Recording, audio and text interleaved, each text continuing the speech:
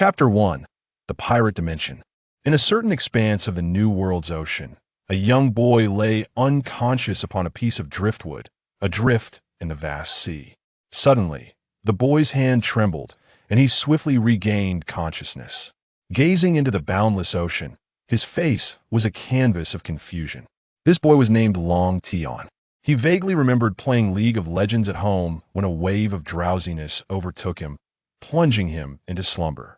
Ordinarily, Long Tian would awaken to the sight of a computer screen, so how could he find himself surrounded by an endless sea?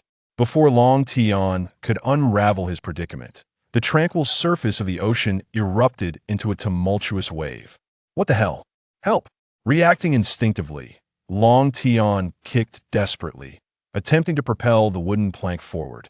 Alas, no matter how fervently he struggled, it was futile. The shadow of the wave loomed ominously above him. Resigned to his fate, Long Tian surrendered, reclining on the plank and facing the impending wave. "I hope this is merely a dream," he muttered. Yet, just before the wave crashed down, a melodious female voice echoed in his mind. "Ding! The multiverse sign-in system has been activated." Startled by the unexpected announcement, Long Tian instinctively clutched the plank tighter. "Damn it, you dog of a system. Why did you wait until now to show up?" Before he could complete his thought, the descending wave knocked him unconscious once more. Several hours later, an enormous ship arrived in the vicinity. Atop this vessel, a striking flag fluttered, emblazoned with the image of a skull adorned with a white mustache. Only pirates would display such a flag. It was evident that this was a pirate ship. At that moment, two men stood at the stern of the ship, their arms draped over each other's shoulders as they enjoyed a drink. Suddenly, their eyes were drawn to a piece of driftwood bobbing in the distance, upon which lay the unconscious figure of Long Tian. The man with a pineapple-shaped hairstyle leapt over the ship's railing, but instead of plunging into the water, he transformed into a colossal firebird and soared into the sky. Swiftly, the fiery avian descended upon Long Tian. Observing the boy firmly clinging to the plank, even in unconsciousness, the firebird mused to itself about the boy's tenacity. The firebird then extended its talons, gripping Long Tian's shoulders and lifting him, along with the plank, toward the pirate ship. Upon reaching the deck, the firebird released Long Tian, reverting to his original form as the pineapple-haired man. The other man, who had been drinking alongside him, approached and remarked, "Hey, Marco, this kid looks rather young. What do you plan to do with him?" "Let's take him to meet Pops first," Marco replied, seizing Long Tian's legs and dragging him toward the center of the deck. Before long, Marco arrived at the deck's heart, where a towering man with a white mustache sat, adorned with various hanging flasks. Time had etched numerous scars upon his formidable physique, yet his eyes remained sharp, exuding an aura of terrifying ferocity. Any timid soul who beheld him would likely be struck with fear. At that moment, the white-mustached man raised a jug, taking generous swigs of its contents. Marco, dragging Long Tian, approached the imposing figure and said, "Pops, this kid seems to have encountered a shipwreck. I happened to rescue him. What do you think we should do?" The white mustache scanned the still unconscious Long Tian. "Gulalala, let's wake him up first," he declared, downing a few more gulps of his drink, a peculiar glimmer flashing his eyes. For reasons unknown, the white mustache felt an inexplicable connection to the boy. Marco nodded, summoning a flicker of undying flame in his palm and channeling it into Long Tian's body.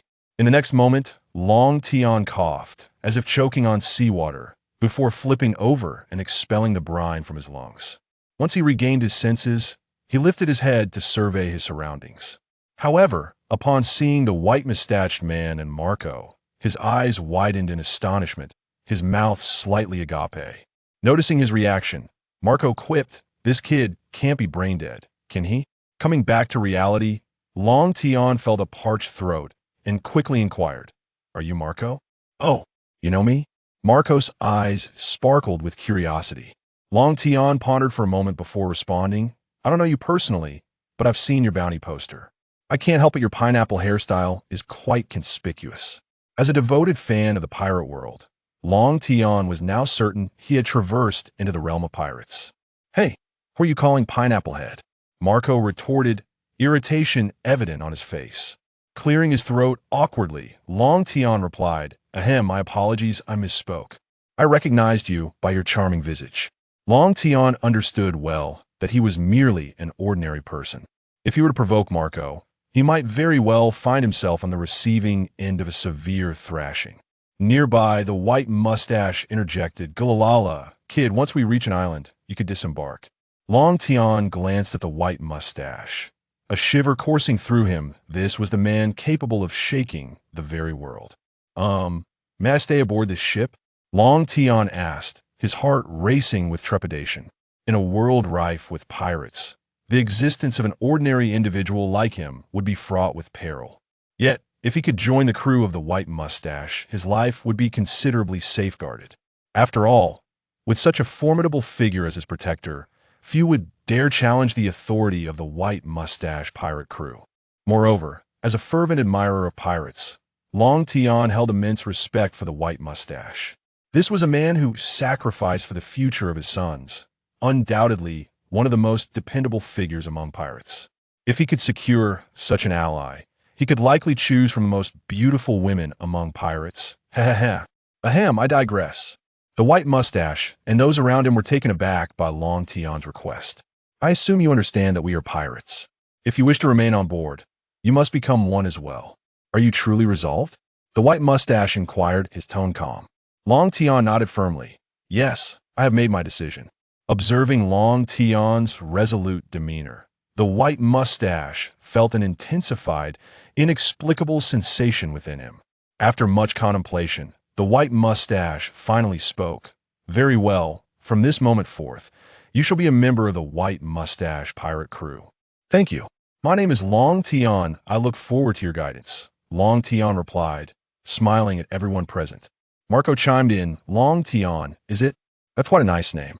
I am Marco, the captain of the first division of the white mustache pirate crew. The white mustache raised his jug, a grin spreading across his face. All right, let the feast begin, lads. Long Tian, looking bewildered, exclaimed, I don't know how to drink, what should I do? Suddenly, the captain of the 4th Division, Sachi, patted Long Tian on the shoulder from behind. No worries, just drink a bit more, and you'll get used to it. Turning to face Sachi, Long Tian was taken aback. Sachi is still alive? Does that mean Blackbeard is still aboard? Long Tian pondered internally. He then scanned the deck and, in a corner, spotted Blackbeard indulging in a cherry pie. Long Tian contemplated revealing Blackbeard's schemes, but ultimately decided against it. After all, he had only just boarded the ship. Even if he exposed Blackbeard's plans, the white mustache and the others would likely not believe him. However, Long Tian suddenly recalled the sound of the system activating before he lost consciousness. It was then that the earlier voice echoed once more in his mind. Ding! Host, you only just remembered me? How disappointing. Wait, there really is a system. What functions do you possess? Ding!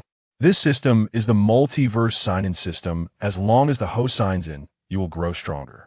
Oh, so signing in makes me stronger? Ding! Indeed. Hold on.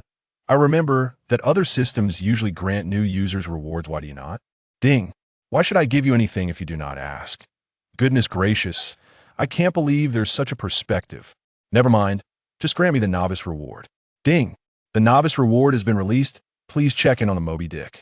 Wow, how fortunate that I am currently aboard the Moby Dick, otherwise, this novice reward would have been devoured by you. Ding! Do you want it or not? If not, I shall retract it. Yes, yes, yes, please check me in quickly. Ding! Congratulations, host, on your successful first check-in. You have received a Living Greatsword, Basic Skill Ultimate, Dragon Elephant Prajna Body Basic, Conqueror's Hockey Basic, Armament Hockey Basic, Observation Hockey Basic, Instant Flash Basic, Culinary Master Ultimate, Piano Master Ultimate, Farming Master Ultimate. As the system's voice faded, Long Tian's body underwent a dramatic transformation. His formerly frail physique instantly became robust, and most notably, his strength surged exponentially. Feeling an overwhelming sense of power coursing through him, Long Tian proclaimed, I feel as though I could smash this ship to pieces with a single punch. Ding! The host may indeed attempt it, only to be obliterated by Whitebeard's punch. Long Tian, somewhat embarrassed, replied, I was merely jesting. Why take it so seriously? Ding. Coward. Long Tian shrugged it off, having already conceded. Whitebeard, who had been enjoying his drink, suddenly sensed the change in Long Tian's body. However, he refrained from inquiring, for he understood that everyone harbors their own secrets. Furthermore, Whitebeard trusted his instincts regardless of Long Tian's hidden truths. As long as he posed no threat to the crew, all would be well. Just as he had once discerned the nature of Blackbeard when he took him in, the magnanimous Whitebeard still chose to welcome him aboard. Unbeknownst to Long Tian, Whitebeard had already noticed his transformation.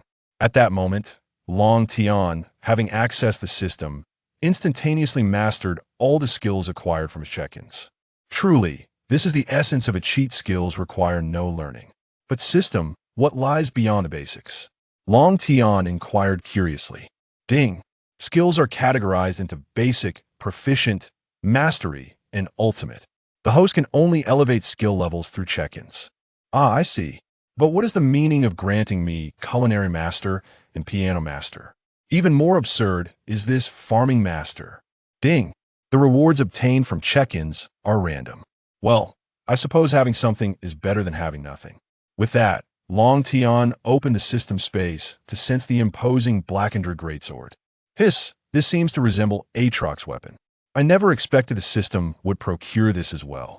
Ding. The host system is omnipotent. Do not fall for an unfruitful infatuation.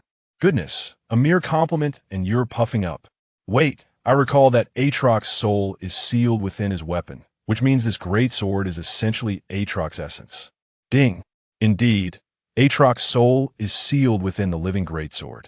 Hold on, if that's the case, using this sword wouldn't result in him taking over my body, would it? Ding. No, because the host has yet to awaken his soul. Oh, how does one awaken him? Ding. You can awaken him by obtaining items through check-ins. Ah, I understand now. I can wield this great sword with peace of mind. Just then, Long Tian became aware of someone watching him. Soon, he realized it was Blackbeard who was fixated on him. As soon as Blackbeard noticed Long Tian's awareness, he revealed his toothy grin and said, "Hello there. I am Teach."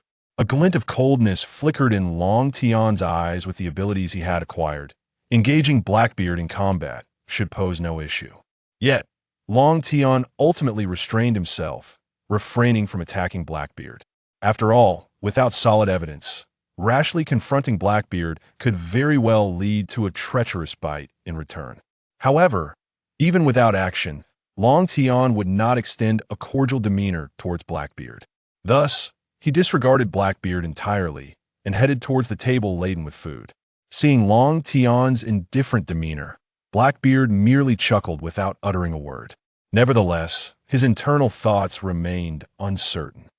As Long Tian approached the table, Whitebeard seized a wine jug and proclaimed loudly, "My friends, indulge yourselves today with abundant food and drink." The crowd raised their bowls filled with wine, erupting in joyous cheers as they began to drink heartily. At that moment, Long Tian also felt a pang of hunger, prompting him to take a piece of meat to eat. However, just as he had taken a few bites, Marco arrived with a drink in hand.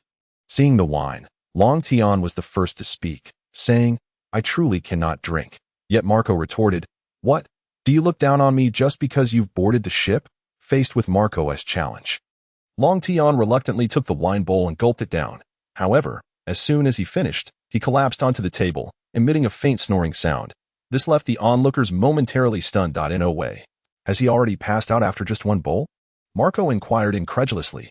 Whitebeard shook his head and said, "Marco, take Long Tian to rest."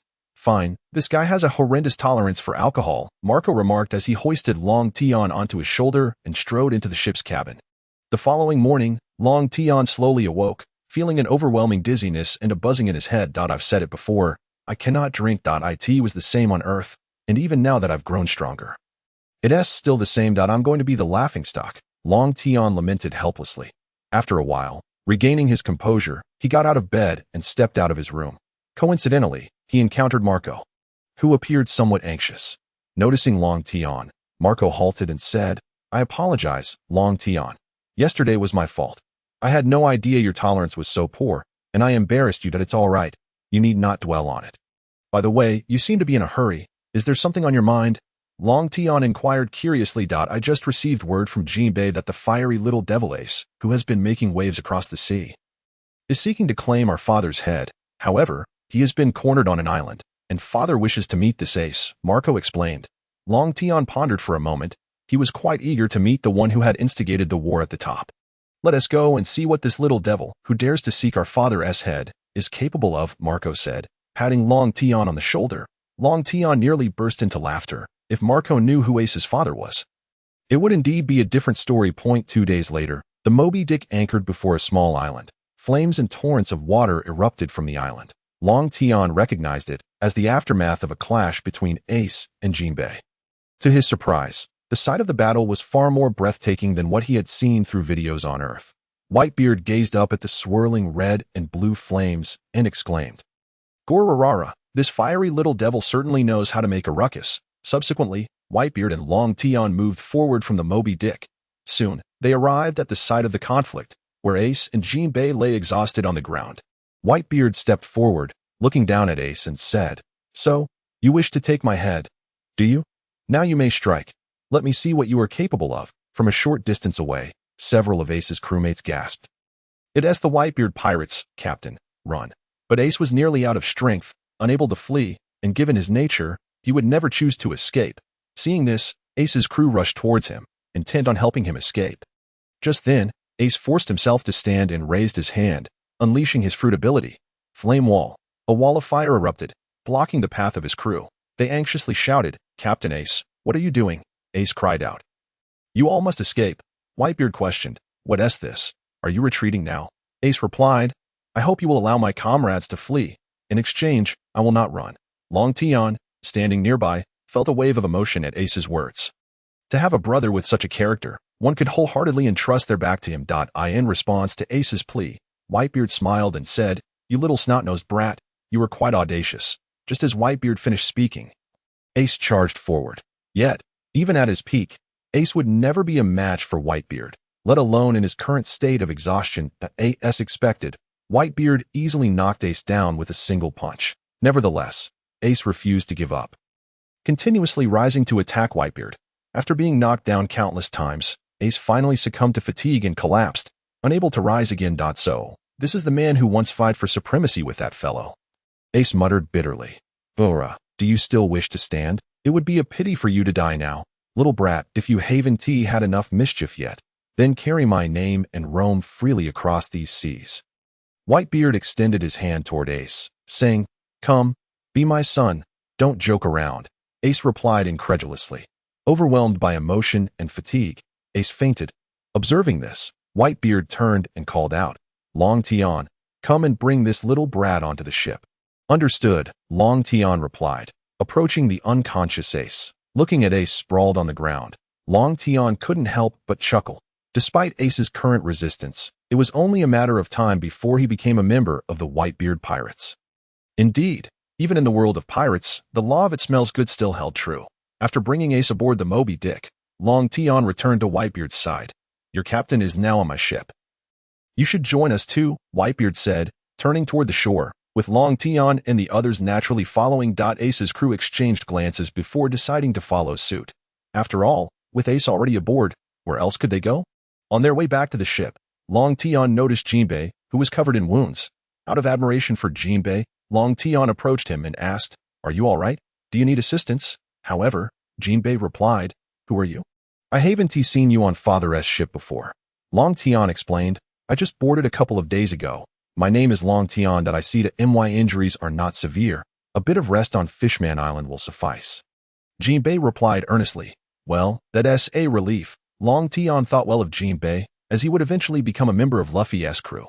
Just then, Marco called out to Long Tian, urging him to board the ship and leave. Long Tian turned to Jinbei and said, "I've heard that Fishman Island is beautiful. I'll visit someday." "You are welcome to visit Fishman Island," Jinbei said amicably before diving into the sea and swimming away. Gazing at the undulating waves, Long Tian's mind conjured the delightful visage of Shirahoshi, a smile gracing his lips. Several days later, aboard the Moby Dick, Ace awoke, surveying the room and then his hands. Realizing he was not imprisoned, Ace felt an uncomfortable sensation wash over him. Rising from his bed, He made his way to a corner of the deck and sat down. At that moment, Sachi, the captain of the 4th Division, approached. "Hey, I'm Sachi, the captain of the 4th Division. Since we're comrades now, let us get along," Sachi said, perching himself on the railing. However, Ace, holding his head, shouted, "Stop the chatter."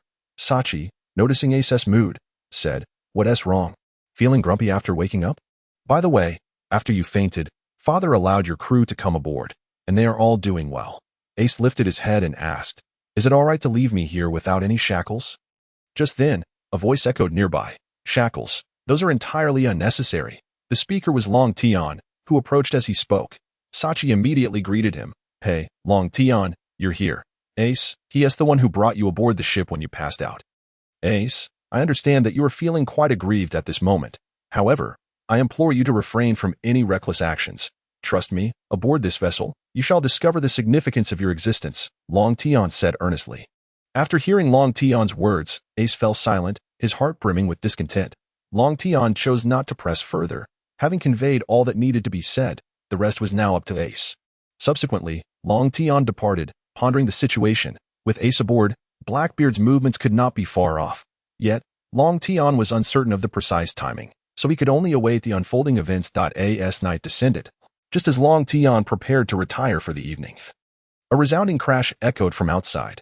Without a doubt, Long Tian recognized it as Ace, disregarding advice, attempting to confront Whitebeard. Nevertheless, he was unconcerned. Given Ace's limited strength, it would be fortunate if he emerged unscathed from an encounter with Whitebeard. Thus, a month passed. During this time, Ace faced countless failures, day in and day out. One evening, Ace sat crouched next to the railing.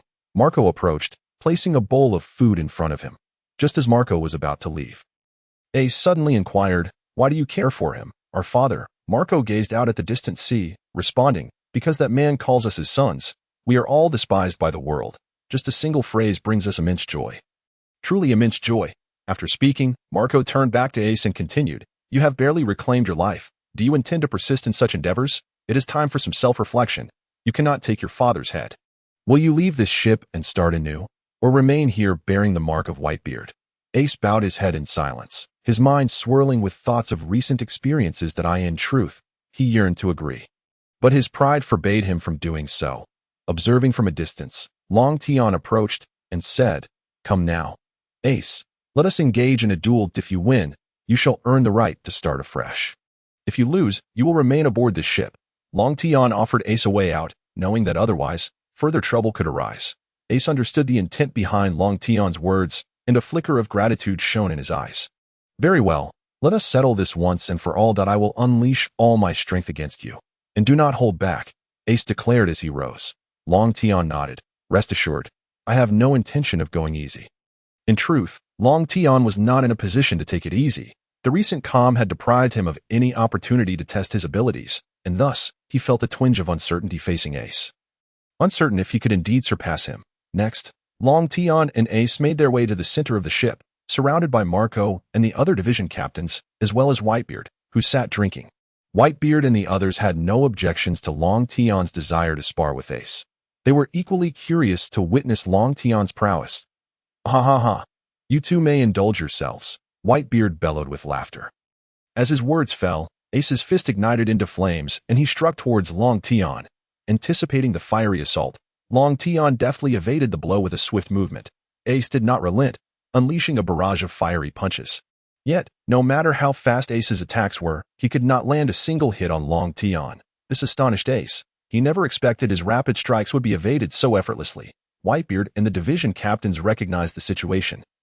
Long Tian was evidently employing observation hockey. Realizing that close combat was futile, Ace retreated a few steps, raising both hands to harness his fruit's power, concentrating flames. Flamebird, a massive bird of flames, surged towards Long Tian. Witnessing Ace's wide-area attack, Long Tian enveloped his hands in armament hockey. He then seized the Flamebird's jaw and forcefully tossed it upward. The fiery avian abruptly changed direction, soaring into the sky before exploding like fireworks. Onlookers were left in awe, their perception of Long Tian's strength transformed. Anyone capable of such a feat possessed power on par with a division captain, with a newfound gravity in his gaze. Ace began to comprehend Long Tian's might. Meanwhile, Long Tian cracked his neck and retrieved a living greatsword from the system space. I believe it's my turn to strike, he declared, charging towards Ace with the massive blade in hand. The spectators, witnessing Long Tian conjuring a greatsword out of thin air, speculated that he had utilized some fruit ability. Arriving before Ace, Long Tian raised the greatsword and swung it down with force. However, Ace did not flinch, allowing the sword to crash against him. To his surprise, rather than drawing blood, flames erupted from Ace's body. Those with Logia-type powers were impervious to physical attacks. Recognizing this, Long Tian unleashed armament haki, coating the greatsword once more before striking at Ace. Typically, an attack imbued with armament haki could inflict tangible harm on a Logia-type user. Yet, Ace again refrained from evasion. At the last moment, he transformed his body into smoke, skillfully avoiding the blade's descent. This was a common tactic employed by Logia users against armament haki. Long Tian was not caught off guard. He continued swinging the greatsword. Ace, still relying on his intangibility, evaded the strike, but in doing so, he launched a fiery counterattack at Long Tian. Thus, the two engaged in a thrilling exchange upon the spacious deck, captivating the spectators. However, seasoned warriors like Whitebeard quickly discerned that Long Tian was at a disadvantage. Each of Long Tian's attacks drained his stamina, while Ace effortlessly evaded, occasionally countering to disrupt Long Tian's rhythm. As a result, it would not be long before Long Tian exhausted himself, allowing Ace to secure an easy victory. Initially, Long Tian remained unaware of this dynamic, as it was his first real battle. However, he was not foolish. As fatigue began to set in, he recognized the situation. Consequently, Long Tian resolved to end the duel swiftly. Seizing an opportunity while Ace was intangible, he unleashed Conqueror's Haki. A formidable aura erupted from Long Tian, causing several crew members nearby to faint under the overwhelming pressure. Whitebeard and the division captains were taken aback, astonished to discover that Long Tian possessed Conqueror's Haki. Ace, standing closest, felt an inexplicable sensation, causing his body to momentarily stiffen. In that instant, Long Tian positioned the greatsword against Ace's neck. Realizing he had lost, Ace comprehended that had Long Tian not ceased his assault, the outcome could have been fatal. Taking a deep breath, Ace admitted, "You have won." Long Tian sheathed the living greatsword, grinning, "Welcome to the Whitebeard Pirates." Ace, mindful of their earlier agreement, tacitly accepted Long Tian's words. Yet, he suddenly asked, "By the way, was that Conqueror's Haki you just used?" Having ventured the world for several years, Ace had encountered much, and he was familiar with the concept of Conqueror's Haki. Long Tian nodded. "Indeed, I did utilize Conqueror's Haki." With Long Tian's confirmation, Ace accepted his defeat without grievance. At that moment, Marco stepped forward, placing an arm around Long Tian's shoulders. "I never imagined you possessed all three types of Haki." Long Tian scratched the back of his head with a sheepish grin. Whitebeard erupted in laughter, raising his jug of alcohol. "Ha ha ha, lads. Let us throw a grand feast to celebrate the arrival of our new crewmate." With a command from Whitebeard, the crew sprang into action. Soon, the deck was adorned with tables of various sizes, laden with an array of meats and drinks. Long Tian raised a large cup of wine and handed it to Ace, saying, "Don't just stand there." Ace accepted the cup and glanced curiously at the juice in Long Tian's hand, asking, "What kind of wine are you drinking?" Before Long Tian could respond, Marco burst into laughter, declaring, "Long Tian gets drunk at the first sip. So it's not wine at all. It's merely ordinary juice." Long Tian, exposed by Marco, felt a strong urge to punch him, yet he held back, well aware that he was no match for Marco at the moment. Ace, hearing that Long Tian gets drunk easily, merely chuckled. The two then linked arms and began to celebrate with the crew. However, one person remained an exception, Blackbeard, who sat in a corner. The casual observer. He appeared to be celebrating, but internally he was calculating the implications of the dark fruits information. As night fell, after a day of revelry, many aboard the ship were inebriated and returned to their quarters. Collapsing into slumber, Long Tian, who had abstained from alcohol, lay on his bed gazing at the ceiling. "System, it's been over a month. Why has the sign-in location refreshed yet?" Ding. The sign-in location refreshes at random intervals. Random? Does that mean it could take hundreds of years to refresh? Ding. It could also take tens of thousands of years. Damn, this can't be happening. Ding. Just kidding. I didn't think you would take it seriously. Damn, system, you truly are infuriating. Ding.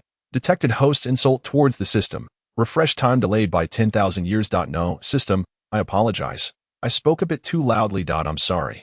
Ding. Your contrition is noted. Consider this matter resolved, and I shall reward you later. Hearing this, Long Tian's face brightened with joy.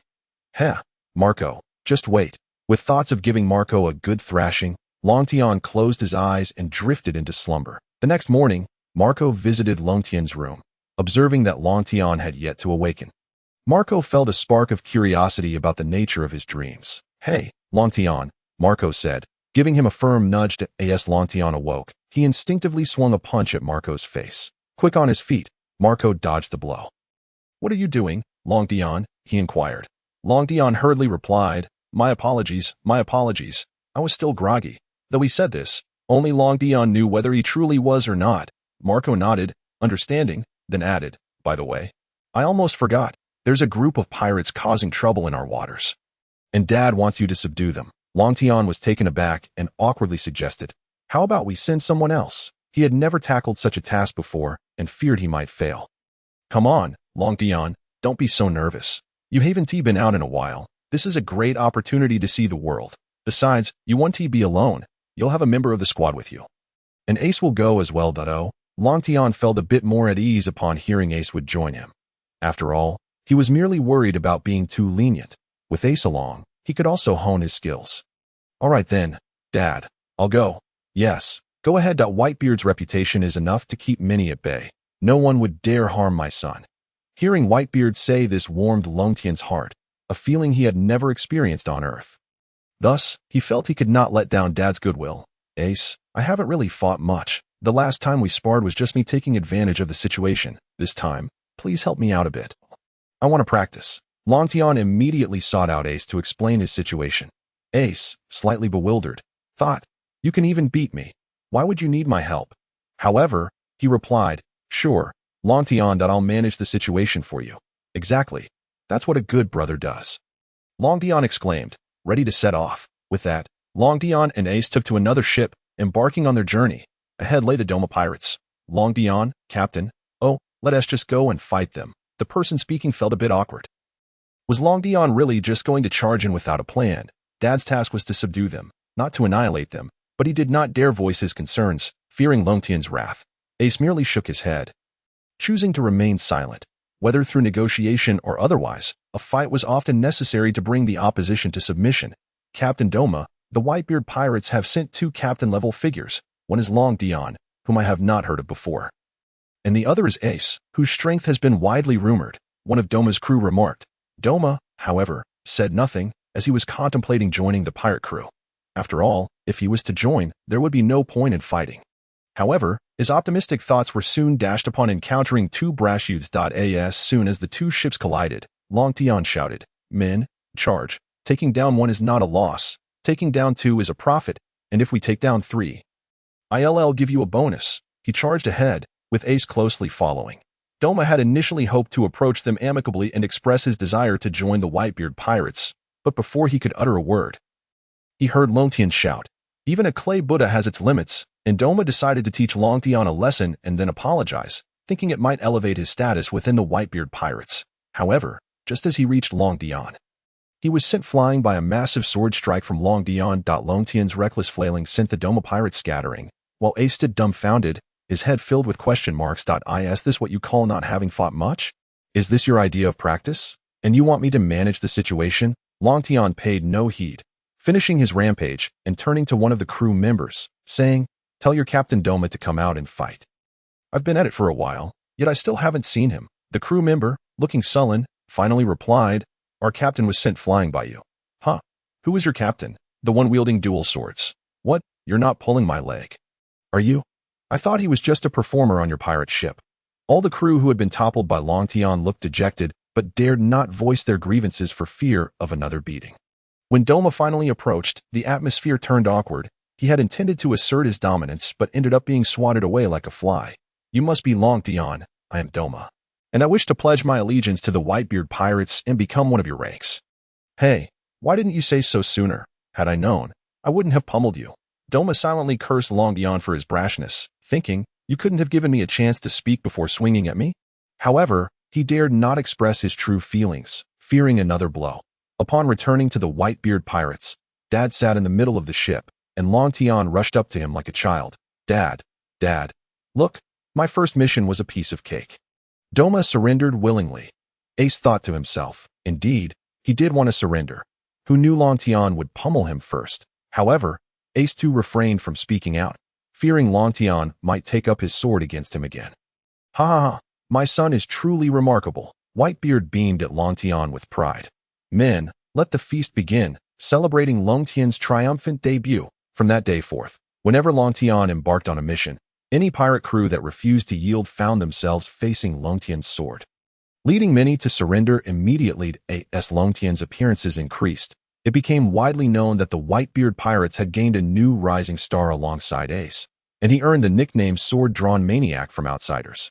Though the details of his encounters were left unspoken one evening, as several vice captains sat across from Long Tian at dinner, one of them proposed, "Captain Long Tian, we all suggest you take on the role of the 2nd Division captain. The position has been vacant for some time. If it were you, everyone would surely follow." "Indeed, Captain Long Tian, it would suit you perfectly," came the voice of Blackbeard from the side door. "If we're discussing qualifications, Blackbeard, you would be more suited to the role than I." Long Tian retorted. "Don't be ridiculous, Captain Long Tian. I have no such ambitions. If you want me to take it, that's fine, but Ace will have to be my vice captain." "Huh, you want me to be your vice captain?" Ace exclaimed in surprise. "Of course. After all, we are brothers." Long Tian spoke earnestly, expressing that he felt somewhat embarrassed for having taken Captain Ace's position. That evening, he sought out his father, asking, "Dad, am I truly suited to be the captain?" "Oh la la la la, Long Tian, fret not. You possess the capability, and I have faith that my son will excel," his father replied. "Dad, I would like Ace to be my vice captain." Whitebeard took a sip of his drink and said, "Long Tian, do not concern yourself with matters of bloodline. We are all children of the sea. Simply pursue what you desire, for I shall be your steadfast support." Long Tian felt a surge of emotion and replied, "Thank you for your trust, Dad." With that, he set out to find Ace. Whitebeard watched Long Tian's departing figure, reflecting, "You truly resemble him, Roger." Long Tian discovered Ace by a ship's railing, gazing up at the sky. "Ace, I just spoke with Dad Doe. Did he agree to make you captain?" "Dad would never disagree. Do not think ill of him, but I also mentioned your becoming vice captain, and he told me not to concern myself with bloodline. For we are all children of the sea." As their wooden cups clinked, Marco declared, "It is settled. Long Tian will be the captain of the 2nd Division, and Ace will be the vice captain." "Yo, Long Tian." Preparing to indulge in a feast, was approached by Marco, who brought a large cup of alcohol. "Why are you daydreaming? The star of the day." Long Tian's face immediately turned crimson. "Marco, you know I cannot drink. I get drunk with just a little. What is the meaning of this? Do not be such a spoilsport. Today is the day you ascend to captaincy. Make an exception." Marco, while speaking, glanced around at the onlookers. All eyes fixed on Long Tian, whose face turned even darker. Reluctantly, he succumbed to Marco's antics and downed the drink, muttering to himself, "Marco, remember this. There will come a day when I will have my revenge." He raised the cup and began to drink, but before he could finish, he collapsed. Laughter erupted throughout the room. Such a sight was rare indeed. The formidable sword enthusiast drunkenly incapacitated by a mere sip of alcohol. Marco, unsatisfied, poured another cup for Ace. "Ace, don't just stand there. Drink up and eat." Ace, unfazed by the alcohol, downed his drink in one go and began stuffing his mouth with food. All eyes were on him. But suddenly, he choked. Sachi offered him a drink, and without hesitation, Ace gulped it down. "Hey, no need to rush. Food one tea run away. Besides, today you two are the stars." Before he could finish, a loud snore escaped from Ace's nose. The entire crowd was stunned, collectively exclaiming, "He is asleep?" Whitebeard observed the scene with a smile of satisfaction. When Long Tian awoke, it was already the following noon, his head pounding painfully. "Marco, just you wait. I won't rest until I thrash you." Ding. Attention, host.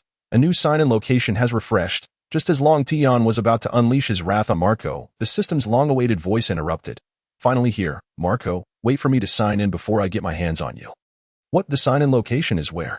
Long Tian, carrying a small backpack filled with food, though he had no idea how much he had stuffed into the system's storage, declared, "No need to see me off. I'll be back shortly." Why does it feel like a farewell? He had learned that the new sign-in point was not in the new world, but in the land of women. And upon informing his father that he was off to find a wife, Whitebeard eagerly permitted him to go, assuring him that if anyone bullied him, they would have to answer to his old man. Waving goodbye, Long Tian insisted, "No need to see me off. I will return soon." Although the others felt a twinge of sadness, knowing he would be back shortly, they still worried. for Long Tian still bore a somewhat juvenile demeanor, leaving them uncertain whether it was innate or simply a sign of his immaturity. Unexpectedly, the new sign-in point was indeed located in the land of women and in the imperial bathhouse of the Empress. No less, Long Tian gleefully mused, allowing his imagination to run wild. But he was soon jolted awake by a sudden jolt from the ship. "Who dares disturb my beautiful dream?" Long Tian said as he peered over the ship's railing, only to be startled by what he saw. "Wait, did I forget to check the calendar? I just stepped into the comm belt and already a sea king is after me." He had spotted a colossal sea creature resembling a gigantic crab. Today seemed fortuitous. He had never tasted king crab on Earth, and this one would surely surpass even that, especially with his ultimate culinary skills. With a hearty laugh, he leaped into the sea, brandishing his great sword. And with a single strike, cleaved the sea king crab in two. The unfortunate crab had assumed a human had come to offer food, only to meet its demise at Long Tian's blade. He kept one half in the system's storage to bring back for Whitebeard's crew to savor, while he immediately began to roast the other half. Long Tian swam for what felt like an eternity until he finally spotted an island emblazoned with the emblem of the 9 snakes. However, he dared not approach directly. Instead, he stored his ship in the system's backpack and swam closer. He had heard that the inhabitants of the land of women were notoriously unwelcoming to men, particularly the matriarch. If it weren't for the Empress's favor, Luffy might have been turned into a pincushion. "How I suffer," he grumbled as he swam. Upon reaching the island, he found himself surrounded by dense forest. Although his observation haki allowed him to see far, he sensed no presence of people nor any buildings, compelling him to press on. Time slipped away, and as night fell, Long Tian had no choice but to set up camp and cook. As he roasted the meat, his haki detected something approaching him rapidly. Vigilantly, he drew his great sword and scanned the surroundings. Suddenly, a multitude of red eyes appeared around him. Fortunately, Long Tian did not suffer from a fear of clusters. However, he soon realized that he was surrounded by snakes, all drooling as they eyed the meat he was roasting. "I go to barbecue some meat, and instead, I summon a horde of snakes," he exclaimed. Feeling a tingling sensation from their collective gaze. In an instant, the snakes surged toward him and his roast. "You want to eat my painstakingly prepared gourmet meat? If it were beautiful women, that would be one thing. But a swarm of snakes, dream on," he declared, mercilessly slicing through the serpents with his living sword. It was only when fatigue began to set in that he realized the snakes seemed endless. "Their numbers unyielding. If I can't finish them, I can at least escape," Long Tian thought, his feet never ceasing their flight. He had no idea where he was running, but he sensed a presence ahead. In the dead of night, who could still be out? As he drew closer, he heard the sound of running water and assumed it was a river, thinking someone might be bathing, and hesitated to intrude. However, when the figure moved, Long Tian followed, only to overhear a voice exclaim, "Ah, what a relief to relieve myself at night. Now I can return to a long, restful slumber."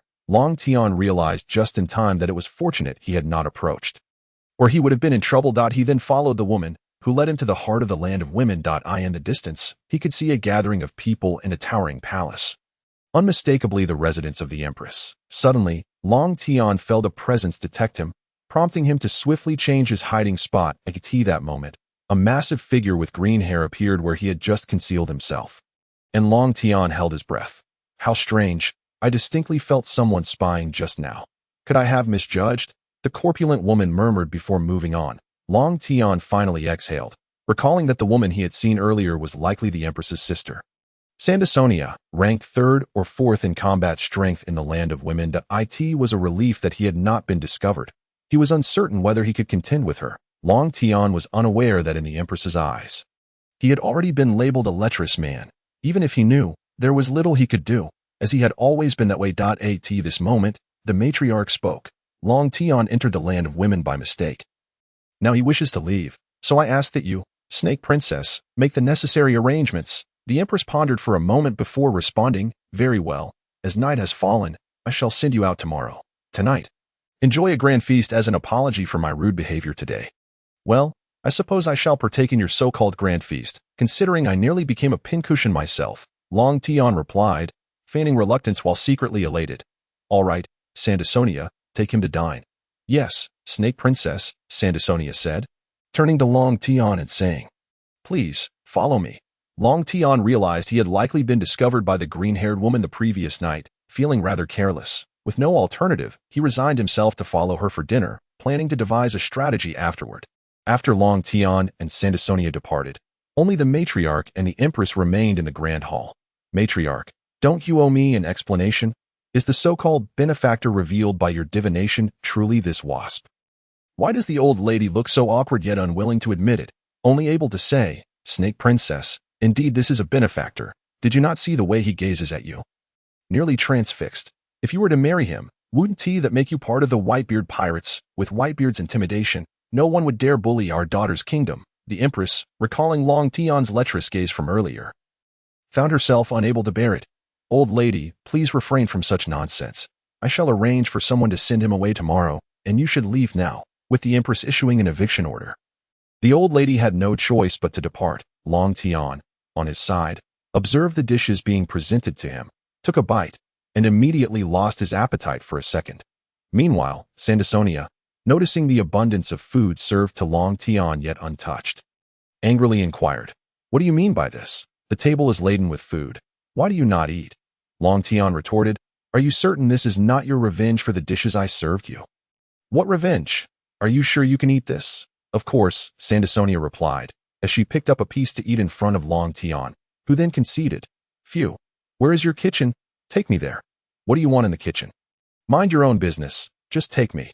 Sandasonia had no choice but to lead Long Tian to the kitchen. All right, everyone, do not disturb me. I am about to start cooking.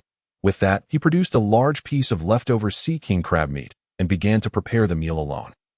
Sandasonia, somewhat astonished that Long Tian could pull out such a large piece of crab meat, stepped outside to allow him to cook in peace. Before long, the aroma of his cooking began to waft through the hall, initially filling the main room, then the entire building, and finally the whole village. Even the empress caught a whiff of the delightful scent, which was, in fact, Long Tian's deliberate intent. He was aware that he had left a poor impression on the empress and had no choice but to resort to such a small trick. After all, he was a master chef. What is that delightful aroma?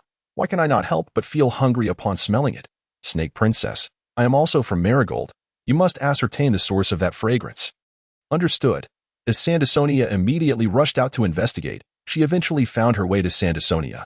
Sister, why does such an appetizing aroma emanate from your vicinity? Sister, it is all Long Tian's doing. He finds our cooking unsatisfactory and insists on preparing his own. I see, sister. The Snake Princess is feeling quite peckish. Do you think you could ask Long Tian for a bit?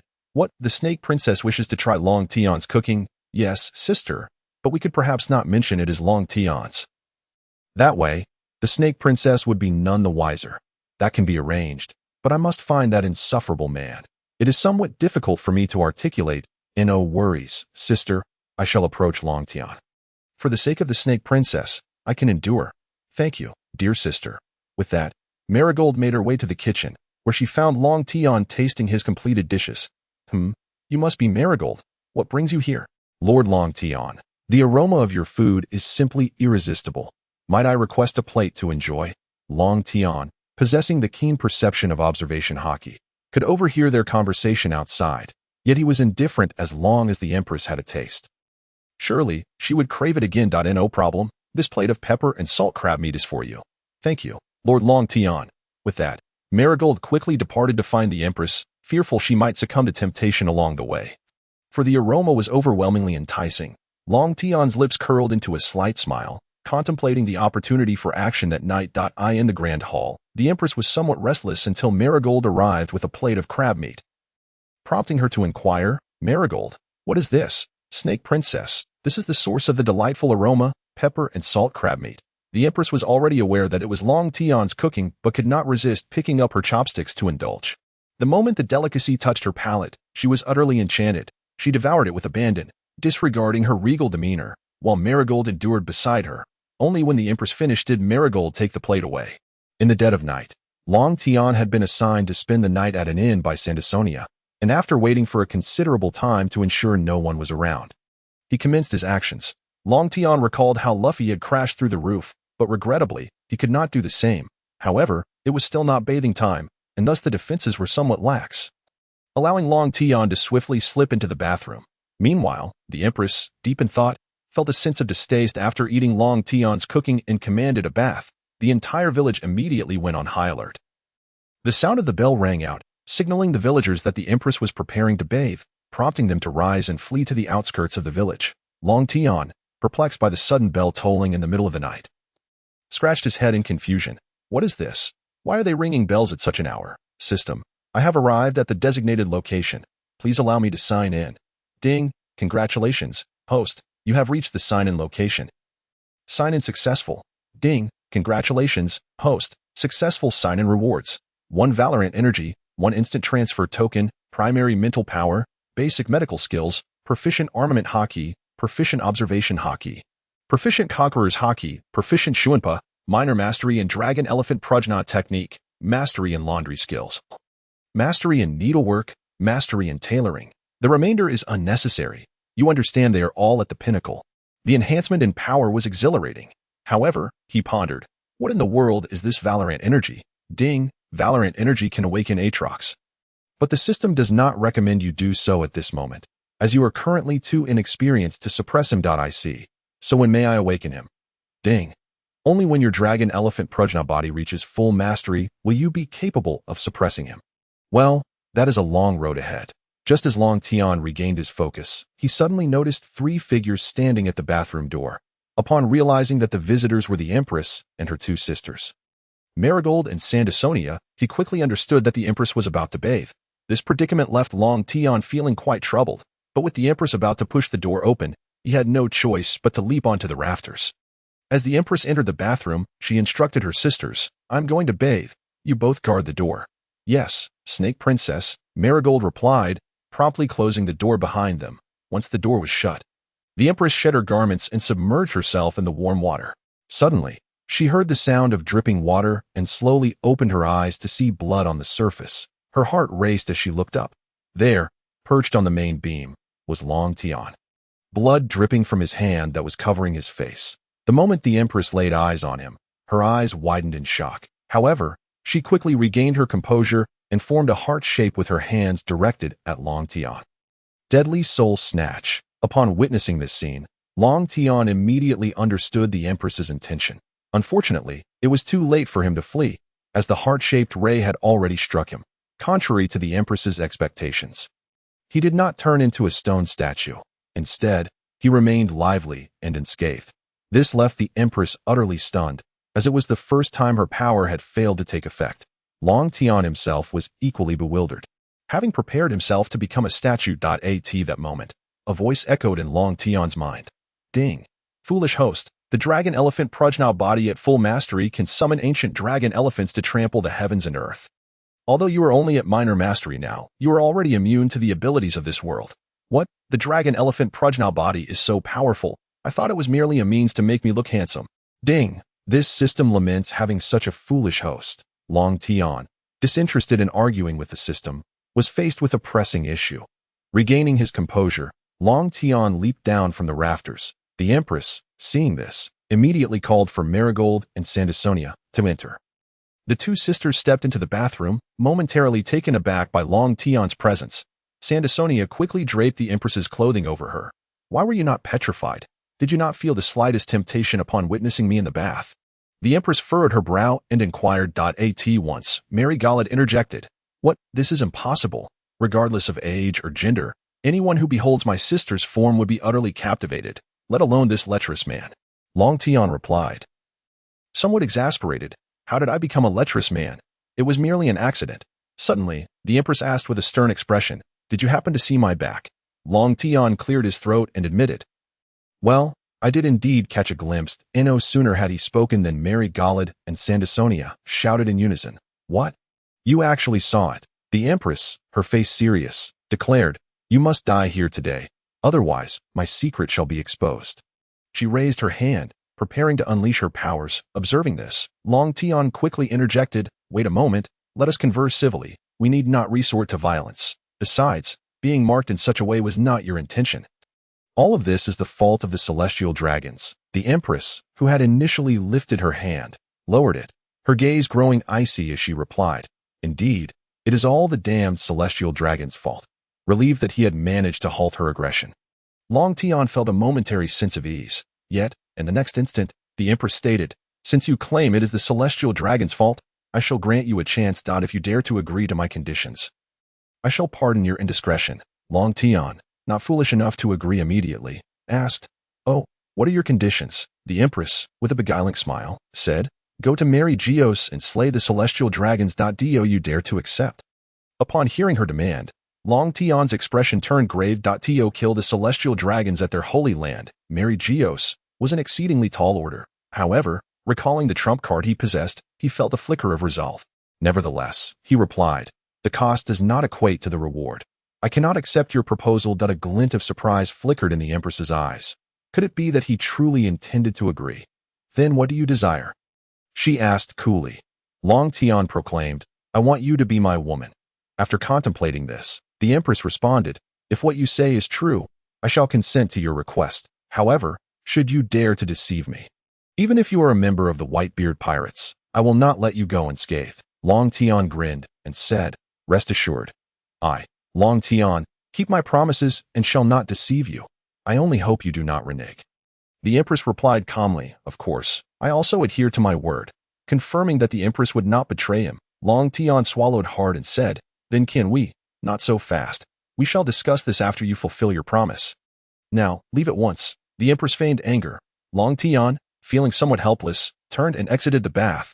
Mary Gaulad and Sandasonia followed closely behind him, shutting the door once more. "Time is of the essence. I must depart now. Farewell, ladies," Long Tian said hastily as he left. Meanwhile, within the bath, the Empress covered her flushed face, her mind awash with the image of Long Tian's resolute countenance. This was the first time she encountered a man like Long Tian, one willing to risk his life for a woman. The prospect of slaying the celestial dragons at Mary Geoise would likely send shockwaves throughout the world, yet Long Tian had resolutely agreed. Suddenly, from outside, Sandasonia called out, "Sister, that fellow has already set off." "What?" "He has." The Empress's words trailed off as a wave of pain surged through her heart, leaving her feeling utterly distressed. Sensing something amiss, her two sisters rushed into the bath. Upon seeing the Empress clutching her chest in agony, they were instantly alarmed. "Quick, get sister back to her room. I will fetch Grandma," Mary Gaulad exclaimed before hastily departing. Sandasonia scooped up the Empress and hurried toward the bedroom. Shortly thereafter, Mary Gaulad returned with Grandma in tow. They found the Empress lying on the bed, her face flushed and breathing labored. Observing her condition, Grandma recalled the previous emperors, since Mary Gaulad had already relayed the details about Long Tian. She quickly deduced the Empress's predicament. "Alas, this is a disaster. Not only have we offended the Whitebeard pirates, but the Snake Princess has also fallen into a lovesickness. If that Long Tian were to perish, the Snake Princess would follow suit. Truly, the heavens are intent on our destruction," Grandma lamented despairingly.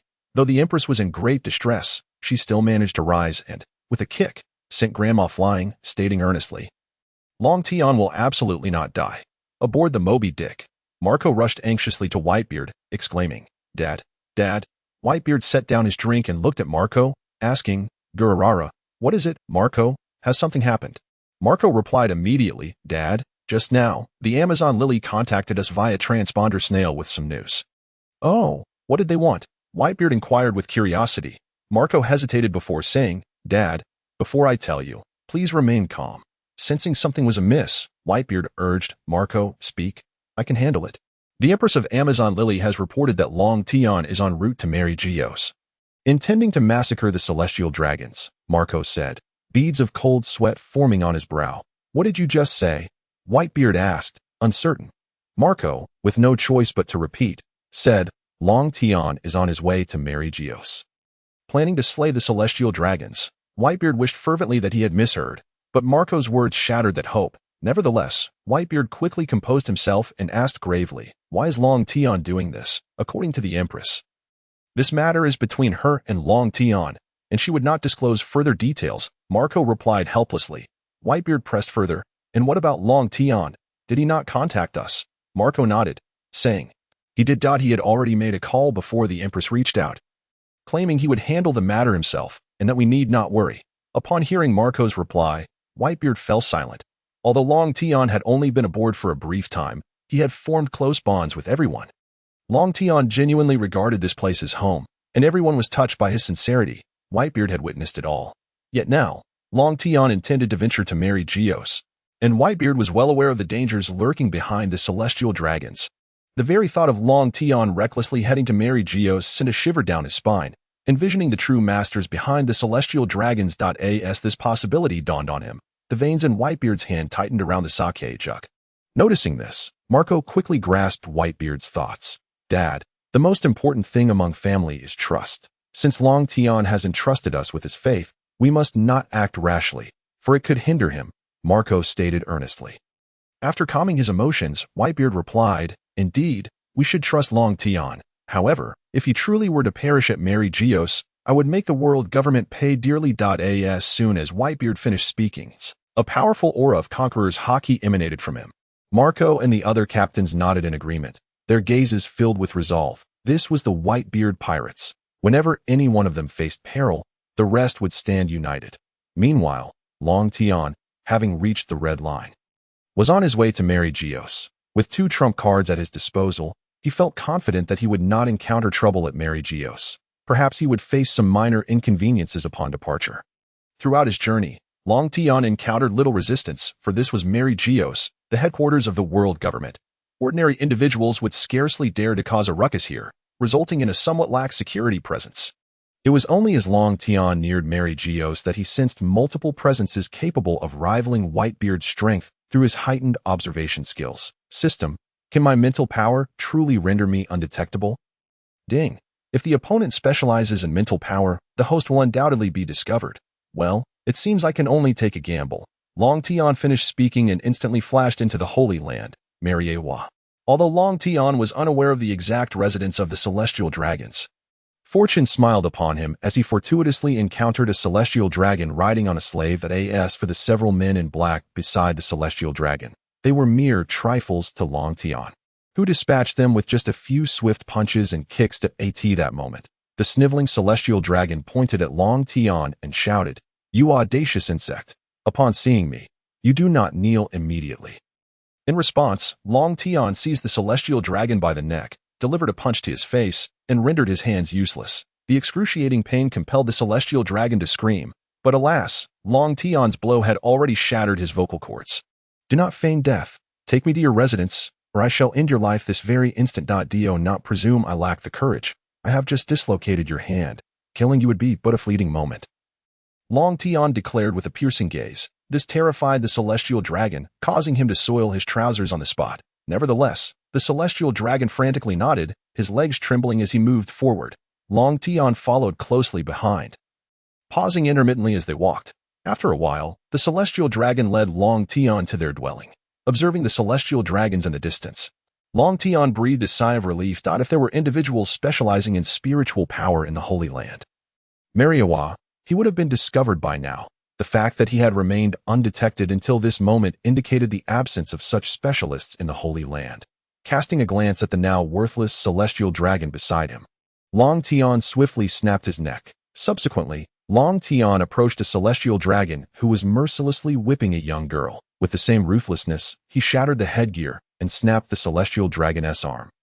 But this time he spared the destruction of the celestial dragon's vocal cords. Instead, he shoved the whip into the celestial dragon's mouth and asked, Do you wish to live? Unable to endure the pain, the celestial dragon nodded weakly. Very well. Now take me to where you imprison your slaves, or I shall kill you right now, Long Tian stated calmly. The frightened celestial dragon, fearing for his life, nodded violently, terrified that Long Tian might execute him at any moment. Seeing the celestial dragon's compliance, Long Tian turned to the young girl, retrieved a pouch of gold coins from his system space, handed it to her, and pointed in the direction he had come from, saying, Child, take the money and run in that direction. You will soon escape and live a normal life. The young girl, tears streaming down her face, exclaimed, Thank you, big brother. After expressing her gratitude, she fled desperately in the direction Long Tian indicated.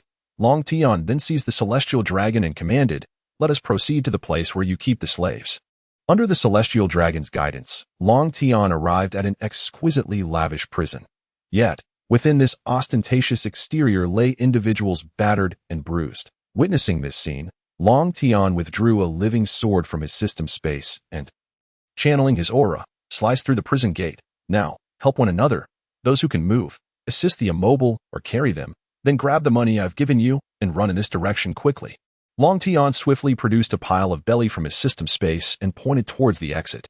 The freed slaves, seizing the bini thrown by Long Tian, expressed their heartfelt gratitude before hastily fleeing with some of the injured among them. As for Long Tian, he had already charged into the celestial dragon's residence, wielding the great sword and mercilessly slaying the abhorrent celestial dragons. The act of severing the prison gate had already alarmed the inhabitants of the Holy Land, Mariehua.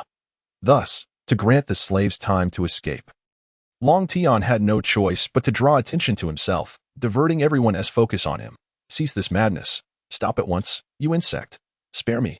Spare me. The celestial dragons, trembling in fear, cried out as Long Tian continued his onslaught. The 5 individuals standing before Long Tian were the most formidable of the world government. Long Tian understood that the consequences of his choices had come to bear. You, the captain of the 2nd Division of the Whitebeard pirates, should remain in your vast ocean. Have you lost your mind, coming here to commit such a monumental act? Do you realize the uproar this will cause if word spreads across the world? One of the 5, an elderly bald man in a white robe and glasses, admonished. You have arrived rather swiftly, Geoise. Long Tian here simply cannot abide the celestial dragons. What can you do about it? Long Tian spat blood, and just as he intended to slay another celestial dragon, the bald man swung a blade that nearly cleaved him in two. Fortunately, Long Tian endured the blow with the living sword. Though he sustained internal injuries, it seems you have come prepared. There is no point in further discussion. Let us end it. The oldest of the Geoise, with the longest beard, declared. Humph. While we can suppress the deaths of a few celestial dragons, he must not die so easily. Naturally. I have heard that Vegapunk has recently encountered a bottleneck in his research on living weapons. The fact that he can withstand a blow indicates his physical resilience. Very well. Inform Kizaru. That great sword of his is now mine, the Geoise concluded, making swift decisions regarding Long Tian's fate, while Long Tian remained unafraid, though he had suffered internal injuries. Having acquired a celestial wife made it all worthwhile. You old dogs, are you dreaming? I am right here, alive and well. What can you do? The Geoise gazed at Long Tian, uncertain of what cards he still held. However, they presumed that he, believing himself doomed, had gone mad and disregarded him. Long Tian, while taunting the Geoise, utilized his observation haki to sense the fleeing slaves. In truth, his intention to infuriate the Geoise stemmed from a desire to protect those he had painstakingly rescued from their wrath. Finally, Long Tian sensed that the individuals he had saved had left the Red Soil continent. He turned to the Geoise and said, Farewell, you old dogs. When I return, I shall surely crush you. Goodbye. As he spoke, Long Tian produced a talisman from his system. This was his trump card. Although the system indicated it would randomly teleport him to any location, it could bypass any confinement. While the randomness posed a risk, if it transported him to the depths of the sea, he would surely perish. It was still preferable to waiting for death in this place. Long Tian was acutely aware that none of the formidable beings present could be matched, especially the aura emanating from the palace nearby, which signaled a life-threatening danger. Unlike the Geoise, Long Tian felt he could barely withstand 2 blows from them. But if he stepped into the palace, he sensed he would meet his end in an instant. An interesting little brat. Indeed, the enhancement of observation haki with spiritual power is remarkable, mused the individual seated on the throne within the palace. The moment Long Tian sensed the presence within the palace, the occupant of the throne became instantly aware of him. As the talisman in Long Tian's hand ignited, he vanished from the Holy Land. Mariehua. What is happening? The space around here has been sealed by Lord M. How could he possibly escape? The long-bearded elder muttered, his expression darkening with confusion. This is not a fruit ability. It must be something amiss with that paper in his hand. The golden-haired elder, possessing the strongest observation haki, discerned the issue. The Geoise were all grim-faced, for it was an utter disgrace that a fledgling like him could escape their grasp. CP0, you worthless fools. You couldn't even detect when someone infiltrated the Holy Land. Mariehua. Immediately bring me information on Long Tian, and swiftly ascertain his location. I shall have him flayed alive. Once Long Tian had vanished, CP0 finally appeared, only to be met with a torrent of scorn from the Geoise, who berated them mercilessly. All of CP0 kept their heads bowed, too fearful to meet the gaze of the Geoise. After reprimanding CP0, the Geoise made their way toward the palace, fully aware of what awaited them. Lord M, we have miscalculated. We allowed Long Tian to escape. The Geoise half-kneeled before the imposing figure seated on the throne of the world, eyes closed. Just as they braced for punishment, opened his eyes and remarked, Do not blame yourselves. The paper in his hand possesses a power unlike any we have encountered. Furthermore, I can sense that the great sword he wields harbors a force even I do not fully comprehend. That must be his trump card, and you did well not to force him to reveal it. Otherwise, the Holy Land would have been reduced to ruins. The Geoise were left in shock, for even Lordom lacked assurance against this Long Tian. Just how formidable was the strength he concealed. Upon exiting the palace, the Geoise returned to their office, where CP0 delivered the intelligence on Long Tian. What? This is impossible. How could he have appeared out of nowhere? We cannot even trace his birthplace. A living miracle, the 5 elders exclaimed, revealing that their intelligence indicated that Long Tian had appeared on Whitebeard's ship 2 months prior, yet all previous reports had been blank. They had found a breakthrough. This young man was indeed associated with Whitebeard's crew, and the intelligence suggested he was a person who greatly valued loyalty, the remnants of this bygone era, represented by Whitebeard. Ought to disembark. As the 5 elders convened in discussion, a new piece of intelligence from CP0 regarding the Whitebeard pirates emerged. The captain of the 4th Division had been slain, and the perpetrator was none other than Blackbeard. He was currently on the run. This presents a promising opportunity. After all, betrayal had never occurred on Whitebeard's ship, and Blackbeard would be the first, while Whitebeard would never tolerate treachery, unbeknownst to Long Tian. His arrival had triggered a minor butterfly effect, and a grand conspiracy awaited him. System, do you harbor a grudge against me? He lamented. Having just traversed through space, you leave me adrift at sea, and now you teleport me to this endless desert. What is this madness? Ding. The system responded. There is no animosity between the system and the host. The random teleportation symbol is indeed random and beyond the system's control. Sighing, Long Tian conceded. Well, as long as I can escape. That's what matters. That palace earlier must have been truly terrifying. Although Long Tian had watched the anime, many intricate plot details had faded from his memory, leaving only a vague recollection. Fortunately, he had the foresight to store an ample supply of food and water in the system space. Otherwise, he would surely perish of thirst in this desert. As he spoke, he retrieved a jug from the system. I recall that in One Piece, it seems only Alabasta has such vast expanses of desert.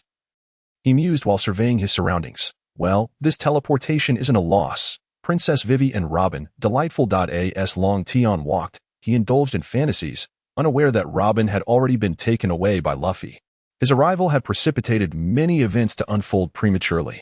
Amidst the vast desert, a figure trudged forward slowly. I am truly at my wit's end.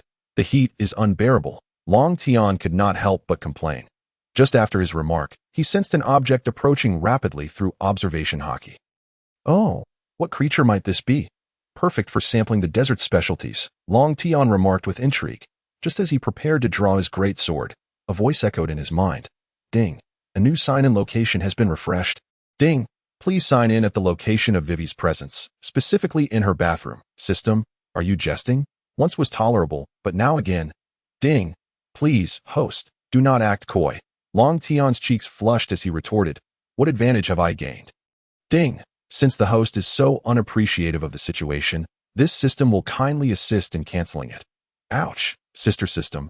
I was merely joking, Long Tian lamented. With great reluctance, he acknowledged that such a rare opportunity to engage with a girl, to become stronger, was not to be squandered. Ding. Then please refrain from being duplicitous in the future. Yes, whatever you say, sister system, he acquiesced. Meanwhile, a creature resembling a giant duck raced through the desert. Upon its back sat a girl with long blue hair, who muttered, visibly displeased, "Humph, stinky father, this time you cannot prevent me from going to sea. Karu, step it up. I cannot afford to be caught." The blue-haired girl's mount, Karu, responded with a quack and quickened its pace. Unbeknownst to Karu, it was drawing ever closer to the specter of death. Why the sudden acceleration? Never mind. I should consider what dish to prepare. I have had barbecue far too many times. Perhaps I shall make poached duck. Long Tian mused, brandishing his great sword as he charged forward. Upon noticing the approaching figure, the blue-haired girl on Karu expressed her confusion. Why is there someone here? I should hide. If it is my father sent to capture me, it would be disastrous. She promptly crouched low on Karu's back to conceal herself. Long Tian, hefting his great sword, was certain that this was indeed a giant duck, even though he could not see Karu's full form. Poached duck it is. A bit more chili in the dipping sauce would enhance the flavor, he declared, raising his sword to strike at Karu. Sensing danger, Karu quickly attempted to halt and turned to flee. Yet, given Long Tian's speed, escape was not a possibility. Just as Long Tian's sword was about to descend upon Karu, he suddenly recognized the creature's familiarity. At that moment, the blue-haired girl hiding on Karu's back lifted her head. Upon seeing the great sword poised to strike, she shrieked in terror. Fortunately, Long Tian managed to stop just in time, preventing the sword from falling. "All right, enough with the screaming," he said, somewhat exasperated. Hearing Long Tian's words, the blue-haired girl reopened her eyes. Realizing she had not been cleaved in two, she exhaled in relief. Long Tian then inquired, "You must be Vivi, correct?" "Huh, do you know me?" "No, wait, you were just about to kill me." Vivi responded, her expression tense. Long Tian, somewhat incredulous, replied, "If I truly intended to kill you, you would already be dead." Vivi considered this and found some merit in his argument. Suddenly, a light bulb went off in Vivi's mind. And she declared, "I may not know who you are, but since you nearly killed me, you owe me compensation." She placed her hands on her hips defiantly. Long Tian nodded. "What form of compensation do you desire? Speak plainly." With his agreement, Vivi stated, "I want you to protect me as I leave the desert and escort me to the seaside." Why do you wish to go to the seaside?" Long Tian asked. Puzzled, Vivi replied directly, "I intend to set sail in search of someone." "Who are you seeking?" Long Tian pressed further. However, Vivi did not answer directly, insisting, "That is none of your concern. Just take me." After a moment of contemplation, Long Tian stated, "Answer me one question, and I shall escort you." "Fine. Ask quickly. Once you finish, we shall depart." Vivi replied with a nod. Long Tian then asked, "Are you aware of Crocodile?" This surprised Vivi, who retorted, Why do you inquire about that villain?" "Oh, it is nothing. I came here to deal with him," Long Tian said nonchalantly. Vivi explained, "I see. However, he is no longer a warlord of the sea. He has likely been imprisoned by the Marines, so there is no need for you to pursue him." "What, Crocodile is no longer a warlord?" Long Tian exclaimed in disbelief. According to the plot, Crocodile should still be in the Alabasta kingdom, especially since the Straw Hats had yet to set sail. Unbeknownst to Long Tian, his crossing had caused a series of butterfly effects, leading to certain events occurring ahead of schedule. Seeing Long Tian's incredulous expression, Vivi asserted, "That scoundrel sought to incite civil war, but thankfully, my allies, the Straw Hat crew, thwarted his plans. I am setting out to find them." Upon hearing Vivi's words, Long Tian fell into deep thought, realizing that something was amiss. "System, is the world I have traversed truly the world of One Piece?" "Ding. Indeed, host. However, I kindly remind you that any actions taken in each realm may trigger butterfly effects." "Damn it. No wonder things are like this. It is all due to that cursed butterfly effect." Returning to the matter at hand, Long Tian observed Vivi's determined demeanor and sighed. "I understand you wish for me to shield you from your father's men, but I lack the strength to protect you to the seaside." Vivi hesitated, questioning, "You aren't trying to deceive me, are you?" Coughing, Long Tian feigned composure. "I am not lying. There was no choice. The sign-in task required Vivi's presence. If she truly set sail, how could he complete the sign-in? How unfortunate for me. You may leave now. I must depart," Vivi stated, and Karu prepared to continue onward. Suddenly, Long Tian called out, "Wait, you must love your country dearly. Why is it so imperative for you to seek the Straw Hat crew now?" Vivi halted, skepticism etched on her face as she replied, "How do you know this? We are meeting for the first time, are we not?" I heard from others," that Long Tian said somewhat awkwardly, although Vivi still felt a bit puzzled. She explained, "I truly love my country, but right now my country also includes my father. So, I intend to seek out Luffy and the others to continue my adventures. Farewell." Seeing Vivi about to depart once more, Long Tian had no choice but to say, "Hold on. Don't rush off just yet. Let me put it this way. You won't be able to run very far. The pursuers will catch up with you soon." "How do you know the pursuers will catch up with me so quickly? Are you deceiving me? Are you actually quite powerful?" Vivi fixated her gaze on Long Tian and inquired. Long Tian hastily waved his hands and replied, No, I merely possess a heightened sense of perception." "Ding. Host, you've become quite strong. Could it be that you possess the power of the universe between your two fingers?" Dog system, if you remain silent, no one will consider you mute. "Vivi, if you trust me, return to the kingdom with me, and I can persuade your father to allow you to set sail." You can convince my father to let me go to sea?" Vivi questioned, bewildered.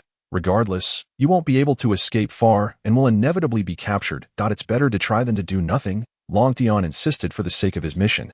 "Yes, it's for the mission." not for any other reason. Fine. I will trust you once. I hope you won't let me down. Vivi realized she couldn't run far, so it was better to trust Long Tian this time. By the way, I've said so much, yet you know my name, but I still don't know yours. Oh dear, I almost forgot. My name is Long Tian. It's a pleasure to meet you. Long Tian slapped his head and immediately said, Long Tian? Why does that sound so familiar? Have you heard of me? Vivi shook her head and suddenly exclaimed, You are the one who killed a celestial dragon at Mariewa and managed to escape. The captain of the Whitebeard Pirates 2nd Division, Long Tian. Long Tian rubbed his nose, feeling somewhat speechless. No way has that old geezer, the 5 elders, spread the news so quickly. Vivi jumped down from Karu and approached Long Tian, scrutinizing him closely. Making Long Tian feel a bit embarrassed, Vivi glanced left and right before finally saying to Long Tian, You don't have 3 heads and 6 arms. How could you possibly have killed a celestial dragon and escaped from Mariewa? 3 heads and 6 arms? Do you consider me a monster? I'm merely a bit more adept at fleeing, Long Tian said, somewhat exasperated. Don't take it seriously. I was just joking. But now I truly believe you can help me set sail. Especially since you are quite renowned. Vivi teasingly stuck out her tongue. While they were conversing, a group of people rushed towards them from a distance. Damn that straw hat kid. If it weren't for you, I would already be with Vivi. I don't know what kind of enchantment you cast on her, making her want to escape to sea repeatedly. The leader of the group cursed Luffy in his heart. Who is that man? Why is he standing so close to Vivi? Upon seeing Long Tian conversing with Vivi, jealousy surged within the man. Hey, who are you? Why are you so close to Vivi? Vivi, you need to behave and return with us. The man confronted them as the group reached Long Tian and Vivi. Who is this guy, and why does he seem so hostile towards me? Long Tian wondered, having no recollection of this person, just as Long Tian was puzzled. Vivi spoke up, Kosha, he is my friend named Long Tian. You don't need to be nervous. I will return with you, but I want to take him along. What, you want to take this man back? What do you want him for? He got lost, and I need to take him back to my country. Otherwise, he will perish of thirst in the desert. As soon as Vivi finished speaking, Long Tian recognized the man's name and remembered who he was. No wonder he harbored animosity towards me. Kosha, Vivi's childhood friend. That's my wife. You can forget about it. Long Tian murmured inwardly, noticing that Vivi seemed to have no feelings for this so-called Kosha. All right then, let's go. Your father is quite anxious. Why is he anxious? It's Luffy who saved his country, yet he still opposes me seeking out his benefactor. Vivi, don't speak ill of your father. After all, the Straw Hat crew are pirates. You cannot associate with them. Kosha's face darkened, filled with resentment towards the cursed Straw Hat. One day he would make him pay. Why say so much? Let's go. Okay, you there. Stay behind us and don't fall behind. Kosha immediately turned to Long Tian and said, You want me to walk behind you? What other option do you have? If it weren't for Vivi's kindness and her intention to rescue you, do you think I would even acknowledge you? Long Tian, ignore him. Come with me. Let's ride on Karu back. What, Vivi? You, without looking back. Vivi grabbed Long Tian's hand and hopped onto Karu, sitting in front while Long Tian sat behind, making others perceive them as a couple. Damn it, a straw hat appears, and now this brat emerges from nowhere. I've never even hugged Vivi. Why does he get to? Vivi was aware that Kosha had feelings for her, but to her, he was merely an older brother. Vivi paid no mind to that, immediately instructing Karu to head home. Karu was incredibly swift, darting away in an instant, leaving Kosha with no choice but to follow. Vivi, I think Kosha has feelings for you. You're talking nonsense. I only see him as my brother. Oh, I see. Then what about me? What do you consider me? Long Tian said excitedly to Vivi, though he could only see the back of her head. The fragrance emanating from her body made his dragon elephant form somewhat uncontrollable. However, Long Tian did not react like he did upon seeing the Empress, as she wore too little, while Vivi did not. Nevertheless, the presence of such a cute and lively girl caused Long Tian's heart to race. You're obviously my good friend, Vivi mercilessly shot back, yet it was impossible to expect her to fall for Long Tian so soon after just meeting. The Empress was different. Anyone who had watched the anime would know. Long Tian, holding Vivi and feeling her perfect figure, couldn't help but say, It's fine. In the future, the good friend part will change. Change to what? Oh, don't ask so much. You'll know in the future. Long Tian casually deflected, as the group behind them had caught up. Long Tian continued holding Vivi, his thoughts becoming abnormal. Although returning home at Lucas speed could be achieved quickly, it would still take at least a day. The sun would soon set, and Vivi's group had no choice but to stop and rest for the night, continuing their journey the next day. Vivi, would you like some water? Long Tian retrieved a flask of water from the system space and offered it to Vivi. Where did you get this water? And what happened to your big sword? Vivi asked, somewhat surprised and puzzled, as she noticed that the large sword Long Tian had earlier was nowhere to be seen. And he appeared empty-handed. Don't be surprised. I am a pocket person who consumed the pocket fruit, allowing me to store non-living items in a certain place though. So that's how it is, Vivi said as she took the water flask and began to drink, having run out of water in her own flask. Meanwhile, Kosha, having finished grilling meat, looked on with a hint of jealousy and immediately took the cooked meat to offer to Vivi, seeing Kosha approaching with meat. Long Tian thought it was a bad idea and quickly said to Vivi, Vivi, today you are in for a treat. I'm a 5-star chef and will prepare a meat sauce pasta for you. What is a 5-star chef? And what is pasta? I've never heard of it. A 5-star chef is the world's top chef. It's perfectly normal that you haven't heard of pasta. In truth, Long Tian had obtained the pasta during his last sign-in, but he had been reluctant to eat it since it was the only pack he had. Once eaten, it would be gone, though he had received other food items. They were merely snacks and not filling enough. Only pasta was sufficient for both of them. Long Tian looked at the sole pack of pasta in his hands, feeling a pinch in his heart, but for Vivi's sake, he was willing to sacrifice. This is pasta. Why does it look so strange? Aren't noodles supposed to be soft? Why do these look so hard? Ha ha ha. A world-class chef. You're just fooling around, little brat, Kosha remarked, initially angry that Long Tian had disrupted his plans. But then his mood shifted as he looked at Long Tian with disdain. Preparing to enjoy the spectacle, Long Tian chose not to argue, thinking to himself that once he cooked it, they would understand how delicious it truly was. Long Tian then pulled out tomatoes and a large piece of meat from the system, along with a bunch of spices and an iron pot. Vivi and her group watched in astonishment. Goodness, are you pulling this out of a treasure chest? How can you produce all of this? Long Tian paid no mind to their astonishment, beginning to cook. In no time, the aroma wafted through the air. Kosha felt a hint of surprise, thinking, how can this kid's cooking smell so good? He can't really cook, can he? Shaking his head, he dismissed the thought, wondering if such hard noodles could even be edible. In an effort to avoid damaging his teeth, Kosha continued to adopt a spectator's posture nearby. It wasn't until Long Tian stirred the pasta in boiling water, causing the noodles to soften, that Kosha realized he had been duped by this mischievous brat. A steaming plate of meat sauce spaghetti was undoubtedly placed before Vivi, whose stomach was nearing its limit. Hurry and eat. Vivi, I know you're hungry, Long Tian remarked, and as soon as the words left his lips, Vivi eagerly took a bite. With that first mouthful, Vivi was momentarily stunned. Her eyes began to sparkle with delight as she marveled at how such delicious food could exist in the world. Unable to resist, she devoured one bite after another, quickly finishing the plate. Yet, she felt an insatiable hunger and cast her gaze toward the other plate of spaghetti, from which Long Tian had only taken a single bite. Noticing Vivi's longing stare, Long Tian sighed. Vivi, do you find me distasteful? Huh, what do you mean? I don't think you're distasteful at all, Vivi replied, somewhat puzzled. Long Tian then presented the plate of spaghetti in his hand towards her, saying, here, take it. I know you're still hungry. But that wouldn't be right. I've already had my fill, she protested, realizing what Long Tian meant. However, for some reason, she didn't truly find him bothersome. It's all right, Vivi. I'm not hungry. Why should I let a girl go hungry? He said, taking hold of her hand and directly transferring his spaghetti to her.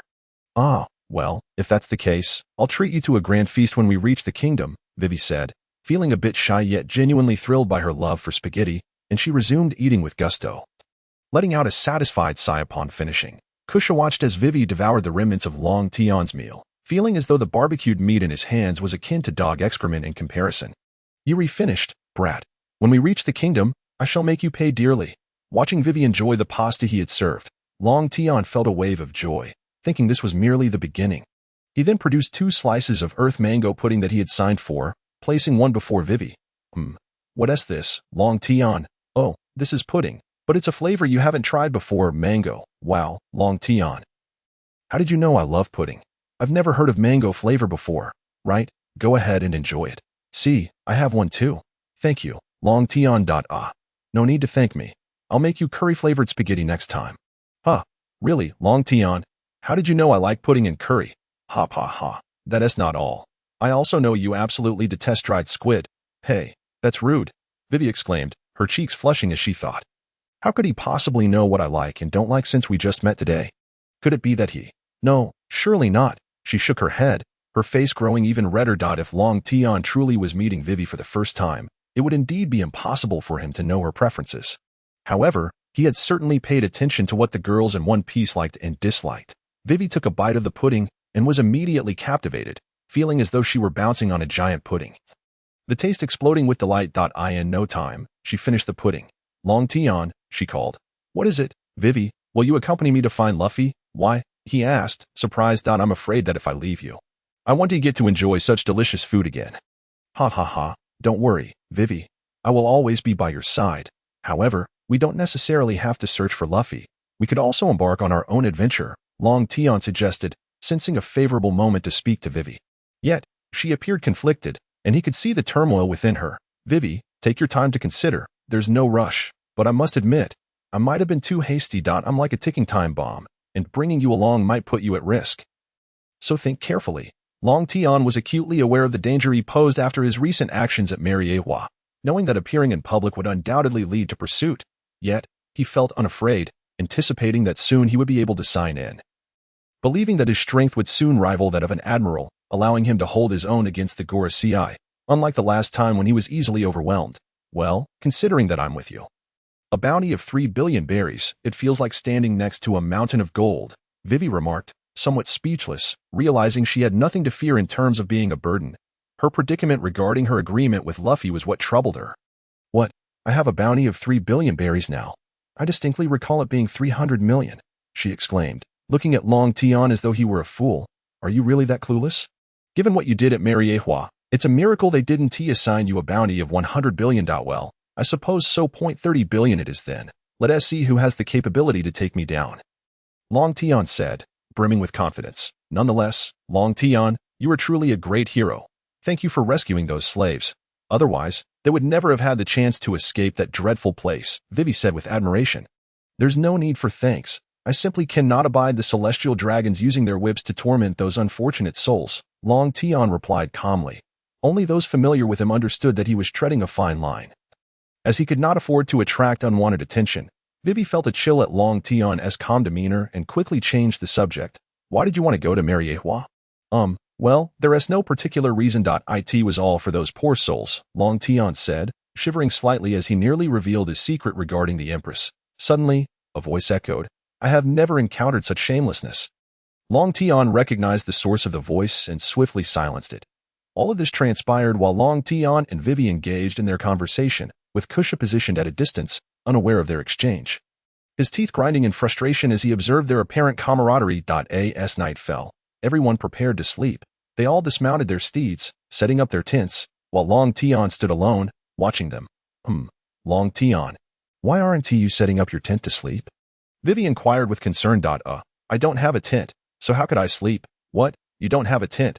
Is that true? Vivi asked, skeptical, for Long Tian could be likened to a treasure trove. How could he possibly lack a tent? Just as Vivi suspected, Long Tian indeed had a tent in his system backpack, yet he harbored ulterior motives. Truly, I don't have one, Vivi. Why would I deceive you?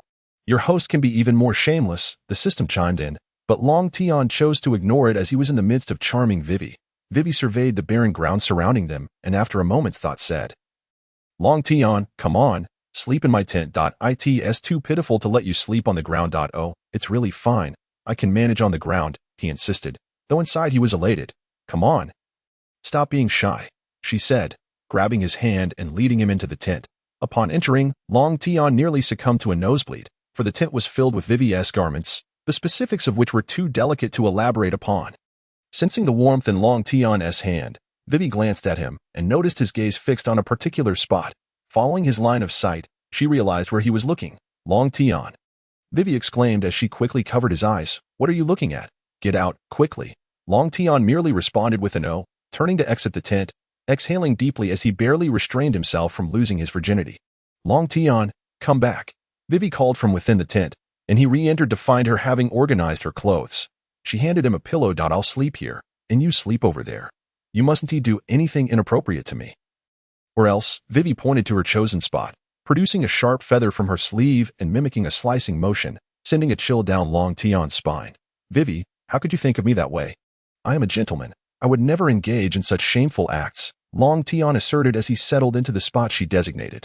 Well, that's the best spot, Vivi said, feeling her face flush, for she was still a young girl. And being in the same tent as Long Tian made her heart race. Long Tian felt somewhat disheartened, as he had hoped to hold Vivi close as they slept. Host, if you desire, there are ways. The system suggested. Oh, are you serious, System Dad? The system does not deceive, it replied. Vivi observed for a moment, confirming that Long Tian truly was behaving, yet she felt a twinge of disappointment. Shaking her head, she thought, Vivi, how can you think like this?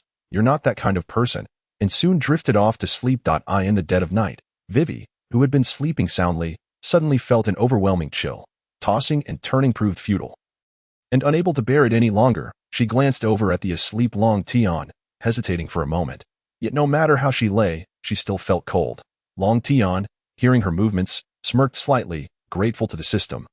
Had you not informed me, I would have never known how to utilize my mental energy in such a manner. Host, there is no need for thanks, it's merely a child's play.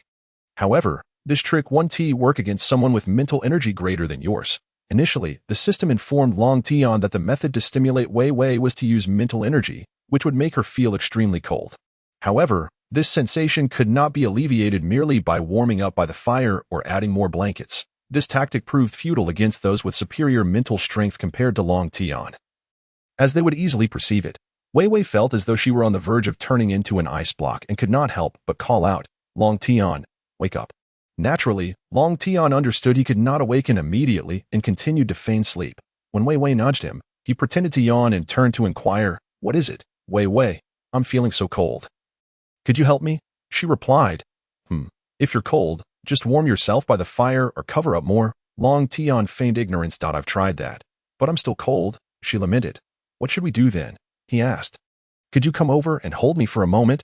Wei Wei suggested, immediately regretting her words as her face flushed like boiling water, momentarily alleviating her chill. Wei Wei, that's not appropriate. I can barely tolerate this during the day. And if you do this, I fear I might lose control, Long Tian replied. Then perhaps I should just forego sleep, she suggested. That won't do. How will you have the energy for the journey tomorrow? He countered. Rest assured, Wei Wei, no matter what happens, I can endure, he said as he slipped under Wei Wei's covers. Wow, Long Tian, how did you get here so quickly? Though Wei Wei feigned irritation, she felt an inexplicable warmth as Long Tian embraced her. I was afraid you would change your mind, he teased. Upon hearing his words, Wei Wei's cheeks reddened further, and suddenly she sensed something amiss. Long Tian, why are you sleeping with a weapon? Are you that fearful of nighttime ambushes? She remarked. Long Tian's face turned crimson as he awkwardly replied, Of course. I have a bounty of 3 billion. I fear being taken out in my sleep. Wei Wei looked at him in disbelief, while Long Tian paid little heed to her expression, wrapping his arms around her as he drifted off to sleep. For reasons unknown, he fell asleep quite swiftly. Such a pig, falling asleep so fast. Wei Wei murmured softly, her hand resting on Long Tian's chest, feeling its reassuring rhythm. Before long, she too succumbed to slumber. When Ko Shao awoke, he stepped out of the tent and scanned the surroundings, only to find no trace of Long Tian. He couldn't help but feel amused, pondering whether this little rascal had been carried off by a beast after falling asleep on the ground, which lightened his mood considerably. Inside Wei Wei's tent, Long Tian had already awakened and was propped up on one arm, gazing at the still slumbering Wei Wei. So beautiful, he thought. Wei Wei was lively and adorable, while the Empress was cold and domineering. I must win Wei Wei's heart, he mused, contemplating how her father might serve as a breakthrough. In truth, Wei Wei had already awakened but dared not open her eyes. Feeling Long Tian's gaze fixed upon her, that mischievous Long Tian, how could he stare at someone like this? She thought. Nevertheless, she felt that last night had provided her the most comfortable sleep of her life. Suddenly, Long Tian noticed that Wei Wei's face was turning red, and he realized she was awake but too shy to open her eyes. Unable to resist, he declared, Wei Wei, even though you are asleep, I must confess, I like you. Hearing his words, Wei Wei's face flushed deeper. I don't know why, but perhaps this is what they call love at first sight. Just seeing your lively and adorable self makes my heart melt. Last night, I couldn't help but wish you would join me on my ship. Yet, I was hesitant to express my feelings too soon, fearing it might frighten you. After all, we have only known each other for a day. But gazing at your sleeping face makes me want to speak my heart. Wei Wei felt deeply moved by Long Tian's confession, realizing that he genuinely cared for her. She too felt an inexplicable connection to him, as if he were a magnet drawing her heart closer. After sharing his feelings, Long Tian rose to prepare breakfast for Wei Wei. Knowing that patience was key. As he exited the tent, Wei Wei opened her eyes, a smile gracing her lips. I like you too, Long Tian, she whispered, unaware that he couldn't hear her. Kosha, witnessing Long Tian emerge from Wei Wei's tent, dropped the meat he was preparing to roast. "Why are you coming out of Wei Wei's tent, you little rascal?" Kosha shouted. "What business is it of yours that I came from Wei Wei's tent?" Long Tian retorted. "What? It is none of my business. Do you know who I am? I am the Minister of Environment for the kingdom. I don't care if you're a minister or not. Heed my warning, don't provoke me." "Oh, Kosha, you misunderstood. Long Tian simply had no tent to sleep in. I allowed him to rest at the entrance of mine," Wei Wei interjected, emerging to defend Long Tian. However, she refrained from mentioning that they had slept together. Since Wei Wei has said so, I will let it go," Kosha stated, but inwardly he could not help but think that this brat must be dealt with. Little did he know the formidable presence he had provoked. Long Tian regarded Kosha's eyes and understood his murderous thoughts. If looks could kill, he would have met his demise countless times. Yet, for Long Tian, killing Kosha would be as effortless as squashing an ant. Wei Wei, relieved that Long Tian had not retaliated against Kosha, felt a sense of ease. Although she wasn't particularly fond of Kosha, having known him for many years, she did not wish for him to come to harm, hence her intervention. Kosha, however, was oblivious to Wei Wei's intentions and believed she was defending Long Tian because they were involved. His anger intensified. Long Tian disregarded Kosha's murderous glare, pulling out his cooking utensils to prepare breakfast for Wei Wei. Before long, he presented a pot of seafood porridge before her. "Breakfast is ready. Wei Wei, try the seafood porridge and let me know how it is." The delightful aroma wafted through the air, and Wei Wei knew it would be delectable. After all, how could anything prepared by Long Tian fail to be delicious? Indeed, after savoring the first spoonful, she found it irresistible, and soon the entire pot of porridge was consumed. Kosha, catching a whiff of the enticing scent and witnessing Wei Wei's delight, felt a twinge of longing for Long Tian to prepare something for him as well. Yet, he quickly realized that such a notion was impossible, given Long Tian's attitude toward him. "That wretched little brat. Once we reach the kingdom, I will make him cook for me for the rest of his life," Kosha thought, unable to contain his resentment. "Oh dear, I didn't mean to finish it all.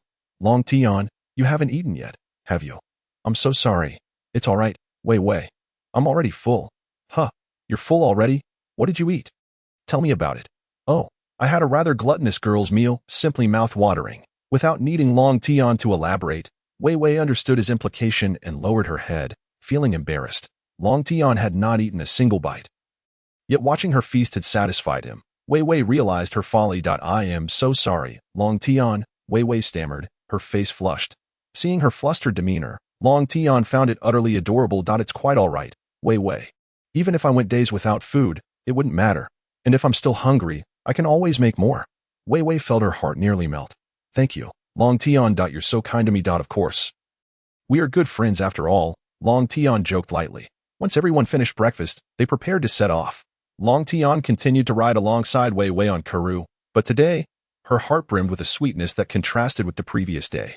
"Little rascal, we will soon arrive at the kingdom. Don't even think about running away," Kosha thought, seething at the sight of Long Tian and Wei Wei's closeness. As a city emerged in the distance, Wei Wei exclaimed, "Long Tian, this is the kingdom of Alabasta. It has such an exotic charm." "Indeed, Wei Wei, this is the country I hold dear." "Karoo, speed up. I miss my father," Wei Wei urged the creature. "Gah," Karoo complied, hastening toward the city gates. Its Princess Wei Wei. What is going on? Who is this man? Why is he riding with Princess Wei Wei? The guards at the city gate exclaimed in astonishment. "Come, Wei Wei, let us go meet your father," Long Tian remarked, overhearing the guards' conversation. However, he paid little attention, while Wei Wei, unaware, agreed and urged Karoo toward the palace. "King Cobra, Wei Wei has returned. But, oh, has Wei Wei finally returned? Sigh, I have lost count of how many times this has happened. While the Straw Hats are benefactors of our nation, it is far too dangerous for Wei Wei to be with them." By the way, what else was there to say? King Cobra pondered aloud, concerned for his daughter's safety. "Princess Wei Wei has returned, but she is with a man," a guard reported. "What did you say? She returned with a man? They rode together?" "Why yes, your majesty," the guard stammered, and suddenly, King Cobra began to cough violently, causing the guards to look on with concern. However, there is little to be done, for the king's health deteriorates with each passing day. "Come, escort me to the palace. Let Vivi come directly to the throne room upon her return." Cobra ceased his coughing and commanded the guards, "It is the king." With that, they pushed Cobra towards the palace. "Vivi, your father remains quite formidable. He has organized the entire nation with great diligence." "Indeed. My father is remarkable, Vivi replied, her pride evident. Yet, suddenly, a shadow of sadness crossed her face. Long Tian noticed something amiss and asked, Vivi, what troubles you? You were so joyful just moments ago. Though my father governs the country admirably, his health declines daily, and I cannot help but worry. I thought it was something serious. Worry not, Vivi. I shall take care of your father's health. And I promise to heal him. Really, Long Tian, you are a doctor? I have only recently acquired some knowledge, but have no fear. I am confident I can restore your father's health. Long Tian spoke resolutely. Knowing his current medical prowess could not remedy a condition as complex as that of Whitebeard, who was no ordinary man with simple ailments. However, for someone like Cobra, a commoner, he felt assured of success. Thank you, Long Tian. I have longed for my father's recovery, but despite numerous attempts, nothing has worked. Yet, I trust you, and I thank you, Vivi. Thank you for placing your faith in me. As they conversed, Karu had already led them to the palace gates. Meanwhile, Kusha pondered, once you stand before the king, your fate is sealed. However, I shall implore the king to spare your life, binding you to a lifetime of servitude. Princess Vivi, the king awaits you in the throne room. A guard announced as he approached Vivi. Oh, very well, I understand. Long Tian, let us go meet my father. Yes, indeed, Vivi, do not be anxious. I, Long Tian, shall uphold my promise and certainly heal your father. Vivi nodded. Yet her anxiety lingered. For she and the ministers had sought out numerous famous doctors, trying various remedies, all to no avail. She yearned to see her father rise, no longer afflicted by weakness and coughing, under Vivi's guidance. The group swiftly reached the throne room. As they drew near, the sound of coughing echoed through the hall, prompting Vivi to rush inside. Father, are you well? Ha ha ha, I am fine, Vivi. Just my old ailment. Your return is what matters most. However, my health continues to falter. Promise me you will refrain from seeking out the Straw Hat crew again, will you? Father, you know, cough cough. Well, I suppose I cannot change your mind. Would you care to introduce this person? Oh, right. Father, this is Long Tian. He can heal your illness, Cobra said. Looking at Long Tian, Vivi quickly added her explanation. Hello. King of Alabasta. I am Vivi's friend and possess some knowledge of medicine. May I take your pulse? Long Tian immediately discerned Cobra's condition, but he needed to take his pulse to ensure an accurate diagnosis. Long Tian, why does that name sound so familiar? Cobra mused when an unwelcome voice interrupted. Humph, you claim to have medical skills. You seem too young to be credible, and we still do not know your intentions with Vivi. How could we allow you to treat the king? Kusha, cease your unfounded accusations. Long Tian would not deceive us, Vivi interjected, but the king interrupted her. What is the meaning of this, Kusha? Your Majesty, as I was pursuing Vivi, I noticed him accompanying her, which struck me as suspicious, although Vivi insists he is her friend. What are the odds of such a coincidence in this vast desert? Throughout our journey back, this fellow has been overly attentive to Vivi. I even suspect he has hypnotized her, and last night he slept in the same tent as her. What? He shared a tent with Vivi? The king exclaimed in shock. Father, do not listen to Kusha's baseless claims. He misunderstands my actions. Last night, Long Tian had no tent, and out of compassion, I allowed him to sleep at my tent's entrance. Nothing untoward transpired, and Long Tian is not that kind of person. Is that so? One can never truly know another's heart. Kusha retorted with sarcasm, now disregarding the decorum he usually maintained in Vivi's presence. His frustration with Long Tian boiled over, as Long Tian's actions far surpassed even those of the Straw Hats. Kusha, you. Enough. Guards, seize this man. Place him under arrest until we ascertain the truth, the king commanded, cutting off Vivi. After all, it was quite suspicious for a man and woman to be alone together, and he wished to clarify the situation. Father, you mustn't. Humph. Kusha, take Vivi away. Kusha, you dare. I apologize, Vivi, but this is your father's command, and as a loyal subject, I must comply. Kusha inwardly reveled in his triumph, thinking, just wait, brat. The main course has yet to be served. Vivi stood beside Long Tian, on the verge of tears, while Long Tian observed the unfolding chaos and reassured her. Vivi, why fret? You know my capabilities. Do you think they can apprehend me with their rudimentary skills? Oh, right. I almost forgot. But Long Tian, please be gentle. Do not cause any fatalities. Rest assured, Vivi. I know you are kind-hearted. I will not harm them. Merely render them unconscious. At that moment, the guards surged into the room, encircling Long Tian and Vivi. Kusha reached out to grab Vivi, but Long Tian remained motionless, unleashing his conqueror's haki.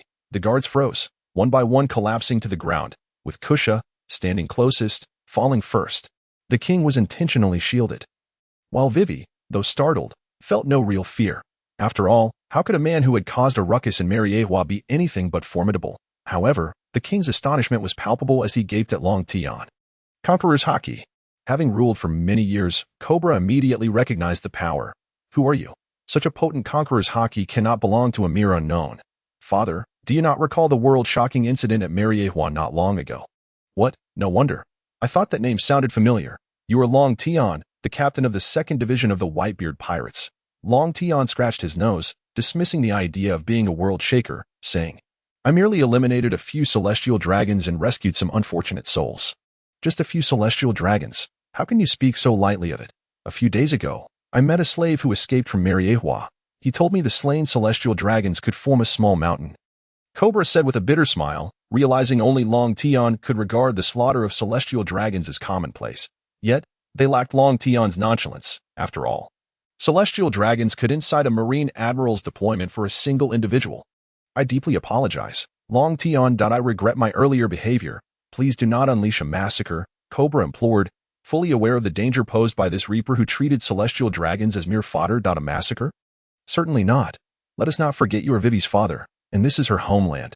I would be mad to act recklessly. As he spoke, Long Tian approached the unconscious Kusha and deliberately crushed his legs, ensuring they would never heal. This meant Kusha would never stand again unless Long Tian chose to heal him, which seemed highly unlikely. While I may spare his life, I shall ensure he is rendered incapacitated. I have never held back against my enemies. If not for Vivi, he would have met his end long ago. King, do you have any objections? No. This is only right. Kusha's petty schemes nearly led to a grave disaster. I hereby declare him no longer our Minister of Environment. Vivi silently observed the scene, her disappointment in Kusha evident. Though he had once saved her, she felt disillusioned. Had Kusha been conscious, he would have surely spat blood. Realizing the futility of his schemes, very well, then. Now, I promised Vivi I would heal you. Extend your hand so I may take your pulse. This. Cobra hesitated, for Long Tian appeared quite young, and he had grown somewhat despondent over the years. After all, he had sought countless doctors and remedies with little effect. Father, allow Long Tian to examine you. I believe he can heal you. Vivi encouraged her father, placing her trust in Long Tian. Very well.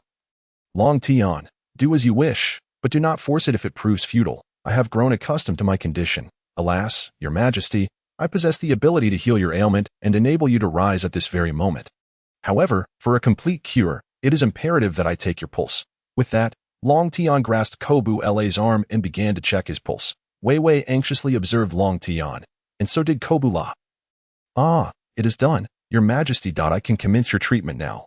May I inquire if there are any needles available here? Huh, what do you need needles for? Well, explaining it to you would be futile. I shall procure the needles.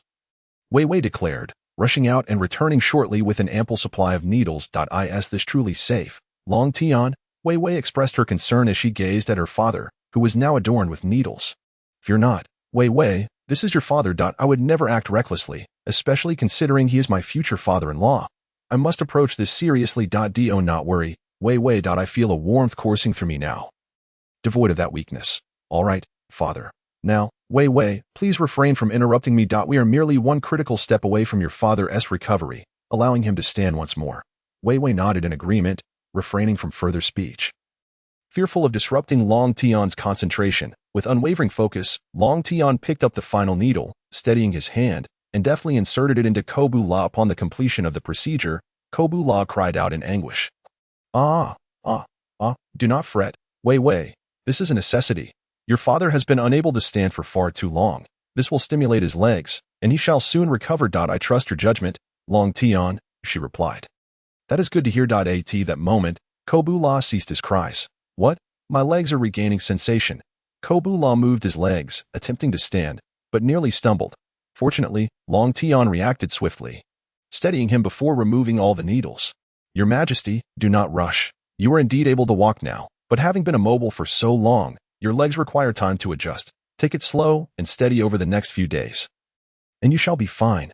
Thank you, Long Tian. You are my savior, Cobula exclaimed, overwhelmed with gratitude. I knew I had not misjudged you. Words fail me in expressing my appreciation, Wei said, tears streaming down her face. What are you crying for? Wei, your father being able to walk is a joyous occasion. You should be smiling. If I had known that saving your father would make you weep, I would have refrained from intervening. You dare?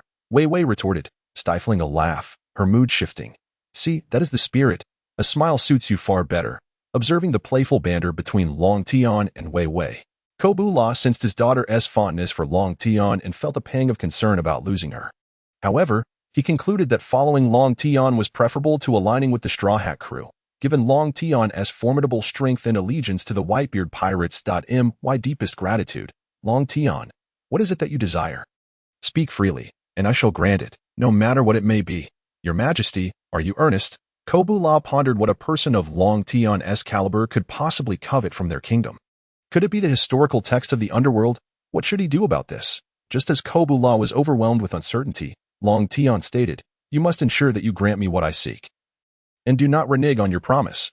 Rest assured, Long Tian. As king, my word is my bond. I shall not go back on it. Indeed, Long Tian desired the historical texts. What a predicament this posed for Cobra. Well, I shall clarify, Your Majesty. I wish for Wei Wei to become my partner. What? Ah, Long Tian, of course. I merely ask that you do not obstruct my pursuit of Wei Wei. As for whether I succeed, that is of no concern to you. Oh, I see. Cobra exhaled in relief, glad it was not the historical texts he had to contend with. Wei Wei remained silent, her gaze cast downward. But the flush of her cheeks was evident, as if she could cook a meal with the heat radiating from her face. So, what say you, Your Majesty? Do you grant your consent? Long Tian pressed, determined to win Wei Wei's heart. I consent. I consent. You may call me father from this moment forth. I recognize you as my son-in-law. Father, what nonsense are you spouting? Long Tian and I are merely acquaintances. Wei Wei hastily clarified, alarmed by her father's words. Oh, so Wei Wei, you do not harbor feelings for Long Tian. I could easily dismiss him. Oh, father, do not be so hasty. This is far too sudden. One must allow time for these matters. Haha. Very well, Long Tian, since Wei Wei has spoken, you are indeed my son-in-law now. Rest assured, I shall cherish Wei Wei for all my days, Long Tian vowed.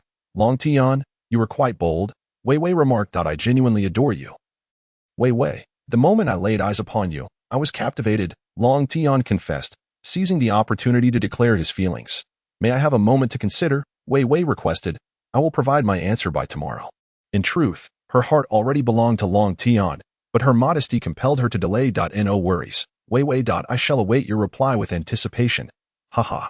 My son-in-law, my daughter can be quite mischievous, so be sure to keep her in line. Father, if you say such things, I shall be vexed. Haha. Very well, I shall cease.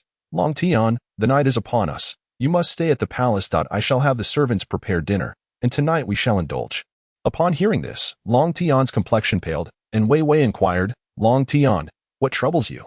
Why do you appear so unwell?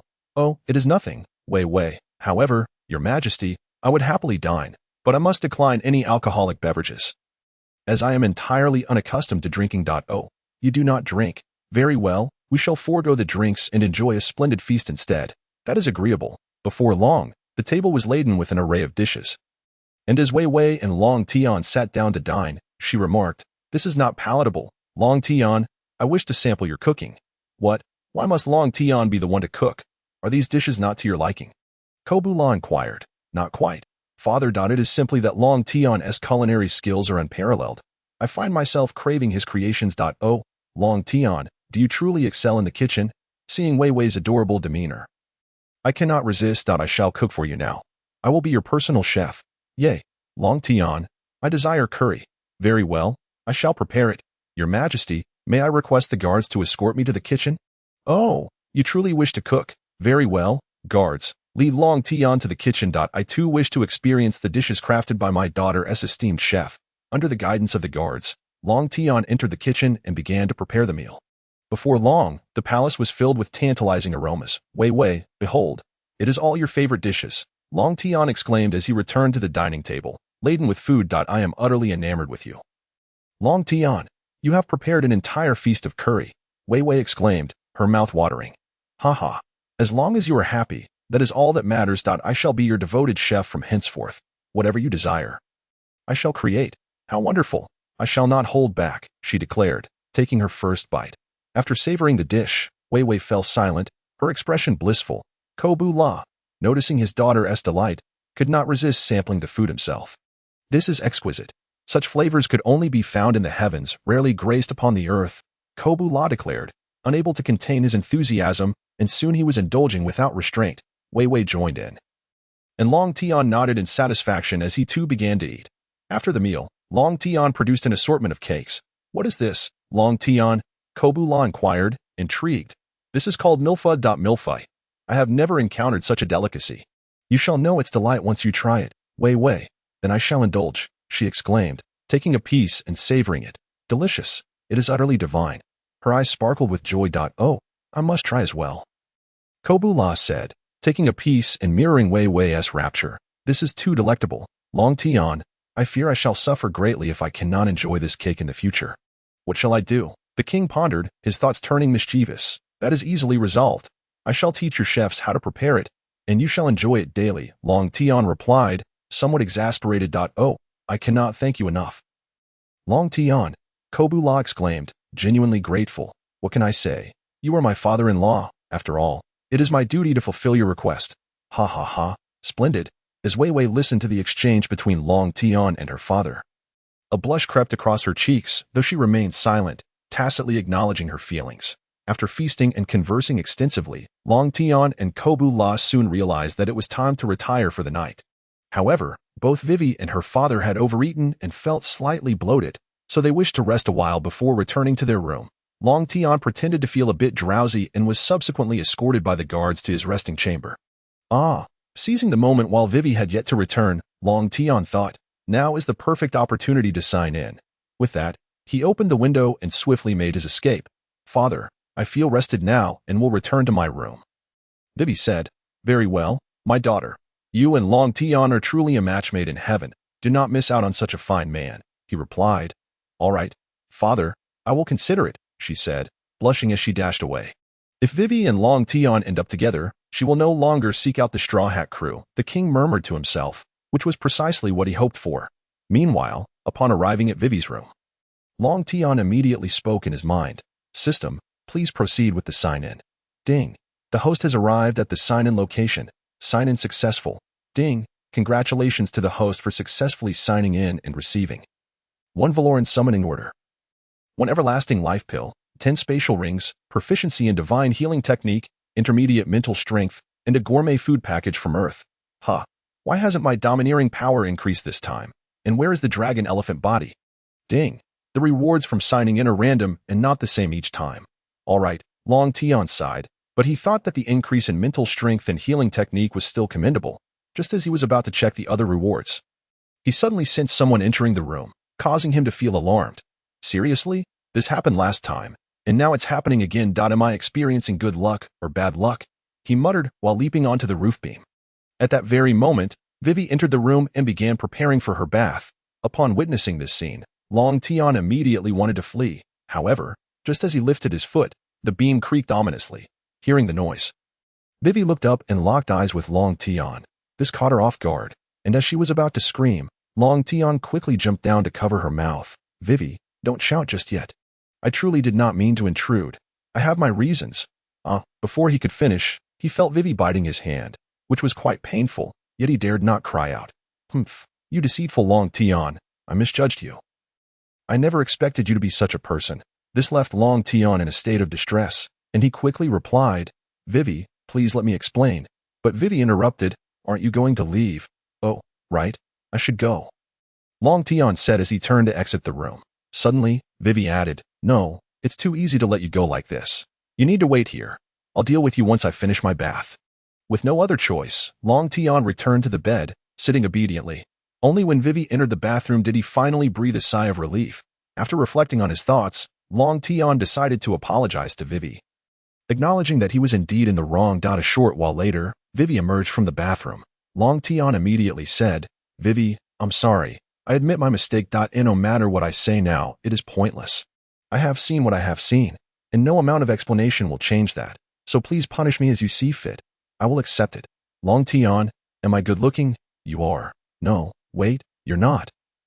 Long Tian felt utterly flustered. This was a question of life and death. Ha ha ha ha. You silly Long Tian, your punishment is to make me delicious food every day from now on. Vivi laughed at Long Tian's flustered expression. As she merely intended to tease him, she had decided, after much contemplation in the bathroom, to accept Long Tian. Make delicious food. No problem, no problem. I have always been making it for you every day. Long Tian exhaled, having prepared for the worst, but to his surprise, Vivi's punishment felt more like a reward. Long Tian, do you truly wish to be with me for a lifetime? Yes, Vivi, you can only be my woman in this lifetime. Humph, how domineering. You must treat me well from now on, or else I will take drastic measures. Long Tian shivered and nodded vigorously. So, Vivi, are you willing to accept me? Long Tian asked anxiously. Vivi blushed and nodded. Yay, Vivi has become my wife. I am so happy, he exclaimed, lifting Vivi into the air and spinning her around. Vivi felt a bit dizzy from the spinning. All right, Long Tian, please put me down. Responding, Long Tian gently set her down. But then hesitated. Vivi? Long Tian pondered, looking somewhat strange. What's wrong, Long Tian? Vivi asked curiously. There is something I wish to confess to you. I hope you won't be angry. You can say it. I want to be angry. I don't just have you. I have other wives as well. Oh, is that the case?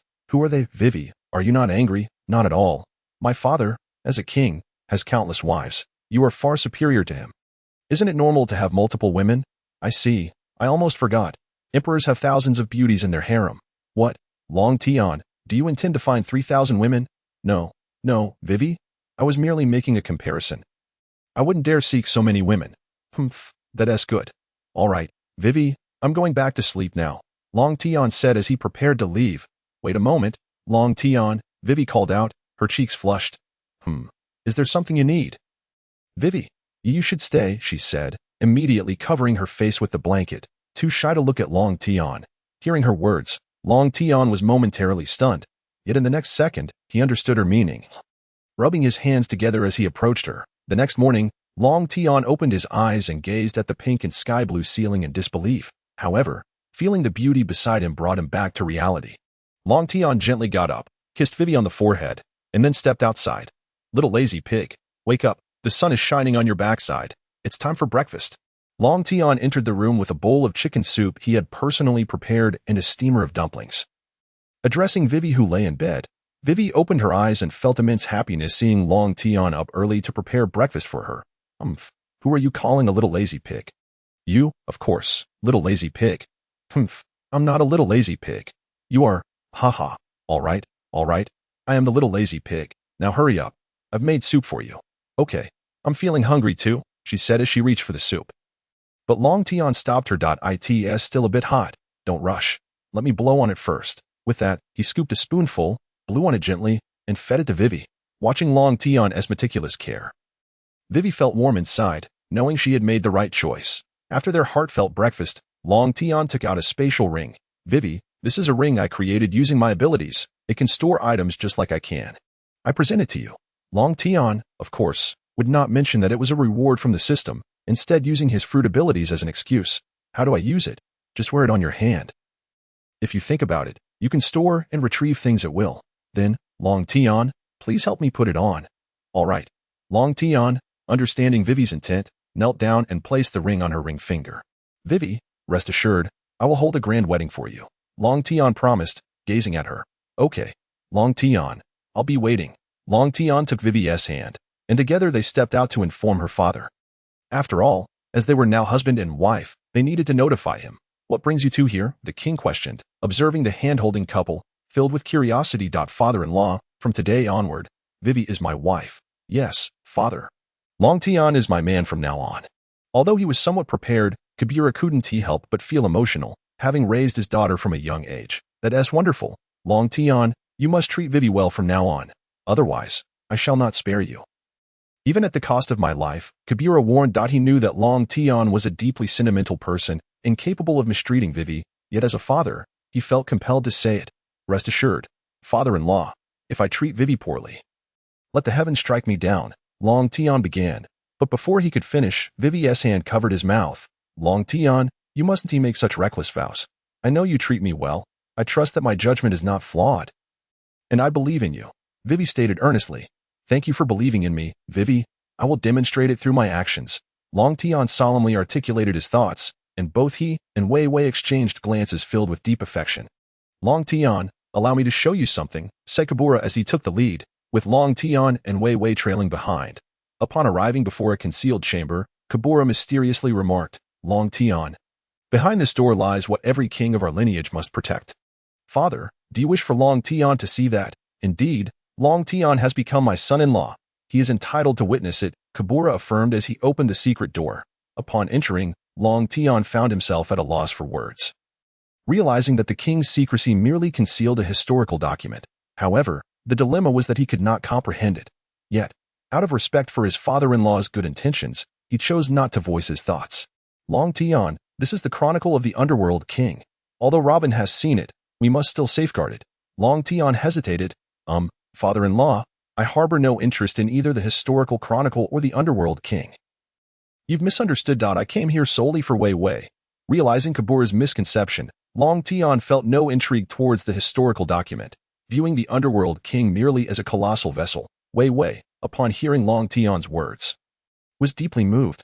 Her love for him overshadowed any admiration for the Underworld King. What, Long Tian, do you not understand the significance of the Underworld King? Oh, I am aware, but I truly do not care for it. However, let me give it a try, Long Tian impulsively declared, drawing forth his great sword. With a swift motion, he struck the edge of the historical document, not employing any advanced techniques, merely wielding his sword with simplicity. To Cobra and Wei Wei's astonishment, a corner of the document was severed. What?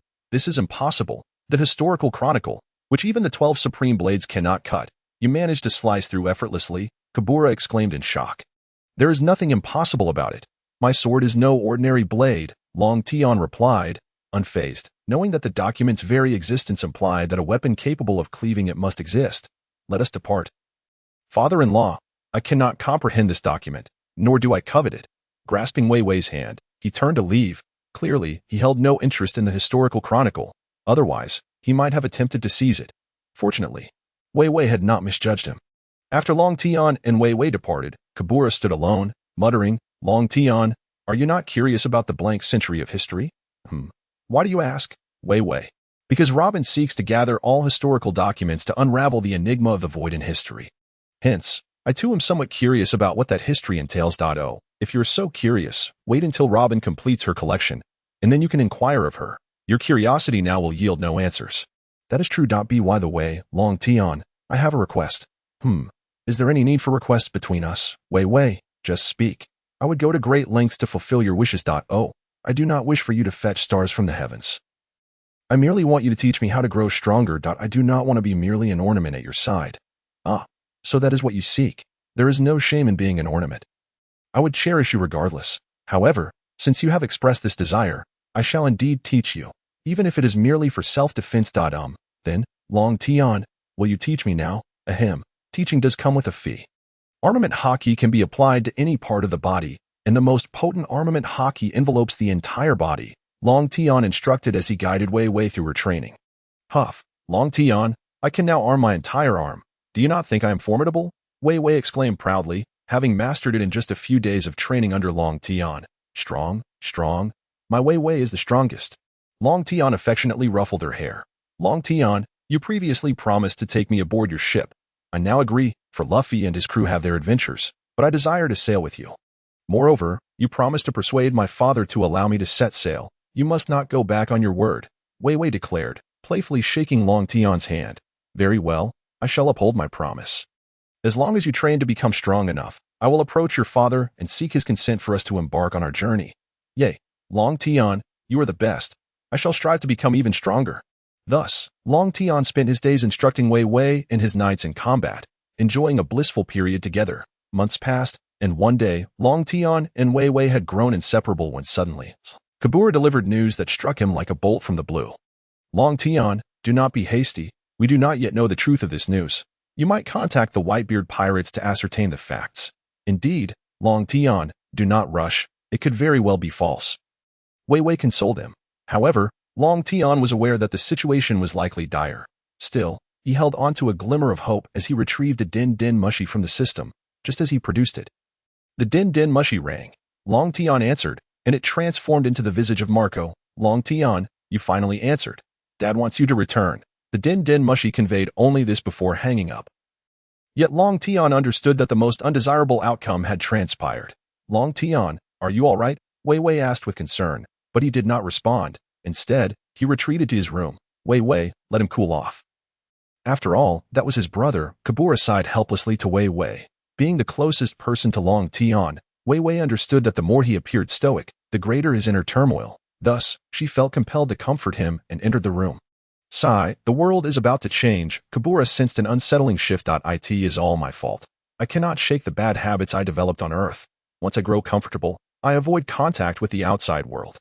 Had I called earlier, this situation might have been averted, Long Tian lamented, clutching his head in despair. Yet, what could be done? He was a living being, and decades of introversion could not be altered within a few months. Nonetheless, this incident had transformed Long Tian. When Wei Wei opened the door, she found Long Tian curled in a corner, and her heart ached for him. However, she approached him and said, Long Tian, this behavior will only diminish my respect for you. Ace has not yet been executed, so as long as there is no execution, there remains hope. Will this self-destructive attitude bring him back? Indeed, there is still a chance. Ace is imprisoned in the underwater prison. As long as we rescue him, the war at Marineford will not occur. Long Tian lifted his gaze to meet Wei Wei's, biting his lip as tears flowed. He recognized that his self-destructive actions were causing Wei Wei pain, and his heart felt as if it had been struck heavily. Long Tian rose and embraced Wei Wei, gently wiping her tears with his sleeve. Wei Wei, had it not been for your reprimand, I might have succumbed to despair and missed the best opportunity to save Ace. Thank you, Long Tian expressed, his heart aching for her. Witnessing Long Tian regain his former confidence, Wei Wei smiled and replied, Who told you to be my husband? I cannot bear to see you in sorrow, for it pains me too. However, I spoke those words to encourage you. Please do not be disheartened. How could I be unhappy? Wei Wei, having you in my life is my greatest happiness. So do I. Long Tian. I am truly happy to be with you. The two gazed into each other's eyes, unable to resist sharing a kiss. Long Tian, this time, you must take me with you. Otherwise, I shall not permit you to leave. But Wei Wei, I am going to rescue someone. Not for leisure. I do not intend to bring you to a prison. I merely wish for you to meet my father. Wei Wei replied, her cheeks flushing slightly. Then let us bid farewell to your father before we depart. Yes, it is only right to inform him. With that, Long Tian took Wei Wei's hand and sought out Cobra. Father-in-law, I intend to take Wei Wei to meet my father. I came to bid you farewell. Father, I am setting sail with Long Tian. You will not object, will you? Long Tian's strength is more than sufficient to protect me. Sigh, daughters grow up too fast. Go on. But Long Tian, you must ensure Wei Wei's safety. Cobra realized that no matter how he protested, it would be futile. As long as she was with Long Tian, she would be safe, so he chose to let it be. Rest assured, father-in-law, unless someone steps over my corpse, I will not allow Wei Wei to come to any harm. Very well, go ahead. Farewell, father. Go, my daughter, and remember that your father will always be your strongest support. Long Tian took Wei Wei's hand and turned to leave, and once they were gone, Cobra could not help but shed tears, knowing he did not know when he would see his daughter again. Wei Wei, this time we shall not take Karu. He is too slow. I will carry you, and with my speed, we will set sail in no time. Ah, indeed, I shall heed your counsel. Long Tian, embracing Wei Wei, Long Tian hastily traversed the desert with his swift, agile movements. Time was of the essence, although Ace had just been captured and there was still some time before his execution. Haste was prudent. Within a few days, Long Tian led Wei Wei out of the desert, swiftly navigating towards the new world aboard a vessel. Has Long Tian already been informed? I have just summoned him back, father. Well, I do not know where he has returned from or how long it will take. Alas, both he and Ace are not to be underestimated. One has ventured forth never to return, while the other insists on going despite the risks. Father, this predicament is unavoidable. We can only blame that scoundrel Teach. Whitebeard lay in bed, sipping wine and conversing with Marco. Let us wait until Long Tian returns to discuss everything. Ace is one of his crew members. Meanwhile, Long Tian and Wei Wei had scarcely set sail when they encountered trouble. Fire! Fire! We must sink that pirate ship, commanded a marine major, clad in a justice cloak. Yes, Major, we shall act swiftly, just as they prepared to load the cannonballs for bombardment. Long Tian cleaved their ship in two with a single stroke of his sword. How many times has this happened? Why are we so unfortunate as to always encounter the Marines? Long Tian replied, his expression darkening. This is no mere coincidence. We are heading to the New World, while they are returning to Marine headquarters. Ace's execution is imminent. We must hasten our pace. Ah, at last, I see father's ship. Wei Wei, Long Tian exclaimed. I feel a bit anxious. What is there to be anxious about? Father is very amiable. He will surely be pleased to see his daughter-in-law. Long Tian reassured, understanding Wei Wei's nerves. After all, it is natural for a bride to feel apprehensive when meeting her in-laws. Hey Long Tian, you have finally returned. If it were not for your snail phone, we would have suspected you were secretly executed by the elders. Marco flew towards them just before they approached the Moby Dick. I escaped and did not respond immediately, causing you and father to worry. I apologize, Long Tian said, bowing, only to be caught by Marco. It is enough that you have returned. Long Tian, there is no need for apologies. You must have sacrificed something to escape the clutches of the elders. Had it not been for your call, father would have already stormed the Holy Land Mariehua. Marco stated gravely.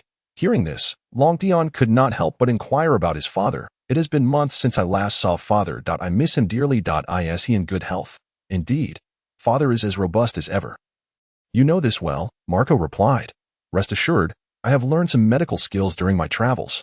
While I cannot restore father to his peak condition, I can at least alleviate some of his suffering. Really, Long Tian, what I speak is the truth. It was I who healed my father, Long Tian asserted. Who is this? I nearly forgot to introduce her. Marco, this is my wife, Princess Weiwei of Alabasta. Oh, so, you spent these months in Alabasta?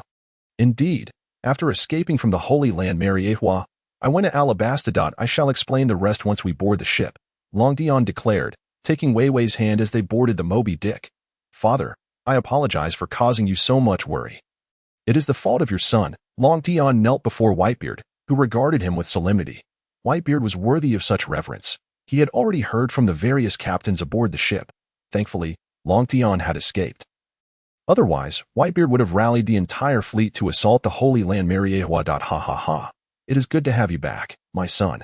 I have always been your steadfast support. No matter the decisions you make, I shall trust you. Long Tian was moved to tears. Long Tian, will you not introduce her? Whitebeard inquired, gesturing toward Weiwei. Captain Whitebeard, it is a pleasure to meet you. I am Long Tian's wife, Weiwei. She introduced herself without Long Tian's prompting. Oh, you are Long Tian's wife. Long Tian stood beside Weiwei, taking her hand. Yes, father, this is your daughter Law. Is she not beautiful? Ha ha ha. Long Tian, you rascal. She is your wife. Yet what of the pirate empress? Father. She's also my wife. What? She is also your wife. So, you have two wives now. Does Weiwei not mind? Captain Whitebeard, I can accept the empress, for my father is a king, and he has countless wives, so I have no objections. Weiwei replied. Ha ha ha. You young folks have such vigor, unlike this old man. Father, during my travels, I learned some medical skills, and I wish to provide you with treatment. Oh, Whitebeard was taken aback. Sensing that Long Tian's journey had not only strengthened him but also endowed him with medical knowledge, truly a remarkable feat. Indeed, father, my father was healed by Long Tian. Father, allow Long Tian to give it a try, Marco suggested. Very well, let us see what Long Tian can do. Long Tian promptly produced needles and began treating Whitebeard. His medical techniques had become quite proficient, allowing him to diagnose Whitebeard's ailments, injuries sustained from years of battle. For now, he could only alleviate the pain, as a complete cure would require mastering the ultimate healing techniques. Before long, Long Tian completed the acupuncture, and Whitebeard felt an unparalleled sense of relief. He had not felt so well in ages. Long Tian, I never expected such simple needles could heal. Father, I have merely suppressed your internal injuries for now. Once my skills improve, I shall cure you entirely. Long Tian, I am astonished by how much you have learned during your absence. These needles possess unique powers. Marco inquired curiously. Ha ha ha. Marco, these are merely ordinary needles. If you do not believe me, you may inspect them. It is my technique, the reversal needle method, that has managed to suppress father's injuries. Reversal needle method? Well, even if I explained it, you would not comprehend. Long Tian replied, knowing that the intricacies of traditional Chinese medicine were vast and profound. Ha ha ha. Very well, Marco, please inform everyone to gather in the hall for a meeting. Long Tian, let us go. Although we need not administer any more intravenous strips. Whitebeard could not feel entirely joyous, for one of his sons remained captive. Following Whitebeard towards the hall, Long Tian understood the weight on his father's mind and had prepared to speak before everyone. Long Tian's return should have been a joyous occasion, yet the time was not for celebration.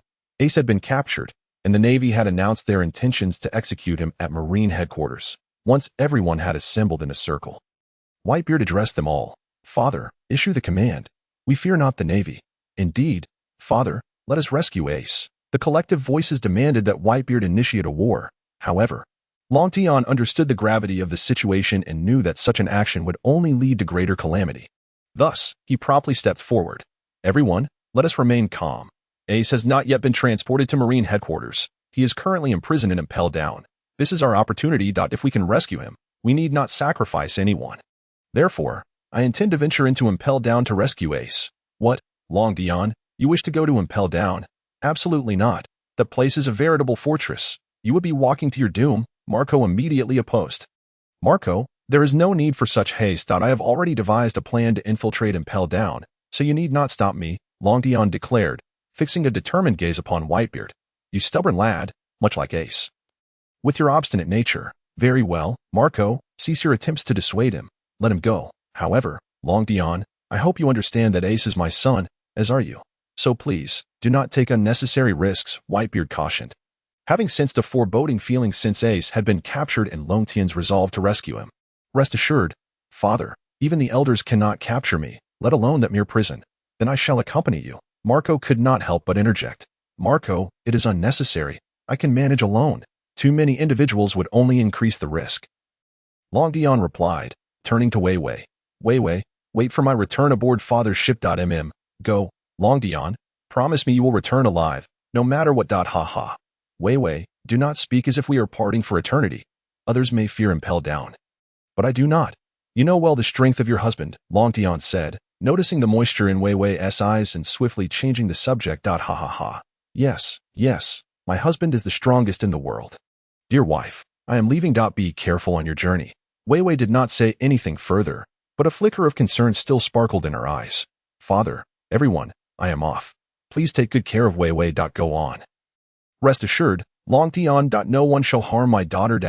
Law. As Long Tian boarded the ship and set sail, he spotted not far away a vessel that exuded an aura of danger, heading towards the Moby Dick. That ship must belong to the red-haired pirate, Long Tian murmured to himself. Nevertheless, even though Long Tian has gone to rescue, we must remain prepared for battle. If Long Tian fails, we must head to the Navy headquarters to rescue Ace. Understood. Father. I will prepare immediately. Marco, get ready to receive guests. Guests, Marco replied with some confusion, just then noticing a pirate crew approaching them. Long Tian had not traveled far when he felt an overwhelming surge of conqueror's haki erupt behind him. He was curious to meet the user of the Maramara fruit, but for now, rescuing Ace took precedence. They would eventually meet. With that thought, Long Tian quickened his pace towards the Navy headquarters. In the office of the Fleet Admiral. Crane sat opposite Sangoku. Sangoku, inform Magellan to secretly transfer Ace. Oh, Crane, do you think someone will attempt a jailbreak? I am not entirely certain, but if Ace is indeed rescued, our plans will fall apart. Thus, it is safer to keep him at the Navy headquarters. Especially with war imminent. Very well, I will notify Magellan. With that, Sangoku picked up the Den Mushi and made the call. Long Tian was unaware that Ace had already been transferred. He had just arrived at the port of the Amazon Lily and learned that the Empress had returned from her travels. It has been months since I last saw the Empress. I truly miss her. Long Tian was uncertain of how to broach the subject of Wei Wei with the Empress, as she was quite different from Wei Wei, possessing a more possessive nature towards love. Yet, for Ace's sake, he had no choice but to muster the courage to seek her out. Wait, why do I feel something is amiss? Oh right, at this hour. Luffy has likely already been sent to the Amazon Lily by Kuma. This is bad. With that thought, Long Tian dashed towards the village, his mind racing with the thought, damn Luffy, if you dare lay eyes on my wife. I won't care who your grandfather or father is. I'll make you pay dearly. In truth, Long Tian had preemptively claimed Luffy's partner, but since he had already made his move, the Empress was now his designated woman. Having just returned from the sea, the Empress entered the Grand Hall. Sandasonia approached her, reporting, Lady Snake, we have received word from the Whitebeard pirates that Lord Long Tian has returned, but he has set out again to rescue Ace. Long Tian has finally returned. I can hardly wait. The Empress couldn't help but imagine the handsome figure of Long Tian. Just as she fantasized about some intimate moments with him, she was interrupted. Lady Snake, you have just returned. There is something I must report. Oh, what is it? By the way, I did not see any sign of the Guardian warriors in the crowd welcoming you at the port. This is precisely what I wanted to inform you about. A ferocious monkey has appeared in the jungle, a savage and disrespectful beast. Everyone has gone to hunt it down. A monkey. At that moment, a voice pierced the Empress's heart. Hancock, where are you? It turned out that Long Tian had already reached the village entrance and called out immediately. Relieved that there was no alarm sounded. It is Long Tian. I hear his voice. He has come to find me. The Empress began to swoon. Just then, a figure appeared at the entrance of the hall. Phew, I made it just in time. If I had been a moment later, she would have headed to the bath, and that would have been disastrous. Long Tian breathed a sigh of relief upon seeing the Empress. Long Tian, you have returned. I have been waiting for you for so long, always thinking of you. Are you hurt? I was so afraid I might never see you again. The Empress could no longer contain herself. Her eyes glistening with tears as she poured her heart out to Long Tian. He simply approached and embraced her. I'm sorry for making you worry, Long Tian said softly, the moment he held the Empress. Everyone else discreetly withdrew. This was a man who had committed the most reckless act for her promise. Upon learning that Long Tian had indeed stormed Mariehua, the Empress had already fallen for him. However, when she discovered that Long Tian had escaped and his fate was uncertain, she could not eat for a time. It was only when her grandmother told her she had foreseen that Long Tian was safe, and that not eating would ruin her figure, that the Empress resolved to end her fast. Seeing the weeping beauty before him, Long Tian felt a pang of guilt and slapped himself. Long Tian, what is wrong? Why are you hitting yourself? I'm sorry, Hancock. I should have come to find you sooner. I made you worry for so long. I feel like less of a man. No. Long Tian, your return is more than enough. You have kept your promise to me, and in my heart, you will always be a true man. Please do not harm yourself. It pains me to see you like this, the Empress said, gently caressing Long Tian's face. Hancock, seeing you like this only makes me worry for you more.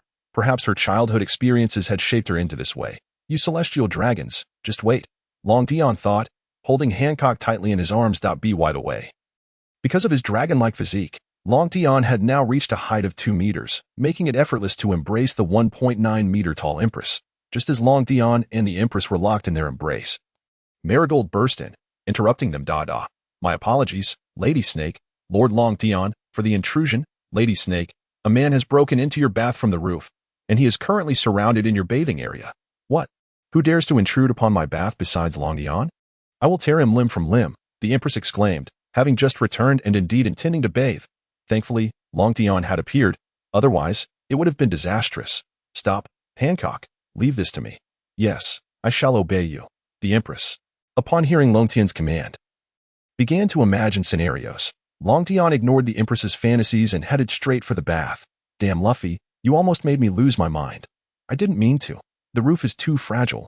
Please don't do anything rash, Luffy exclaimed, looking at the group surrounding him, all armed with bows and arrows, well aware of their power. Put away your bows and arrows. I'll take this guy with me, Long Tian announced from behind them. It is Lord Long Tian. The crowd lowered their weapons, for the Empress had decreed that seeing Long Tian was akin to seeing her. Whatever he said must be obeyed immediately. Who are you? Wait, I still need to find my ship, Luffy said, attempting to flee. Long Tian delivered a punch to Luffy's head. Ow, why did you hit me? If I don't hit you, do you expect me to watch you cause chaos here? I just want to find my friends. But I have no ship. I'm looking for one, Luffy insisted, trying to run again. Stop searching. Come with me, and I will help you find a ship, Long Tian said to the fleeing Luffy, feeling helpless. Do you have a ship? I do, but before you board, you must listen to me. Otherwise, I won't let you on. Great, finally, I can set sail. What is your name? Luffy asked, just as his stomach growled. My name is Long Tian. Follow me. I will take you to eat something first. Long Tian replied, noticing Luffy's stomach growling. Long Tian led Luffy to the Grand Hall. Hancock, this kid is a friend of mine. He is hungry. Please have someone prepare food for him. Of course, Long Tian. Would you like something to eat as well? I am a bit hungry too, Long Tian admitted. Hancock, let us go together. With that, he took Hancock's hand and walked away. He is holding my hand. Oh, how blissful. Long Tian was oblivious to Hancock's fantasies. Upon arriving at the dining hall, Sandersonia had already instructed the staff to prepare food for Luffy. The moment Luffy saw the large platters of meat, he dashed over and began devouring them. Delicious. This is so good. As Hancock observed Luffy indulging in gluttony, she resolved to head towards the kitchen, determined to prepare a meal that would surely delight Long Tian, as only her own culinary skills would suffice. However, just as she was about to depart, Long Tian grasped her arm. Hancock, please wait here. Allow me to handle the cooking. After all, you've had the pleasure of tasting my culinary expertise, he declared, before striding into the kitchen on his own. Hancock gazed at Long Tian's retreating figure, her heart melting in admiration. Before long, an array of dishes crafted by the esteemed chef Long Tian emerged from the kitchen. Hancock, this is a heartfelt meal I prepared for you, he said, having made traditional dishes from his homeland to compensate for the time spent apart. Long Tian, I feel so incredibly happy Hancock gushed, her eyes nearly transforming into heart shapes. Come now, eat up and stop daydreaming, Long Tian teased. Noticing the dreamy expression on Hancock's face, she took a bite, and once again. She was utterly enchanted. The food was simply exquisite.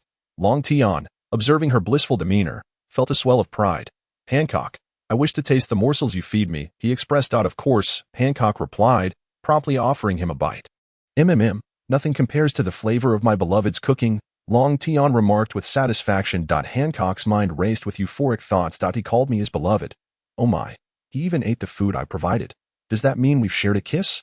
She was lost in her reverie, flailing her arms in delight.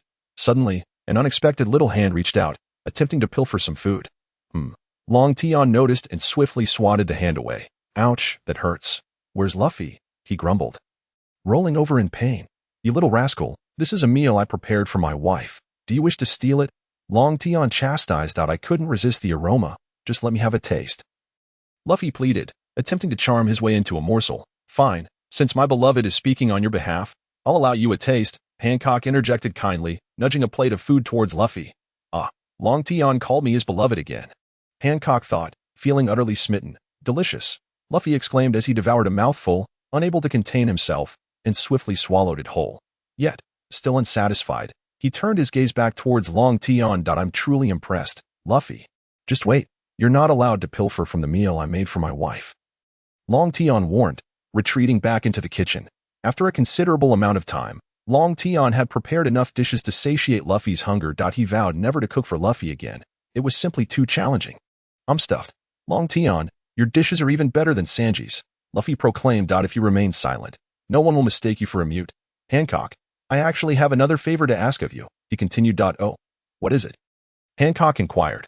Just now, I encountered a rear admiral who informed me that I must attend Ace's execution in a week's time, but I did not agree to it. Luffy trembled at the news. I need you to contact the Navy again and inform them that you agree to attend, but only if they grant you access to Impel down, Long Tian instructed. Are you planning to rescue Ace? Hancock queried. Indeed, Ace is my dear brother. I cannot bear to witness his execution. Wait, are you serious? Ace has been captured? Luffy exclaimed, alarmed. Yes. He was apprehended while pursuing that traitor Blackbeard. I'm preparing to rescue him, Long Tian confirmed. I want to go too, Luffy insisted. No, bringing you along poses too great a risk, Long Tian countered seriously. Ace is my only remaining brother in this world. I must save him, Luffy declared, pulling out a burning piece of paper from his straw hat. This is from Ace. Has it burned this severely? Long Tian asked, understanding the significance of the paper. This is a Vivi card, Hancock exclaimed in surprise. Yes. It was 10 times larger when I obtained it. She replied, hastily contacting the Navy, aware that the situation was dire. Luffy, since you are Ace's brother, you can come, but you must obey my instructions. Long Tian revised his earlier stance. The boy was the destined child of this world. Perhaps his presence would prove useful. As long as it means saving Ace, I will heed your words, Luffy affirmed. Moments later, Hancock returned, though her expression was grim. What happened, Hancock? Long Tian inquired. I'm sorry. Long Tian. I have betrayed your trust. The Navy said it is impossible for me to see Ace, she lamented. What? How can that be? Long Tian responded, taken aback. According to the original storyline, Hancock was permitted to see Ace. What shall we do? Long Tian, if we cannot reach Ace.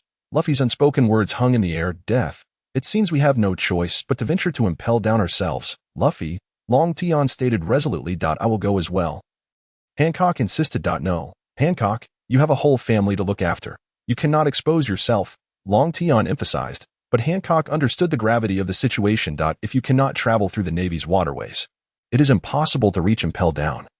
An old woman interjected. Do not worry, I have my own methods, Long Tian replied confidently. With that, he set sail once more, steering towards Impel down. Though I cannot assist you directly, I hope to aid you on the battlefield. Hancock thought as she watched Long Tian depart. Long Tian, I will do everything in my power to support you. Are you and Ace on the same ship? Luffy inquired, eager for conversation. Yes, I was the captain of Whitebeard's 2nd Division. And your brother was the vice captain, Long Tian replied. Oh, Whitebeard, the one who aims to become the Pirate King? Luffy asked. Long Tian delivered a playful punch to Luffy's head. Ouch, why do you keep hitting me? Luffy protested. You foolish boy, if you encounter old man Whitebeard, keep your mouth shut, or I will knock you out, Long Tian warned. Knowing Luffy's reckless nature. Days later, near Impel down, a vessel glided towards the gates of justice.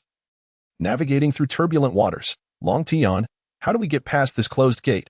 Luffy questioned. Of course, I will take you across, Long Tian replied, seizing Luffy's collar and leaping into the sea. Ah, Long Tian, I can't swim. Luffy cried out, terrified, as he was a devil fruit user and rendered powerless upon contact with water. Stop your shouting. We will arrive shortly, Long Tian reassured him. Luffy felt not the water, but rather the rush of wind. And upon opening his eyes, he saw Long Tian walking on the water's surface. Long Tian was indeed able to traverse the water momentarily, thanks to his Shuimpa technique, upon reaching the outskirts of Impel Down. Long Tian scaled the walls effortlessly, vaulting over the barrier. Phew, I'm exhausted. We finally made it. Yo, Ace, I'm here, Luffy shouted, ready to dash forward, but Long Tian swiftly knocked him down. You little rascal. Did I not tell you to follow my lead? And you forget the moment we arrive? Long Tian lamented, regretting bringing Luffy along. He was simply too impulsive. As they proceeded, they encountered numerous surveillance snail creatures, yet these posed no threat to Long Tian, who infiltrated their systems with his mental prowess, rendering him invisible to the monitors. Entering the prison's interior, Luffy regained consciousness, now cautious due to Long Tian's earlier reprimands. As they moved deeper, several prisoners pleaded for their release. Yet Long Tian ignored them, knowing their hands were stained with innocent blood. However, as they navigated the labyrinthine corridors, Long Tian suddenly found himself disoriented. The path was treacherous, and without warning, a series of traps activated. Damn it, I almost forgot about Buggy, Long Tian thought, reluctantly drawing his sword to fend off the traps, which soon ceased. That was close, Long Tian, Luffy remarked, shaken. Let us wait here for a moment. A clown will be along shortly to guide us. Long Tian suggested. A clown? Luffy questioned, just as Buggy appeared, oblivious to the two of them and rushing forward, only to be seized by Long Tian. Who dares to grab Buggy the clown? Can't you see I'm in the midst of an escape? Buggy exclaimed. Just as he finished speaking, several Berlegari appeared behind him, but Long Tian swiftly dispatched them with a single swing of his sword. Oh, Buggy, is it? Long Tian mused. Hey, Straw Hat Kid, and who are you? Let go of me, Buggy exclaimed, startled. Do you believe I won't strike you down with one blow? Long Tian retorted. Upon turning to face Long Tian, Buggy trembled in fear. Long Tian, he gasped. Oh, you know me? Long Tian asked. Intrigued, what nonsense is this? How could I possibly be unaware of the 3 billion berries bounty? Is your bounty truly 3 billion? Long Tian, how astonishing. Buggy, I scarcely have the luxury of time to engage in idle chatter with you. Lead the way, and I shall reward you by aiding your escape. Really? Where are you headed? To the 6th underground level. The 6th level? That place is teeming with the most vicious criminals. Enough of this banter. Lead the way, Long Tian said with a hint of impatience. It is an honor to guide you, my lord, Buggy replied, promptly taking Long Tian and Luffy towards the 1st level. The 1st level posed no obstacles, and Buggy swiftly guided Long Tian to a pitch-black pit. Descending it would take them to the 2nd level. Oh, then let us proceed, Long Tian declared, leaping down first. Luffy followed suit, while Buggy hesitated momentarily before ultimately jumping down. Reasoning that accompanying Long Tian, a man who had escaped from Mariehua, offered him the best chance of freedom, Long Tian and Luffy landed steadily, but Buggy tumbled to the ground with a loud cry. Ouch, my lord Long Tian, the 2nd level is a den of ferocious beasts from the demon realm. Huh, demon realm beasts? Luffy, do not heed his attempts to frighten you. They are merely small creatures. Come now. Buggy, indeed, to my lord Long Tian, they are but trifles, Buggy said as he hurried ahead to lead the way. Suddenly, a large eye appeared above them, only to be swiftly severed by Long Tian's blade. Impressive as ever, my lord Long Tian, Buggy exclaimed as he gazed at the colossal carcass that had fallen. I in the prison surveillance room. A few guards watched the monitors, puzzled. What is going on? Haven't we located the clown Buggy yet? There is a situation on the 2nd level. Basterisk has inexplicably perished. However, the surveillance footage merely showed him being struck by something unknown that caused his immediate demise. Continue monitoring. I must report this to the warden. Magellan, having just emerged from the restroom, heard the phone bug ringing. What did you say? An escape is underway. Odd occurrences on the 2nd level. Unbeknownst to Long Tian and his companions, their presence had already been noted.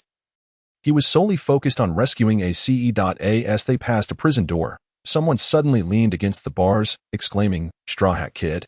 Huh, who are you? I am Mr. 3, he said, tossing his hair back. Realization dawned on Luffy. You were on the island with the giant uncle. What do you want, Straw Hat Kid? Release me. I am a man who repays kindness. Just as he finished speaking, Long Tian effortlessly cleaved open the prison door. Enough chatter. Let us move. Knowing that Mr. 3 would indeed assist Luffy, Long Tian kindly released him. Thank you. I will repay you for this. I don't even know your name. Oh, I am Long Tian. Long Tian? Mr. 3 was taken aback, recognizing the name. Enough small talk. If we don't hurry, we'll miss the execution time, Long Tian urged, and Buggy quickly led the way. Along the route, they encountered many face lions and scorpions, which were no match for Long Tian's blade. Ahead lay the elevator leading to the 4th level, but it was guarded by a giant sphinx maned lion. Oh, we're reaching Magellan's level. That is troublesome. I, however, am unconcerned. But you may succumb to this poison at any moment. Mr. 3, you might prove useful. Me, I cannot defeat the warden. I'm not asking you to fight him. I will handle that. Your task is to use your candles to protect yourselves. Phew, that's a relief. I'll take care of that, Mr. 3 replied with a hint of pride as they quickly reached the staircase. Yet the Sphinx blocked their path. Ah, how massive, Luffy exclaimed, gazing at the Sphinx. Straw Hat Kid, be careful. It's attacking. Buggy and Mr. 3 warned simultaneously, but Long Tian seemed unfazed. After all, if Luffy were to be struck, he would no longer have the opportunity to follow Long Tian deeper. Ramen, the Sphinx bellowed, swatting its hand towards Luffy. Luffy swiftly dodged the enormous hand and retaliated with a powerful punch. Gum Gum giant pistol. Luffy sent the Sphinx flying. Oh no. Long Tian realized the Sphinx would crash into the elevator, but it was too late. The Sphinx collided with the elevator, causing it to collapse. My apologies. I used too much force, Luffy said nonchalantly, nearly driving Long Tian to exasperation. He regretted bringing Luffy along. With no alternatives, Long Tian resigned himself to the original path. What shall we do, my lord Long Tian? The elevator is blocked, Buggy said, a glimmer of mischief in his eyes, which Long Tian was well aware of. No path. Allow me to create one, Long Tian declared, channeling his armament haki and striking the ground. The earth splintered like glass beneath his blow. Ah, we are doomed, Mr. 3 exclaimed just as the ground gave way beneath them. Oh, Long Tian, you truly have a wealth of strategies, Luffy said, as they stood on Long Tian's grasp, while Buggy and Mr. 3 fell in a flurry of styles. What is happening? The elevator at the Sphinx-guarded 2nd level has collapsed, leading directly to the 3rd level. The guards in the monitoring room exclaimed in shock. Send someone to investigate. The warden is indisposed at the moment. I feel like I'm melting, Mr. 3 lamented. My lord Long Tian, could you spare a bottle of water? I'm on the verge of dying from thirst. Buggy, unable to resist, implored Long Tian. Seeing Buggy and Mr. 3 nearing their limits, Long Tian finally retrieved 2 bottles of water from his system space and tossed them to them. After all, he still needed them to guide him. It wouldn't do to let them perish from thirst. A minor punishment for their little schemes would suffice. Put away your petty thoughts. Otherwise, you may find it impossible to quench your thirst, Long Tian warned as he moved ahead. Upon reaching the 3rd level, he recalled an important individual he needed to rescue. Though he was not fond of cross-dressers, he was deeply moved by how far this person would go for their friends. From a distance, the sounds of practice echoed, prompting Long Tian to turn to Luffy. Luffy, soon you will meet an old friend. Ha, my friend. Who is it? Luffy pondered, struggling to recall. Yet Buggy and Mr. 3 shivered in apprehension. You'll find out shortly, Long Tian said as they approached the source of the sounds. Inside a prison, a group was dancing, and as they continued, only one remained standing while the others collapsed. Must you all be so useless? What is this heat? I shall not be defeated by mere warmth. Long Tian and his companions arrived at the prison door just in time to hear someone speaking to themselves. Little Fong, Luffy exclaimed, clutching the iron bars in delight. Little Straw Hat, what a pleasure to encounter you here. All right, Luffy, step aside. I shall release him first, and then you may catch up, Long Tian stated, cleaving the prison door open once more. Mr. Point 3, use your transformation to unlock his handcuffs. Little Fong, I know you. Of course, he replied, transforming his finger into a key to free Little Fong. Luffy and Little Fong immediately embraced, while Long Tian wrinkled his nose, finding the cross-dresser somewhat unsettling. Little Fong, I thought you were finished back then. I can't believe I found you here, Luffy exclaimed joyfully. Hold the reminiscing. I sense someone is coming to greet us, Long Tian warned, just as they found themselves surrounded by a swarm of Bakuri and guards. We have confirmed the presence of intruders and escapees, but we are unsure how they have shielded their activities from the phone bug's surveillance. A short figure reported, holding a triangular blade in one hand and a phone bug in the other. Its Saradice. Little Fong recognized him immediately. Do you truly believe such a small band can capture us? You would fare better sending Magellan. Long Tian scoffed. Don't underestimate me. Mercury, attack. Ceridais commanded, and as he spoke, Mercury lunged forward with his axe aimed at Long Tian and his group. Luffy and Little Fong prepared for battle. While Buggy and Mr. 3 trembled in fear, Long Tian, however, remained still, unleashing his Conqueror's Haki completely. Mercury and the guards collapsed instantly, leaving Long Tian to approach the barely standing Ceridais. Who are you? Such overwhelming Conqueror's Haki cannot belong to someone unknown. Let me make myself clear. My name is Long Tian, and now you understand the qualifications I possess to look down upon you, right? Long Tian. Salutes exclaimed in shock, realizing the magnitude of the presence he had provoked. Well, goodbye. I originally intended to quietly ascend to the 6th level, but alas, you discovered me. You can only blame your misfortune for that. With that, he struck down Salutes with a single sword. Now, let us depart. I believe the entirety of Impel Down is aware of our presence, Long Tian remarked with resignation. He had no wish to attract attention, but amidst the crowd, how could he have noticed such a small figure? Did he not watch One Piece? Who would bother to remember such a diminutive person? Buggy, Mr. 3, and Little Fong finally came to their senses, astounded by the overwhelming presence of Conqueror's Haki that was nearly on par with the 4 emperors. They could not help but feel a chill run down their spines. However, Luffy remained unfazed, innocently asking, I was all set for a grand battle, and yet everyone has fainted. Hey, Straw Hat, who is this person to you? Little Fong asked, a hint of trepidation in her voice. Oh, you mean Long Tian. He is the captain of my brother Ace's crew. He is here with me to rescue my brother Ace. Phew, so he is a friend of your brother. That's good to know. I know how to reach the 6th level. Follow me. Is that true, Little Fong? That's wonderful. Thank you. Straw Hat, you're a friend of mine. No need for thanks. Plus, I have someone I wish to meet on the 5th level. You referring to Ivankov, aren't you? Long Tian, do you know him? Well, not personally, but I've certainly heard of him, the leader of the Revolutionary Army. Now, let us rescue Ace first. Little Fong, lead the way. All right, follow me, she said, spinning around as she led the way. Meanwhile, it was confirmed that there were intruders and escapees. Salutes had gone dark, and the warden pondered their next move. Understood. You all continue to guard. Do not allow anyone to breach the premises. It appears these intruders and escapees have a specific target, Magellan concluded, ending the call. Does anyone think they can just waltz into Impel Down? A bunch of oblivious fools. Is there anyone on the 3rd level? Director, Minotaurus is here. I have dispatched him to intercept. A guard promptly replied. That is still not enough. The caliber required to stage a prison break cannot be so lacking. Inform everyone to gather at the junction from the 4th level to the 3rd level. Hurry. Yes, Director. The guard rushed out to notify all departments. Long Tian anticipated that there would indeed be someone waiting to intercept them on the 4th level. However, his strength did not permit him to halt his descent.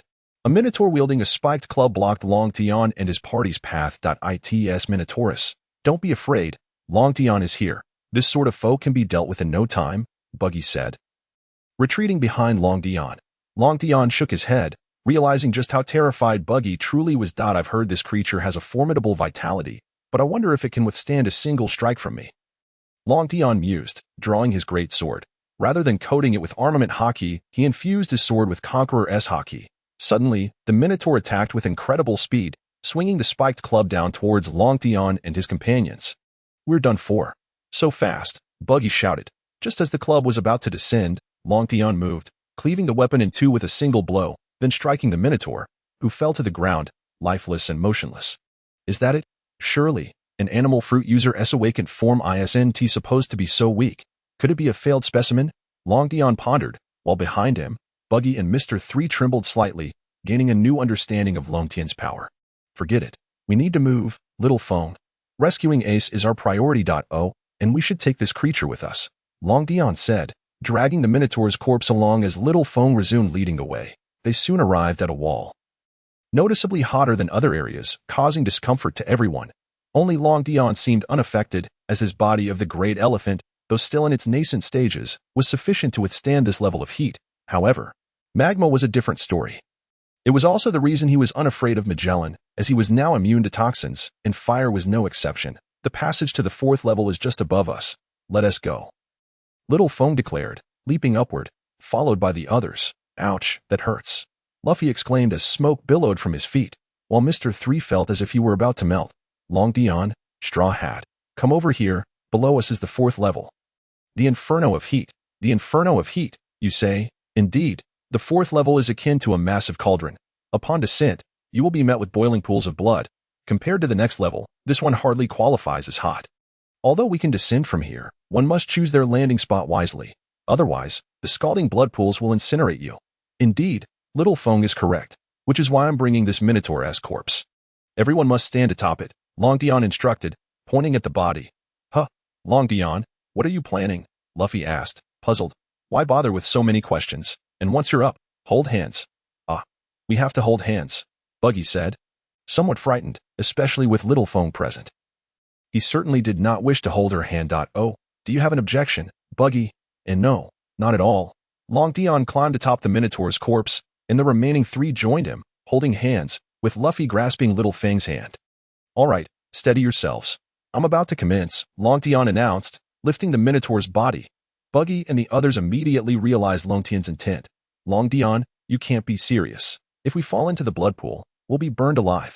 Ignoring Buggy's protests, Long Tian hurled them down the ventilation shaft, then leapt onto the Minotaur's body himself. Just as they were about to plummet into the blood pool, Long Tian seized Little Feng and hurled her towards the ground. Propelling himself off the Minotaur's body to leap onto solid ground, the four of them landing safely. Phew, Long Tian, next time you decide to do something like that, please give us a heads up so we can mentally prepare, Buggy exclaimed, shaken by the near-death experience.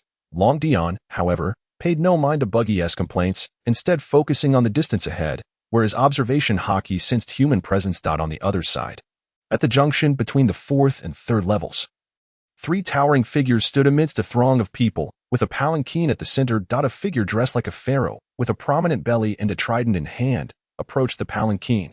Even the director is being so secretive. What a disgrace. Please, show yourself, he said, pulling back the curtain. Ah, don't suddenly pull the curtain open. It's blinding.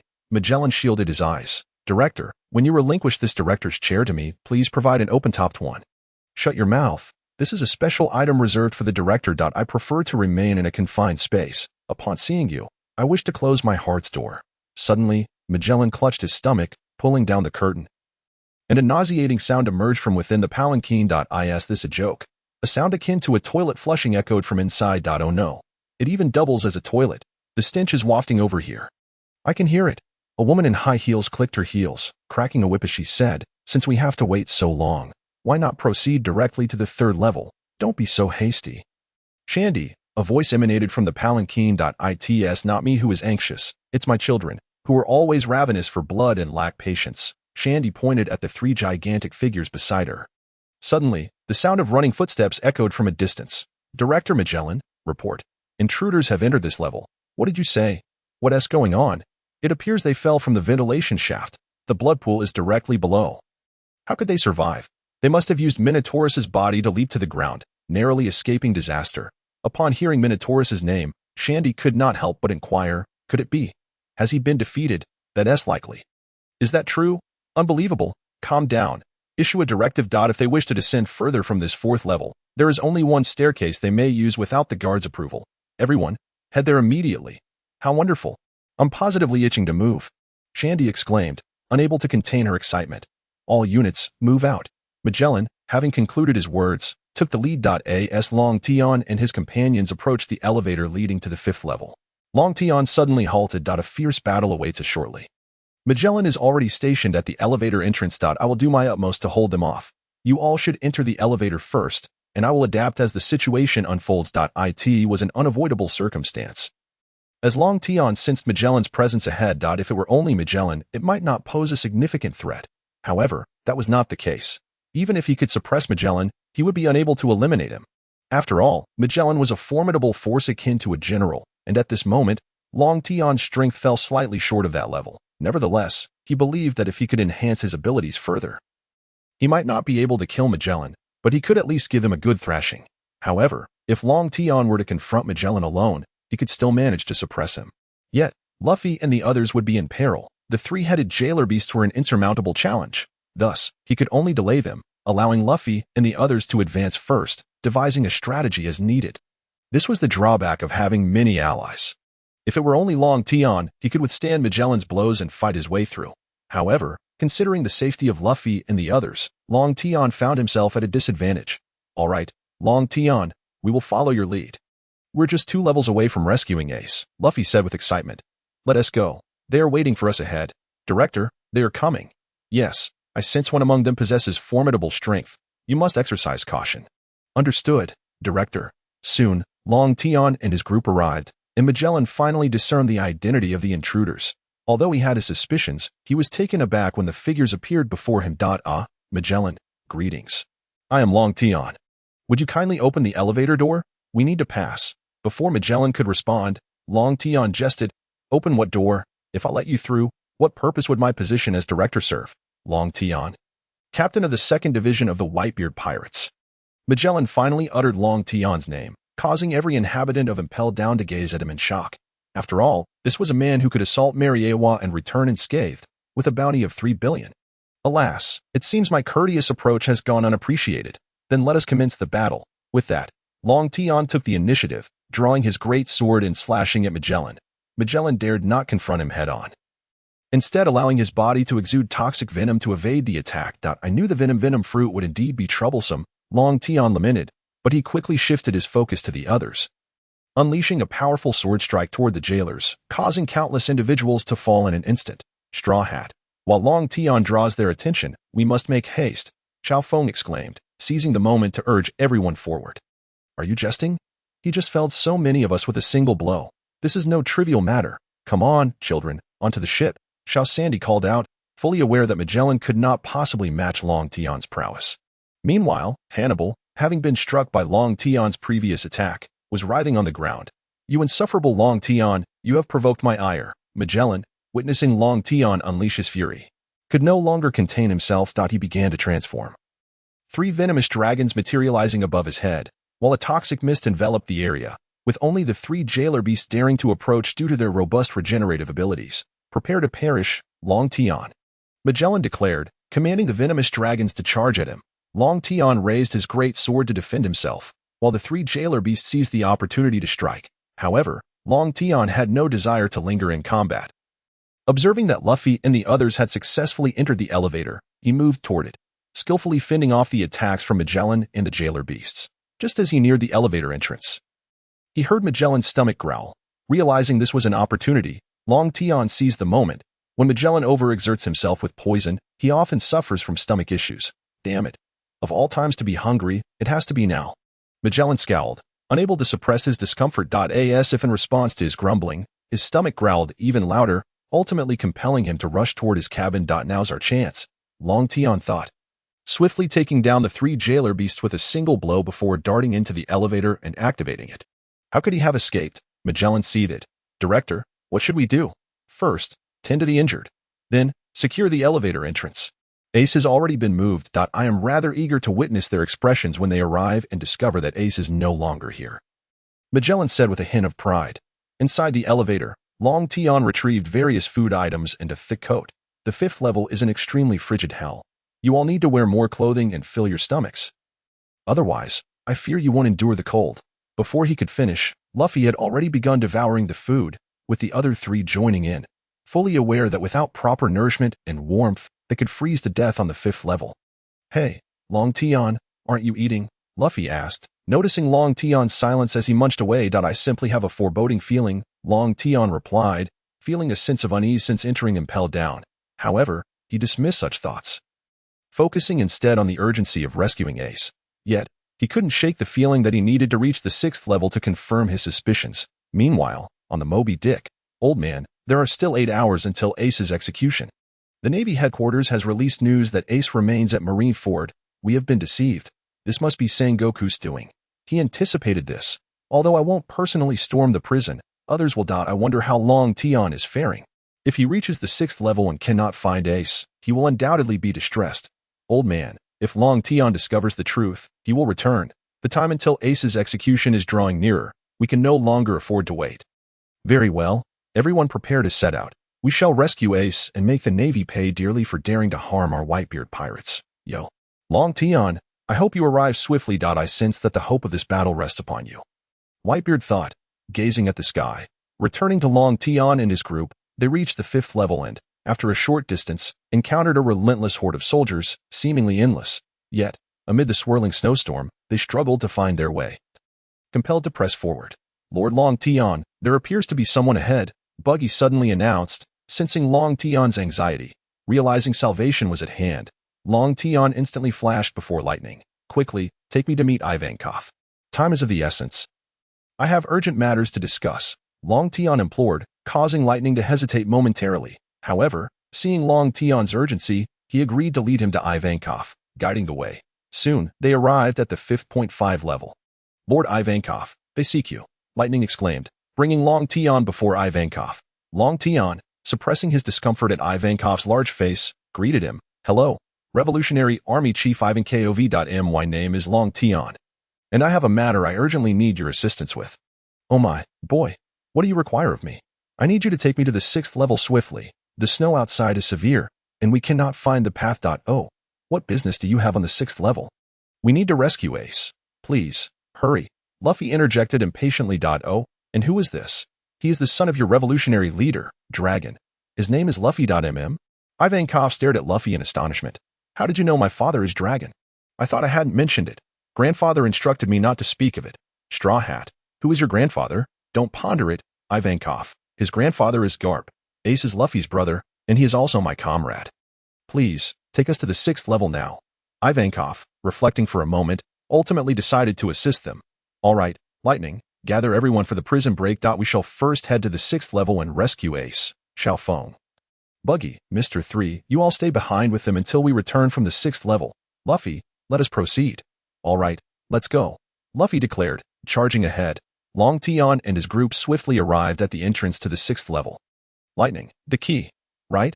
Lightning dashed forward, unlocking the grand door. Below is the staircase leading to the 6th level, Ivankov informed Long Tian. Thank you, Ivankov. Now, let us move quickly. Once we rescue Ace, we will depart, Long Tian said, leading the charge down the stairs. Followed closely by the others. As Long Tian descended, he reflected on how much time had passed. Magellan must have already informed Sengoku. They could be on their way now. Once Ace was rescued, they needed to vacate immediately. For if Sengoku arrived, their situation would become precarious. However, what Long Tian did not know was that Magellan had indeed contacted Sengoku. However, the Marine Corps is fully engaged in preparing for the battle at Marineford and is unable to divert any resources, leaving Magellan to resolve the situation on his own.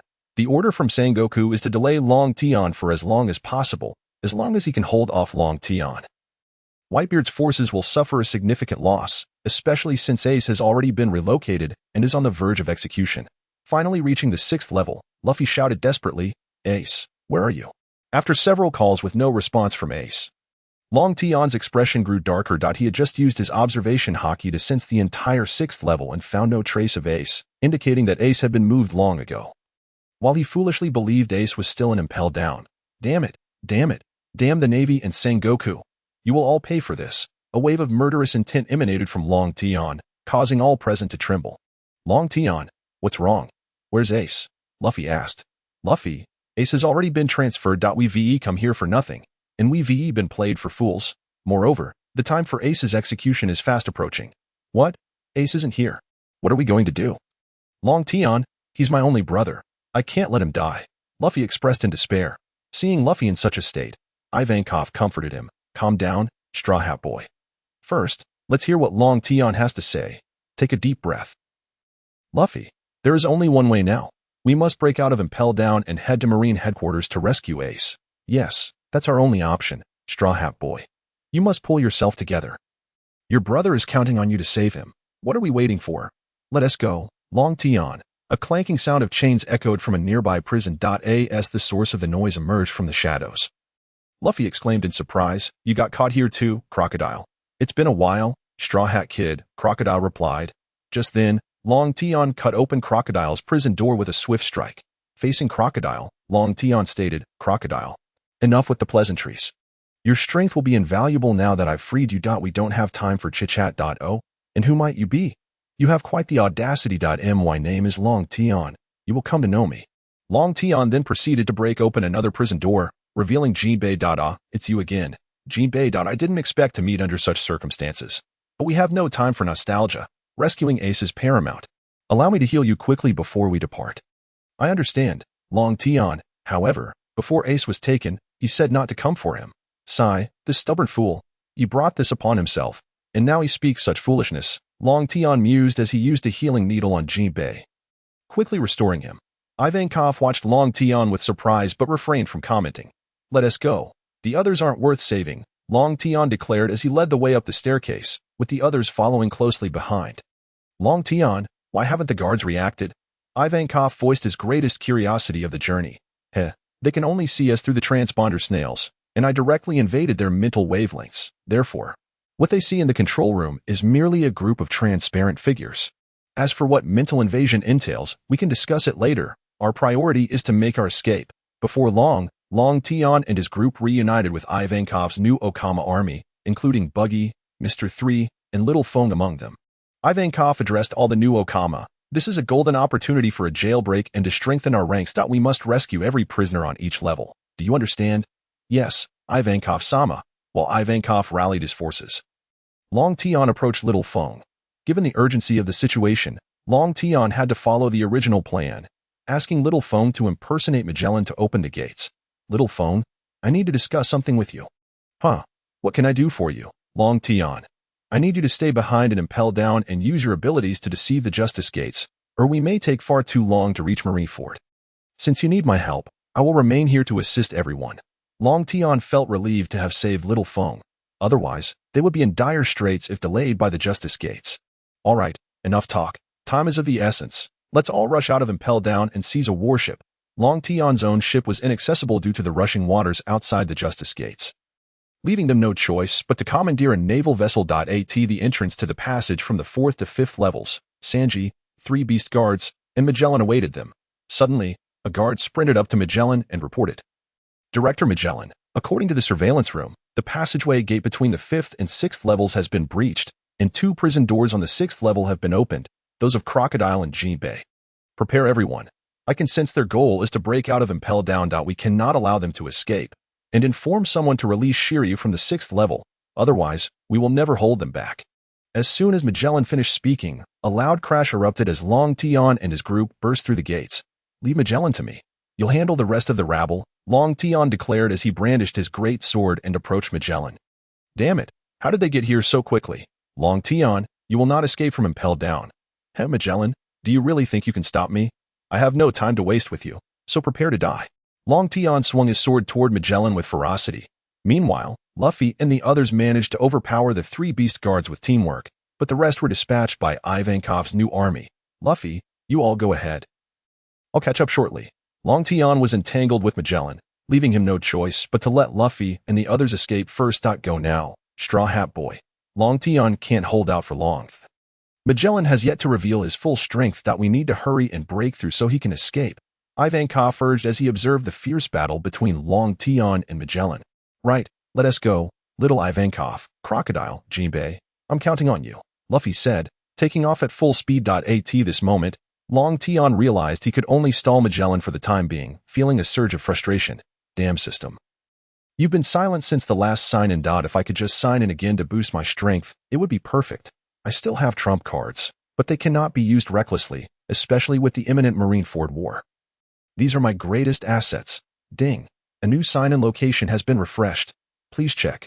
Post. Suddenly, Long Tian heard the long-awaited notification. However, upon seeing the sign-in location, he couldn't help but exclaim to the system, I adore you.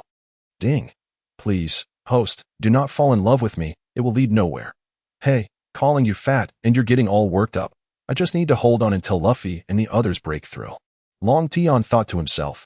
Meanwhile, Luffy and his group encountered a crowd of individuals responsible for Ace's capture. Oh ho, quite the gathering of notable figures we have here. You all seem quite busy. Hey, Titch, why the hell are you here? Shouldn't I be calling you Blackbeard now? Jinbei interjected. No need for hostility. Can you retract that fist of yours? After all, you and Ace are quite close. Aren't you? But if you hate me, you're barking up the wrong tree. Hehehe. Blackbeard. Luffy was taken aback, recalling his last encounter with Ace, where Ace had mentioned the man he was pursuing was Blackbeard. Long Tian had also mentioned that Ace was captured while hunting Blackbeard. Yet, Luffy had no idea who Blackbeard was until now.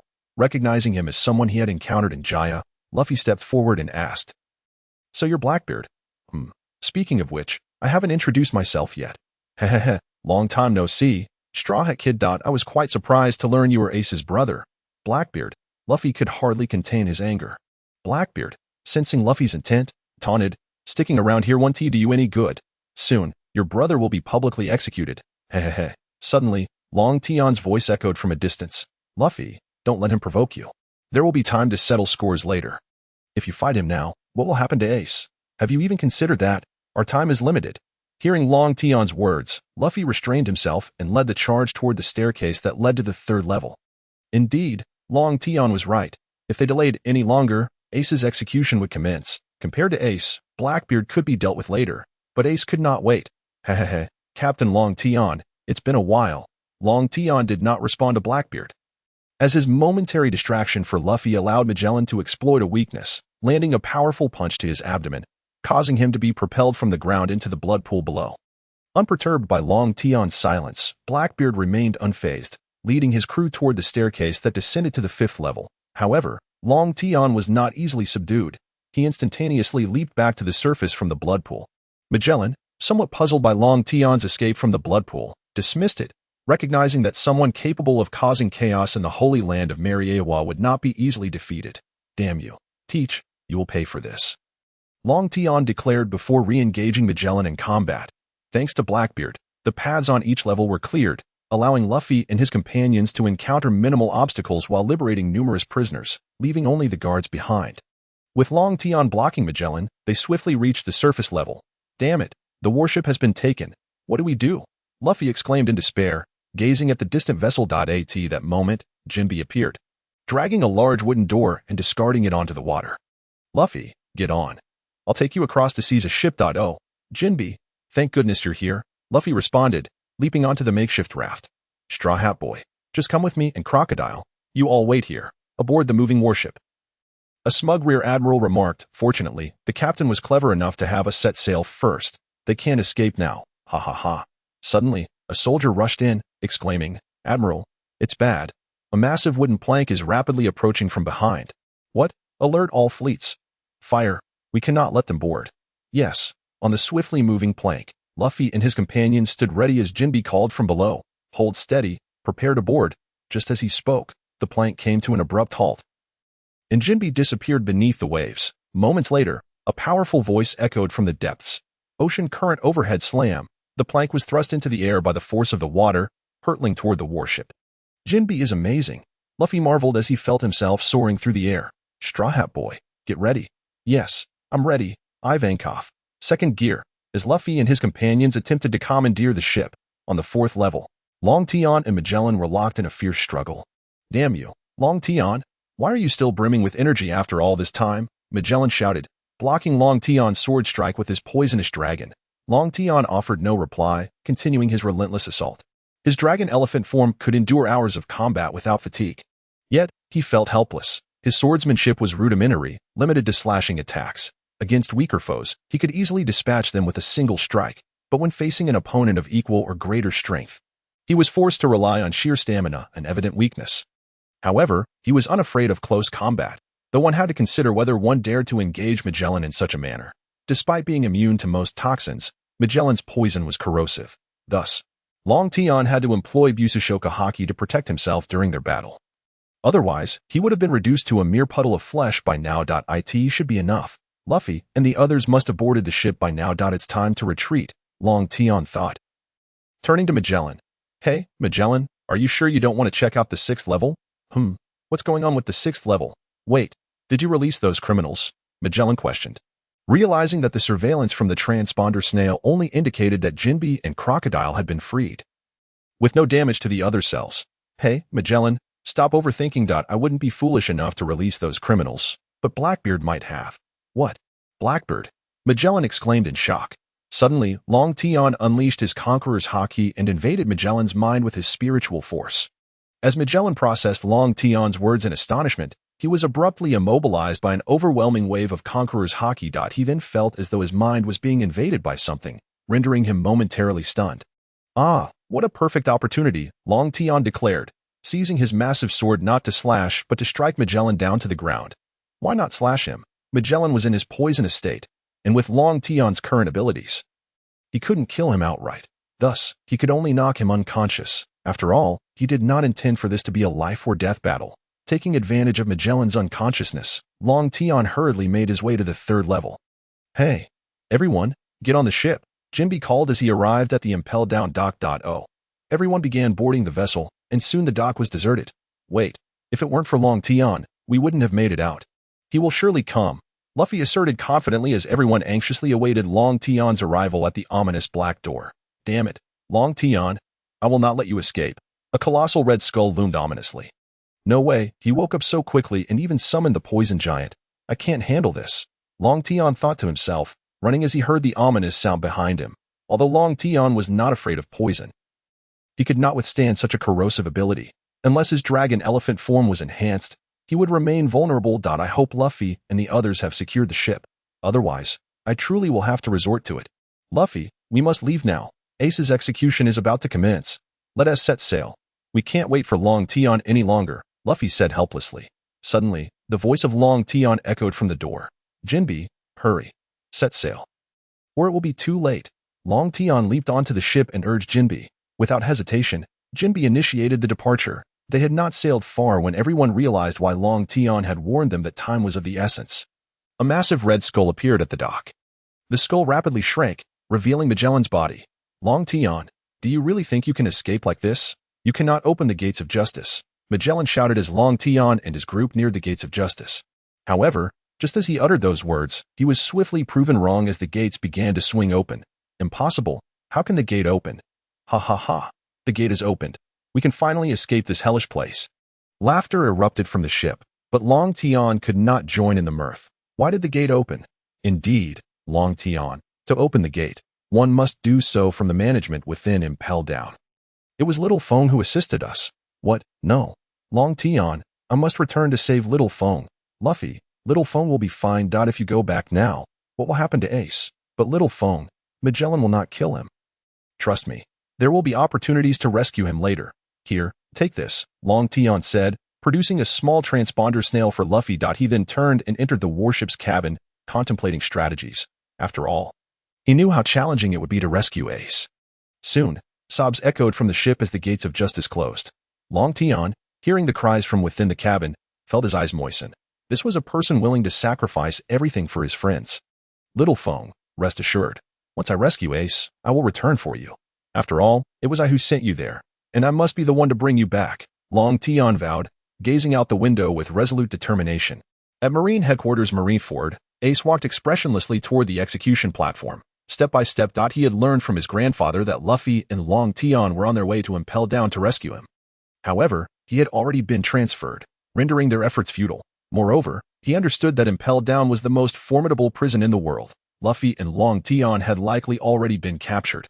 Ace was tormented by inner anguish, grappling with the question of why they would come to save him. This was the turmoil that plagued Ace's heart. In the square of Marineford, the 3 admirals, the warlords of the sea, the giant squad, Sengoku, Garp, Suru, and countless Navy soldiers had all gathered, united in their quest to uphold their sense of justice against Whitebeard. This man could potentially ignite a world-shaking war and was currently the mastermind controlling the fate of the world. As Ace ascended the execution platform under the watchful gaze of the countless Navy soldiers, he looked up at the throng of eyes below, his thoughts consumed by his father, Long Tian, and Luffy, pleading, "Please, do not come. Do not make any unnecessary sacrifices for me." Behind the execution platform, Sengoku and Garp approached. "Well, Garp, it seems I'm about to reveal everything. Do as you wish. I shall take my leave now."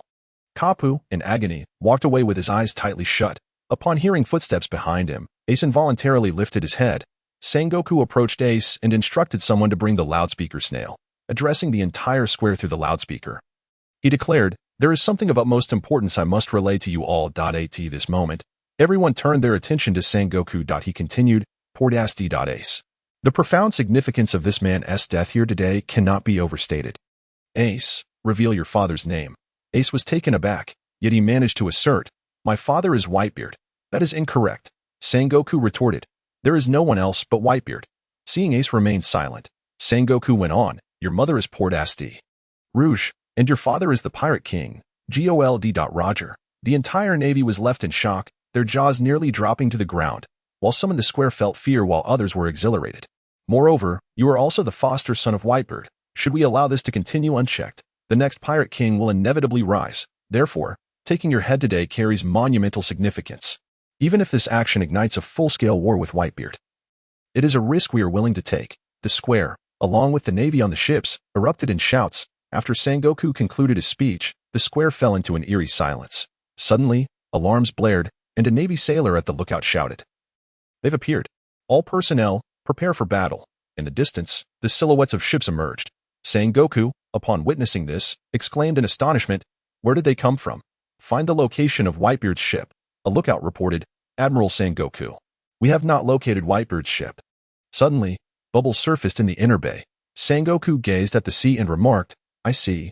All their ships must have advanced from the seabed after being coated." As his words faded, the Moby Dick emerged from the depths, causing all to stare in astonishment. Yet, it did not end there. 3 more ships also surfaced from the seabed. A lookout with a telescope anxiously reported, "Except for the 2nd Division Commander, Marco. All 14 division commanders are present." Clang, clang, clang. Whitebeard, brandishing his weapon, stepped onto the bow of the ship, and the world's strongest man stood before everyone. Well, it's been decades, hasn't it? Sengoku, Whitebeard. Is my beloved son unharmed? Wait for me." Ace, unable to contain himself any longer, Ace shouted, "Father." Whitebeard planted his weapon into the ground and struck the air with his fists, causing the surroundings to shatter like glass, waves rising ominously. But then, all was suddenly calm, eerily so. Observing his father and the companions who had come to rescue him out of concern for his reckless behavior, Ace could not help but exclaim, "Father, everyone, I ignored your warnings and came out here. Why do you still come to save me? This is all my fault." "No, it was I who commanded you to go." "Was it not, Marco?" Upon hearing his father's call, Marco immediately replied, "Indeed, I heard you. Ace, I truly apologize for the burden this has placed on you. I in these waters. Everyone should understand the consequences of harming our comrades." Several division commanders beside Marco added, "We will not allow anyone who endangers you to escape. Ace, wait for us. We are on our way to rescue you." With that, a chorus of shouts erupted from the ship. Meanwhile, on the other side, Long Tian and his group had already passed through the gates of justice. Strange, just like in the original, it opened automatically. Just a moment ago, it was adamant about not opening. "And now it welcomes me," Long Tian pondered, somewhat perplexed. Yet, he paid little mind to these details, as Ace's execution time was fast approaching. "Long Tian, what was that wave just now? It was enormous," Luffy inquired, puzzled. As they passed through the gates, a series of waves had crashed upon them, nearly capsizing their ship. "That was Father S' ability. I suggest you all hold on to something stable. A larger tsunami is on the way. Jinbe, it's up to you now," Long Tian exclaimed. Just then, the waves began to recede, and the ship surged forward rapidly. Was that indeed Father S' ability? Long Tian wondered. No time for discussion. The tsunami is coming. Everyone braced themselves, turning to see a colossal tsunami rising behind them. "Quick, lower the sails," Jinbe commanded, and everyone rushed to pull the sails up. "This can't be real. We're going to die," Buggy cried in despair as the ship was swiftly lifted into the sky, terrified screams echoing throughout. Only Long Tian stood at the bow, gazing into the distance. "This should get us there quickly. Father, please be safe," Long Tian murmured. "Are we heading to the sky?" Buggy clutched tightly to his surroundings. Suddenly, the ship came to a halt, suspended in midair. "Huh.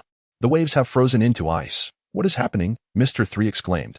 "What do we do?" Long Tian, "The battlefield is below us. How do we descend?" Luffy anxiously looked at Long Tian. "I will descend first. You can follow shortly after. I want to go too. I need to save Ace." "You cannot. Your body is too fragile. If you come down with me, you will surely perish. Trust me. You'll be able to descend shortly," Long Tian insisted before instantly vanishing from sight, his concern for his father leaving him no time to explain. "With my dragon elephant form and armed color, descending from here should pose no issue," Long Tian declared as he leaped down. Returning to before the tsunami, the square was eerily quiet. Suddenly, the water on either side surged upward, climbing ever higher until 2 massive tsunamis formed. A tsunami. It's colossal. What do we do?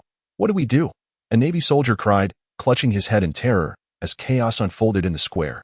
"Though we hold a numerical advantage, I do not believe we are guaranteed victory. For that man possesses the power to obliterate the world," Sengoku stated, observing the scene, aware that this was the shockwave brought forth by Whitebeard. "Edward Newgate, the man who wields the Tremor fruit, is indeed a terrifying force to be reckoned with. It is no wonder he is a legendary monster," Doflamingo remarked excitedly. Just as the Navy stood helpless, the three admirals on high sprang into action. Admiral Akiji leaped into the air, his hands swiftly freezing the tsunami, transforming the two colossal waves into blocks of ice in an instant. Ice Age, Akiji, you little brat. Akiji shattered the ice on his hands and directed a skill at Whitebeard, who countered with a punch, shattering several of Akiji's spears. Akiji, reduced to ice shards, fell into the sea, and the surface was instantly frozen, restoring Akiji back to his original form. Fear not, Whitebeard. We have the three admirals here. Fire the cannons to destroy the Moby Dick. A Navy rear admiral shouted. Just then, a Navy sailor cried out, Look above. Someone is falling.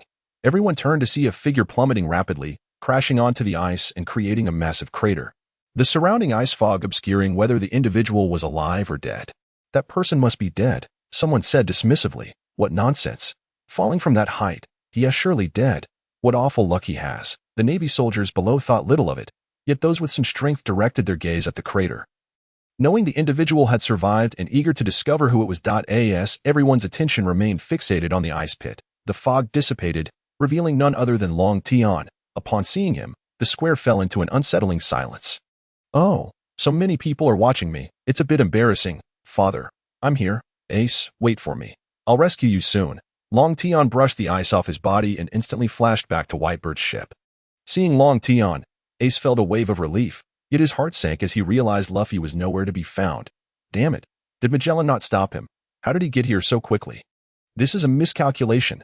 Sangoku lamented, his head throbbing at the sight of Long Tian. Sitting atop the high seat, Kizaru remarked to Akainu, how terrifying. He fell from such a height and appeared unscathed. Truly, the youth of today are formidable. Damn it, Long Tian, his arrival alone is futile. He cannot sway the tide of battle, remarked Akainu, standing nearby. Hey, are you kidding me? He actually showed up, Doflamingo commented in surprise. My destined child has fallen from the heavens. The Empress swooned, collapsing onto her pet snake. He is formidable, truly worthy of confrontation, Mihawk observed, gazing at Long Tian. He, it seems this battle will not be easily won. Moonlight Moria noted. As Long Tian boarded the ship, all the captains gathered around, and Whitebeard turned to face him. Gururara, my son Long Tian, you have finally arrived. Whitebeard exclaimed.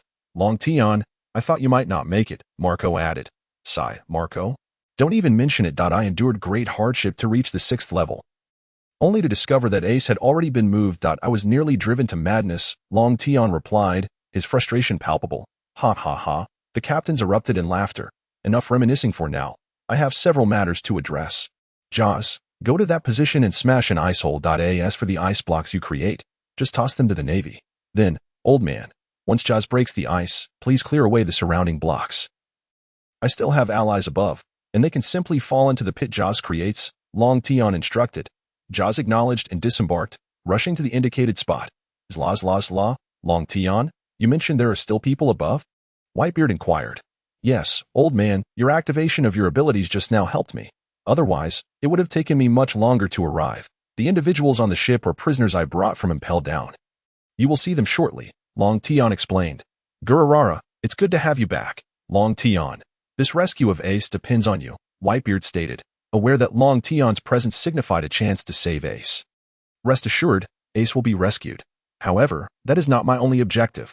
My goal is for us all to return alive, Long Tian declared resolutely, determined to prevent any tragedies from occurring. As Jaws reached the designated spot, he struck the ground with a powerful punch, causing the ice to crack.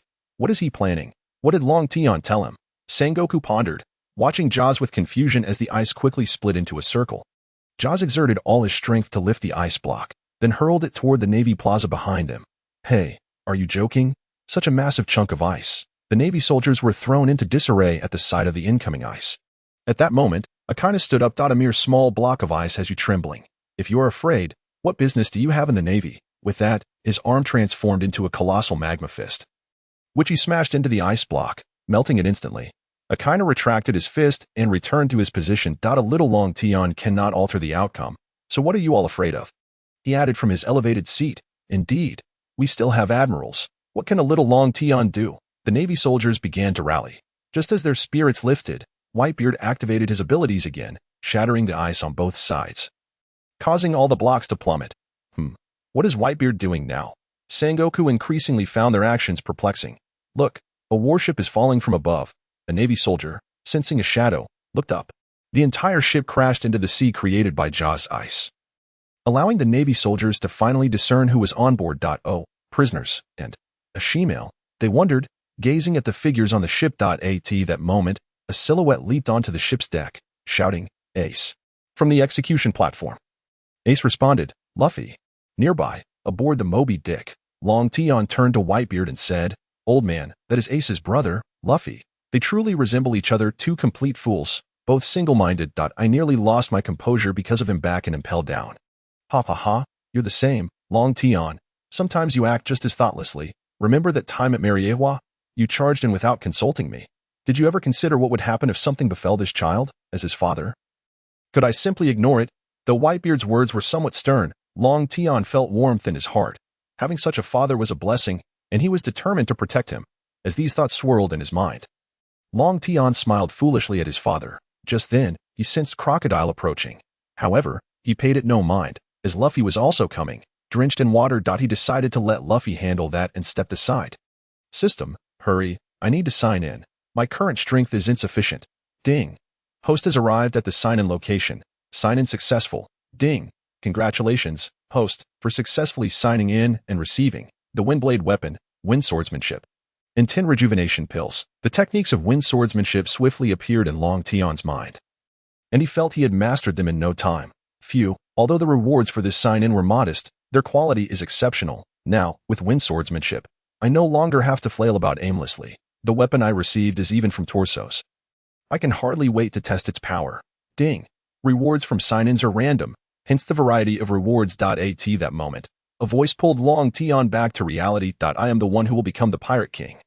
A hush fell over the crowd, everyone startled by Luffy's declaration, especially in front of Whitebeard. Just then, Long Tian approached the two, and, with exasperation, said, "Old man, now do you understand why I said I was nearly driven to madness? This kid is even more single-minded than Ace. All right, Luffy, you can aspire to be the Pirate King later. Saving Ace is our priority now. Zla. This little brat is truly arrogant, if you dare to slow us down. I want to let you off easily, you snot-nosed brat." Whitebeard chuckled. "Long Tian, I will do things my way," Luffy declared, leaping off the ship and charging toward the execution platform. "Ivankov, Jinbei, Luffy is in your hands. Rest assured, Long Tian boy. With me here, Luffy will encounter no issues." Ivankov and Jinbei immediately assured him. As for Buggy and Mr. 3, Long Tian did not call upon them. They were already engaged with the Navy alongside the prisoners. Though it was not their intention, the Navy would not concern themselves with that. "Old man, let us advance. If we don't attack soon, it will be too late," Long Tian urged. "Boys, charge. Save Ace." With that, everyone leapt off the ship and rushed toward the execution platform. "Stop them from breaking through," the Navy commanded, and soon both sides clashed. Long Tian knew that despite his newfound strength, he could not rescue Ace alone. Thus, he charged forward, with the captains of various divisions following suit. Marco attempted to soar directly above but was intercepted by Kizaru, becoming entangled in a fierce battle. Each captain on the ice encountered obstacles from the 7 warlords in the Navy. At that moment, a colossal figure appeared outside the bay, and Long Tian knew it was over. The biggest fool had arrived. He. I never expected to encounter the descendant of Ors. I shall soon have a new corpse." Moonlight Moria grinned at Little Ors. Little Ors quickly broke through the wall, allowing those outside to enter the bay. The Navy's giant brigade was merely child's play in Little Ors's eyes as he advanced toward the execution platform, his sole thought being to rescue Ace. Long Tian, observing Little Ors's advance toward the execution platform, sensed impending trouble and said to Whitebeard, "Old man, you cannot dissuade Ors. Do not even try. I will go assist him." With that, Long Tian headed toward Ors but was intercepted midway. "Akiji, are you certain you wish to block me?" Long Tian drew the Windblade from his system space, having found it easier to wield now that he mastered wind swordsmanship. "La. As an admiral, I must stop you. Would you have me allow you to wreak havoc?" "Very well, I shall use you to test my newly learned swordsmanship," Long Tian declared, unsheathing his sword and executing a steel slash. Though he struck, Akiji had already transformed, evading the blow. Akiji reformed, then unleashed freezing gas toward Long Tian, but he managed to dodge.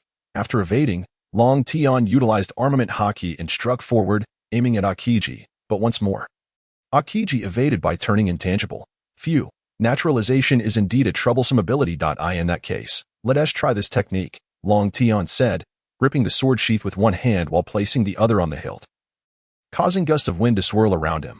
"Ah la la la. Another new technique," Aokiji remarked, observing Long Tian. Sengoku, watching from the execution platform, found Long Tian's actions somewhat peculiar. As the intel indicated that Long Tian wielded a massive sword, but possessed no swordsmanship, merely ordinary slashing techniques. However, he has now unleashed a formidable swordsmanship, demonstrating extraordinary skill. He realizes that had it not been for Aokiji's naturalization just moments ago, he would undoubtedly have sustained injuries. At that moment, Long Tian unsheathed his sword and unleashed a gigantic, high-velocity tornado towards Aokiji. Hasaji, alas, this is troublesome. Just as Aokiji finished speaking, he immediately naturalized. Unfortunately, it was futile. He was still swept into the sky by the tornado, shattering into several pieces. The tornado, having lifted Aokiji, continued its relentless path towards the execution platform, sweeping up all the Navy personnel who could not escape into the air. Is this a joke? A tornado of such magnitude can move at such speed? Everyone was astonished by Long Tian's display. "Damn Long Tian, what other trump cards do you possess?" Sengoku remarked angrily as he observed the chaos caused by Long Tian. La. Truly worthy of Long Tian. Whitebeard laughed heartily.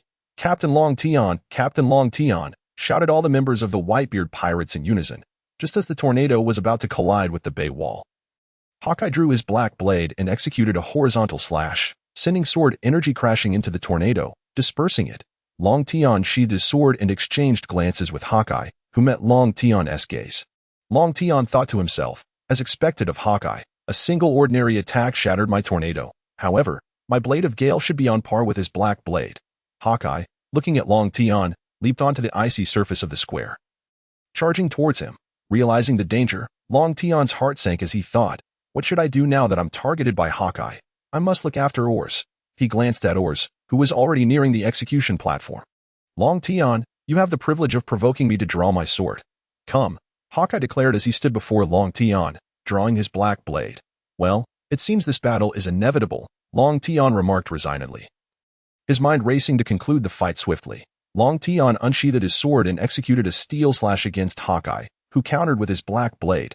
Long Tian then followed up with a reverse forward slash, and the two became entangled in a fierce duel. Meanwhile, Ace, witnessing the battle between Long Tian and Hawkeye from the execution platform, observed that Ors had reached the execution stage and realized that Long Tian could no longer assist Ors. He shouted, "Ors, don't come, run away." Below, Kuma compressed the air with both hands and fired a small burst towards Ors, striking him in the abdomen, rendering him immobile.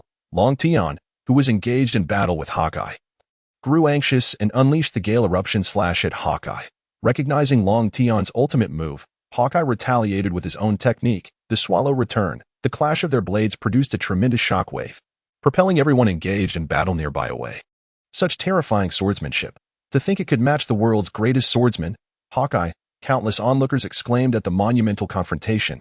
Meanwhile, Ors, although injured and bleeding from Kuma's gaseous assault, refused to succumb. He recalled his moments with Ace and persevered, determined to eliminate one of the 7 warlords.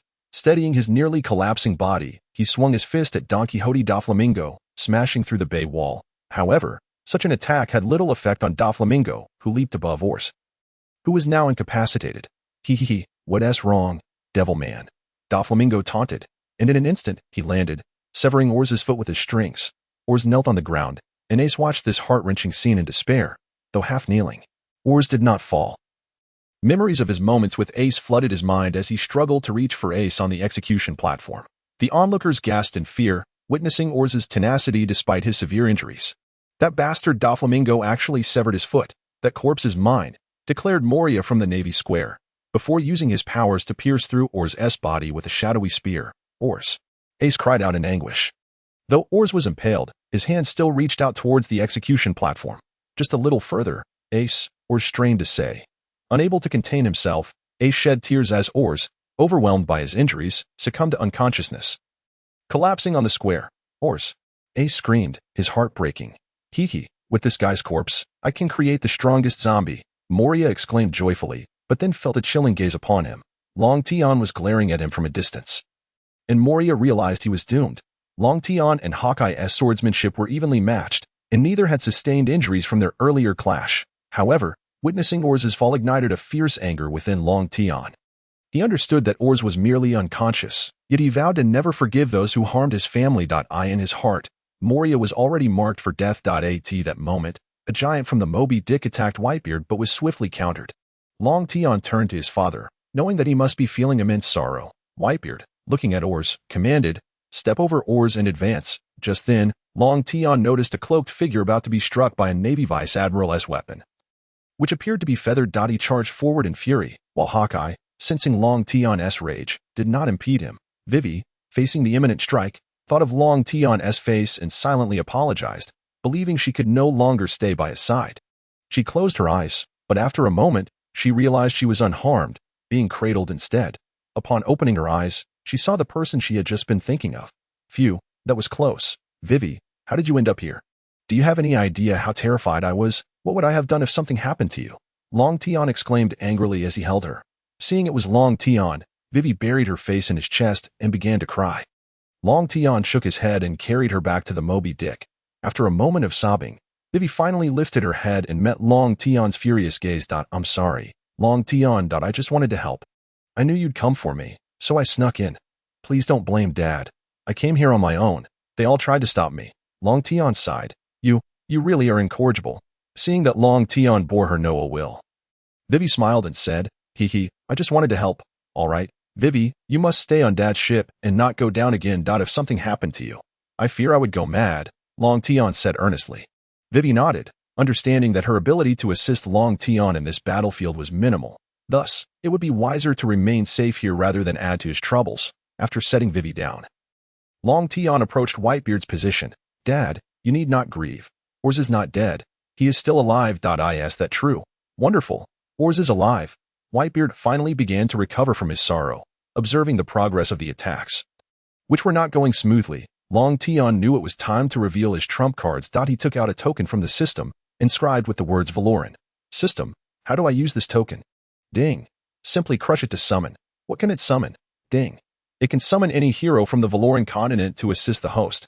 However, they possess their own consciousness and will remain for 1 hour." "Wow, if I summon the Dragon King, won't everyone be doomed? But will they pose a threat to me?" "Ding. The summoned hero will only possess 10% of their original strength and will not harm the host. However, they will assist you in one task. 10% of the Dragon King's strength should suffice, but only one task for an hour seems rather restrictive. What if I summon Teemo? That would be disastrous. Heaven help me. Dragon King, I summon the Dragon King," Long Tian declared as he crushed the token. Whitebeard watched as Long Tian clasped the token and then crushed it, appearing somewhat perplexed. That moment, a pitch-black portal opened beside Long Tian, emitting the sounds of steel colliding. Could it be? Long Tian thought, having already deduced the identity of the figure emerging from the black hole. Far away, Sengoku, who had been closely observing Long Tian, raised an eyebrow at the appearance of the black hole, and then he saw the figure stepping out, someone clad in armor, wielding a massive iron hammer. However, a figure, obscured from view, stood beside Long Tian. Gazing at the armored figure wielding an iron hammer, Long Tian felt an exhilarating thrill. "Goodness, they've summoned Modkasar. This time, they are doomed," Long Tian remarked, eyeing Modkasar. Whitebeard observed Modkasar, who stood at the same height as himself. With a hint of curiosity, he noticed that beneath Modkasar's armor lay only a mass of dark green orbs, devoid of any semblance of life. Modkasar faced Long Tian and spoke in a hollow tone. "Weakling, what is your command?" The oppressive aura was palpable. "Help me eliminate the navy over there." Long Tian pointed towards the naval plaza. "Another batch of quality soldiers shall be added to my ranks," Modkasar proclaimed as he leapt from the ship. "Who is he?" Long Tian's comrade wondered aloud. "I can sense he is no living being, and his power is formidable. Father, he is Modkasar, summoned by me through a token I fortuitously acquired. It allows the denizens of the underworld to assist me, albeit for only 1 hour," Long Tian replied, cleverly sidestepping the mention of the system. "The underworld? This world has an underworld." "Indeed, Father. There is also the road to the Yellow Springs. A person has returned from the underworld aboard Luffy's ship. Oh, I would like to meet him sometime," Whitebeard mused, shifting his gaze to Modkasar, eager to witness the abilities of one hailing from the underworld. Many onlookers were merely perplexed by Modkasar's descent from the ship. After all, he was not a monster, merely a heap of metal. Modkasar strode directly towards a giant admiral. The giant admiral, initially puzzled by the mass of metal, became wary upon realizing Modkasar had descended from Whitebeard's ship and swung down a spiked club. Modkasar looked up at the giant admiral, his eyes emanating an eerie green glow. As the club descended rapidly, Modkasar reacted, brandishing his weapon, and in an instant, both figures vanished. What power is this? The man simply disappeared without leaving a trace. Is he an ability user? Sengoku exclaimed in shock. For if this pile of metal could utilize abilities against any admiral, they would lose a significant portion of their combat strength, severely impacting the entire battlefield. All present turned their attention to the spot where the two had vanished, astonished by the sudden disappearance of such a large figure. How terrifying. Is this a new ability user? Kazara remarked, glancing towards Long Tian. Such a massive individual vanished without a trace. This is an intriguing ability, Doflamingo commented. La la. Is this the power of the denizens of the underworld? Is it a fruit ability? Father, that is not a fruit ability, it is his own technique. Just as the crowd was engulfed in astonishment, a more shocking event unfolded. The two reappeared.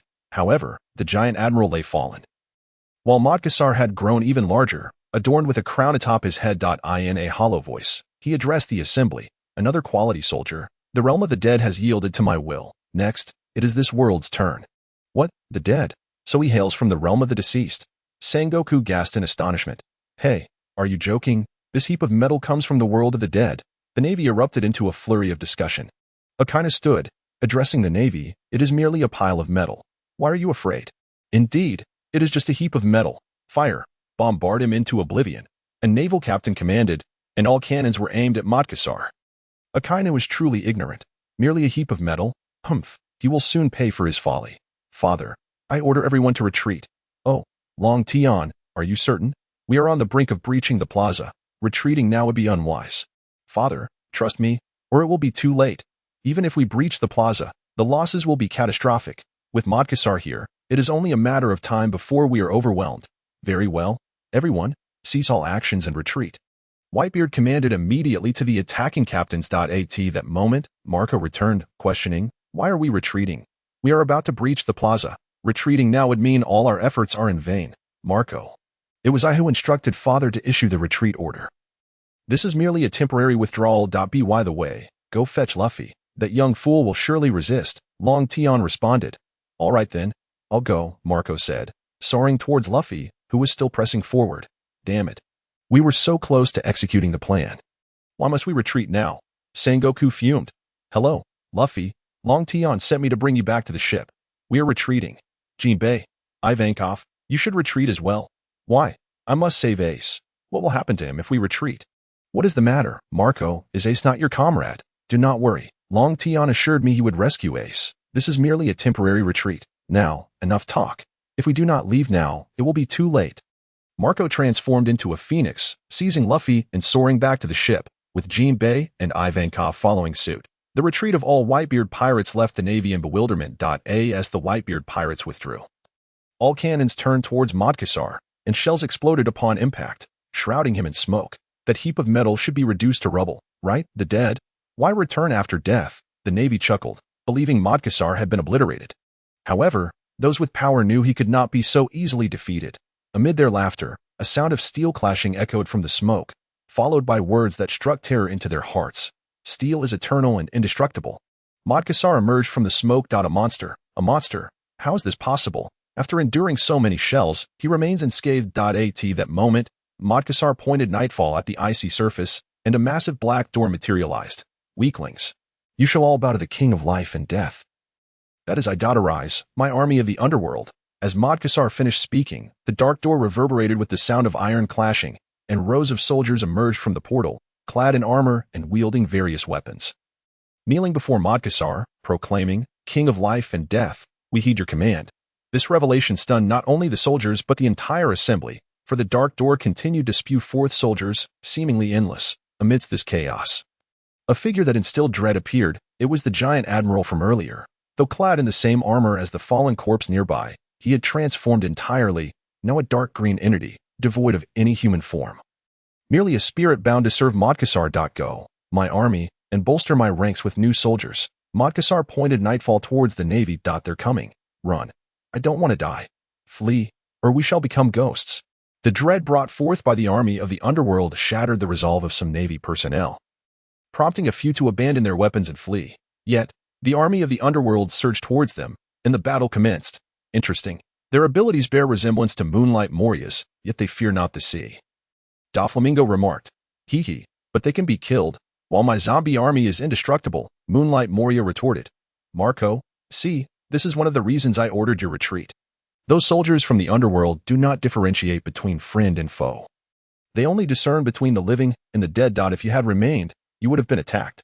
Phew, thank goodness for Long Tian's timely retreat. Otherwise, we would have been finished. By the way, Long Tian, do you have ties to the underworld? No, Makassar was summoned by me using the token, and he can only exist for an hour. He is the lord of the underworld, and those soldiers are his army. I have no connection to them.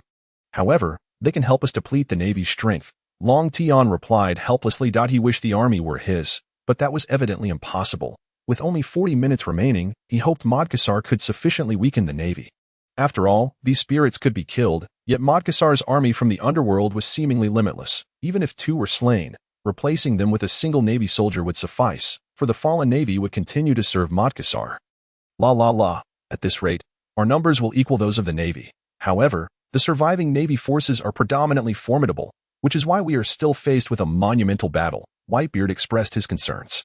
Do not worry, Father. I assure you that everyone will safely return to the new world. Please, trust in me. Long Tian declared with unwavering resolve, having prepared to reveal all his cards today. And no matter what, he was determined to ensure that everyone lived to see the new world again. Marco, promise me one thing, Long Tian said earnestly. We are family. Whatever you say, I will do, Marco replied, albeit somewhat puzzled. Not now. But after we rescue Ace, I need you to help me take Hancock away. If she is unwilling to leave, tell her it is my command that she must comply. Understood, Marco responded. The army from the underworld ruthlessly slaughtered the navy without fear of death. For each navy soldier that fell, they would emerge anew from the gates of darkness, transformed into soldiers of Lord Caesar. Damn it, Akiji, freeze them all. Sengoku, with reddened eyes, commanded Akiji, his heart heavy as he witnessed the fallen navy soldiers. Akiji did not respond to Sengoku but approached the underworld army, ready to unleash his powers. However, he was abruptly caught in the grip of a colossal, ethereal hand that pulled him toward Lord Caesar, who raised his weapon, Nightfall, and smashed Akiji into shards of ice. Yet, Akiji quickly regained his form and unleashed a mist of ice towards Lord Caesar, attempting to encase him in frost. However, before his ice mist could reach Lord Caesar, it was thwarted by a transparent shield. Weak mortal, your magic is futile against me, Lord Caesar scoffed, mistakenly believing Akiji was employing sorcery, as the realm of Valoran lacked the existence of devil fruits. Realizing his ice attack was blocked, Akiji abandoned the effort and thrust his dual spear towards Lord Caesar. This time, there was no transparent shield, and the spear pierced Lord Caesar's chest, only to shatter upon impact. Failing to inflict any damage, pathetic attempts, mortals worship me, and I grant you eternal life, Lord Caesar proclaimed, eyeing Akiji, who he deemed a worthy servant. Hearing Lord Caesar's words, Akiji retorted, allow me to worship a dead man? Who do you think you are? Admiral Carp, the hypocritical god cannot protect you. Lord Caesar, misinterpreting Akiji's reference to Carp as divine, grew increasingly irate. He then pointed Nightfall at Akiji, and the two vanished from sight. Where did Long Tian and the others go? Marco pondered, watching the two disappear. Well, it should be an alternate space created by Lord Caesar. To put it simply, they appear to have vanished from our sight. But they still exist in that realm, akin to a door that separates our worlds, came the explanation. Damn, this Tin Man's abilities are far too powerful. He can even imprison an admiral, Sengoku remarked, observing the spot where Akiji and Lord Caesar had disappeared. Nevertheless, he believed Akiji could not possibly be dead, merely that he had been transported away. Kazara took action. Now, aside from Akainu, you are the only one capable of large-scale attacks, Sengoku stated, as Akainu was on the verge of stepping in. However, the retreat of the Whitebeard pirates had caught them off guard. Oh, how terrifying, Sengoku. Very well, I shall take action, Kazara declared as he leaped into the fray against the underworld army. With no interference from Lord Caesar this time, Kazara unleashed his ultimate move, Yada no Kagami. Countless dazzling light orbs rained down upon the underworld forces, swiftly annihilating a multitude of their soldiers. Yet, he underestimated them. The fallen underworld army rose once more from the gates of darkness. They were immortal, utterly indestructible. What are we to do? The navy soldiers battling the underworld army felt a sense of despair, as they witnessed a giant rear admiral, recently slain by Kizaru, emerge once more from the gates of darkness. The sheer number of the underworld army was overwhelming, and they had failed to notice the specifics of their forms. But the giant's massive stature made him easily recognizable. This is horrifying. It seems endless. I cannot maintain my abilities indefinitely, Kizaru lamented as he transformed into a beam of light and returned to his vantage point. While Sengoku silently observed the conflict below, the Navy struggled valiantly against the relentless underworld army, while the 7 warlords of the sea largely remained apathetic, indifferent to the fate of the Navy. Eager to see them weakened, for they were pirates, this battle was being broadcast live, and the world was in an uproar at the sight of the underworld army, with countless reporters feverishly capturing photographs that would shock the world the following day. Aboard the Moby Dick, Slalala, Long Tian, do you think Aokiji can escape? Father, it is impossible for him to emerge unless Mort Caesar himself releases him. Otherwise, it cannot happen. Once the time comes and Mort Caesar departs, Aokiji should be able to return, albeit utterly exhausted. Aokiji will be exhausted. While he may not be able to defeat that massive tin can, he should at least be able to run. It seems that tin can is quite slow. Marco questioned. If it weren't for the impending battle, Long Tian would have surely reprimanded Marco for his incessant chatter. Though I think so, I must explain. He has nowhere to run. Do you think he can escape within that confined space? It is roughly the size of a fighting arena, thus Aokiji is forced to confront Mort Caesar directly. Meanwhile, amidst the chaos of the battle, no one noticed that only Kizaru remained in the seats of the 3 admirals. As the battle intensified, the Navy was left to desperately defend the plaza against the advancing underworld army. Suddenly, all the underworld soldiers ceased their movements and began to dissipate, while the gates of darkness closed. Aokiji reappeared on the icy surface, gasping for breath, blood streaming from his arms and head. Father, let us launch a full-scale assault. Mort Caesar has retreated, and the Navy is dwindling, all exhausted, and Aokiji is injured. Long Tian observed the vanishing underworld army, realizing the time had come. Crew, launch a full-scale attack. We must rescue Ace this time. Whitebeard bellowed. Initially, the Navy breathed a sigh of relief as they witnessed the underworld soldiers disappearing one by one. But despair washed over them upon seeing the pirates leaping down from the Moby Dick. Damn it. No wonder they waited until now. They should have initiated their plans earlier, Tsuru remarked to Sengoku through the den mushi. Understood. Instruct the Navy not to descend onto the ice. This is an opportunity. Let the human weapons commence. Tsuru commanded through the den mushi. The entirety of the Whitebeard pirates began their full-scale assault, with Luffy at the forefront, while Whitebeard commanded the operation from the ship's bow.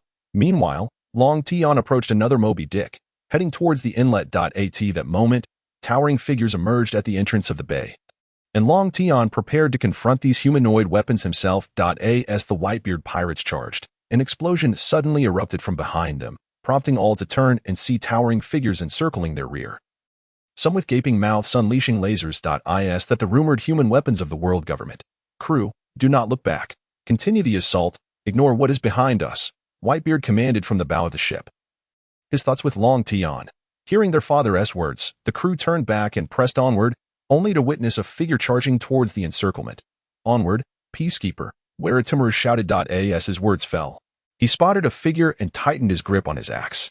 So many. This will be troublesome. I must first eliminate that rotund one before unleashing a hurricane to sweep them all away. Long Tian, already aware of the unfolding events, had long been prepared for the Navy's plan. Advance, Peacekeeper. I will hold him off. Aatrox declared to Long Tian. Oh, you will hold me off, little fatso. Who do you call fat? I will not divulge my true strength. I am the strongest in defense. Goodness, your tactic is quite impressive. Long Tian quipped, though he readied himself to resolve the matter swiftly, as he had no time to linger with this rotund adversary. Without further ado, Long Tian drew the blade of the gale and executed a fierce wind slash towards Aatrox, who raised his axe in retaliation. Upon impact, Aatrox was sent flying, his axe splintering into fragments. How is this possible? I was defeated in a single strike. Aatrox gasped in disbelief, for he considered himself the most formidable in defense. He attempted to rise, only to be swept away by a tornado conjured by Long Tian. However, this tornado is relatively small, and thus it does not travel far. Phew, having dealt with the hefty foe. Now there are these robots to contend with. Just as Long Tian finished speaking, all the human weapons locked onto him and simultaneously unleashed their lasers.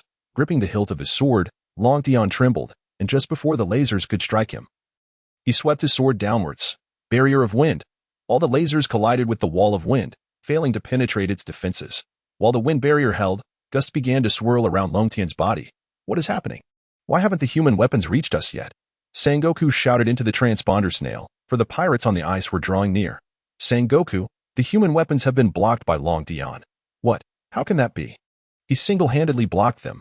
What about Sabo? Sabo has already been defeated by Long Tian, but he won't hold out for long. All the human weapons have begun their assault. Quickly, order the human weapons to retreat. They cannot defeat Long Tian. Just as Sengoku cried into the transponder snail, the wind barrier surrounding Long Tian dissipated. At that moment, Long Tian unsheathed his sword, unleashing a tremendous hurricane that instantly tore apart the first human weapon it encountered, sending them flying one after another. Phew, my stamina can hold out for one more time, just enough to recover before relying on my father and the others. Oh no. Long Tian, having not finished his thought, charged towards the Moby Dick, nearly forgetting something of utmost importance. Zala. Truly, he is my son. Such power is nearly catching up to me, Whitebeard mused at the bow of the ship, sensing the immense tornado unleashed by Long Tian. Yet, he remained unaware that a certain fool was advancing towards him step by step, intent on committing an act that would harm his own father. Sengoku, the human weapons have all been blown away by Long Tian's hurricane. You needn't tell me. I have already seen it. I am not blind to such a massive tornado. Phew, but fortunately, the Whitebeard pirates have already rushed over, Sengoku thought with some relief, having retained a card up his sleeve. Whitebeard stood at the bow of the Moby Dick, oblivious to the impending crisis. Squirtle approached Whitebeard from behind, saying, "Father." Aware of the presence behind him, Whitebeard replied, "Squirtle, are you all right?" "I'm fine," Squirtle said as he moved closer to his father. "Is that so? I couldn't reach you earlier. How's the situation at the bay?" "It seems the pirate crew has suffered heavy losses. I took a shortcut to get here." Just as Squirtle's words fell, a voice halted him. "Squirtle, wait." Long Tian charged towards them, and Squirtle merely stood still, his question still unasked. Zala. Long Tian, you have arrived. Has everything been resolved?" "Phew, father, I have dealt with all the weapons. Now there are just 2 matters left." "Squirtle, I know what you wish to ask, but you are gravely mistaken." "How do you know what I want to ask?" Squirtle inquired. "Because I am aware that you have been swayed by a Kaino. If you intend to harm father for the sake of the Pirate King, can you truly reconcile that with your conscience?" What exactly transpired?" "Father, let me explain. He was swayed by a Kaino at the bay, claiming that you had a deal with the Navy to exchange their heads for Ace's life." "Squirtle, if that were the case, do you truly believe your heads are worth more than mine? Think critically, and moreover, Ace has stood by us. What happened with his father has nothing to do with him." "Foolishness," Long Tian exclaimed, shaking his head. Zala, Squirtle, the notion of retribution for a parent's debts is utterly foolish. Has Ace ever wronged you? His lineage is of no consequence. In this vast ocean, all of us are my sons, Whitebeard declared, prompting Squirtle to collapse to the ground in tears. "Alas, Squirtle, as a man, stand up. What could this crying do? You were misled by a Kaino. You should take up your sword and strike him down. That is the mark of a true man." As Long Tian's words faded, massive iron plates began to rise in the inner bay. The pirates nearing the Navy Plaza were thrown into disarray. "Wall, barrier. We are surrounded. What do they intend to do?" Long Tian observed the rising iron walls and addressed his father. "Father, once I use my final technique, I will be out of stamina. The rest will depend on you. We must rescue Ace." Zala. "Do not worry, I will certainly save Ace." Upon hearing his father's words, Long Tian's grip on the sword hilt began to tremble violently. On the execution platform, Sengoku spoke to a Kaino. "Though Squirtle's plan has faltered, they have all surged deep into the bay. There is no place left to escape. Moreover, the steel defensive wall has risen. Akainu, it is time." Hearing Sengoku's words, Akainu slowly emerged, his arms beginning to transform into magma. Meteor volcano. Akainu raised his arms skyward, unleashing a barrage of magma. Everyone on the ice gazed upward as fiery projectiles rained down. At that moment, they heard Whitebeard's voice. "Everyone, advance towards oars. Gather beside oars. Do not concern yourselves with the magma." As Whitebeard's command resonated, all rushed towards oars. They placed their faith in their father, and he did not disappoint. Just as they sprinted while watching the falling magma, a voice sounded. "Barrier of wind."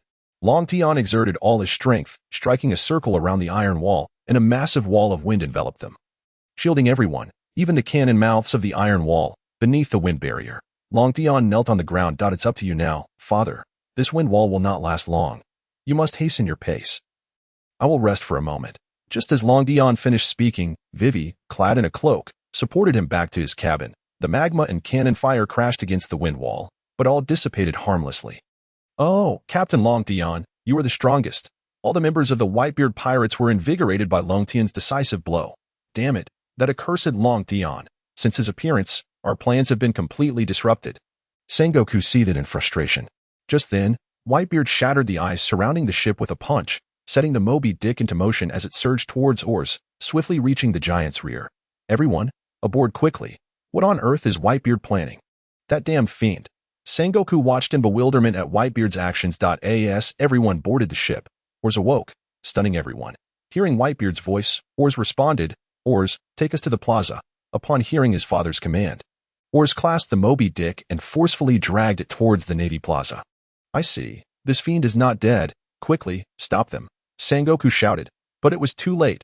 The ship had already entered the Navy Plaza. "Rescue Ace. Take down the Navy headquarters." With those words, everyone leaped off the ship. Engaging in battle with the Navy, Oars, having exhausted his strength, collapsed. Damn it, have they managed to invade so close? Sengoku mused, but then he recalled Long Tian, glancing around only to find him missing, his expression darkening. That rascal isn't plotting something again. Is he? Sengoku was increasingly wary of Long Tian. At that moment, Whitebeard leaped down from the ship and declared, "Sons, fall back." As Whitebeard's command rang out, everyone began to retreat, and then Whitebeard raised his weapon, unleashing his power to cleave through the air, sending the Navy soldiers on the plaza flying. "Charge, my sons, rescue Ace. Yo!" Everyone surged forward, with the destined child Luffy leading the charge. Whitebeard intended to continue using his powers, but as he prepared to lift his weapon, Akainu stomped down on it, stating, "If you continue to wreak havoc, this island will sink. Then you best defend it well, Magma Brat," Whitebeard retorted, engaging Akainu in combat. Unbeknownst to Whitebeard, Akiji, treated as an injured party, was lurking in the shadows. Though wounded, he was not incapacitated. Witnessing the sacrifices made for him, Ace felt a pang of anguish, yet he quickly steeled himself. He could not squander the sacrifices of his comrades. Marco confronted Kizaru, while Geoise charged headlong towards the execution platform unimpeded. Just as he neared, he was sent flying by a punch from Garp. "As long as I am here, none shall pass," Garp proclaimed, choosing justice over familial ties and ideals. "We have the Navy hero, Vice Admiral Garp. Pirates, do not even think about advancing." The appearance of Garp invigorated the Navy. Whitebeard and Akainu were locked in a fierce battle when suddenly, Akainu unleashed a molten fist aimed at Whitebeard, who prepared to counter with his abilities. However, at that moment, he felt his entire arm freeze, and Akainu's magma-infused fist struck his abdomen, piercing straight through. Whitebeard coughed up blood and half-knelt on the ground, a wave of charred scent emanating from his wound. "Old man." Everyone, including Ace on the execution platform, was stunned to see Whitebeard ambushed, with Ace feeling the most anguish. "Old man, I'm coming to fight Kizaru right away." Marco, aware that the old man's injuries were merely suppressed temporarily by Long Tian, realized that any new injury would surely exacerbate the situation. Yet, despite being directly pierced by Kizaru's light, Marco remained unfazed. After a brief moment of shock, he quickly rushed toward Whitebeard. The Immortal Phoenix's regeneration ability, it's your turn now, Kizaru directed to the nearby ghost spider, who swiftly pursued the disinterested Marco, without hesitation.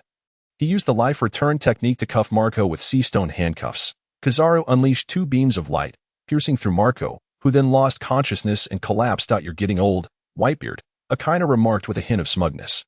"La la la, Kazan, you've disguised yourself quite well," Whitebeard replied, enduring the excruciating pain as he stood up. "La la la la. You can still speak after being pierced through the abdomen, Whitebeard. Truly a monster." Kazan emerged from the shadows, stating, "It's far too early for me to fall," Whitebeard declared, steadfastly gazing at his fallen sons. Outside, Long Tian remained oblivious to the chaos. He had succumbed to exhaustion and fallen asleep. While Vivi cradled his head in her lap to provide him comfort, Long Tian had been asleep for a while, but Vivi observed the frown on his face with concern, suspecting he was unable to rest peacefully. She gently stroked his face until he suddenly opened his eyes. "Dear, how long have I slept?" he inquired. "No need to rush, Long Tian. You've only been asleep for less than 10 minutes. Phew, that's good. I feel my strength returning. It's enough to help the old man," Long Tian said as he stretched his arms. "Go. Long Tian. I'll be waiting here for your return," Vivi said, looking at the man who risked everything for his family. "Phew, my dear, wait for me. No matter what happens, just wait for me. I will be fine," Long Tian assured her solemnly. "I believe in you, husband." Upon hearing Vivi call him husband, Long Tian felt an infusion of strength coursing through him. "All right, I'll hurry," he replied, leaving the room and heading towards the deck. On the execution platform, Sengoku announced the dreaded news: execution to commence ahead of schedule. Prepare the axe and blade. Ace, Luffy, at the forefront, looked fearfully at Ace, who was about to be executed. What should we do?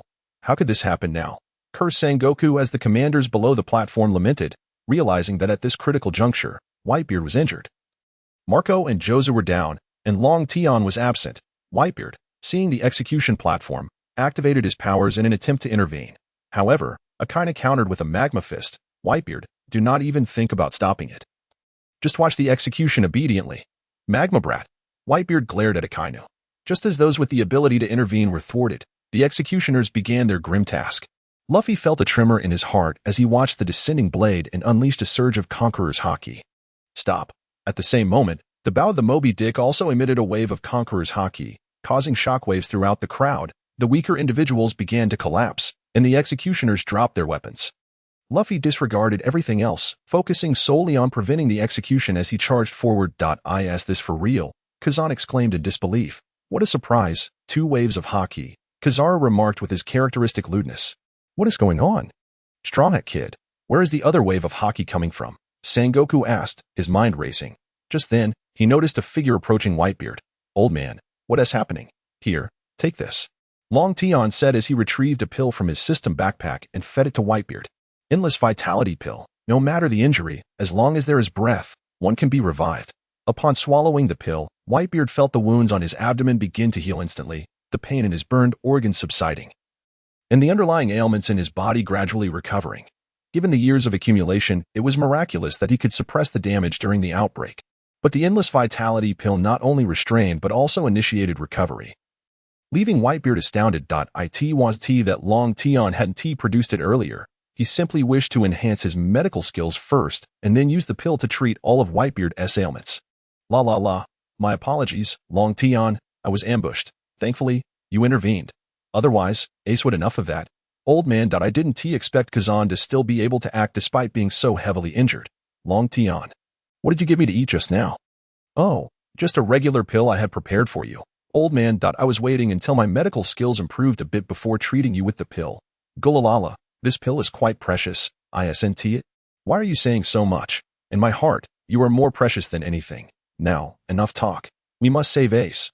Long Tian exclaimed, rushing toward Akainu, vowing to not let this scoundrel who dared to hurt the old man escape. Watching Long Tian charge at Akainu, Whitebeard felt that the greatest fortune in his life was having Long Tian as his son. Damn it. What did Long Tian feed Whitebeard? His wounds are healing.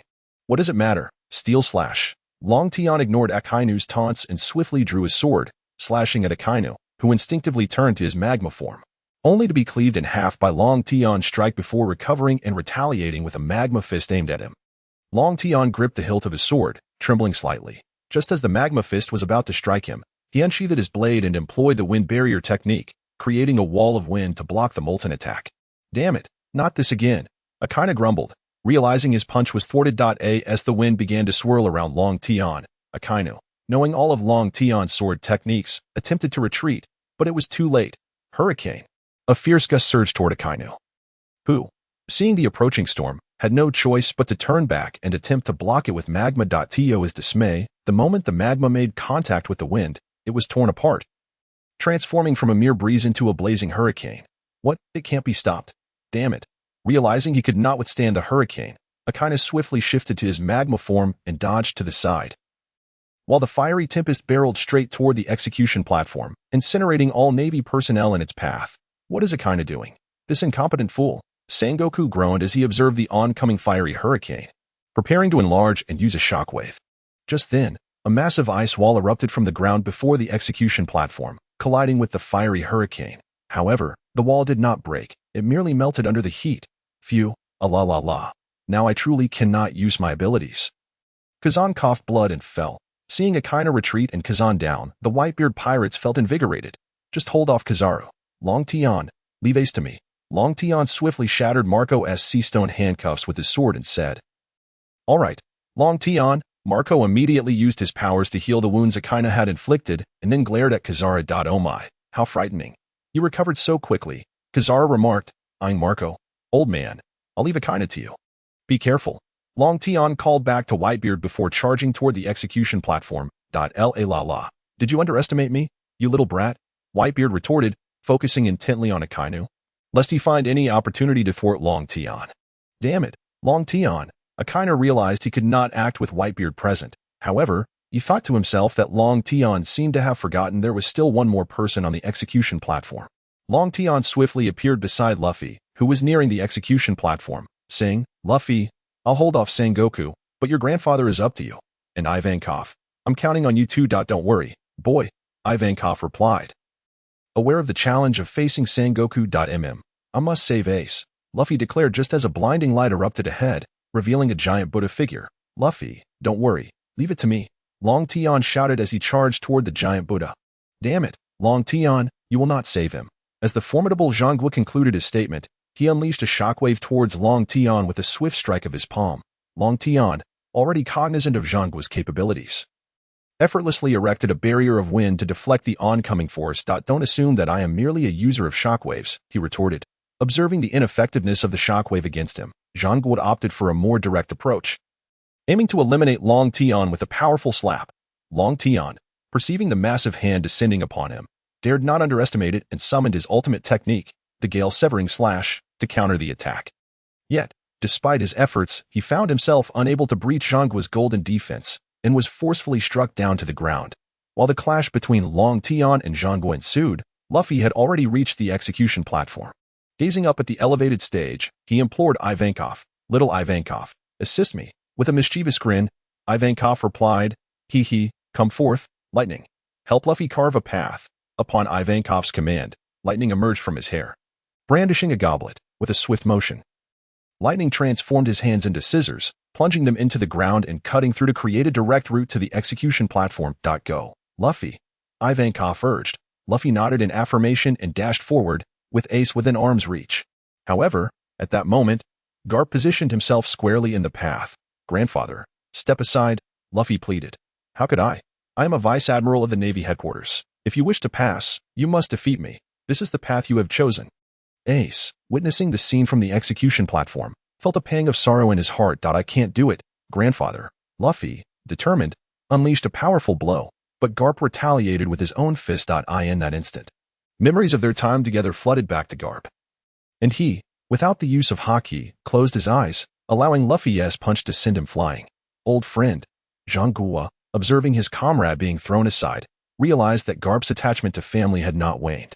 The entire naval assembly was left in shock. The revered hero of the Navy, Vice Admiral Garp, had been so easily dispatched. Meanwhile, Luffy surged onto the execution platform. "At last, I've made it, Ace," Luffy exclaimed. "You still act recklessly as ever," Ace responded, though Luffy's expression suddenly shifted to one of panic as he realized, "Wait, I don't have the key. This is bad." Just then, a nearby executioner stirred, reigniting Luffy's hope. Point 3. Quickly, conjure a key to save Ace, Luffy urged Mr. 3, not bothering to question his presence any longer. "Calm down, Straw Hat. Don't shake me too much, or I'll get dizzy," Mr. 3 protested, prompting Luffy to halt his movements. Mr. 3 then focused on Ace's seastone handcuffs, transforming his finger into a key to unlock them. "Damn it, what's going on? That executioner is actually an escapee," Zhangguo thought, preparing to intervene, only to be obstructed by Long Tian, who had risen from the ground, wielding the wind blade now transformed into a living sword. "Zhangguo, can't you simply watch without intervening?" Long Tian said, blood dripping from his mouth, having sustained injuries from Zhangguo's earlier blow. "This war is fought for the honor of the Navy. There is no way I will let them escape. You have already been defeated, and you dare to stand in my way? Ha! While justice may reign supreme in your heart, for me, family holds that place," Long Tian declared, launching a steel slash towards Zhangguo. Although the wind blade was swifter, it could not breach Zhangguo's defenses, yet the living sword had the potential to do so. "Do you think merely switching to a larger weapon will grant you victory?" Zhangguo scoffed, delivering another palm strike that Long Tian managed to parry. While he could not fully overcome Zhangguo's defense, he at least succeeded in blocking the attack. "Ace, Luffy, don't just stand there, move," Long Tian urged, straining against Zhangguo's might. "I'm coming to help you," Ace exclaimed, now freed and eager to assist. "No.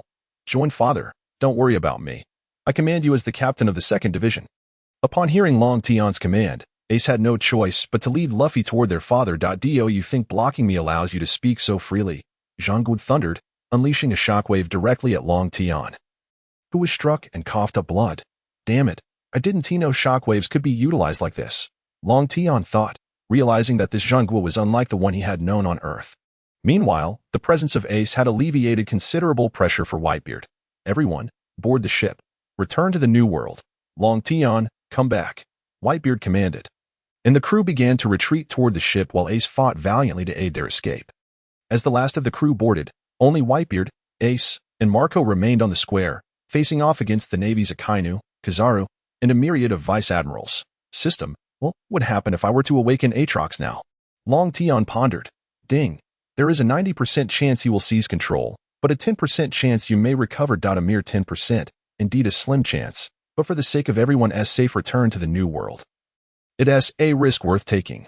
Otherwise, Father will surely sacrifice himself. With that, Long Tian summoned a surge of energy from the system and pressed it against the living sword. As the energy merged with the sword, its color shifted from black to red, and Long Tian felt his strength multiply, an overwhelming voice echoing in his mind. Ha ha ha, fresh flesh, boy, relinquish control to me. I shall slay all before me, not a chance. Aatrox, I have unfinished business.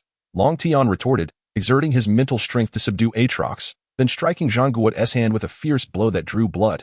What is happening? How has this boy's power surged so dramatically? Does he have hidden reserves? Zhangguo questioned, eyeing the crimson wound on his palm. Ignoring Zhangguo, Long Tian approached the Whitebeard pirates. Marco, has the Empress boarded? Yes, Long Tian, she is on the ship. Initially, she was reluctant. But upon hearing it was you, she agreed to come aboard, Marco confirmed. Good. Father, do you trust me? Long Tian asked, turning his back to the crew while facing the Navy. Gururara, Long Tian, you are my son. I believe in you without reservation. But now, everyone must board. I will remain. What, father? That is impossible. We leave together. Luffy interjected. Father, since you trust me, then board. Everyone, get on the ship. I will hold them off. What? Long Tian, are you mad? They have 2 admirals and Zhangguo, plus a host of vice admirals, Marco urged. Hurry. If we don't leave now, it will be too late. Long Tian felt Aatrox's presence becoming increasingly difficult to suppress as his eyes began to redden. How terrifying. His eyes have turned red. The Navy murmured in disbelief. No matter what, we cannot let them escape, Zhangguo declared, rallying the vice admirals. Seize them. Do not let them leave. With that, he unleashed a shockwave. While Kizaru's fingers began to shimmer and Akainu's arm transformed into magma, launching their attack simultaneously, Long Tian summoned a barrier of wind to shield against all incoming assaults, calling back to his father and the crew. Father, everyone, hurry aboard. You need not worry about me. I could escape from Mariewa, let alone here. All right. Everyone, depart. Set sail. Long Tian, I believe in you. They shouted as they boarded the ship. Long Tian, remember there are 2 women on your ship. You must not fall. Marco added as he climbed aboard. Long Tian, I cannot articulate my feelings, but please, return safely. If you do not, I will avenge you, even if it costs me my life, Ace declared before boarding. And as the ship began to set sail, Zhangguo bellowed, do not let them escape, pursue them, do not use ranged attacks, leave them here, Zhangguo commanded, and Long Tian, wielding the living sword, slashed open a chasm that seemed bottomless. Impossible, how has his power grown so immense? Akainu exclaimed. I do not know, perhaps this is his trump card. Everyone, be cautious. If we cannot catch the Whitebeard pirates, let us ensure that Long Tian remains here forever. For he has indeed shaken the world. Zhangguo resolved as the Whitebeard pirates set sail, and all 7 warlords began to withdraw. As the proceedings no longer concerned them, they had no desire to confront Long Tian. Otherwise, those who dared to attack Long Tian would inevitably face the arrival of Whitebeard, so they discreetly made their exit. Meanwhile, Long Tian observed as the Whitebeard pirates set sail, nearly escaping the bay, and felt a momentary release of tension. Aatrox effortlessly seized control of Long Tian's body. Ha ha ha. This flesh is commendable. It has been ages since I have inhaled fresh air. Perhaps I shall celebrate by spilling some blood. Long Tian's voice transformed, as if he had become an entirely different person, leaving all the naval officers perplexed. You are not Long Tian. What is happening? Who are you? Sengoku inquired. Oh, greetings. I am Aatrox, an extraordinary being from the celestial realm, imprisoned within a sword. And what is your esteemed surname? Long Tian replied calmly upon hearing Sengoku's words. Who is Aatrox? I have never heard of him. But Long Tian, ha ha ha, he is dead now. It is your turn. As he spoke, Long Tian brandished a colossal sword, unleashing a devastating wave of energy. Damn it, this power is overwhelming. Everyone, brace yourselves. Sengoku exclaimed in shock as the oncoming wave approached, prompting a unified defense from all present to dissipate the attack. Then, Kazara flicked his finger, and a beam pierced through Long Tian's body, surprising him, as he had not employed a wind barrier to shield himself. Ha ha ha. This feels akin to a mere tickle, Long Tian declared as he reached into his chest and extracted his own heart. He placed it into a notch of the living greatsword, which began to pulsate like a heartbeat. What is happening? Has Long Tian gone mad? How is he still standing without a heart? Sengoku exclaimed in astonishment. Monster. He is a monster. How can he possibly survive without a heart? The naval soldiers began to panic, as this defied all logic, filling them with fear. What monster? A monster must die. With that, Akaina launched a magma-infused punch toward Long Tian, who merely smiled at him without resistance. Seeing Long Tian smile, Akaina felt mocked, which fueled his fury further, and the magma fist struck Long Tian, engulfing him in molten rock. No. Long Tian, how could this happen? You deceived us.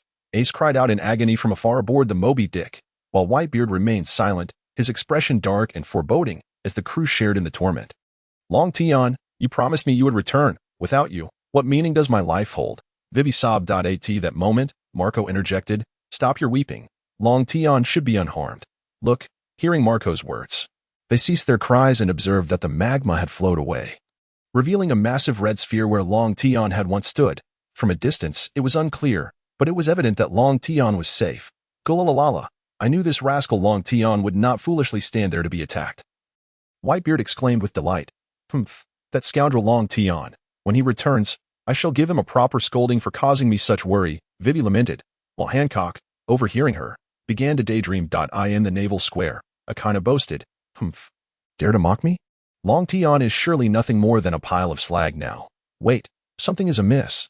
Look, Sengoku discerned a strange sight as he noticed a massive red sphere leaking what appeared to be blood. What, could he be unharmed and merely shielding himself? Akainu exclaimed in astonishment just as the blood sphere erupted with maniacal laughter. Oh, you think you can kill me? The voice from the blood sphere instilled fear in all those present at the naval square. Sensing something was amiss, Sengoku unleashed a shockwave toward the sphere, yet it remained unmoved. What? How is this possible? The shockwave of Admiral Sengoku had no effect. What kind of tortoiseshell is this? As the naval officers marveled at the spectacle, the blood sphere shattered, revealing a being with crimson flesh, black armor at every joint, horns protruding from his head, and eyes gleaming red. This was no longer Long Tian. We now refer to him as Aatrox. Ha ha ha ha. Kneel, you mortals, and allow me to cleanse your bones, Aatrox commanded, pointing the living greatsword at all the naval officers. What? Where is Long Tian? What manner of creature is this? Sengoku gasped in disbelief, sensing the terrifying power emanating from Aatrox. How terrifying. This power is overwhelming, Kazara remarked. Who are you? Do you intend to oppose us, the Navy? Akaina demanded. In response to Akainu's question, Aatrox declared, I do not seek to oppose you. Oh, not opposing us. Ha ha ha. What about that earlier arrogance? Mortals, you still wish for us to kneel? Akainu's confidence wavered slightly, yet Aatrox's next words struck fear in his heart. I intend to oppose this world. With that proclamation, enormous wings sprouted from Aatrox's back, lifting him into the air as he swung his sword toward Akaina. Meanwhile, aboard the Moby Dick, as they neared the naval headquarters, everyone felt perplexed. Could that crimson monster be Long Tian? Marco asked, unable to contain his curiosity. La, I am not entirely sure, but Long Tian urged us to leave in haste. I hope he is all right, Whitebeard mused thoughtfully. The Whitebeard pirates and their allied crews had entirely departed from the naval headquarters, which had vanished from their sight, leaving the crew to silently pray for Long Tian's safety. Akainu, witnessing the great sword descending upon him, transformed into his elemental form that was cleaved in two by the blade. He reverted back to his human form, blood trickling from the corner of his mouth. Damn it. Everyone, be cautious. His elemental form cannot protect him. He can directly harm those in elemental form, Akaina gasped, struggling with internal injuries. What? Elemental form proves ineffective.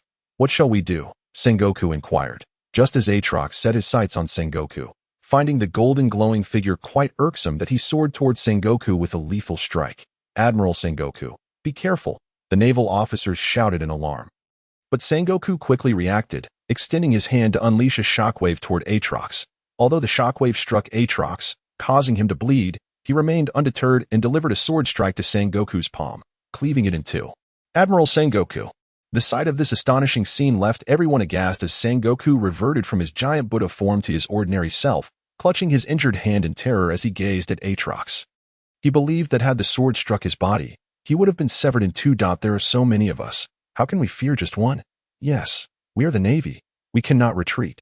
Seeing Admiral Sengoku injured ignited a fierce determination in all the naval officers, who charged toward Aatrox. The more they pressed forward, the more exhilarated Aatrox became. With each swing of his sword, he claimed countless lives. And both Akainu and Kizaru could not help but retaliate, only to be effortlessly cleaved apart by Aatrox, each spitting blood. Ha ha ha. I am Aatrox, the harbinger of this world's end. Aatrox became frenzied. Just then, he soared toward the naval headquarters structures, cleaving them into ruins, unveiling a colossal figure behind the debris. Filthy creature, who permitted you to spy? Aatrox bellowed at the towering figure. It was the massive warship, St. One Wolf. How could he be here? The naval officers gasped in shock, as he was supposed to be imprisoned in level 6 of Impel down. They also spotted a crowd on the execution platform, furthering their astonishment. Discovered, have we, little ant? What are you babbling about? Ha ha ha, mortal, you shall perish. Aatrox flew onto Wolf's head, wielding his sword and striking down upon him. St. One Wolf had intended to speak, but at the moment Aatrox's great sword descended, he found himself rendered speechless and immobile. Aatrox then soared back to the naval square, leaving everyone staring in bewilderment at the motionless St. One Wolf. At that moment, the colossal figure split in two, toppling left and right, blood splattering everywhere as the sea was swiftly stained crimson. The audience fell into a hushed silence, mouths agape, witnessing Aatrox tremble violently. What manner of existence are we battling? This was the unspoken thought of all present. Meanwhile, Sengoku, who was being carried away for treatment, realized the gravity of the situation. It was a one-sided massacre. He immediately began to practice the techniques of Mary Geoise Steelbone, desperately seeking reinforcements. For without them, none would see the dawn of another day. How terrifying. I dare not engage him further, remarked Kizaru, while Akainu was left speechless in sheer terror. Just then, Aatrox directed his gaze toward the execution platform, proclaiming, "Insects, come down and kneel to accept your demise. I despise having anyone above me." Upon hearing Aatrox's words, all eyes turned to the platform, where they discovered Blackbeard standing with a group, paralyzed with fear. Blackbeard and his companions trembled at Aatrox's proclamation. Originally, Blackbeard had prepared to seize Whitebeard's fruit abilities, only to find that Whitebeard and his crew had successfully retreated. This incited his wrath. However, upon noticing the blocking dragon, he conceived a plan, believing the wind barrier he had witnessed was merely a fruit ability, thus redirecting his focus toward dragon. But before he could act, he saw dragon engulfed by lava, fueling his anger once more. Yet, upon spotting the blood sphere, hope reignited within him. However, the appearance of Aatrox filled him with dread. He felt as though he was experiencing the extreme highs and lows of life. When he witnessed Aatrox cleave St. One Evil Wolf in two with a single strike, he began to tremble, realizing that death had come for him. What should the captain do now? Should we descend? If we do not, I fear we shall perish, lamented Lafitte. Descend, and ally with the Marines. Only then do we stand a slim chance. Blackbeard declared as he leaped down, joining Kizaru and Akainu. Let us join forces, Kizaru, Akainu. Otherwise, we are all doomed. Blackbeard urged. No. No. No. You strike. I dare not lift a finger, Akainu replied, gripped by fear, unaware that Aatrox was observing and listening to their every word. Damn it. You, as Marines, dare not strike? Are you allowing me to slaughter at will?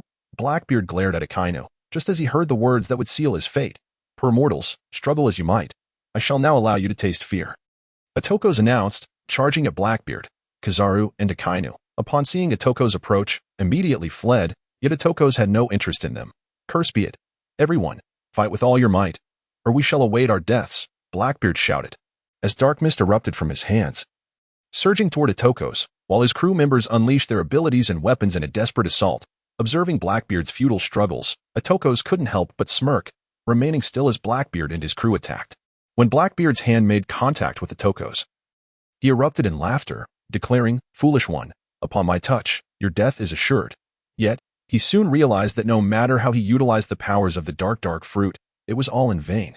Filled with dread, he gazed at Aatrox, who retorted, "Foolish mortal, do you believe you can contend with the noble Darkborn?" With that, Aatrox cleaved Blackbeard in two. In the future world, shocking Blackbeard met his demise. Following this, Aatrox turned his attention to the remaining crew, laughing maniacally as he charged forth, commencing his slaughter. "Save me, quickly, save me, how terrifying. No, please don't kill me. I've made a mistake. Spare me, cried the members of the Blackbeard pirates, yet to Atokos. Their cries were nothing short of a melodious serenade. Once he had finished his massacre of Blackbeard's crew, his gaze shifted to the Marines.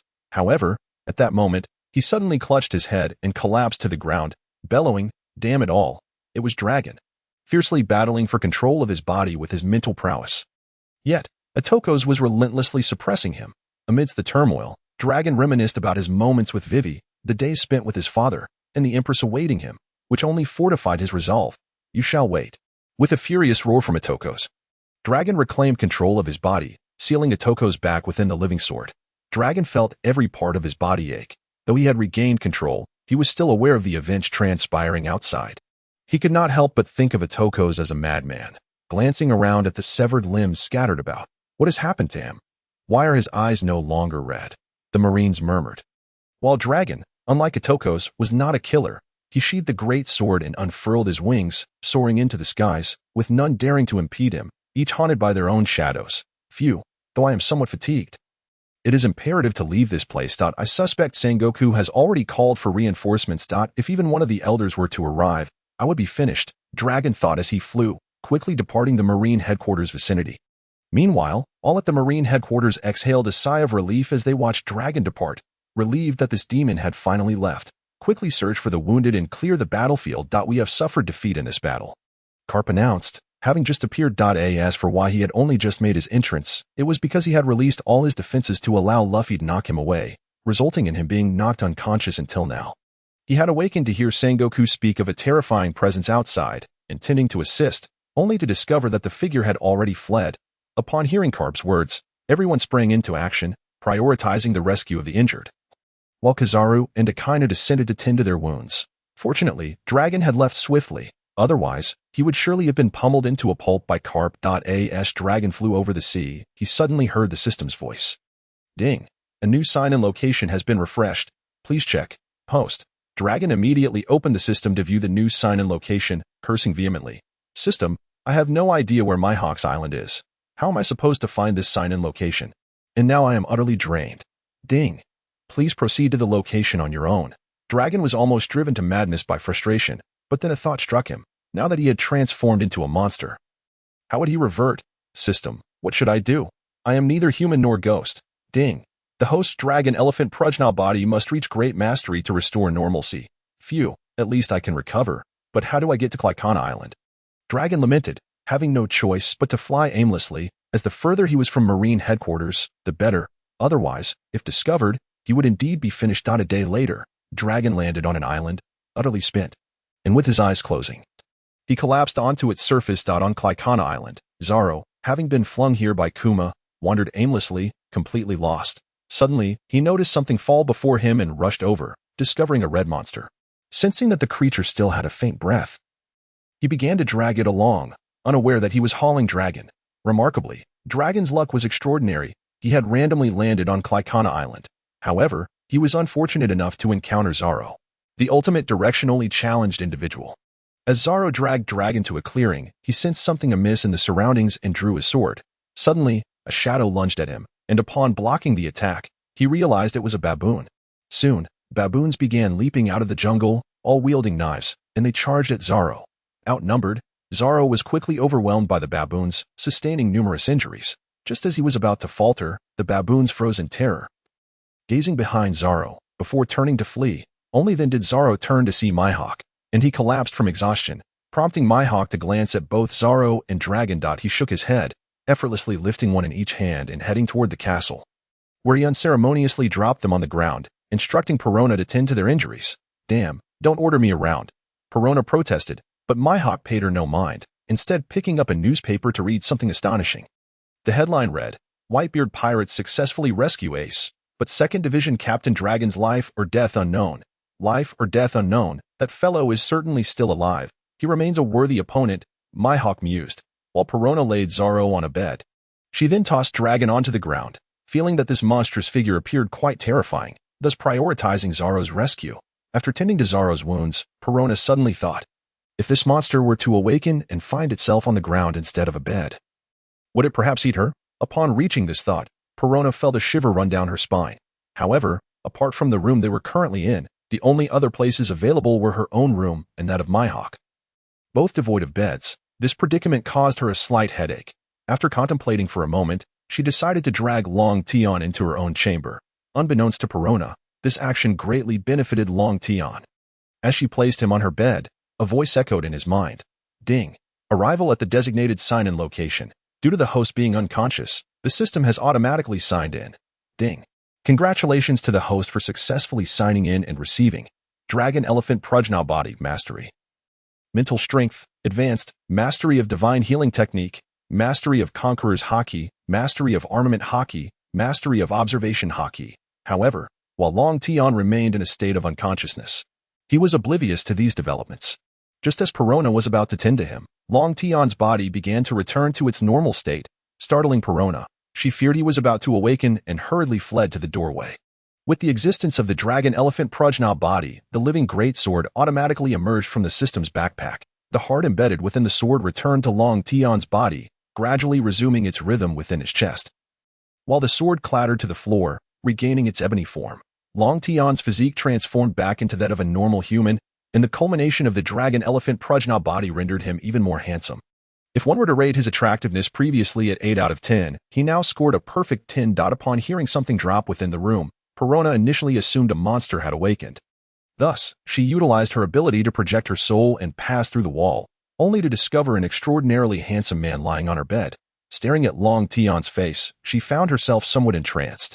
After an indeterminate period, Perona snapped back to reality, realizing the monster was absent, and returned to her corporeal form, floating back into the room.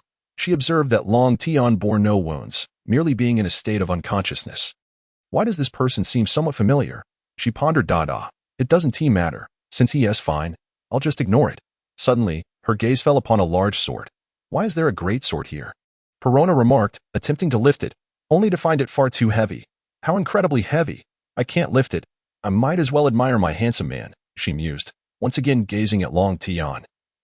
Utterly captivated by his striking appearance, that evening, Myhawk inquired about the situation of the two individuals.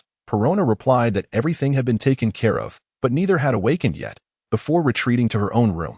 With such handsomeness, the one benefiting from sleeping together tonight should be me, Perona thought as she settled beside Long Tian and drifted off to sleep. The following dawn, Perona awoke to find her arms wrapped around Long Tian, and his hand had inadvertently brushed against something inappropriate. In a swift reaction, she slapped Long Tian across the face. Startled awake by the slap, Long Tian gazed at the now conscious Perona, who, using her cute voice, scolded him, pervert.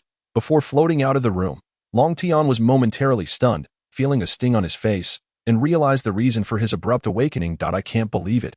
I was sound asleep, only to be slapped awake and called a pervert. What on earth did I do?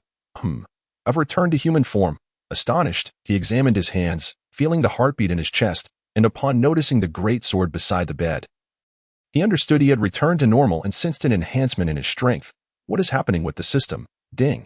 As the host was in a state of unconsciousness but reached the designated sign-in location. The system has automatically completed the sign-in process. Please check the rewards at your convenience. Oh dear, you nearly made me forget. That woman was Perona, meaning this room is hers. Long Tian glanced around and spotted a pair of panties.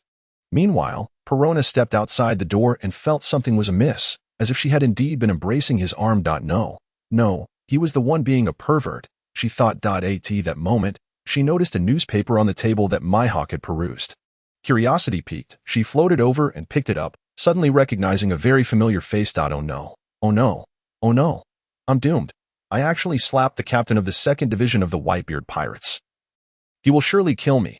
Perona realized the person in the newspaper was the one from her room. Should I run away? No, it was he who acted inappropriately. If worst comes to worst, I will seek Myhawk. She then decided to use her ability to check if he was angry, projecting her soul back into her room, only to find Long Tian holding her panties. They both froze in shock. Oh no, I've truly been caught, Long Tian thought. Yet, as a man, he felt compelled to apologize.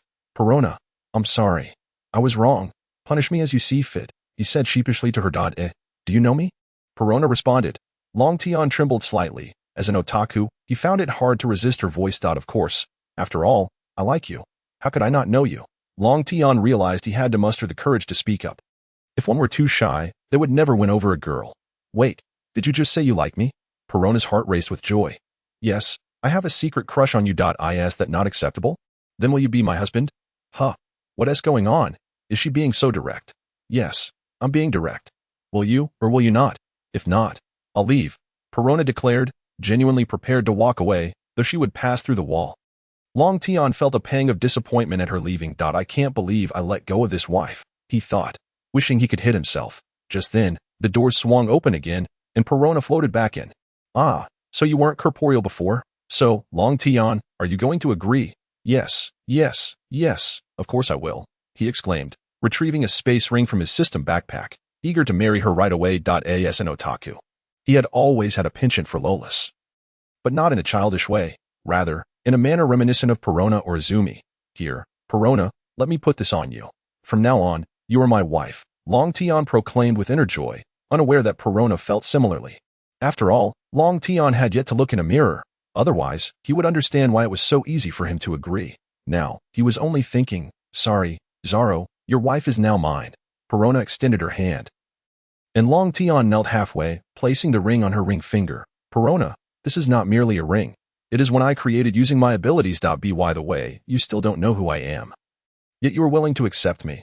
I know who you are. You're Long Tian, the second captain of the Whitebeard pirates, Perona replied, a hint of pride in her voice. How utterly adorable. I can't take it. Long Tian thought, really? Am I that cute? Don't lie to me, Perona said, playfully pouting. Seeing her demeanor, Long Tian nearly had a nosebleed. Her cuteness was altogether different from Vivi's lively charm. Perona's was quirky and slightly mischievous. What were you planning to do with my panties earlier? Perona questioned. That. Long Tian's face flushed as he lowered his gaze, struggling to find words. At that moment, he overheard Perona's stifling laughter, prompting him to look up and see her covering her mouth. Clearly amused. How dare you, Perona?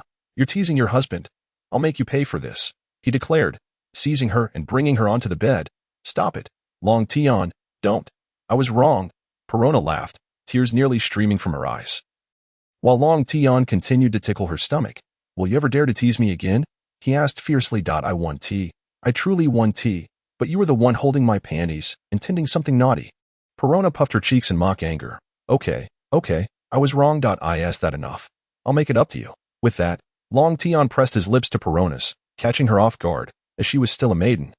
After a brief kiss, Long Tian refrained from proceeding further, knowing Perona was not yet ready. Is this your idea of making amends?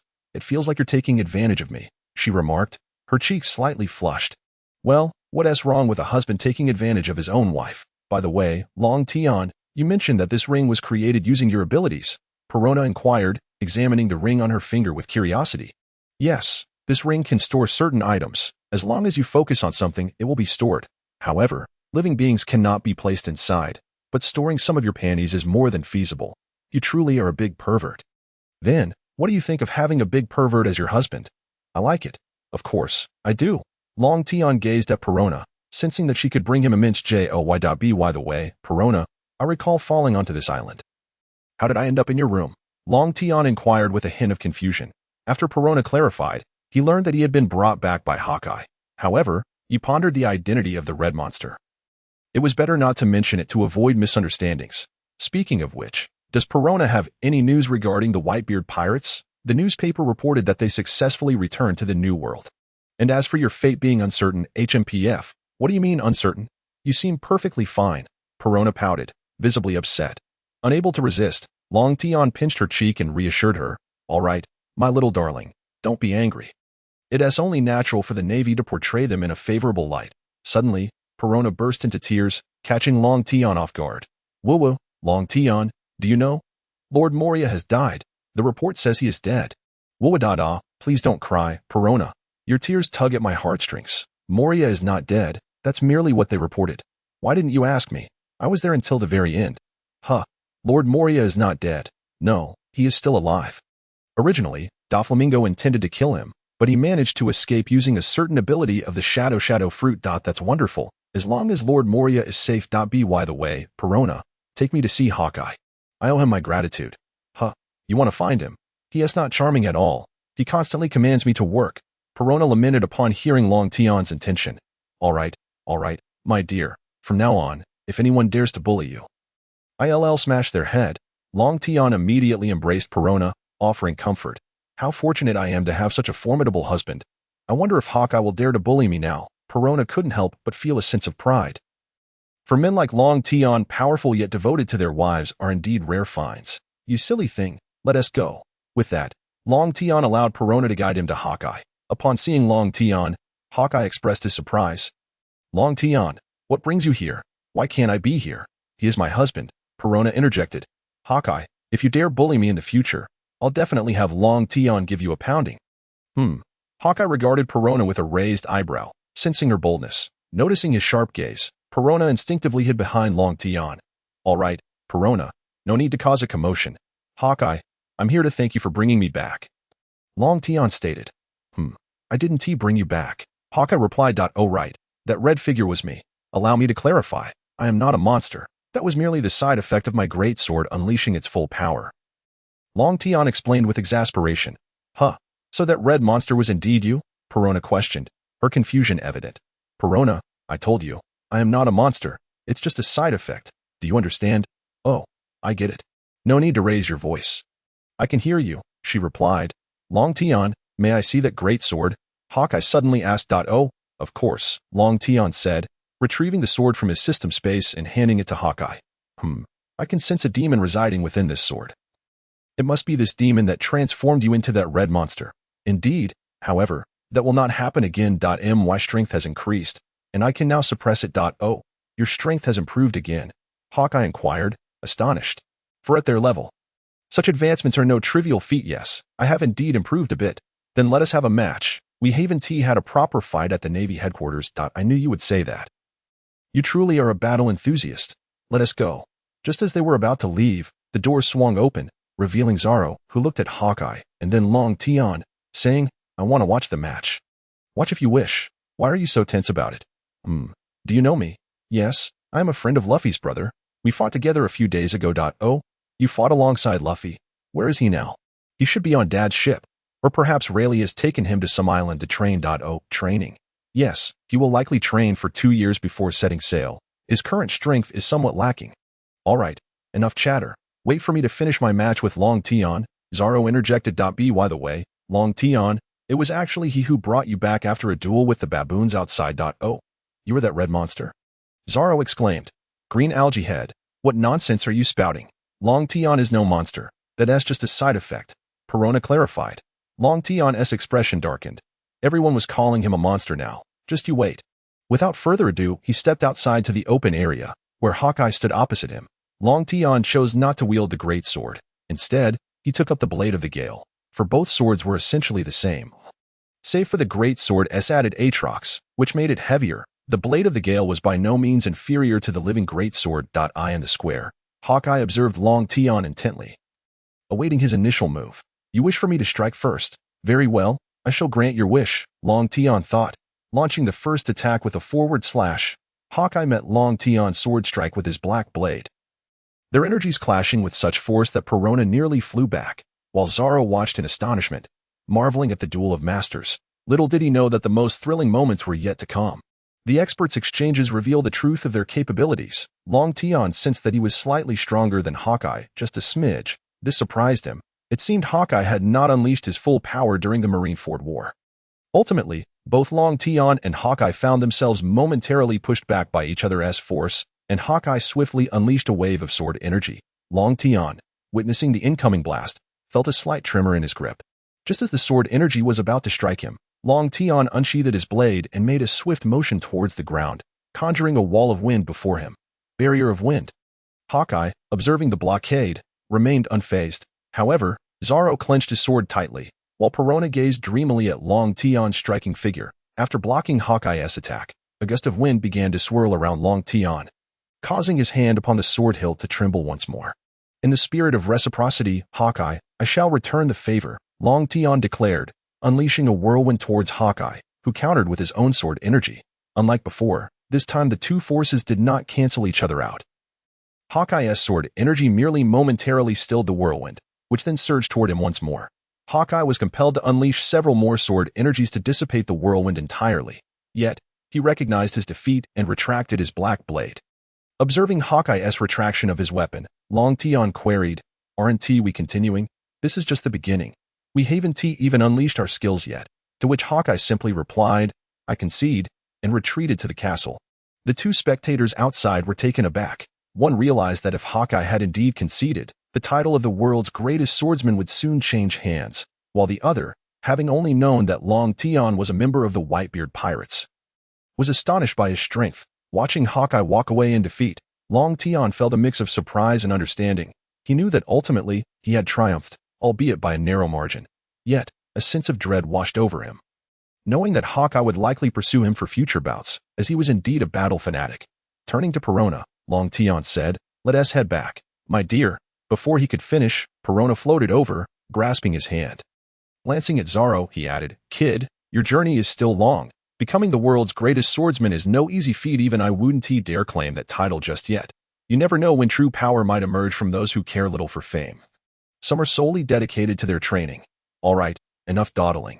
Today I'm in a good mood, and everyone is in for a treat. With that, Long Tian disregarded Zaro and led Perona back to the castle. Inspired by Long Tian's words, Zaro's eyes shone with determination as he made his way back to the castle. Upon returning to the castle, Long Tian turned to Perona and asked, My dear, where is the kitchen? Long Tian, why do you need to know about the kitchen? Of course, to prepare a delightful meal for you. Huh, Long Tian, you can cook? Absolutely. Your husband is capable of anything. Now, please tell me where the kitchen is. Where is he? I can't wait to enjoy the dishes you prepare, dear, Perona said, pointing towards a door and playfully pouting. Just sit tight. My love, the meal will be ready shortly, Long Tian replied, glancing at Perona with a smile. Energized by her cuteness, he dashed into the kitchen to begin cooking. Meanwhile, Zaro returned to the castle, searching high and low for Long Tian, only to inquire of Perona, where has Long Tian gone? He has gone to the kitchen. He is preparing a meal, she replied. Huh? He can cook? Zaro asked in surprise. Of course. He is my husband. By the way, green algae head. That long-nosed fellow has been teasing me. Do you think I should tell Long Tian? Perona teased. Zaro shivered at the thought. If Long Tian found out, would Usopp even survive? In truth, Long Tian was already aware of the situation back on Earth, but being part of Luffy's crew, he chose to show some restraint. What are you planning? You mustn't say anything reckless, Zaro warned, his tone tense. Humph, now you're scared. Perona said with a hint of pride. It felt good to have such a powerful husband, someone whose name could instill fear. After a brief wait, Long Tian emerged from the kitchen, carrying a platter of dishes, and set them down on the dining table. The moment he opened the kitchen door, a tantalizing aroma wafted towards Perona, causing her stomach to rumble in anticipation. Wow, it smells amazing, Long Tian. I'm so hungry, she exclaimed, floating over to the table. Then eat. My dear. There's plenty of food today. I'll go fetch Mihawk and Zaro, Long Tian replied. As he left, Perona couldn't resist and began to eat. The moment the food touched her lips, she felt as if she had ascended to the heavens. It was simply divine, leaving her utterly enchanted. Time for dinner, Mihawk, Zaro, Long Tian called out, finding them together. You all eat. I'm not hungry, Mihawk stated dismissively. Hey, Mihawk, if you don't join us, I might just refuse to spar with you in the future, Long Tian threatened. And his words proved effective. Mihawk had no choice but to follow Long Tian and Zaro to the dining table. By the time they arrived, half of the dishes had already been devoured by Perona. After taking a moment to satiate herself, she gently floated back to Long Tian's side, who affectionately patted her head, feeling a mix of exasperation and affection. Please, sit and enjoy. I'll prepare a few more dishes, Long Tian said before returning to the kitchen, leaving Zaro and Mihawk seated at the table, though neither had started eating. Noticing their hesitation, Perona couldn't help but ask, why aren't you eating? If I weren't already full, I'd still want more. From now on, I'll have Long Tian cook for me every day. Upon hearing her words, Zaro took a bite, and his eyes widened in delight. This is delicious. Truly, it's exceptional, he exclaimed, unable to contain himself. Seeing Zaro indulge, Mihawk also took a taste, though his expression remained inscrutable. The constant movement of his chopsticks betrayed his satisfaction. In no time, the two tables were cleared, with Zaro belching contentedly while Long Tian and Mihawk had already finished their meals. They had moved to the hall, sitting face to face and engaging in conversation. Zaro listened intently as Mihawk and Long Tian discussed the events of the Marineford War, sensing an opportunity. Long Tian was recounting how he single-handedly faced the entire Navy after his father's departure, unperturbed by the thought of Mihawk revealing it, for he knew his character. Meanwhile, Perona was captivated by the stories, her heart racing every time Long Tian spoke of danger. Eventually, she boldly urged him not to act so recklessly. To which Long Tian could only nod in agreement. Yet, he knew that when true peril arose, he must stand tall. It was the responsibility of a man. Zaro quietly entered the hall, choosing not to interrupt their dialogue. Instead, listening attentively. Once Long Tian and Mihawk finished their conversation, Zaro knelt before them, surprising both. "Please, teach me the art of swordsmanship," he implored. Long Tian remained silent, uncertain of whom Zaro referred to. Mihawk interjected, "I misjudged you." "Zaro, are you truly seeking to learn from an adversary? How shameless. Leave at once. A useless person has no place here. It seems I overestimated you in the past. What are you doing but making a fool of yourself?" With that, Mihawk poured himself a glass of red wine. Long Tian recalled the unfolding events but noted that Luffy had not suffered any blows.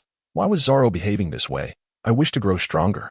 I want to surpass you both. And while Luffy grows stronger, I refuse to lag behind, Zaro stated, his head bowed. "Oh, you wish to surpass us. How intriguing, Zaro. So, who do you seek to help you grow stronger?" Long Tian asked, puzzled. "I hope you both will teach me," Zaro replied. "Such greed. I, however, am quite accommodating. After all, you saved my life, so I can impart some knowledge, but I cannot remain here indefinitely. Thus, I can only teach you a portion, while the rest must come from Mihawk. However, I have conditions. Defeat all the baboons outside before returning to me," Long Tian said, articulating what Zaro was already meant to do, but his arrival had delayed. "I have the same conditions as Long Tian. As long as you handle the baboons outside, I will teach you," Mihawk declared, directing his gaze at Zaro, who remained silent, rising and exiting the room. Both Long Tian and Mihawk understood his intent. "Hey, Mihawk, do you think this kid can handle those baboons?" Long Tian asked. "I'm not certain, but those baboons are not easily dispatched," Mihawk replied. "Once he passes this test, I will teach him a bit of my windsword technique. The basics will be up to you. Oh, you're that confident he will succeed?" Long Tian queried. "Of course. You mustn't underestimate him. He would do anything for Luffy," Mihawk remarked. The Straw Hat Kid? Indeed, he is no ordinary person." Long Tian thought, remaining silent, yet pondering the implications of having the child of destiny among them. As the sounds of battle echoed from outside, neither Long Tian nor Mihawk paid it any mind. Continuing their conversation, night soon fell, and the hall doors swung open as Zaro entered, bloodied and panting. "I've taken care of all the baboons," he announced. "Mihawk, I told you, this kid's willpower is extraordinary. Never underestimate him," Long Tian said, retrieving a healing pill from his system, which could immediately halt bleeding and gradually mend wounds. Zaro accepted it and swallowed it down, feeling the pain subside. "All right, it's late. We should rest. We'll continue your lessons tomorrow," Zaro stated, as Long Tian escorted Perona back to her room. Mihawk observed Long Tian leave before retreating to his own quarters, while Zaro returned to the room he had awakened in previously. "Long Tian, you're not planning anything, are you? Dear, do I seem like that kind of person?" "Absolutely, you do." Though aware that Perona was jesting, Long Tian couldn't help but tease her back. He pretended to clutch his chest dramatically, saying, "Perona, I never imagined you viewed me in such a light. I shall take my leave and never return." He feigned stepping away from the bed, startling Perona, who had merely been joking. "Wait, Long Tian, I was just kidding." Take it seriously," she exclaimed, pulling him back with a playful pout. After a moment of no response from him, she approached to see Long Tian suppressing a laugh, which only fueled her irritation. Unable to bear it any longer, she used her negative ghost on him. However, it merely passed through him, leaving her puzzled as he remained unfazed. "Perona, you needn't use negative ghost on me. It's like a mere mosquito bite to someone with my mental fortitude," Long Tian explained. Upon hearing this, Perona floated back to her bed, burying her head in her pillow, ignoring him. Long Tian knew she was feigning annoyance but felt compelled to appease her, for she was his dear wife. And he couldn't genuinely upset her. "My love, I was wrong, truly wrong. I was just trying to joke with you," Long Tian pleaded, shaking her hand persistently. Yet, she continued to ignore him, prompting him to resort to his ultimate tactic. "Ha ha ha, Long Tian, stop tickling me. I forgive you, all right?" She laughed. "Really? Absolutely, till I would be disgraceful. Then a kiss," Long Tian shamelessly suggested, to which Perona blushed and leaned in to peck his lips. However, Long Tian, still insatiable, abruptly seized Perona and fervently kissed her, leaving her nearly breathless before he finally relented, holding her close as they both drifted into slumber. The following morning, Long Tian was still peacefully cradling Perona when a loud knocking at the door rudely awakened him. With no other option, he got up to answer it, only to find Zaro waiting outside. "Dear, you continue sleeping. I shall go teach Zaro," Long Tian declared, shutting the door behind him as he stepped out with Zaro. Once they reached an open area, Long Tian addressed Zaro. "Zaro, I shall teach you a couple of techniques, specifically the wind blade technique I employed during my battle with my hawk." Zaro nodded in understanding. And Long Tian continued, "I will demonstrate it in slow motion first, and then you shall replicate it, allowing me to correct any errors." With that, Long Tian retrieved the blade of the Gale from his system. Grasping the hilt with one hand and the sheath with the other. As he held the hilt, his hand began to tremble slightly. Zaro could feel the surrounding air coalescing around Long Tian, who then drew the blade, slicing it across the ground, creating a wall of wind before him. "This is the first technique I wish to teach you, the wind barrier. Zaro, attempt to demonstrate it to me." Upon hearing Long Tian's instruction, Zaro mimicked his earlier movements, attempting to gather the wind and slice it across the ground. However, the wind barrier he produced was incomplete, riddled with gaps. Nevertheless, achieving such a result after just one demonstration spoke volumes about Zaro's innate talent. In the castle's courtyard, Long Tian was diligently instructing Zaro. "Your stance is correct, but your wind accumulation is insufficient. This will improve with practice. Master this technique first, and I shall teach you the next," he said, before returning to the castle to prepare breakfast for his beloved wife, while Zaro continued his repetitive training. After preparing breakfast, Long Tian returned to Perona's room, calling out, "Little piglet, rise and shine." Upon hearing his voice, Perona rubbed her eyes and got out of bed. Seeing Long Tian with breakfast, she felt grateful to have such a husband and couldn't help but give him a quick kiss before enjoying her meal. After breakfast, Perona, along with Long Tian and Mihawk, sat by the window in the castle, watching Zaro practice tirelessly. At that moment, Mihawk remarked, "Long Tian, how long do you think it will take him to master your technique?" "Probably no more than 10 days, considering his diligence." "He knocked on my door early this morning, and after I left, he knocked on yours. Haha." Long Tian had initially been slightly irked at being awakened so early, but couldn't help but chuckle at the thought of Mihawk facing a similar morning routine in the future. Time flew by, and on the 10th day, Long Tian was once again enjoying a lazy morning with Perona in his arms. Zaro had not disturbed him in the past few days, allowing him to sleep soundly. However, he was soon roused by the familiar knocking at the door. "Here we go again. Stop knocking, Zaro. I know it's you. No need for observation hockey," Long Tian said, recognizing who was at the door. Zaro had indeed not disappointed him. Having fully mastered the technique on the 10th day, "Let us go. Show me a demonstration in the square," Long Tian urged, leading Zaro back to the open area. Upon their arrival, Zaro immediately assumed the stance, his hand shaking slightly as he drew a perfect wind barrier before him. "Excellent. This technique can repel all ranged attacks. I want to go into details about what it can block, as you will come to understand it yourself. Now, I shall teach you the final technique." With that, Long Tian retrieved the blade of the Gale once more. This time, as he executed the same movements as before, a gust of wind began swirling around him. He then cleaved forward, instantly conjuring a ferocious whirlwind that tore through the trees of the jungle, creating a path where none had existed before. "This is the final technique I wish to impart to you. The Death Tornado. It is quite challenging, so give it a try," he instructed, stepping aside as Zaro took his place, attempting the same movements. However, unlike Long Tian, whose whirlwind was powerful, Zaro's attempt resulted in a mere gentle breeze. "All right, I will guide you through this. Otherwise, it may take quite some time for you to master it, considering this is one of my most formidable sword techniques aside from the Gale Slash," Long Tian explained, aware of the difficulty Zaro faced. As time passed swiftly, nearly half a month later, Zaro was ready to set out on his own journey. He had also received a message from Luffy, instructing them to gather at Sabaody Archipelago in a year and a half. "Zaro, come forth and display your progress," Long Tian called. Without a word, Zaro began to gather the wind and executed a slash, producing a tornado that struck the jungle, shredding some trees, though it lacked the distance of Long Tian's earlier demonstration. "Well done, Zaro. You are ready to set sail. The essence of the two techniques lies in gathering wind. The more you accumulate, the broader your slash will be, but it must be within your physical limits, or all your efforts will be in vain." With that, Long Tian returned to the castle. As soon as he stepped inside, a notification chimed. "Ding. A new sign and location has been refreshed. Please check it. Oh, even the system knows I'm leaving." Long Tian mused. He had been with Mihawk for a month, and had it not been for teaching Zaro, he would have departed much sooner. Now that Zaro had mastered the techniques and the sign and location had refreshed, it was indeed time to go. That evening, during dinner, Long Tian announced his intention to leave the following day. Neither Mihawk nor Perona expressed much concern. One remained indifferent, while the other would follow Long Tian wherever he went. However, Zoro felt a tinge of reluctance, knowing that Long Tian had taught him those techniques without reservation, which had facilitated his rapid learning. In the middle of the night, Long Tian was asleep with Perona in his arms when he suddenly sensed someone at the door. Being nighttime made it easier to detect, and upon sensing, he realized it was Zoro. Curious, he opened the door. Zoro said nothing, but Long Tian could see he had something on his mind. He led Zoro outside to the forest, where Zoro suddenly knelt before him. Zoro, get up. I'm truly getting angry now. A man should not kneel so easily. At last, Zoro spoke. No, you are my master, so you deserve this bow. Zoro, you needn't do this. Just remember your original aspirations, the world's greatest swordsman.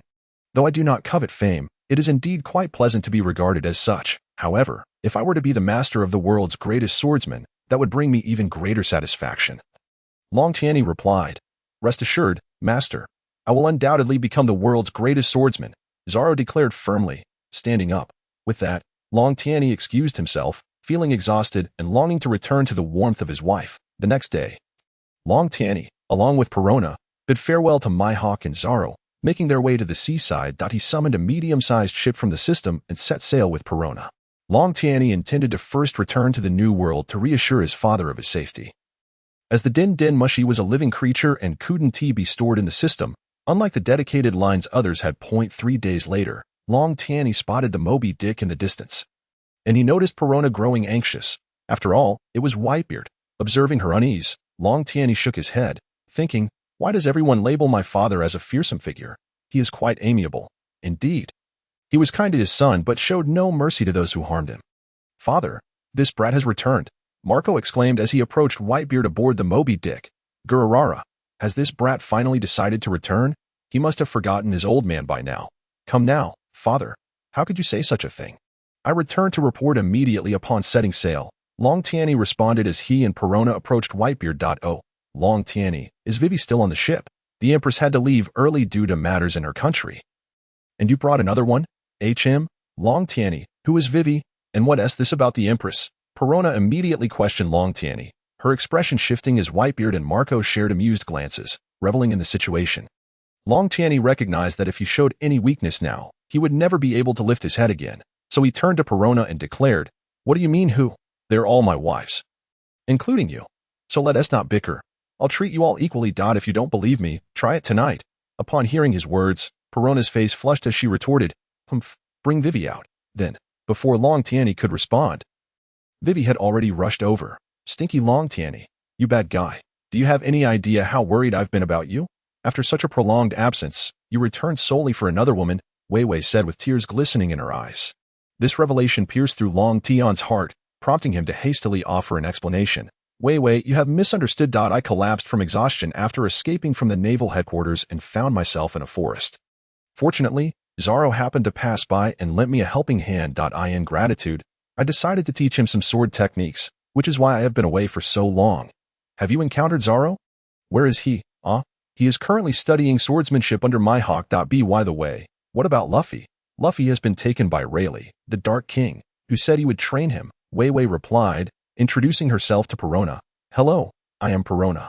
I hope we can get along well in the future, Perona said politely. So, how did you come to know Long Tian? Weiwei inquired, pulling Perona's hand as they walked towards the cabin, observing Weiwei's understanding nature. Long Tian couldn't help but sigh. Indeed, Weiwei was the perfect choice to lead the harem. Gu la la la la. Long Tian, what truly transpired after our retreat that day? Whitebeard asked, and all eyes turned towards Long Tian, eager for answers. Well, on that day, in order to ensure everyone's safe withdrawal, I tapped into a power that was not my own. However, utilizing this power came with its own side effects. Nonetheless, I successfully held off Sengoku and his forces. And I also dealt with Teach and his crew. What, you encountered Teach at the naval headquarters? Marco asked in astonishment. Yes, he released the criminals from level 6 of Impel down and formed a pirate crew. He freed the inmates of level 6. Why didn't the Navy issue a warning? Ace, who had spent time on level 6, commented, fully aware of the horrors contained within la for the world government. This is merely routine, Whitebeard remarked, clearly privy to more insider knowledge. By the way, Long Tian, Ace has already taken your position as the 2nd Division Captain, Marco stated. Oh, that's fine. I couldn't care less about such titles. As long as I can stay aboard my father's ship, that is sufficient, Long Tian replied indifferently. No. No. No. Long Tian, even though you are not the second division captain, you are now the vice captain of the Whitebeard pirates. I became the vice captain?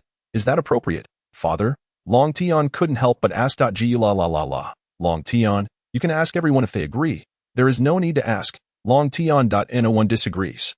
During the Marineford War, you stood against all our enemies for us. This honor is rightfully yours. Seeing the genuine emotions displayed by everyone, Long Tian sincerely declared, No, I do not seek fame, as long as father and everyone are safe. All my efforts are worthwhile. Long Tian, Marco said, unable to hold back his tears, prompting everyone on the ship to weep upon hearing Long Tian's words. Zila la la. What are you crying about? The banquet is about to begin. My young ones, let the joyous days commence, Whitebeard said, his gaze kind as it fell upon Long Tian. Yo. Everyone began bustling about, and soon the festivities commenced, during which Marco began to stir trouble. Long Tian. Now that you are the vice captain, shouldn't you raise a glass? Marco asked with a mischievous grin. Marco, do you still think I am the same as when I first boarded the ship? I have held back my patience with you for far too long. Long Tian declared, raising his fist and sending Marco scurrying about. Witnessing this spectacle, the crowd erupted in laughter. Ha ha ha. Yes, strike Vice Captain Long Tian in the face. We have longed to do this for ages. Thank you for helping us fulfill our wish. Many members laughed, recalling their own experiences of being pranked by Marco. The following morning, Long Tian awoke, rose from his room, and headed straight to the kitchen. Huff, father and everyone have yet to savor my cooking.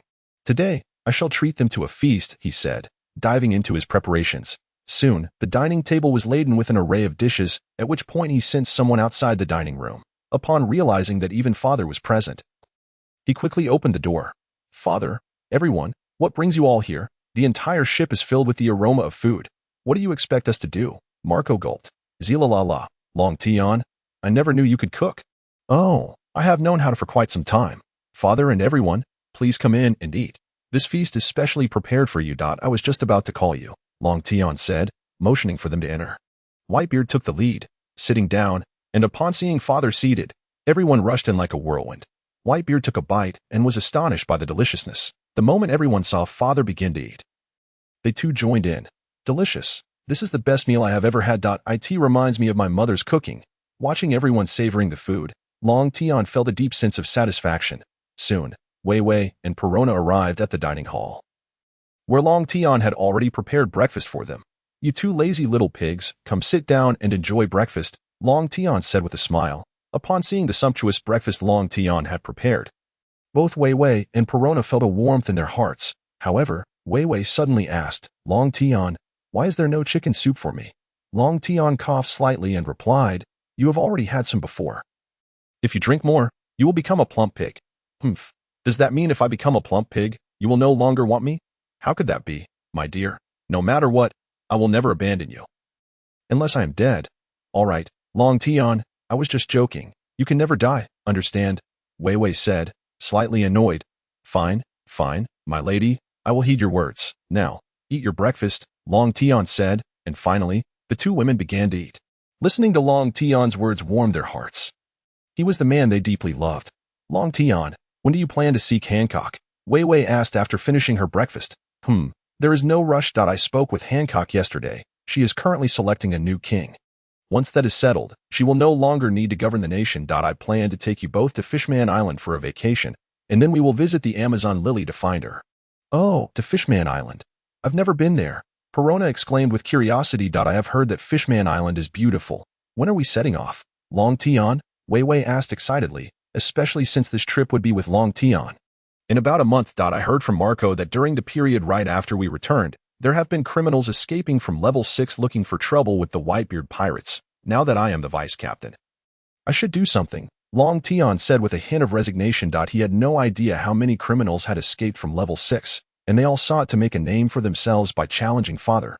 As a son, he could not allow these scum to disturb father, so he dealt with as many as came his way. Thus, Long Tian spent time deepening his bond with his two wives aboard the ship, occasionally encountering foolish criminals, all of whom he swiftly dealt with. Long Tian was now truly worthy of the title of vice captain. When facing natural-type criminals, Long Tian dispatched them without hesitation. His mastery of hockey and conqueror's hockey was no joke. However, When confronted with those with peculiar devil fruit abilities, such as those who could shrink or weaken others, they posed little threat to him. After all, his dragon elephant form had reached its zenith, rendering the powers of these devil fruits utterly useless against him. Father, your hidden ailments have all recovered. I can feel your strength becoming increasingly formidable. It seems those ailments were truly a burden. Long Tian remarked while checking Whitebeard's pulse. La. It is all thanks to that pill of yours. Ever since I returned, I have felt my body improving, and my strength has returned to its peak. Whitebeard replied to Long Tian. That's wonderful. Recently, there have been fewer troublemakers seeking us out. I plan to take my wives to Fishman Island for a vacation. Oh, you are going to Fishman Island. I have heard that the princess there is incredibly beautiful. Are you going for her, or is the vacation merely an excuse? Could it be that you guessed it, Father? Long Tian felt a tinge of embarrassment. La. You little rascal, you go out for a stroll and return with a wife. Not knowing whether your body can withstand such a jest from the old man, he quipped. All right, old man, that's enough, Long Tian replied, fearful that his father would continue, leaving his face nearly devoid of color. And he turned to flee. Goodbye, everyone, I'm off to travel, Long Tian declared, setting sail with his little boat alongside his wife. The crew aboard the Moby Dick were well aware that Long Tian's journey would likely result in yet another wife returning with him, with only Wei Wei and Perona remaining oblivious. Having heard that one must first go to Sabaody Archipelago before heading to Fishman Island, Long Tian remarked, just keep a low profile and avoid causing trouble. Your bounty has already reached 4 billion. Wei Wei expressed her concern that Long Tian might stir up trouble in Sabaody. What are you afraid of, Wei Wei? Even if the 5 elders were to arrive, I would still smash them to pieces, Long Tian boasted. Well, if we can avoid trouble, let's do just that, Wei Wei conceded, acknowledging that it was quite a challenge to keep Long Tian from causing a ruckus. Sister Wei Wei, has Long Tian's bounty really risen to 4 billion? Yes, it was raised immediately after the Marineford War, but Long Tian still acts as if nothing has changed. Darling, you're truly impressive. Yuri almost catching up to Dad's bounty, Perona gazed at Long Tian with admiration. All right, we're nearing Sabaody. Wives, buy whatever you desire, Long Tian stated, which delighted Wei Wei and Perona, for shopping is indeed a woman's nature. Upon arriving at Sabaody, Long Tian first entrusted his boat to the coding worker before taking his wives out to shop. As they were enjoying their excursion, an unpleasant voice interrupted them. Damn it. Hurry up and crawl. A celestial dragon, mounted upon a slave, wielded a whip to lash at the unfortunate soul. At that moment, the celestial dragon's gaze fell upon Perona and Wei Wei. He immediately commanded the nearby men in black. Hey, go grab those two. Their beauty must be extraordinary. The men in black, upon hearing the command, rushed to seize Perona and Wei Wei, who were engrossed in their conversation, seemingly oblivious to the impending danger. However, before they could close in, all of them collapsed. What is going on? Get up, you fools, and bring me those beauties, the celestial dragon shouted, striking the unconscious men with his whip, only to receive no response. Unaware that death was drawing near, Wei Wei, you can't blame me for this. He sought death himself. Long Tian shrugged at Wei Wei. It's all right, Long Tian. I find this trash quite bothersome, she replied, prompting Long Tian to approach the celestial dragon. Humph, lowly creature. Upon seeing me, you should kneel and deliver the 2 beauties into my arms, the celestial dragon ordered as Long Tian approached. Sigh. I've dispatched many like you in Mariewa, yet here you are. Long Tian regarded the celestial dragon as if he were a fool. What, lowly creature, are you speaking nonsense? Before the celestial dragon could finish his sentence, Long Tian delivered a powerful kick, sending him flying. Witnessing this scene, the surrounding people fled in alarm, fearing the imminent arrival of an admiral. Damn it, you're finished. The admiral is on his way. One of the revived men in black, who had just regained consciousness, immediately reported the incident to Marine headquarters. Do you know why I'm not killing you? You don't dare, lowly creature. The admiral is coming, and you're dead meat, the celestial dragon snarled, still seething on the ground. What a fool. I'm waiting for the admiral to arrive, so I can kill you in front of him. Understand? Killing me in front of the admiral? You must be dreaming, the celestial dragon scoffed. Having remained in Sabaody, unlike Long Tian, who had previously been in Mariewa, Marine headquarters, Marineford, Kizaru, go check who the fool is that has provoked a celestial dragon, Akainu, now the newly promoted admiral, ordered. Sengoku, demoted after the war. Watched as Kizaru set off. What a terrifying situation. What is going on lately? The Straw Hat Kid has just offended a celestial dragon, and now another person is doing the same. I'm leaving, Kizaru remarked as he departed. Long Tian, Can you handle the Admiral when he arrives? Wei Wei looked at Long Tian with concern. Sister Wei Wei, rest assured, Long Tian's strength is formidable, Perona reassured her. Having witnessed Long Tian's prowess during his duel with Mihawk, Wei Wei, it seems I must show you just how strong I am. When that Admiral arrives, I will smash him to pieces. Long Tian proclaimed. Just then, the sound of cannon fire echoed from a distance. Everyone turned to see a warship firing its cannons, and atop the cannonball stood a figure. Its Kizaru. Kid, you're finished, the men in black growled. Feeling the dread of the Admiral's arrival, humph, lowly creature, kneel before me, and I may grant you one last chance, the celestial dragon sneered, emboldened by Kizaru's presence. At that moment, Kizaru naturally approached Long Tian. However, upon recognizing him, a flicker of fear crossed his face. How terrifying. Long Tian, having escaped from Marineford, you still dare to show your face. Long Tian remained silent, retrieving the living greatsword from his system space. Kizaru trembled at the sight of the sword. Recalling their previous meeting where they had discussed Aatrox, suspecting Long Tian to be the very Aatrox due to this blade. Kizaru, they keep insisting you should kill me. Come, let us see how you plan to do that. Long Tian declared, planting the sword before him and activating it, transforming it from black to red. Long Tian's dragon elephant form had reached its pinnacle, and his mental prowess had significantly increased. Hence, he could wield the power of the living greatsword without transforming into a monster. As he had sealed Aatrox away securely, hearing Long Tian's words, Kizaru contemplated fleeing, but with the celestial dragon present, he had to maintain his composure. Just then, Long Tian swung his sword, slaying the fallen celestial dragon and the men in black. All right, Kizaru, I've dealt with them. You can make your move now. My wife doesn't believe I can smash you, Long Tian remarked, shrugging. What does your wife's disbelief have to do with me? This insufferable celestial dragon has provoked the wrong person, Kizaru thought. Though he spoke, that's not true, Long Tian. When did I ever say I would assist the celestial dragons? I'm merely here on vacation. Any disturbances do not concern me. Oh, you're on vacation, yet you're dressed as an admiral. You must think I'm a fool. Don't worry, I want to kill you. I just want to prove something to my wife. Long Tian declared, swinging his sword, causing Kizaru to instinctively attempt to evade. However, Long Tian's strike connected with Kizaru's intangible form, sending him crashing to the ground, revealing his true self as he coughed up blood. Witnessing Kizaru's injury, Long Tian sheathed the greatsword and began to pummel him with his hockey-imbued fists. See, Wei Wei, an admiral. He has nothing but a punching bag for me, Long Tian exclaimed, pointing at the bruised Kizaru. Wei Wei was taken aback. Although she had often heard from Perona about Long Tian's strength, she never expected him to be capable of so thoroughly thrashing an admiral. Of course, Long Tian, you are the strongest and the best.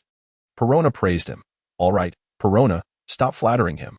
Otherwise, his ego will soar to the heavens, Wei Wei joked. Kizaru, you can leave now, but remember to inform Marine Headquarters not to trouble me again.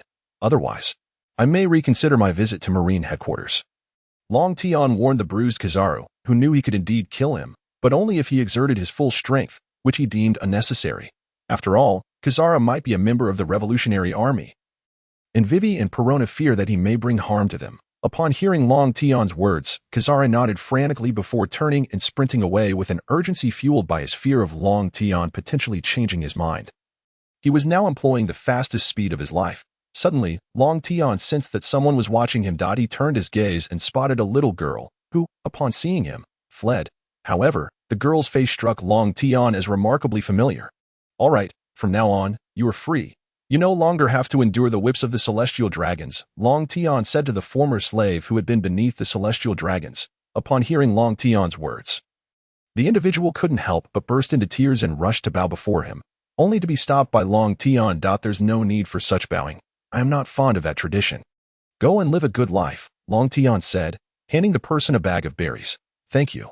I will definitely repay you, Lord Long Tian, the individual exclaimed before darting away. To others, Sabaody Archipelago might seem like a commercial paradise, but to him, it resembled a hell's cape. Come on, dear, let us continue our stroll. No one will disturb us now, Long Tian said, extending his arms, which Vivi and Perona eagerly embraced, and they resumed their shopping. Unbeknownst to Long Tian, a little girl was stealthily following them from the shadows, as he did not intentionally employ his observation hotkey. After all, if even an admiral had been left bruised by him, who would dare provoke him further? Long Tian led his two wives to a tavern, but his purpose was not to indulge in drink. He merely intended to pay a visit. Bring me 3 glasses of fruit juice. I apologize. But this is a tavern. We do not serve fruit juice, replied the barmaid. Do not jest with me. You do have fruit juice, Ansia, Long Tian countered. Vivi and Perona exchanged puzzled glances, wondering why he sought juice in a tavern instead of a beverage shop. Oh, would you like to pay 5,000 berries for a glass of juice? What? 5,000 berries for a glass of juice? How exorbitantly priced, Vivi exclaimed upon hearing the cost. Very well, bring me 3 glasses. Ansia, Long Tian, you, Vivi began, but was interrupted by Long Tian waving his hand. Haha, Long Tian, it seems your 2 little girlfriends are a bit upset. I was merely joking. How could I dare charge the vice captain of the Whitebeard pirates? The barmaid chuckled as she retrieved 3 glasses of juice from behind the counter. Sigh, Ansia, I merely came to visit. Please do not jest with us. Also, I was hoping to see Uncle Rayleigh and Luffy. Long Tian replied, shaking his head. Oh, you were looking for the old man. You might be disappointed. He took Luffy somewhere for devil training, she said. Why does Rayleigh's name sound so familiar? Vivi pondered aloud. Vivi. Rayleigh is the first mate of the Pirate King. Silver's Rayleigh, Perona explained to Vivi. Then she must be Rayleigh's wife, Vivi thought, somewhat astonished, considering the formidable strength that must accompany such a title. It was no wonder the tavern bore that name. Long Tian. You just arrived on the island and already killed a celestial dragon. Aren't you worried about attracting the Geoise? This place is not far from Mary Geoise, Xiachi remarked, taking a drag from her cigarette. I had no choice. He was seeking death. I had to protect my wives, and this celestial dragon dared to speak ill of them. So I dealt with him promptly. Long Tian shrugged. With such words. You make me want to become your wife, Xiachi teased, but her jest was quickly met with resistance from Vivi and Perona, who could not accept the idea of Long Tian being with this older woman. Ansia, please cease your jokes, Vivi interjected. All right, Vivi, Perona, Ansia was just joking. There is no need for such reactions, Long Tian said, exasperated. Upon hearing his words, the 2 women returned to their seats, yet continued to glare at Xiachi.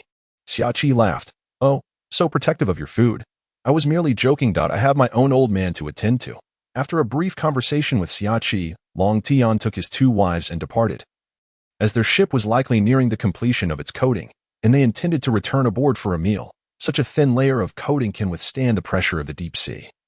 How peculiar, Vivi remarked, gazing curiously at the newly coated ship. Vivi, stop being curious. I'm starving. Perona exclaimed, clutching her growling stomach. Let us go, Vivi. Perona is about to starve. I shall head to the kitchen and prepare a meal. Long Tian declared, pulling the 2 of them back to the ship, while a small figure stealthily followed behind. All right, my dear wives, wait a moment. The food will be ready shortly, Long Tian said as he entered the kitchen. Before long, he emerged with dish after dish. Just as they were about to dig in, Long Tian suddenly halted and turned towards the door, saying, Come in. I noticed you the moment you boarded my ship. Vivi and Perona turned to the door just as it opened, revealing a little girl who timidly stepped inside. I am sorry. I was so hungry I wanted to eat something, so I snuck onto the ship. The little girl said, her voice laced with innocence. Oh, how pitiful. Long Tian, do not frighten her. Come here, dear. I shall give you something delicious to eat, Vivi said, opening her arms. The little girl immediately dashed into Vivi's embrace, eyeing the sumptuous feast on the table with wide, salivating eyes. All right, eat quickly, Vivi urged, noticing the girl's hunger. The moment she finished speaking, the little girl snatched a slice of pizza and devoured it. This is so delicious. How can there be such delectable food in the world? The little girl exclaimed as she savored the pizza, feeling as though she had never tasted anything so heavenly before. Of course, the food made by Long Tian is the most exquisite in the world. Perona chimed in, also beginning to eat. Meanwhile, Long Tian observed the ravenous little girl with a puzzled expression. He recalled having seen her watching them earlier at Sabaody, and a sense of familiarity washed over him. My goodness, can you eat so much at such a young age? Vivi asked, astonished by the girl's voracious appetite, as an entire table of food vanished in mere moments. At that moment, Vivi heard the girl's stomach grumble again, causing her to freeze in surprise. Sister, I'm still hungry, the little girl pouted, resuming her adorable antics. It was at that moment that Long Tian finally recognized who this little girl was, noticing the yellow U-shaped accessory beneath her eyes, combined with her insatiable gluttony. Goodness, had you not eaten so hurriedly, I might not have remembered who you are, Long Tian remarked as he looked at the girl. Big brother, what are you saying? I don't understand. I'm hungry. The little girl feigned innocence, while Vivi and Perona exchanged confused glances at Long Tian. You are quite the actress. If you do not revert back soon, I shall give you a spank. Long Tian warned, stepping closer. Humph, you dare. I didn't expect you to recognize me, Long Tian, but thank you for the food. Goodbye, the little girl exclaimed, leaping from Vivi's arms and bolting towards the door. Yet, could she truly escape from Long Tian's grasp? In an instant, he seized her by the collar, and just as Bonnie stretched her hand towards him, she exclaimed, transform into a child, Long Tian. Ha ha ha. However, moments later, nothing transpired, leaving Bonnie bewildered and fearful as she gazed at Long Tian. What is happening? Why is your fruit power not working? Before Long Tian could respond, Perona interjected, do not claim your fruit power is ineffective. No one's fruit power works against Long Tian, so do not be foolish. Huh? How can this be possible? Bonnie exclaimed, astonished as she looked at Long Tian. Hey, what kind of look is that? I am not a monster. This is merely my innate immunity, Long Tian replied, exasperated. Just then, Bonnie transformed back into her youthful form, leaving Vivi and Perona in astonishment. Let go of me, you vile creature, Bonnie shouted, attempting to kick Long Tian in a sensitive area. However, he swiftly caught her leg and subdued her with his conqueror's haki, instilling terror in Bonnie as she realized the overwhelming power of his haki. All right, I shall not hold it against you for coming aboard to eat. You may leave, Long Tian said, releasing Bonnie, yet she remained rooted in place. I have allowed you to leave. Why do you not go? Long Tian asked, perplexed, when suddenly he heard a growl from her stomach. It dawned on him that, indeed, she was a voracious eater and had yet to be satisfied. Oh dear, Long Tian, how could you be so cruel? Bonnie, come here. Long Tian, go prepare more food, Vivi suggested thoughtfully, observing Bonnie. Well, Long Tian began, but upon meeting Vivi's gaze, he resignedly headed back to the kitchen. Soon, a plethora of dishes emerged, and after an indeterminate amount of food had been consumed, Bonnie finally felt satiated. Phew, I have never felt so full before. I can't believe how delicious Long Tian's food is, and it has finally filled me up. Bonnie marveled, astonished, as she reflected on her past experiences of often feeling hungry. However, the culinary creations of Long Tian surprisingly satisfied her hunger. You are exhausting me, he remarked, wiping his forehead, which was devoid of sweat. Vivi and Perona gazed at Bonnie in astonishment, noting that she had eaten so much yet still felt full. It was unusual for someone of her petite stature to consume so much. Fine, out of consideration for Vivi, I allowed you to indulge in my cooking. Now that you've eaten your fill, you should take your leave, Long Tian expressed with a hint of annoyance, as he was not inclined to engage further with someone so ravenous and unfamiliar. Nevertheless, Bonnie was reluctant to depart. She felt that any other food would pale in comparison, and she would still be left unsatisfied. She had no reason to leave, especially since she was now alone. Her ship and crew had been destroyed. Suddenly, Vivi interjected, all right, Long Tian, you big lug, you may step outside. Perona and I wish to have a word with Bonnie. At Vivi's words, Long Tian appeared somewhat perplexed. Nonetheless, he complied with his wife's request and exited. Though with his observation haki and mental prowess, he could still hear them. Bonnie, do you wish to remain on the ship? Vivi inquired, looking at Bonnie. Well, I've never been full before, but Long Tian's food has truly satisfied me.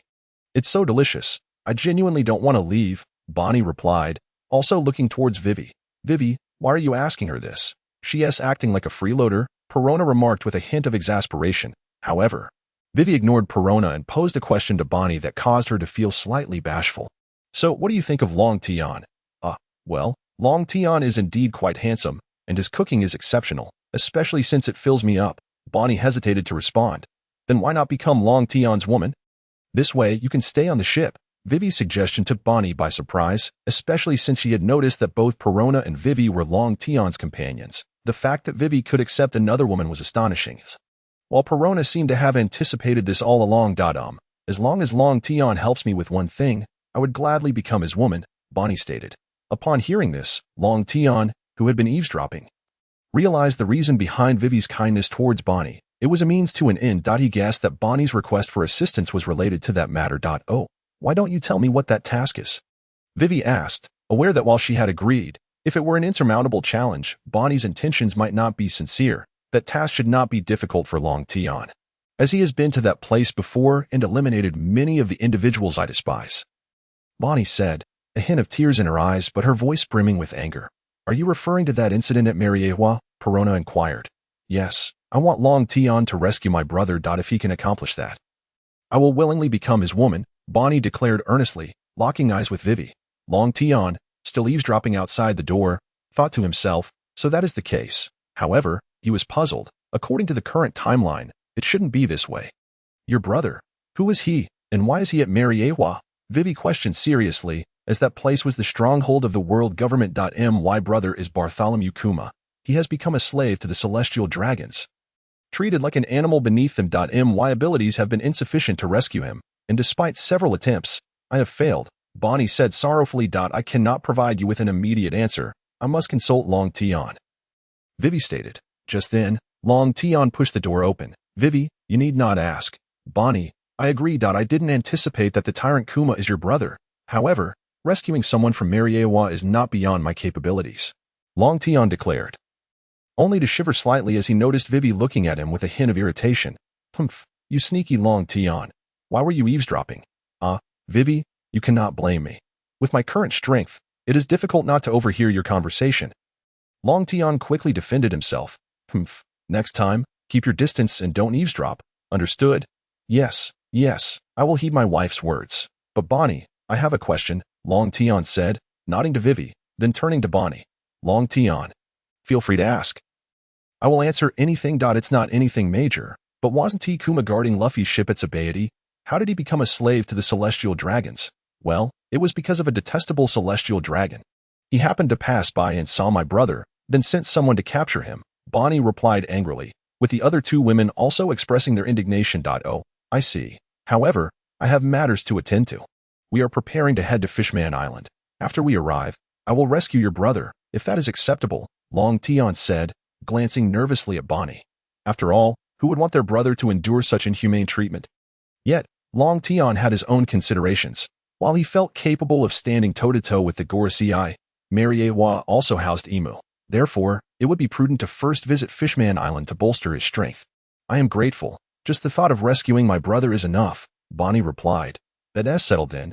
You are now my wife, Long Tian said, feeling a surge of joy, for he had gained another partner. And there was still another waiting for him. This voyage was proving to be worthwhile. Well, let us discuss that once you rescue my brother, but you must make sure to feed me well. Bonnie said, a hint of shyness creeping into her voice. Long Tian was taken aback. This strong woman could also be bashful. I had no idea you had a softer side. Fear not, my beloved, no matter how arduous. I shall ensure you are well fed, Long Tian proclaimed, puffing out his chest proudly, as a man should. Very well, it seems we are all content. Welcome to our family, Bonnie, Vivi said, extending her hand in a gesture of welcome. I look forward to your guidance, Vivi and Perona, Bonnie replied, shaking Vivi's hand. Observing the harmonious atmosphere among his companions, Long Tian felt a deep sense of satisfaction. With Vivi as a stabilizing presence, he felt reassured. All right, I am quite tired, Long Tian said. Vivi sister, shall we retire for the night? Perona suggested, as it seemed they had not conversed for long, despite the hour nearing midnight. However, Perona's intentions were far from simple.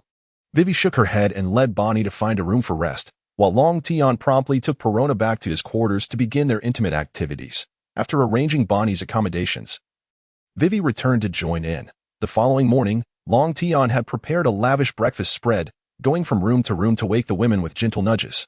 Bonnie, however, didn't mind the commotion, as she was already destined to be Long Tian's woman. Moreover, the sounds from the previous night had made her blush even as a tough woman. Wow, this is delicious. I feel incredibly blessed to be able to enjoy such exquisite meals every day. And to be filled to the brim, Bonnie exclaimed, devouring her food eagerly. Bonnie, could you exhibit a bit more ladylike behavior? Perona chided, unable to contain her disapproval at Bonnie's manners. Before Bonnie could respond, Long Tian interjected.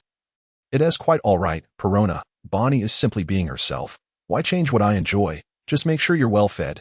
Bonnie. Watching Long Tian's tender demeanor, Bonnie felt that being Long Tian's woman was indeed a delightful experience. Breakfast soon concluded, and Long Tian set sail, steering the ship towards the depths of the ocean, aiming for Fishman Island. Wow, how beautiful, Vivi exclaimed, marveling at the sights of the ocean, while Bonnie and Perona looked on with curiosity. Having never ventured into the deep sea before. Suddenly, Vivi gasped, pointing in a certain direction. Long Tian, look, there's a sea king over there. Is it coming to collide with us? Everyone turned to where Vivi was pointing and beheld a strangely shaped sea king staring at their ship, causing the three women to shiver. What are you afraid of? Since you don't wish for it to approach, I shall send it away, Long Tian declared, fixing his gaze on the sea king. After a moment of concentration, the creature swam away. Huh, Long Tian, what just happened? It seems you didn't do anything, yet it left, Perona asked, perplexed, while the other two women looked at Long Tian with curiosity. It has nothing. I merely communicated that it frightened my wives and instructed it to keep its distance, Long Tian explained. What? You can communicate with it? The three women exclaimed in unison, for they had never heard of a sea king responding to anyone. Especially since Long Tian hadn't uttered a word aloud. Well, it's not exactly speaking. It's more of a mental exchange. I use my mental powers to communicate with it, Long Tian clarified. Noticing the inquisitive expressions on their faces. Oh, I see, Vivi responded, recalling how Long Tian had previously spoken about his mental abilities. However, Bonnie remained perplexed, having never heard of mental strength. Noticing her confusion, Weiwei took her aside to explain. Long Tian, how much longer until we reach Fishman Island? Asked Perona. Do not worry, Perona, we shall arrive shortly, replied Long Tian, whose observation hockey had already sensed the presence of Fishman Island. Throughout their journey, they encountered no dangers. For Long Tian had previously achieved the pinnacle of navigation, and various marine creatures dared not approach, as he constantly exuded an aura of dominance. Just before reaching Fishman Island, a figure swam towards Long Tian's ship and soon boarded. I apologize, Long Tian, I had intended to welcome you. However, there has been a situation at Fishman Island that has caused a delay, Jinbei said apologetically to Long Tian. It's quite all right. But what exactly has happened at Fishman Island? Long Tian inquired. This is not just a headache for me. It is a concern for everyone on Fishman Island, Jinbei replied, rubbing his forehead. Oh, if even Jinbei, a warlord of the sea, finds it troublesome, it must be quite serious. Bonnie remarked with curiosity. You are the supernova big eater, Bonnie? Jinbei asked. Yes, and Jinbei, she is now my wife. Let us not dwell on that. I am also curious about the matter that troubles you. Long Tian redirected the conversation. Alas, it is due to the flying pirate crew. What is the flying pirate crew? I have not heard of them. Can a mere pirate crew truly cause you distress? It is because their captain, Vanderdecken 9, has come to propose to Princess Shirahoshi. After being rejected, he launched an attack on the Noah.ic. Well, that is no longer a concern. Jinbei, I will take care of it, Long Tian assured him. However, both Weiwei and Perona glanced at Long Tian upon hearing Princess Shirahoshi's name, knowing another girl was in peril. Oh, that is splendid news. With you handling it, I shall finally be relieved of this worry. Jinbei expressed, as the ship approached a massive double bubble, which enclosed an island. Well then, you may navigate the ship, Jinbei, as you are familiar with Fishman Island. Just take me to meet the king, Long Tian instructed. Relinquishing the helm. Along the way, many people cheered to welcome Long Tian and his companions. Just then, a scarred fishman swam towards the ship. Please stop. Jinbei, I wish to speak with Lord Long Tian. Hold on. Long Tian called out, prompting Jinbei to halt. The fishman climbed aboard and immediately knelt before Long Tian. Thank you, Lord Long Tian. If it were not for you, I would have lived in hell for all eternity. The fishman said, but Long Tian regarded him with a puzzled expression, as he did not recognize the individual. Who are you? I am a slave whom you rescued from Mariehua, Lord Long Tian. I sincerely apologize. I did not make a conscious effort to remember you at that time, as I was focused on defeating the celestial dragons. Long Tian scratched his head, feeling embarrassed. It is of no consequence. Lord Long Tian, your act of saving us is the greatest grace we could receive. There are still a few who live farther away and have yet to arrive. No problem at all. Just convey my regards. I saved you all because I could not bear to see you suffer such inhumane treatment. So live well, and should the celestial dragons trouble you again, do not hesitate to inform me. Long Tian concluded. The cheers from below grew even louder as everyone heard his words. After expressing their gratitude, the fishermen promptly disembarked, unwilling to delay Long Tian further. Long Tian, I did not expect that among those you saved there would also be fishmen, Weiwei remarked with a sense of wonder. Indeed, good deeds yield good rewards, Long Tian replied. You have done exceptionally well, Long Tian. Those celestial dragons commit all manner of atrocities. I would gladly take down a few myself. Bonnie declared fiercely, her brother currently enduring inhumane treatment, which fueled her wrath against the instigators, the celestial dragons. Thank you, Long Tian. Aside from Fisher Tiger, you are the person I respect most. When those you rescued returned to Fishman Island and spoke of your deeds, the entire island was astonished, and since then, they have sung your praises, which is why everyone welcomes you with such enthusiasm. Jinbei stated earnestly. It is nothing remarkable, to be honest. Any person with a conscience would do the same. Long Tian modestly replied. Before long, the ship arrived at the palace, where the king and 3 princes awaited at the entrance. Your Majesty, this is Long Tian, along with his 3 wives, Jinbei introduced. Welcome to Fishman Island. I am Neptune, the king of Fishman Island, and these are my sons, Neptune greeted, offering the highest noble courtesy to Long Tian. However, his sons did not appear particularly joyful. Your Majesty.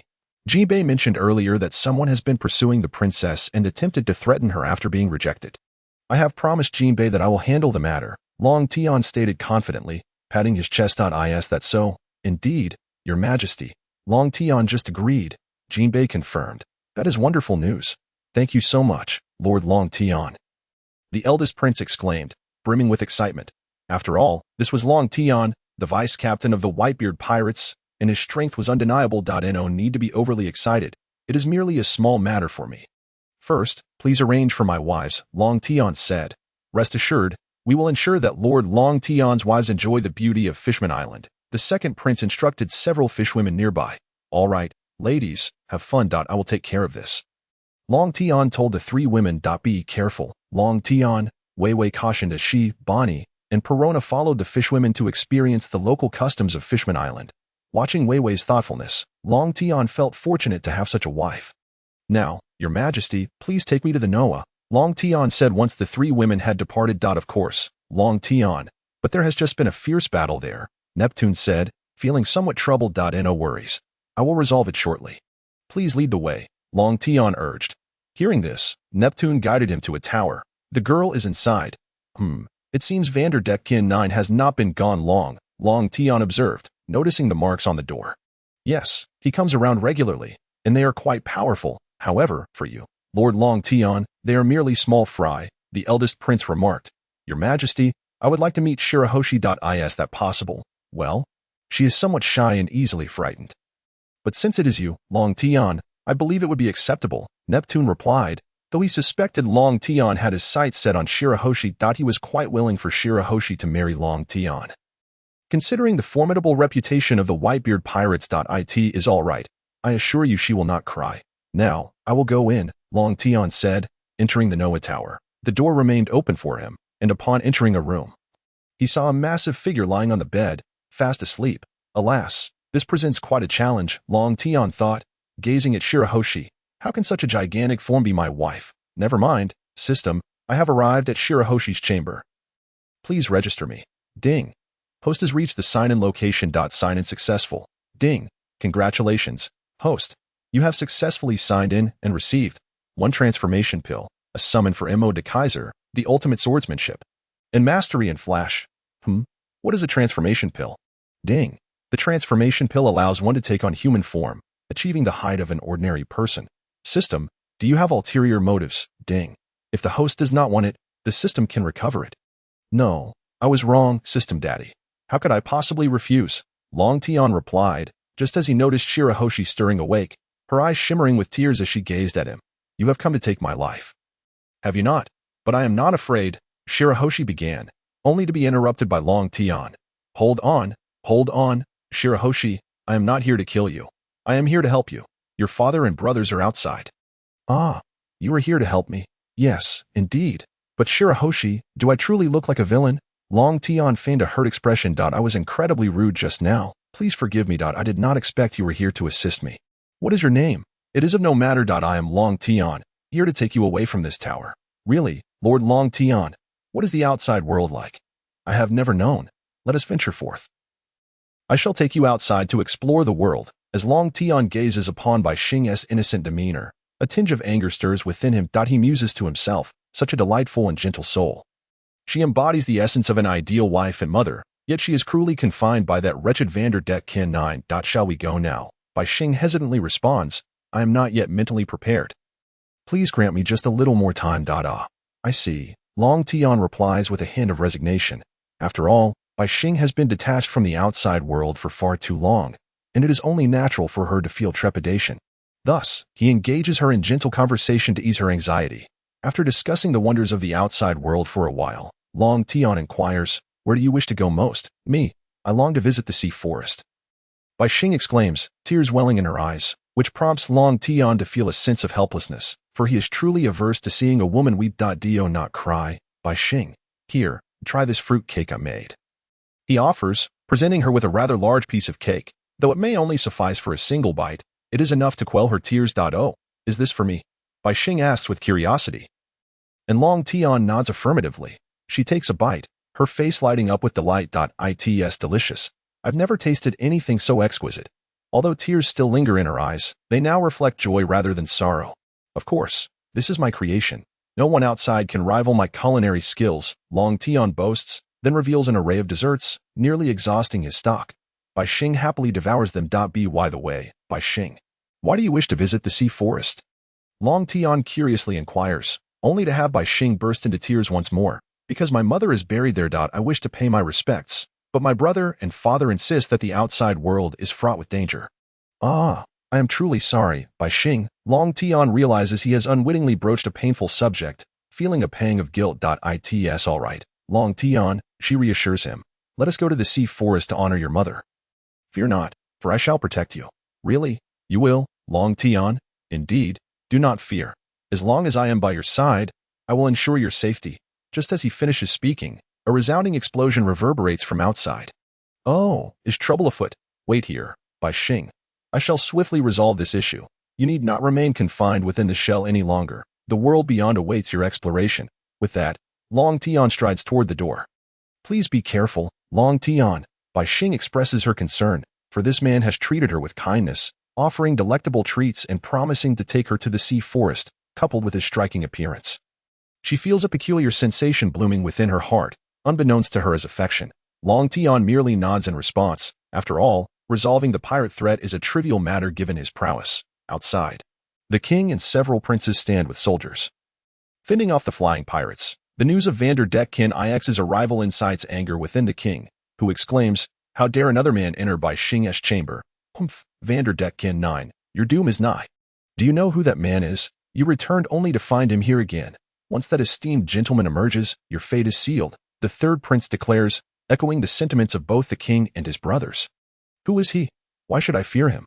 When he emerges, I shall dismember him, Vanderdecken 9 boasts. But no sooner has he spoken than the door swings open. I hear you, a worthless fool, threaten to dismember me. Here I stand. Come forth, Long Tian announces as he appears before Vanderdecken 9 in the blink of an eye, drawing forth the blade of the gale. Such speed. This is practically light speed. No wonder he is revered as Long Tian. The crown prince marvels. I was wrong. I failed to recognize your worth, Long Tian. Please, spare my life, Vanderdecken 9 pleads, utterly terrified at the sight of the man he intended to harm. Realizing that even 100 lives would not be worth the risk, he immediately begs for mercy. Oh, weren't you quite arrogant just moments ago? And now, you soil yourself in fear. How amusing. The second prince chuckles. Spare your life. Very well, take your crew and return to your ship, Long Tian suddenly states, leaving Vanderdecken 9 in disbelief, fearing he misheard. Yet, he promptly bows before Long Tian and hastily retreats to his ship. Wait, Long Tian, you cannot let them escape. They have kept Bai Xing imprisoned in the hardshell tower for 9 long years. I refuse to let them go unpunished, the crown prince interjects, unable to contain his frustration at Long Tian's decision to spare Vanderdecken 9. Son, do not speak recklessly, Neptune admonishes, though he too wishes for vengeance. However, since Long Tian has decreed their release, they dare not oppose his will. Alas, do you not understand my intentions? Killing them would take too long. I am eager to take Bai Xing to the sea forest. They are conveniently on their ship, making it easy to eliminate them all at once. With that, Long Tian unleashes a powerful gust, instantly tearing the flying pirates apart, leaving none alive. My apologies, Long Tian. I was unaware of your noble intentions. The crown prince expresses regret, and Long Tian merely shakes his head as he returns to the hardshell tower. Father, do you think my sister will end up with Long Tian? Hush, do not speak of such things. Long Tian's purpose is not that, Neptune quickly interjects. Father, your mouth is nearly reaching your ears. The second prince reminds him. Silence. Neptune retorts angrily. Inside the hardshell tower, Bai Xing beams with joy upon Long Tian's return, fearing he might not return at all, akin to losing her most cherished possession. Long Tian, I am so relieved you have returned safely, she exclaims. Yes, Bai Xing, let us go to the sea forest. The one who has threatened you has been dealt with. Your brother and father await you outside. Really, Long Tian, you will truly protect me? Indeed. I shall not only protect you now but also in the future. That is wonderful. With that, Bai Xing finally steps outside the confines of her 9-year imprisonment. Bai Xing, you have emerged. Long Tian has resolved the crisis. You need no longer remain in the tower. As your father, I am genuinely grateful, Neptune expresses, his eyes glistening with tears. Thank you, Long Tian. Without you, my sister would never have escaped the hardshell tower. Several princes affirm. Father, Bai Xing calls out, unable to contain herself, and rushes into Neptune's arms, weeping profusely as he gently strokes her hair. Your Majesty, Bai Xing wishes to visit the sea forest. Kindly accompany us.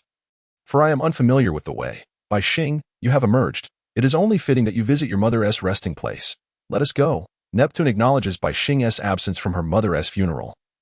His heart heavy with sorrow. Yes, Long Tian, father, brothers, let us depart. Bai Xing exclaims, her impatience evident. Neptune leads Long Tian and his sons toward the sea forest. As they journey, all eyes are drawn to Princess Bai Xing. For she has spent her life within the hardshell tower, and few have had the pleasure of seeing her. Curiosity abounds as they gaze upon her, and Bai Xing feels a swell of nervousness. Her eyes brimming with tears once more. Witnessing this, Long Tian feels a headache coming on. It is an inevitable adjustment. Soon, they arrive at the outskirts of the sea forest, where Jinbei has come after leaving the palace. It has been a while, Jinbei. Bai Xing cheerfully greets him. Indeed, thanks to Long Tian, Princess Bai Xing is able to emerge from that shell. Jinbei expresses his gratitude toward Long Tian. Let us proceed, Bai Xing. To honor your mother, Neptune urges, glancing at the gravestone with a heavy heart. Hearing her father's words, Bai Xing follows him into the sea forest, casting a final glance back at Long Tian, who nods in encouragement. She then approaches the gravestone. The royal family gathers around Queen Otoheim's memorial, eyes closed and hands clasped in reverence, tears welling in their eyes, none daring to disturb their solemn moment. Thank you, Long Tian. Bai Xing expresses her gratitude after the tribute. It was but a trifling matter. Your happiness is all that matters to me. Please, do not cry again. I cannot bear to see a woman in tears. Long Tian implores, genuinely concerned for her well-being. The king and princes stifle their laughter at Long Tian's earnestness. I apologize, Long Tian, for causing you distress, Bai Xing says, her expression almost on the verge of tears again, which makes Long Tian feel overwhelmed. Just then, a soldier rushes in, breathless, and reports to the king, Your Majesty, 3 noble ladies were attacked while passing through Fishman Street. And where are they now? Were they harmed? They are currently safe within the palace. The assailants did not injure them but transformed one of the noble ladies into an infant. With a heavy sigh, Long Tian, the king, expressed his apologies, but without further ado, he swiftly made his way toward the royal palace, followed closely by the king and his entourage. What is the relationship between these 3 individuals and Lord Long Tian? Bai Xing pondered silently as she trailed behind. Upon arriving at the palace, Long Tian sensed the presence of the 3 women and headed directly toward them. Wei, what is the matter? Are you all unharmed? Long Tian inquired with evident concern. His desire to exact revenge on the assailant palpable. It's nothing, Long Tian. That fishman intended to attack me, but Bonnie transformed him into a child, Wei quickly clarified, noticing Long Tian's anxiety. Just as she finished speaking, the king and his entourage arrived. I sincerely apologize for the fright you experienced. Ladies, this is a failure on our part, Neptune addressed Wei and the others. It's quite all right, Your Majesty. This must be Princess Bai Xing. Correct. Wei deftly shifted the conversation. Hello, I am Bai Xing. May I ask your name? Bai Xing shyly inquired, while the 3 women, observing Bai Xing's physique, assumed that she stood no chance with Long Tian. Unaware of the existence of the system. I am Wei, this is Perona, and she is Bonnie, Wei introduced, and Bai Xing greeted each in turn, noticing Long Tian's anxious demeanor concerning the 3 women. Bai Xing felt a tinge of disappointment within her. Well then, as a gesture of apology, please allow me to treat you to a meal in the palace, Long Tian suggested, his stomach growling in agreement. The king then led everyone to the dining hall, where the feast was soon laid out before them. Bonnie took a bite, only to spit it out immediately, drawing the attention of everyone present. The king inquired, I am terribly sorry, esteemed guest. Is there something wrong with the dish? Unable to restrain herself, Bonnie whined to Long Tian, I crave the dishes you prepare. None of these appeal to my taste. Long Tian shivered at her words, while Wei and Perona shook their heads in exasperation. Having savored Long Tian's cooking on numerous occasions, they found it hard to enjoy anything else, though they would not express their dissatisfaction as openly as Bonnie did. Oh dear, Bonnie, how troublesome you are. Your Majesty, could you kindly have the guards escort me to the kitchen? Long Tian requested. Wait, you truly can cook? Bonnie exclaimed. Father, Long Tian's cooking is absolutely delightful. I wish to taste it.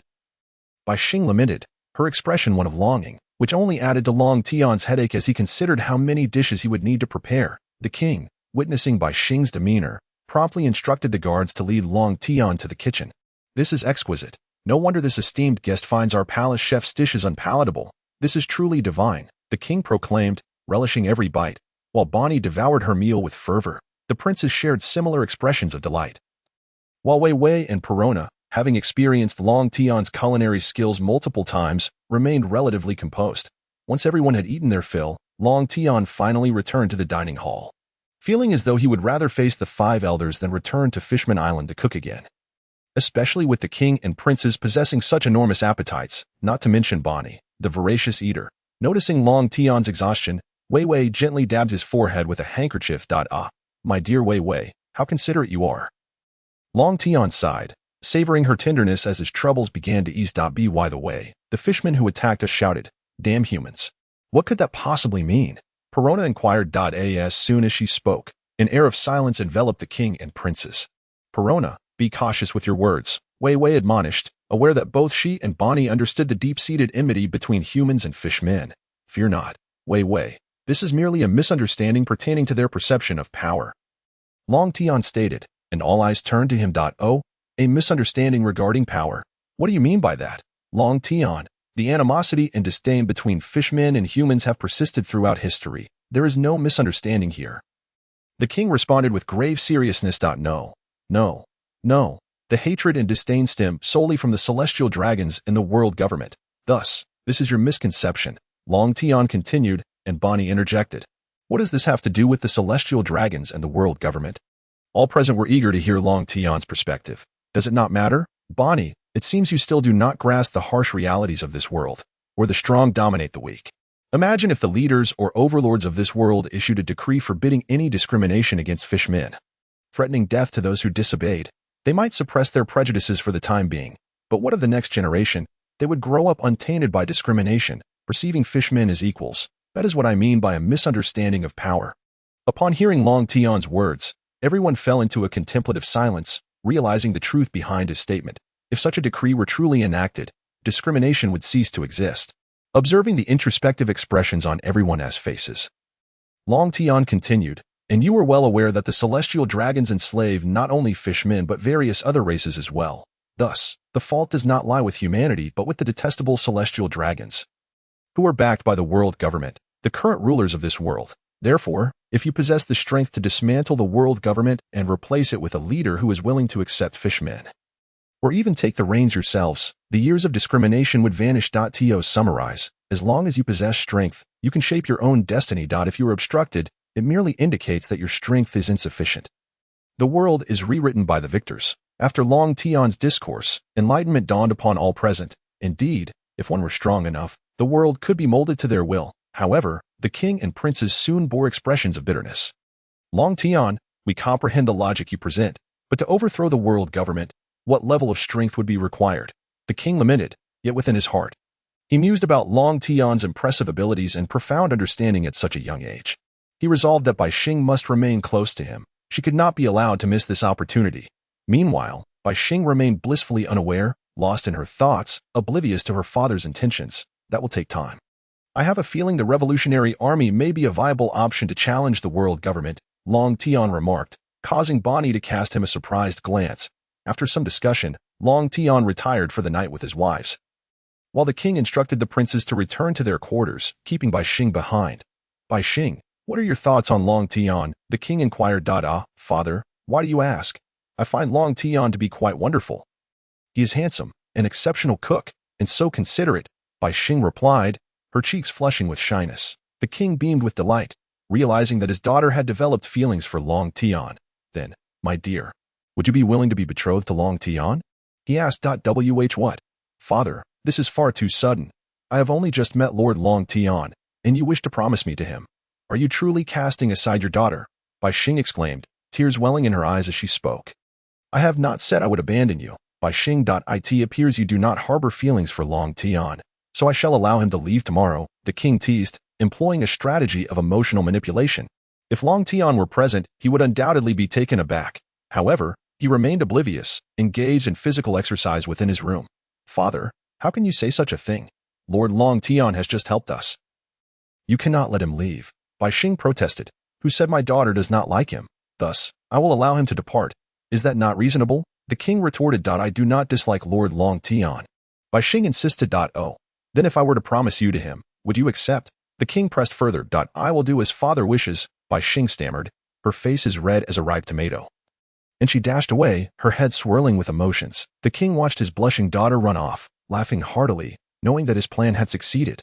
Back in her room, Bai Xing buried her face in her pillow, her mind racing with thoughts. Would Lord Long Tian reject her? Would he find her too weepy? The following morning, Long Tian rose early to prepare breakfast for Wei Wei and Perona before heading to Bonnie's room. After knocking, Bonnie opened the door, her eyes resembling those of a raccoon due to a restless night. Long Tian, you beast, you kept me awake all night, Bonnie exclaimed, unable to contain her annoyance. Long Tian shot back playfully.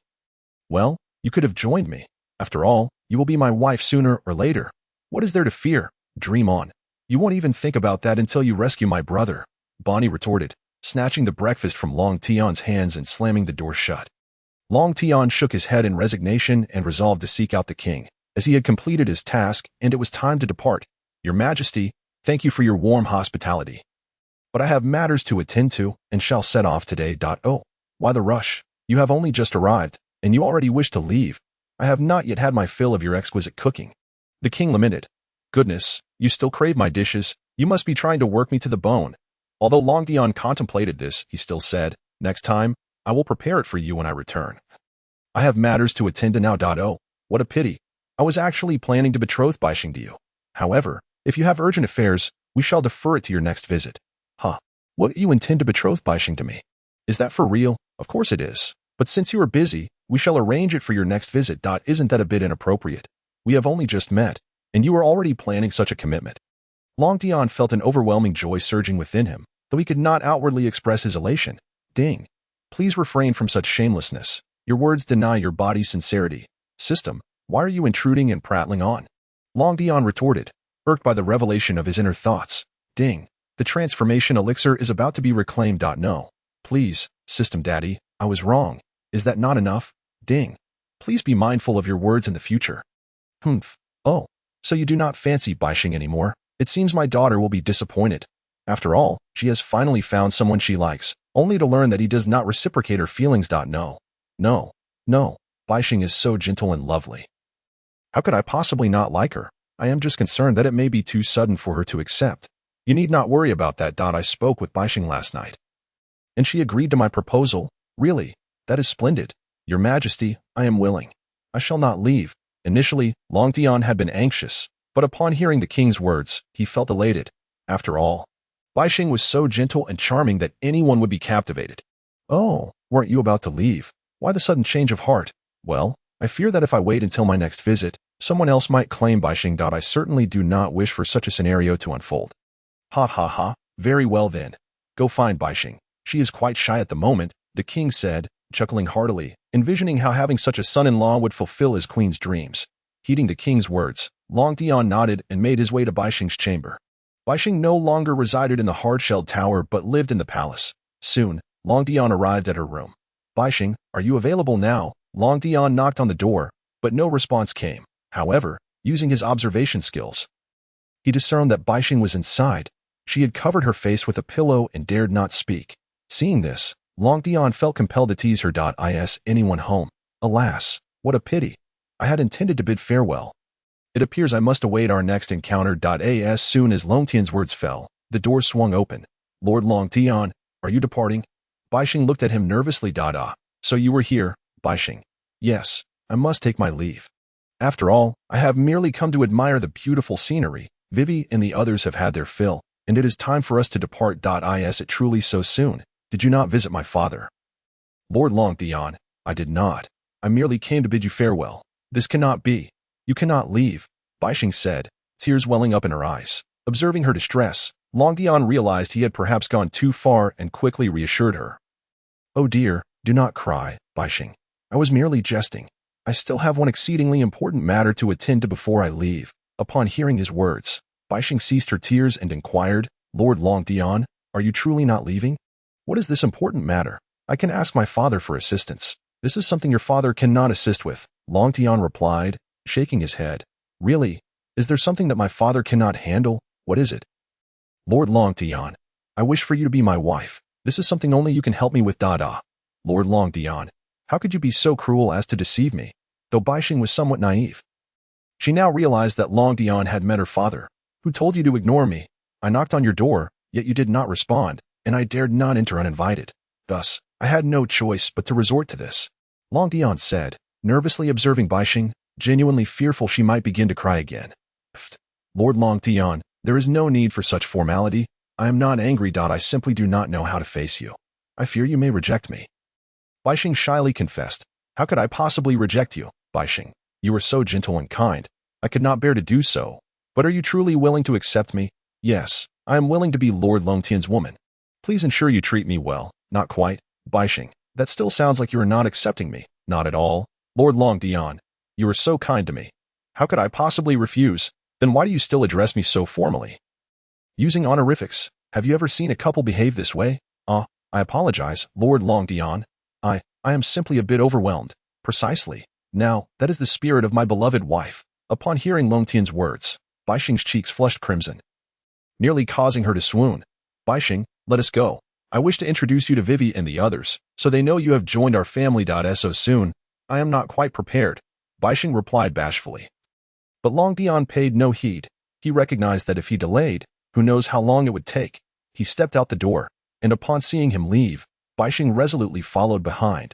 Vivi, I have something to discuss, Long Tian said, feeling somewhat hesitant upon entering the room. Oh, what is it, Long Tian? Is there anything we cannot discuss? Very well, I shall speak. Baixing has also become my wife. She is just outside the door. What? How could this be? Long Tian, are you out of your mind? Before Vivi could respond, Perona interjected. Perona, have you invited a hammer to your backside? Long Tian retorted, feeling irked at Perona's comment regarding his sanity. If you are not insane, how could you possibly be with Baixing? The disparity in your physiques is far too great, Perona concluded, with Vivi nodding in agreement. You need not worry about that. Your husband has his methods, Long Tian said, feeling grateful to the system. Without it, he would surely have no chance with Baixing. Ding. Now do you understand the merits of this system? Yes, System Daddy is magnificent. Very well. As long as you have a method, that suffices. After all, Baixing's gentle demeanor is quite endearing, Perona remarked. Come. Let us meet Baixing. Long Tian, you are not to eavesdrop, understood? I promise not to eavesdrop, Long Tian replied. And with that, Vivi took Perona outside to meet Baixing, while they also sought out Bonnie to share whispers in the garden. I told you I would not eavesdrop. Why do you not trust me? Long Tian sighed. Ding. Your words are as trustworthy as a ghost singing. Long Tian dared not retort the system this time. He feared the transformation elixir would be reclaimed, which would spell disaster for him.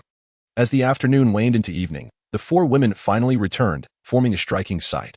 Long Tian had prepared a meal and invited the king and the princes to dine together. Congratulations, little sister. You have found a worthy partner. Long Tian, as my brother-in-law, be sure to assist her whenever needed, the eldest prince remarked, causing Baixing's face to turn a deep shade of crimson. Rest assured, if you require assistance, call upon me. After all, you are my brother-in-law.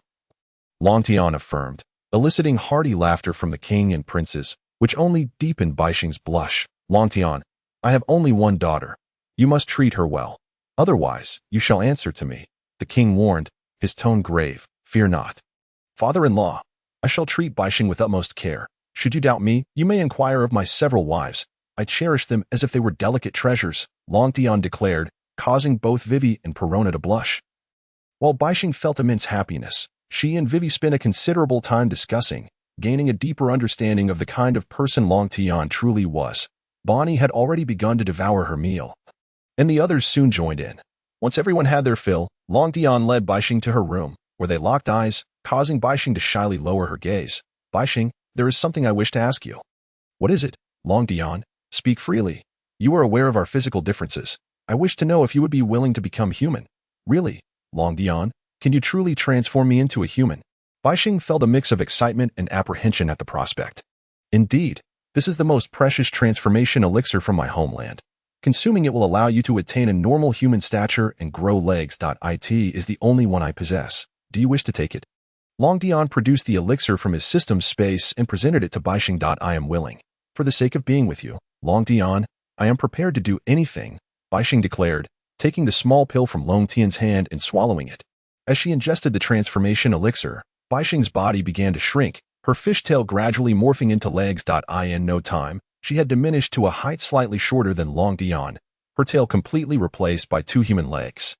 Long Tian gazed upon Baixing, feeling a surge of emotions as her once massive form transformed before his eyes. However, after resizing, the clothes no longer fit, and Long Tian stared intently at Baixing, enraptured by this novel transformation. Baixing momentarily forgot that she was not wearing any undergarments. It was only when she noticed Long Tian's unwavering gaze that she came to her senses and let out a shriek. Stop, stop, stop, Baixing, don't shout. You've already agreed to be my wife. Surely a glance won't cost you any flesh. Long Tian, I simply am not ready yet. Please, don't look at me. I feel so shy. Baixing replied, her skin flushed with embarrassment. Then shall I take my leave? Long Tian said, preparing to depart. But Baixing seized his arm. Long Tian, please don't go just yet. I'm a bit frightened. This won't do.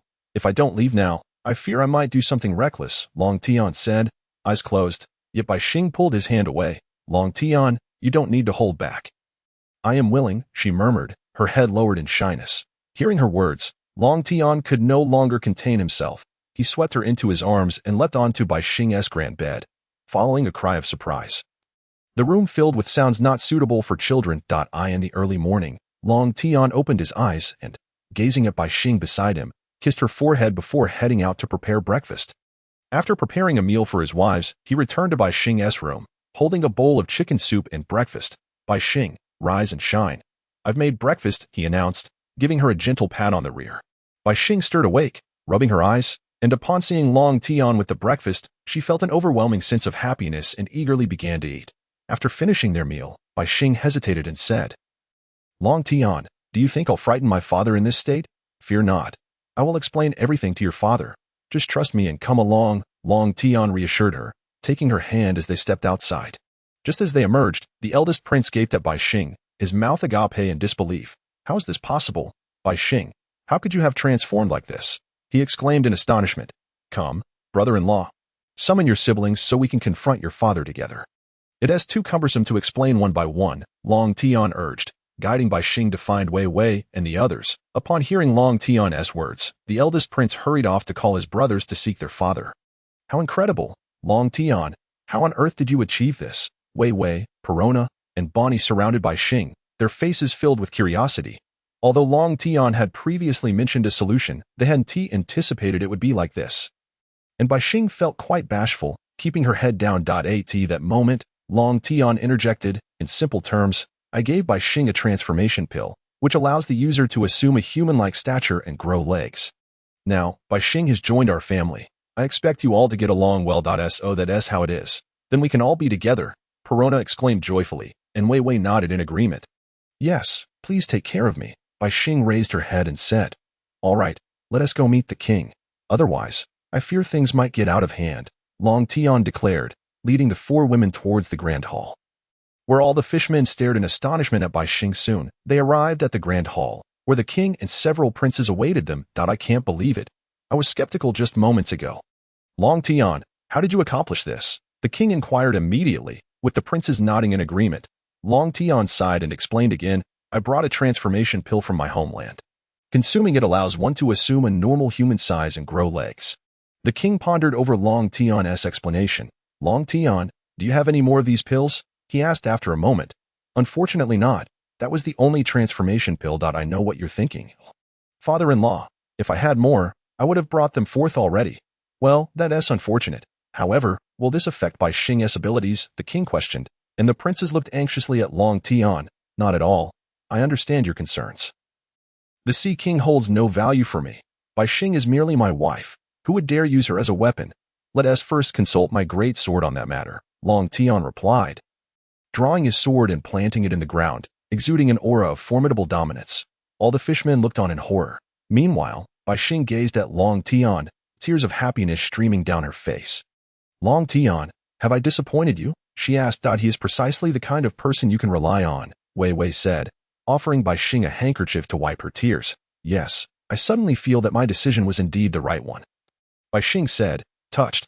Seeing you like this, Long Tian, reassures me. Bai Xing, how satisfied are you with the man I've chosen for you? Thank you, father, Bai Xing replied, and upon seeing her tears, Long Tian sheathed his sword and embraced her. Why are you crying on such a joyous occasion? You really ought to change your habit of weeping. I don't wish for my woman to shed tears. Long Tian's words served as a hearty meal for the king and princes. I promise to improve, Bai Xing replied, feeling the warmth of Long Tian's embrace. Bonnie, too, felt moved and believed that Long Tian was indeed a worthy partner, validating her previous decision made aboard the ship. Well, Long Tian, it's already noon, we're all famished, the king remarked. Upon hearing this, Long Tian realized that he would soon be relegated to the role of cook, yet with Bai Xing by his side. He felt that no toil was too great. As per your command, father-in-law, I shall oblige, Long Tian said as he headed toward the kitchen. Thus, Long Tian remained on Fishman Island for 2 months, a duration longer than necessary due to the king's insistence that he stay.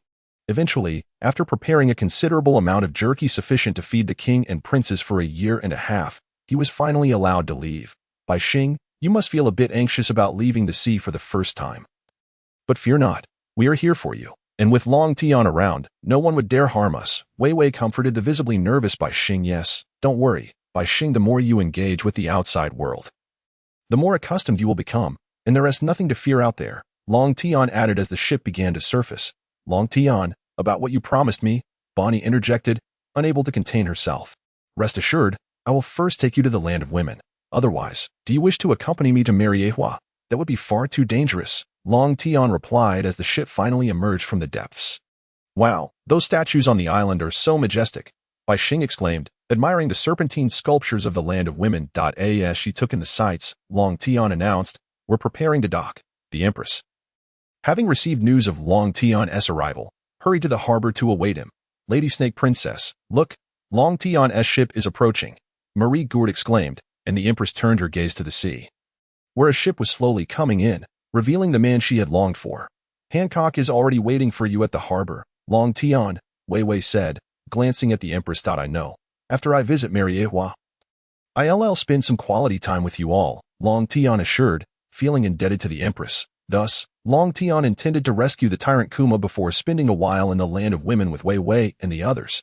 Before long, the ship docked, and upon seeing Long Tian disembark with the 4 women, the Empress was momentarily taken aback, then fell into a spiral of assumptions, fearing that Long Tian had forsaken her.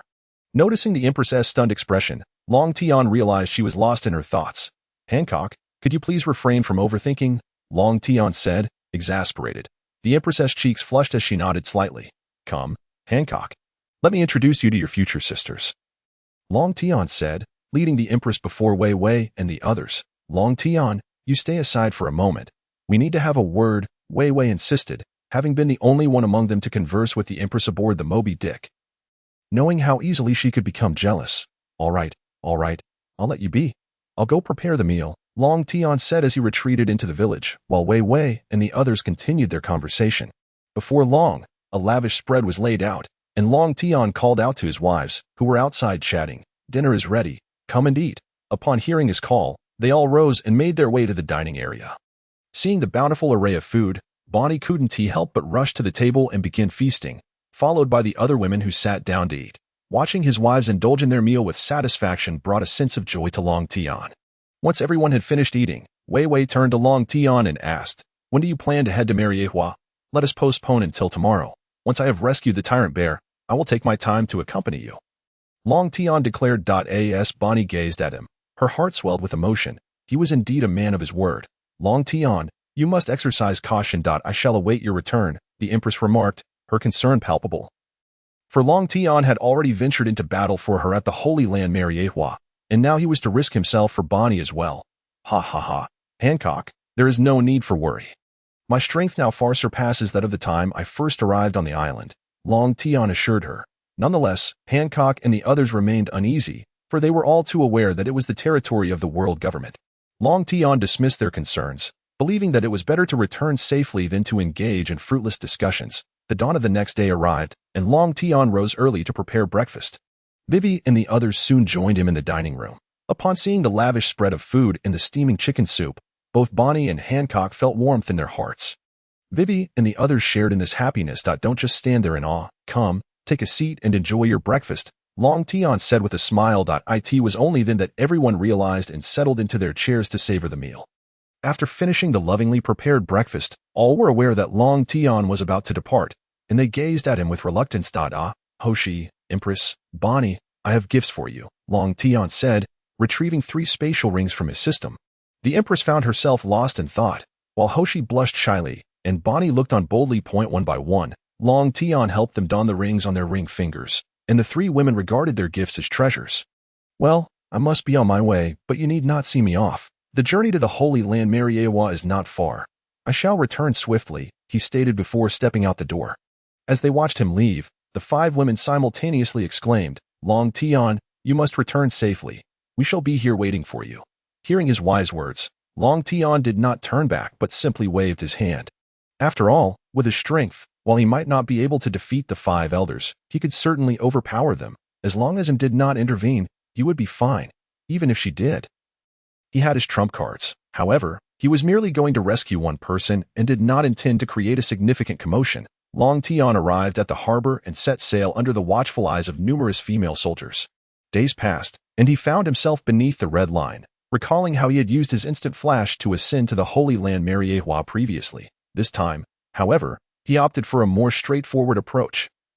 He drew forth his living greatsword, sprouted a pair of Aatrox's wings from his back, and soared upward, quickly arriving at the Holy Land. Phew, I hope the tyrant bear is in the slave prison.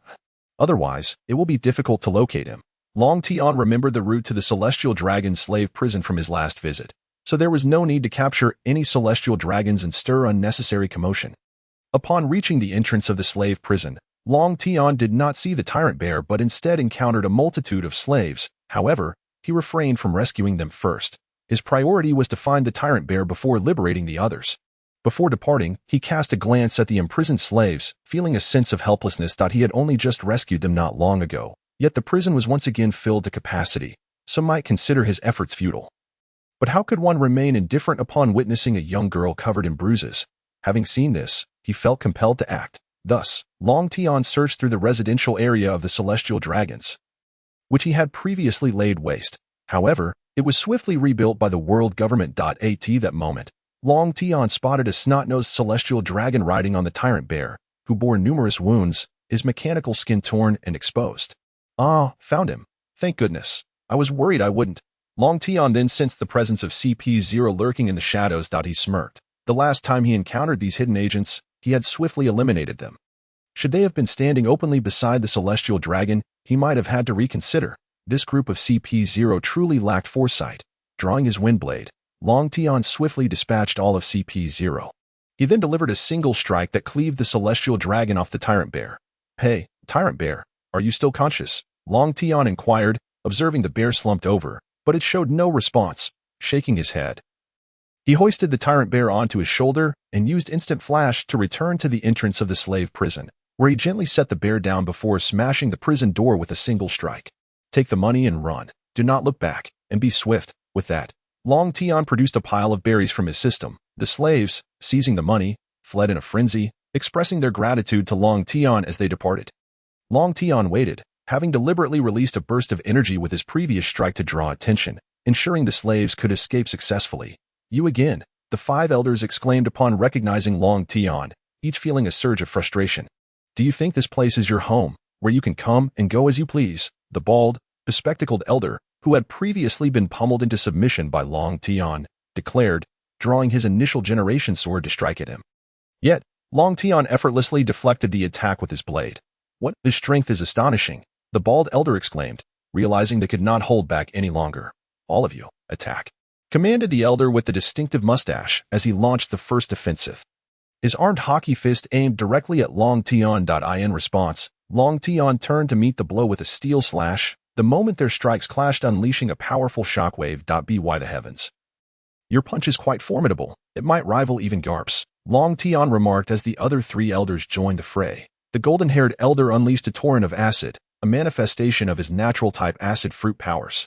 Meanwhile, the Elder in the hat brandished another supreme blade, Nightmare, while the long-bearded Elder aimed a long gun directly at Long Tian. The bullets he fired were no ordinary projectiles. Even Kaido would hesitate to face them.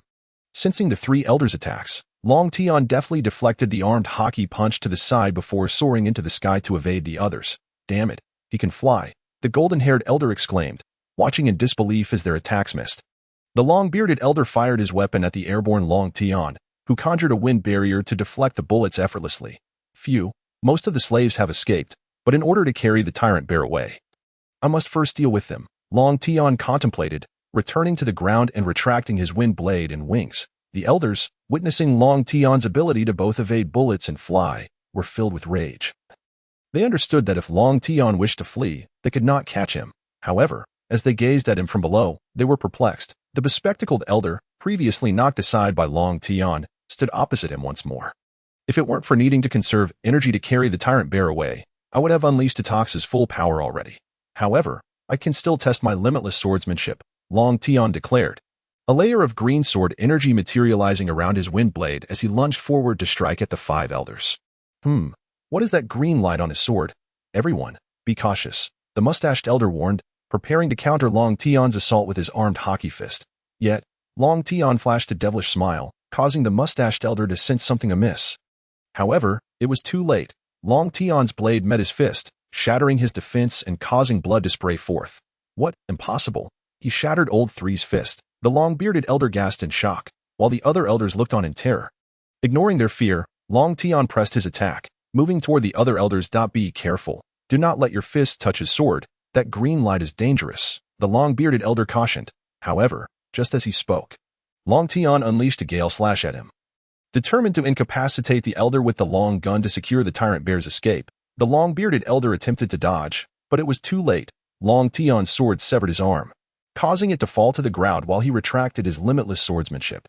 Though it could break through defenses, the technique consumed immense energy. Damn it, he actually severed Old Two's arm. This is unforgivable, the bespectacled Elder shouted, launching a wave of sword energy toward Long Tian, convinced that the green light on his sword had vanished and that he was out of stamina. Yet, he had miscalculated. The Elder in the hat also unleashed a wave of sword energy, while the golden-haired Elder spewed forth acid once more. However, all attacks were thwarted by Long Tian's wind barrier. What a nuisance. Nevertheless, I shall consider it practice, for I have yet to try this technique. With that, Long Tian sheathed his wind blade, standing there unarmed, while the three Elders dared not make a move. In the palace of Mariehua, sitting upon the throne, Im was somewhat astonished that he had refrained from intervening in the battle between Long Tian and the Elders, for during their last encounter, he sensed a terrifying power. Now, he detected two such forces, and Long Tian was about to unleash one of them. As Long Tian stood in place, he fervently activated the dragon elephant body, and just as the Elders could no longer contain themselves, Long Tian turned his gaze upon them, a fearsome shadow appearing behind him. What is this?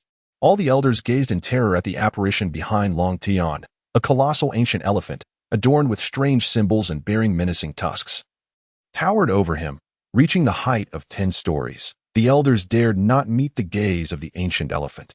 It was a stare that transcended time. This was the ability Long Tian could wield after mastering the dragon elephant transformation. Had his stamina been sufficient, the ancient elephant would have been even larger, for as long as Long Tian's energy permitted, the so-called Elephant Lord would be but a younger sibling before him. The ancient elephant trumpeted a bone-chilling roar, causing the celestial dragons nearby to collapse and convulse, while those at a distance knelt in fear. Long Tian knew the shadow would exist for approximately 5 minutes and immediately commanded the ancient elephant to attack. The great beast's foot descended upon the three Elders, two of whom wielded blades, desperately defending with their initial weapons. Meanwhile, the golden-haired Elder found that sulfuric acid was of no avail against the apparition. Sensing Im's approach, Long Tian swiftly drew his great sword and hoisted Bear into the sky. Just as Long Tian departed, Im appeared, locking eyes with the ancient elephant. The ancient elephant, sensing Im's provocation, let out a roar and lifted its massive foot, releasing the Elders as it aimed to stomp down upon him. Just as the foot was about to descend, Im struck, shattering the ancient elephant's shadow into oblivion. The 5 Elders knelt before him, silenced by fear. Im regarded the Elders, seemingly lost in thought, before speaking.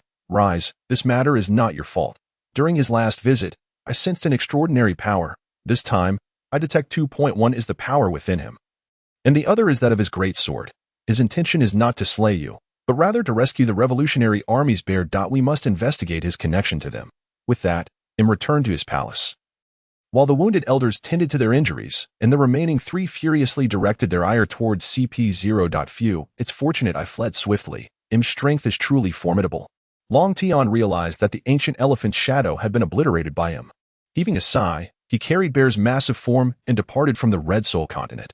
Upon reaching the surface of the sea, he retrieved his concealed ship, and once aboard, he gently set Bear down.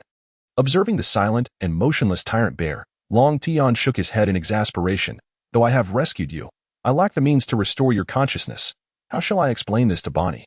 Upon hearing Long Tian mention Bonnie, Bear's body trembled slightly, a fact not overlooked by Long Tian, who uttered her name a few more times.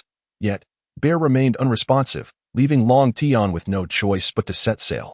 On Amazon Lily, it had been half a month since Long Tian's departure when a group of individuals arrived on the island, only to be promptly detected by the island's guardian warriors, though it was likely a deliberate act. Who are you to dare trespass upon Amazon Lily? The guardian warriors demanded, weapons drawn. Please do not be alarmed. We seek your empress. We are members of the Revolutionary Army, replied a man with a scar over his eye. What? The Revolutionary Army? What business do you have with Lady Boa? We have information regarding Lord Long Tian, the man stated. You have news of Lord Long Tian? Please wait while I inform someone, the guardian warrior said before departing. While the others kept their weapons trained on the newcomers, within the palace, the Empress and her four companions were engaged in a discussion about Long Tian when the guardian warriors burst in. Interrupting them, panting, the guardian warrior reported, Lady Boa, a group of Revolutionary Army members has infiltrated the island, and they claim to have news about Lord Long Tian. They have news about Long Tian. Quickly, bring them to me. I must question them personally. The mention of Long Tian set the Empress on edge, for the elders had deliberately suppressed information, and news of Long Tian's recent upheaval in Mariehua had yet to circulate. Consequently, the women connected to Long Tian were deeply concerned. Understood, replied the guardian warriors as they exited, leaving the five women anxiously awaiting their return. At that moment, Vivi spoke up, you need not worry. Long Tian is surely safe. We must have faith in him. Soon, the Revolutionary Army members were escorted into the Grand Hall, where all eyes scrutinized them. What faction do you belong to within the Revolutionary Army? What news do you have about Long Tian? Speak quickly, or know that trespassing upon Amazon Lily is a grave offense, the Empress demanded urgently. Sabo here, Chief of Staff of the Revolutionary Army, and these are the five commanders. You need not panic. Vivi and the Empress should recognize Ivankov, correct? We do know him. After rescuing Ace, he stayed aboard for a while before being picked up, Vivi replied. Indeed, he is also a commander within our ranks. So you need not be so anxious. Furthermore, Long Tian is unharmed. Unharmed? Where is he now? Bonnie inquired anxiously, for Long Tian had gone to Mariehua for her sake, making her particularly worried. Just as Sabo was about to respond, a sentinel outside called out, Lady Boa, Lord Long Tian has returned. Sabo felt somewhat awkward, but the five women paid him no mind and hurried to the port, with the Revolutionary Army members following closely behind. Phew, what a headache. Bonnie will be here soon. What exactly am I to do? Long Tian placed Bear down at the port, feeling somewhat helpless, when he suddenly heard White Star's voice calling for him. Long Tian sensed the women's presence and, disregarding Bear for the moment, instantly appeared before them with open arms. Upon seeing Long Tian, White Star could not help but embrace him and burst into tears. Long Tian understood that White Star had only just come ashore with him, and his sudden departure must have frightened her greatly, prompting him to hold her even tighter. The other four women looked on anxiously as White Star cried, dampening Long Tian's clothing. Embarrassed, she said, I'm sorry, Long Tian, I accidentally soaked your clothes. White Star, must we even mention such trivialities between us? Perhaps I should change into another outfit, and you may continue. Long Tian suggested, eliciting laughter from the four women, while White Star shyly buried her face in his chest, alleviating the tense atmosphere. After releasing White Star, Long Tian noticed the group trailing behind and inquired, Hancock, who are they?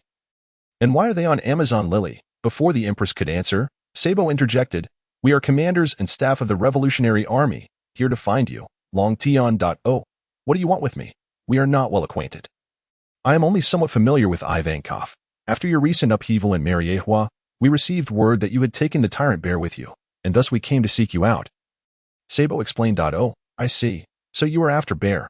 However, that cannot be allowed. I rescued Bear for Bonnie's sake. Do you intend to take him away? Long Tian retorted, casting a wary glance at Bonnie. No. No, no. Bear is one of us within the Revolutionary Army.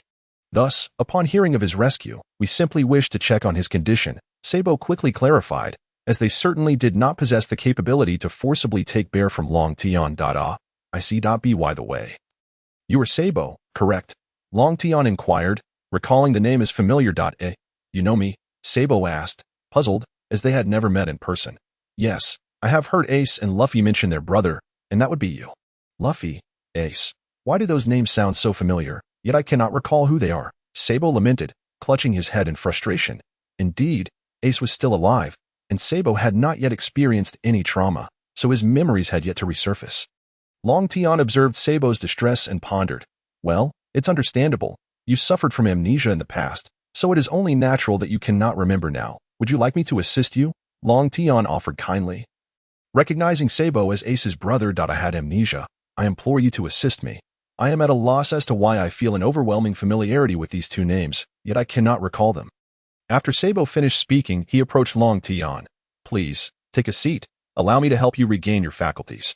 Otherwise, if Ace finds out, he will undoubtedly hold me accountable. Upon this, Long Tian retrieved a packet of silver needles from the system.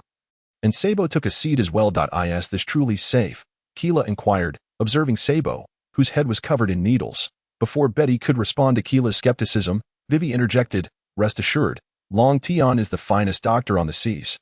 Just as Vivi's words hung in the air, Sabo let out a pained groan, causing the members of the Revolutionary Army to tense with concern, while Long Tian began to withdraw the needles.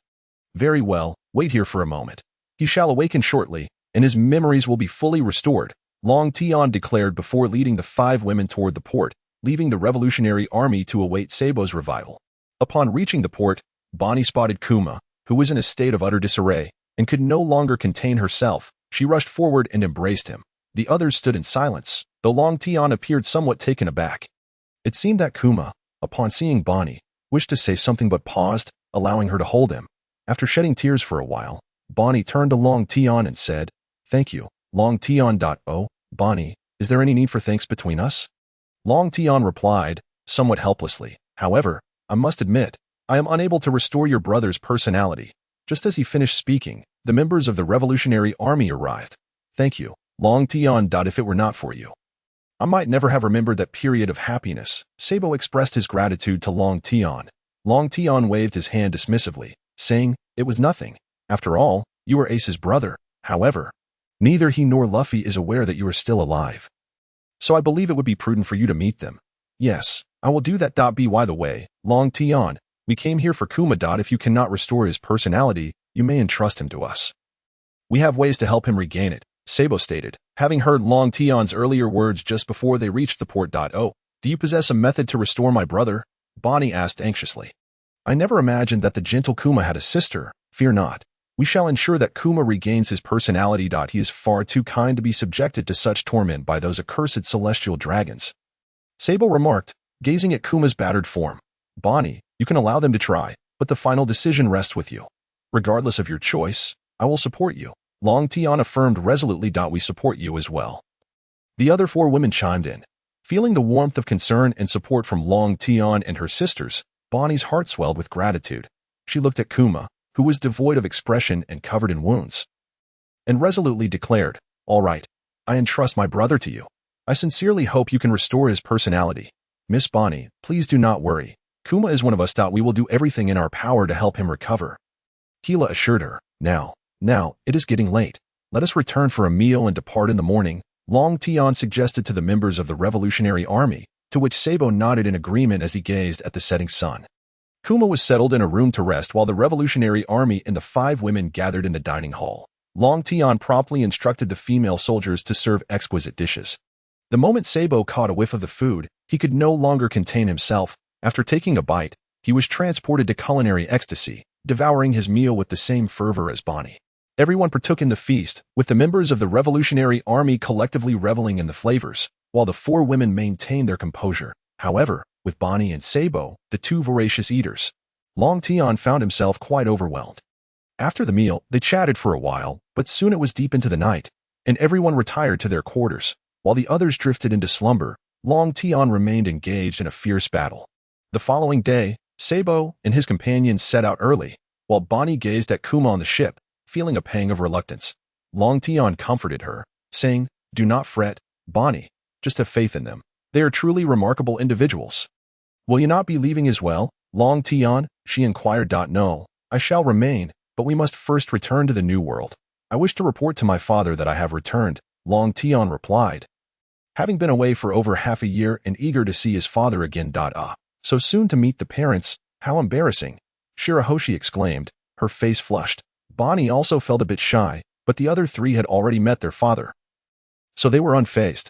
"Let us go now. It will be a quick visit," Long Tian said, boarding the ship with the 5 women as they set sail towards the New World.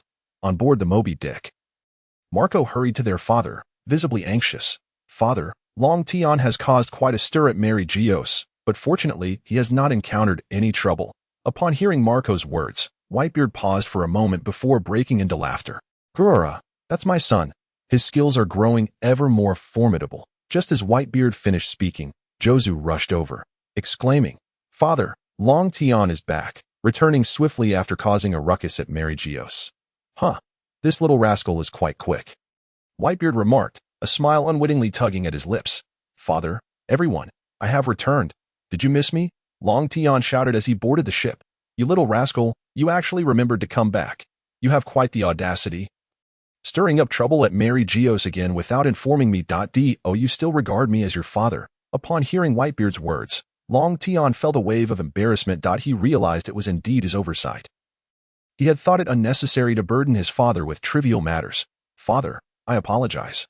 I came back to find you right away. Please do not be upset," Long Tian implored, approaching Whitebeard with a charm offensive. "Good lad. You even brought back 2 companions this time. Why not introduce your future daughters-in-law?" Long Tian then led Shirahoshi and Bonnie before his father, saying, "Father, this is Princess Shirahoshi, and this is the supernova Bonnie." "Hello, Whitebeard." The 2 women greeted him simultaneously. Well, if that little rascal has bullied you in any way, do not hesitate to let me know," Whitebeard stated. The 2 women nodded, while Long Tian felt a tinge of awkwardness, as he had always treated them with utmost care and affection. "Father, I shall prepare a meal now," Long Tian announced as he hurried to the kitchen. Watching him go, Whitebeard shook his head with amusement. "Everyone, the feast has commenced." As the others busied themselves, Long Tian's culinary creations began to emerge from the kitchen, filling the ship with merriment and laughter. When the banquet concluded, Long Tian sought out Ace and said, "Ace, I have encountered Sabo, the person you have been speaking of." Upon hearing this, Ace was immediately taken aback. "What? Where did you meet him?" Realizing Ace's anxiety, Long Tian quickly replied, "I met him on Amazon Lily. He is now the chief of staff for the Revolutionary Army." "The Revolutionary Army? It is a relief to know he is alive. Luffy and I had assumed he perished," Ace said, tears welling in his eyes. Long Tian patted Ace's back reassuringly. "The reason he hasn't reached out is that he suffered from amnesia. Otherwise, he would have come looking for you," Long Tian explained. He lost his memories. Yes, he had forgotten. But I assisted him in regaining his memories yesterday. He has recalled you both. However, he took Kuma back to the Revolutionary Army headquarters, which is why he has not come to see you," Long Tian continued, and Ace looked at him with immense gratitude, the bond of their friendship evident without needing words. A month later, Long Tian approached Whitebeard and said, "Father, I must take my leave. I plan to whisk my wives away on a honeymoon." Initially, Long Tian had intended to visit only briefly, but the 5 women insisted on spending more time with Whitebeard, who they recognized as Long Tian's father. Long Tian felt deeply touched by their understanding. Whitebeard, acknowledging Long Tian's departure, said, "Gururara, go forth, my son, and remember, I will always be your strongest support. Do not worry, father. I have already taken down the 5 elders, so there is little that can threaten me. Besides, I am not heading out to pick a fight," Long Tian assured him, stepping outside where the 5 women awaited him. "Let us set sail, my wives," Long Tian declared, boarding the ship with them, while the members of the Whitebeard pirates couldn't help but ponder how many wives he would return with next time. "Long Tian, the Big Mom pirates have been seeking a marriage alliance with you. Perhaps you should explore that option," Marco remarked, only to feel a sudden chill in the air as Long Tian glared at him. "Marco, have I lost my ability to draw my sword? Or are you merely testing the waters?" As Long Tian brandished his great sword, Marco, upon witnessing this, was instantly terrified and fled back to his room. while the crew aboard the Moby Dick erupted into hearty laughter. Thus, Long Tian returned to the Land of Daughters with his wives, embarking on their honeymoon, where the evening's vigorous activities were certainly not to be overlooked. 8 months later, on Daughter Island, Long Tian, accompanied by his 5 daughters, prepared to board a ship. Long Tian, you must teach that long-nosed Perona a lesson, she said fiercely. Anyone who dares to bully my sisters must face the consequences. The Empress added, now no longer the queen of the Land of Daughters, having relinquished her throne. This allowed her to remain by Long Tian's side without concern for the affairs of the kingdom. Vivi quickly intervened, saying, all right, Perona, hold no grudges, and you too. Hancock. It's fine, Vivi, I'll just go easy on her. After all, she bullied my wife, so I must let off some steam. However, I haven't seen Zoro in a while. I wonder how he's doing. All right, let's set sail. With that, Long Tian steered the ship towards Sabaody, where the appointed time for Luffy and his companions had arrived, and Long Tian was heading to bid them farewell. At Sabaody Archipelago. Luffy's crew was about to assemble, oblivious to the great trouble awaiting them. A vice admiral aboard a naval vessel reported to the seated Kizaru, who had his back turned. Report, Admiral Kizaru, we have located the Straw Hat crew. Some of their members have already found their ship, and Straw Hat Luffy is en route. Kizaru turned his chair and responded, how frightening. We can't let him escape this time. It's time to close the net. With that, Kizaru exited, heading naturally towards Luffy's location. As Luffy's crew encountered various obstacles, they were aided by friends who helped them surmount these challenges, just as they were about to board their ship. A flash of light appeared before them. Kizaru, in his characteristic lecherous tone, remarked, how terrifying. Are the youth of today so full of vigor? Admiral Kizaru, Nami exclaimed in shock, as the others grew tense. Fully aware of what an admiral represented, they were indeed in grave trouble, especially since the only one capable of hindering Kizaru, Rayleigh, was currently occupied with Bartholomew Kuma and the pacifista. Luffy addressed Kizaru, saying, hey, don't block our path to set sail. With that, Luffy set down the package on his back, filled with provisions prepared by Rayleigh. He then unleashed a gear second, launching a Gum Gum jet pistol at Kizaru, yet the attack merely passed through Kizaru's Logia form.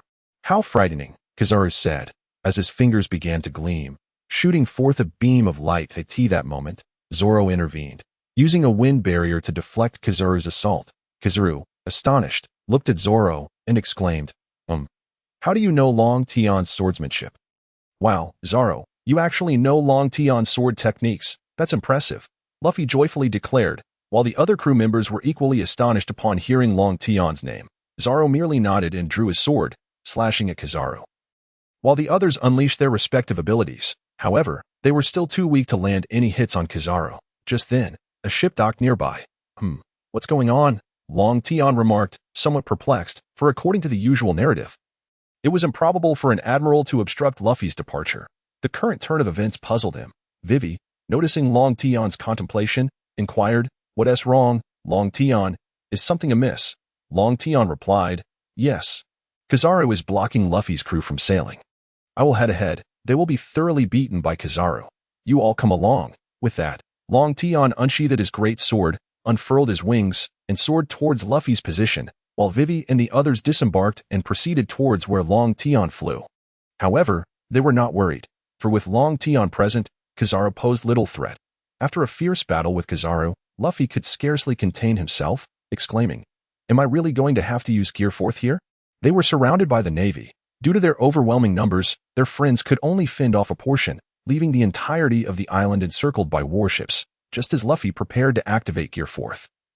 A voice descended from the heavens. Hey, Kizaru, did I not hit you hard enough last time? Or have you become so audacious that you dare to strike at my disciple? Upon hearing the voice, everyone looked up to see Long Tian flying above, brandishing his great sword, his expression one of disdain directed at Kizaru. Beep, please refrain from showing off, or the thunder shall strike, the system chimed in. Just then, dark clouds gathered ominously above Sabaody. Long Tian scowled at the clouds. I'm not showing off, system. This is merely my normal operation. What are you conjuring clouds for? Are you truly going to strike me? Beep, this system has never encountered such brazen individuals, and those clouds were not summoned by this system, the system retorted, causing the clouds to disperse, which only deepened Long Tian's frown. However, these clouds were indeed the work of Nami's friends. A group of old men, though Long Tian had forgotten this detail. Seeing Long Tian, Kizaru, alarmed, exclaimed, Long Tian, how could you be here? As Long Tian folded his wings and descended, creating a large crater upon landing. He looked at Kizaru and said, "My disciple is setting sail. How could I, as his master, not come to send him off?" Upon hearing Long Tian's words, Zaro felt deeply moved, though he was not one to express his emotions openly. Consequently, he said nothing, but the Straw Hat crew erupted in excitement. Nami gazed at Long Tian, starry-eyed, remarking, "So this is Long Tian? How incredibly handsome. His entrance was so cool." Usopp and Chopper chimed in. Luffy joyfully exclaimed, "Ha ha ha, Long Tian, have you come to send us off too?" Hey, Luffy, you said he was here to send off the moss-haired guy, not you," Sanji interjected, noticing Luffy's excitement. At that moment, all surrounding Navy soldiers trained their weapons on Long Tian. Observing these oblivious new recruits aiming their guns at Long Tian, Kizaru anxiously shouted, "Fools, lower your weapons." However, Long Tian swiftly unleashed his Conqueror's Haki, rendering all the Navy soldiers unconscious, before striding towards Kizaru and saying, "It seems I must hammer you again, Kizaru. Otherwise, you won't learn your lesson. So, you thought my disciple's Haki was insufficient, did you? Zaro, take note." With that, Long Tian executed a steel slash aimed at Kizaru, who could only transform into light to evade the blow, but was still struck down, coughing blood in fear as he gazed up at Long Tian. Is this the power of an emperor's first mate? The Straw Hat crew, except for Luffy and Zaro, gasped in shock. Long Tian then sheathed his great sword and began to pummel Kizaru mercilessly, leaving him battered and bruised. "I can't fathom why a revolutionary would come to thwart Luffy," Long Tian said in a voice only audible to Kizaru. Having learned from Sabo that Kizaru was a high-ranking officer embedded within the Navy by the revolutionaries, Kizaru, astonished, replied, "Why, you know." Long Tian shrugged and said, "Naturally, it's what your revolutionary leaders informed me, but I wouldn't go around spreading it. I'm merely curious as to why you would do such a thing." Hearing Long Tian's words, Kizaru lamented, "I wasn't genuinely trying to stop them. I only came to put on a show and let them escape. After all, it was Akainu's orders. I had no choice but to comply. And it was also Dragon's intent that one must experience storms to grow." After listening to Kizaru's explanation, Long Tian finally understood the situation. "All right. You may leave. You've been injured and can report back to Akainu. However, I truly wish it had been him who came. Then I could have killed him." Kizaru, shocked by Long Tian's words, nonetheless stood up and departed. Their exchange lasted barely a minute, and everyone was still processing the events. Just as Kizaru left, Vivi and the others arrived at Long Tian's side. Vivi looked at Luffy and said, "Everyone, we are here to send you off with Long Tian." Seeing Vivi, apart from Luffy, who already knew, the others were taken aback. Nami asked, "Vivi, how did you end up here?" "I'm now with Long Tian, so wherever he goes, I go," Vivi explained, taking Long Tian's hand. Just then, Sanji's eyes nearly popped out as he gazed at Shirahoshi, who appeared slightly bashful under his gaze. Long Tian, witnessing this, immediately called out, "Hey, you, pay attention. If you want to look at women, go find your own. Why are you staring at my wife? Be careful, or I might have Ivankov take you to the Okama Island for a few years." At that moment, the Straw Hat crew finally understood why Sanji had become so uncontrollably enamored at the mere sight of a beautiful woman, and their hearts ached for him. Upon hearing Long Tian's words, Sanji was so startled that he immediately covered his eyes, vowing never to return to that cursed place again. Meanwhile, Long Tian did not fixate on Nami's exquisite figure, but rather cast a glance at Robin, inwardly lamenting what a pity it was. Unbeknownst to Robin, she felt as though she was being scrutinized by Long Tian, an unsettling sensation washing over her. At that moment, Perona exclaimed, "Stinky long nose, go take him down." Long Tian, Usopp, upon hearing Perona's words, became frightened at the thought of being struck by Long Tian, fearing it would be his end. Long Tian turned to Perona and said, all right, Perona, look, Usopp has already been beaten by Kizaru. So let him be. If Usopp were unscathed, I might have genuinely wanted to give him a good thrashing, but since he is already injured, let it go. At this point, Luffy cheerfully addressed Long Tian. "Thank you, Long Tian." Long Tian nodded and replied, "Hurry and set sail, you lot. Luffy, make haste. Ace is waiting for you in the New World." "Ace, you say? All right, mates, let us set sail." With that, Luffy grabbed his bag and dashed towards the ship, while the others expressed their gratitude to Long Tian and followed suit onto the vessel. As Luffy and his crew departed, Rayleigh appeared before Long Tian and remarked, "Quite impressive, isn't it? Such strength at such a young age." "Your potential is limitless." Long Tian, slightly exasperated, responded, "All right, Uncle Rayleigh, please don't tease me. Dad has been insisting that you join him for a drink on a ship." Rayleigh laughed heartily. "I'm already retired and enjoying my leisure." I shall pass on that. Perhaps I'll just visit the casino. But Long Tian, if you can, do take good care of Luffy. With that, Rayleigh departed, leaving Long Tian to ponder, does this reckless youth even need my guidance? He then made his way towards his own ship, as they two were returning to the land of women. A month later, while Long Tian was busy cooking in the kitchen, a voice echoed in his mind. Ding! A new sign-in location has been refreshed. Please check. Host. Long Tian couldn't help but scoff. Oh, it's only just refreshed now, system. It's been nearly a year. Ding. Due to the host's dissatisfaction with this system, the new sign-in location is about to be cancelled. Long Tian immediately pleaded. No, I was wrong, System Dad. I was merely expressing a thought. You can't just cancel it on me. Ding. Please refrain from speaking carelessly in the future. The system's events are entirely random. Long Tian, silenced, opened the system to check the new sign-in location and exclaimed with excitement, as expected of you, system. However, I can't bring them along this time. This place is rather perilous, Toy Fruit.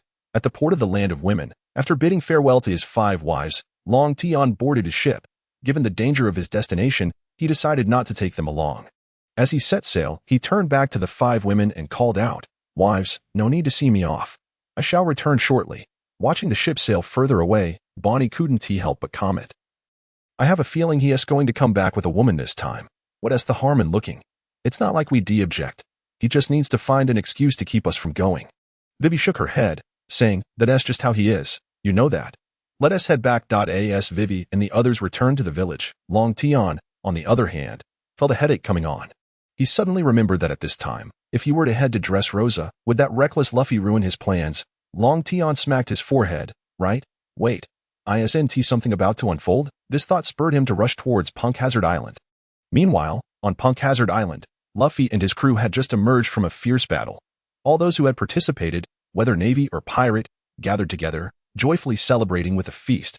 Sanji, why don't you go seek out Long Tian to be your mentor? It has been ages since I've tasted his cooking, and it's simply divine, Luffy said while munching on some meat. Sanji, scowling, retorted, before you make such suggestions, please put down the meat I prepared. Luffy burst into laughter. Haha, I'm just joking, Sanji. You're the chef on my ship, so your dishes are still the best. Nearby, a short figure dressed in a kimono, alongside another man in a kimono, was devouring food with fervor, while the short figure wept as he ate. The man in the kimono asked, Tama, what's wrong? Tama wiped away her tears, saying, Father, as a warrior, how can I cry in front of others? Just then, Luffy chimed in with a playful, Peach. Tama instantly burst into laughter at Luffy's antics. At that moment, Trafalgar Law approached, saying, Straw Hat, if you don't get moving, the pursuers will be upon us soon. Luffy shouted, Everyone, finish up quickly, we're setting off. In no time, they finished their meal, and Luffy's crew boarded the ship, setting sail with smiles all around. Luffy stood at the bow, exclaiming, We're off. Meanwhile, after several days of travel, Long Tian was nearing Punk Hazard Island when he suddenly spotted a small boat on the sea, its sail emblazoned with a smiling face. Using his observation haki, he sensed 2 living heads aboard, and his expression darkened as he steered his ship closer. Buffalo glanced at the approaching vessel and said to Baby, 5, what should we do? We don't know whose ship this is, and the young master hasn't arrived yet. Just as he finished speaking, the ship came to a halt before them, and Long Tian leaped onto their deck, his gaze falling upon Baby 5's head, anger flaring within him. After all, Baby 5 was already his intended wife. Between the 2 heads, a hat-shaped din mushy Saturday buffalo and Baby 5 stared at Long Tian in terror, speechless, realizing the fury emanating from him. After all, he was a royal subordinate, no ordinary one, but someone who had wreaked havoc at Mariewa not once, but twice, without facing any consequences. Long Tian picked up the din mushy and said, Hello, kid, where's Baby 5's body? I advise you to speak up immediately, or I will make you regret ever living. Law, aboard the Sunny, responded to Long Tian's words. Who are you? I'm not Doflamingo. Long Tian replied, expressionless, I am Long Tian. I'll keep the din mushy and buffalo, but you just need to tell me where Baby 5's body is. Law was taken aback, his mind racing as he realized he had inadvertently provoked the strongest royal subordinate, lamenting his terrible luck. Once he regained his composure, he said, Her body is on Punk Hazard Island, being guarded by the Navy. Without another word, Long Tian stored his ship, brandished his great sword, and flew towards Punk Hazard Island, holding Baby 5's head. Meanwhile, Law on the Sunny was drenched in sweat, fully aware of the consequences of angering this man. The Straw Hat crew noticed Law's unusual demeanor, and Luffy inquired, Law, what's wrong? What happened? Seeing Luffy, Law's tense nerves began to relax a bit, and he replied, Straw Hat, I heard you know Long Tian, right? Upon hearing Long Tian's name, everyone gathered around. Luffy affirmed, yeah, I know him. He and Ace are good friends, and he's a really great guy. Hearing Luffy's words, Law finally sighed in relief and said, That's good. Just now, the Din Mushi I left on the small boat connected, and it was T. Doflamingo on the other end. It was Long Tian. He was furious and wanted to know where Baby 5's body was. And I told him. Luffy laughed heartily. No worries, no worries. Long Tian won't be angry. The most you'll get is a good beating. Initially relieved by Luffy's reassurances, Law felt a wave of despair wash over him upon hearing that he might just receive a thrashing from Long Tian. Tama looked on in confusion, as she had no idea who Long Tian was. Back with Long Tian, he hastened towards Punk Hazard Island, holding Baby 5's head, when she suddenly asked, Why are you helping me? Long Tian glanced at Baby 5 and replied, Because I need you, which is why I'm assisting you. Upon hearing Long Tian's declaration of needing her, Baby 5 instantly transformed into a gentle demeanor, responding, You need me, you need me. Long Tian found it strange to hear Baby 5, now just ahead, speaking in such a manner. He quickened his pace and soon arrived at the port of Punk Hazard, where he found two bodies writhing, surrounded by a crowd of Navy personnel, some of whom were drooling at the sight of Baby 5's body. Could Long Tian tolerate this? He unleashed his overwhelming conqueror's haki, rendering all around him momentarily unconscious, before soaring to Baby 5's side and affixing her head back onto her body. Observing Baby 5 finally returning to her original form, Long Tian couldn't help but exclaim, Phew. Now it won't look so strange. However, as Baby 5 instinctively reached for a cigarette, Long Tian swatted it from her hand, prompting her to angrily retort, What do you think you're doing? Do you dare to challenge me? Understanding how to handle the feisty Baby 5, Long Tian calmly stated, Baby 5, I need you to do 3 things. Upon hearing that he needed her, Baby 5's demeanor softened immediately as she replied, Just tell me what you need me to do. Witnessing this transformation in Baby 5, Long Tian's mind began to entertain bolder thoughts. Ding. Please refrain from these wicked thoughts, the system interrupted, acknowledging his somewhat inappropriate musings. Long Tian decided that correcting her bad habits was of utmost importance. He then addressed Baby 5. Firstly, I need you to quit smoking. At his request, Baby 5 nodded in agreement, and Long Tian felt a wave of relief wash over him, thankful for Doflamingo's protective nature. Otherwise, Baby 5 would have been doomed long ago. Continuing, he added, Secondly, I need you to be more gentle. In no more aggressive language. A young lady should embody grace. Do you understand? Baby 5 immediately responded in a sweet tone, Yes, I understand. This made Long Tian feel significantly more at ease, though he was a bit embarrassed by what he had to say next. However, for the sake of preventing Baby 5 from falling into the hands of evildoers, he persisted, Lastly, Baby 5, I need you to become my wife. Baby 5, taken aback, could hardly believe her ears but quickly exclaimed, Really? Do you truly want me to be your wife? Long Tian nodded, and Baby 5 felt a surge of happiness. Being desired by such a handsome man made her feel as if her life was complete. Long Tian drew his great sword and unfurled his wings, addressing Baby 5, Come, we must depart. Yes, I'm coming. Baby 5 responded eagerly, rushing to Long Tian's side. He embraced her and soared towards the sea. Meanwhile, on a nearby boat, Doflamingo had just concluded his discussion with Law, but was puzzled by the news that Long Tian had taken Baby 5 away. Master, should we go after Baby 5? Asked Bartolomeo, to which Doflamingo replied, You wish to seek your death. You have no idea of the terror that man possesses.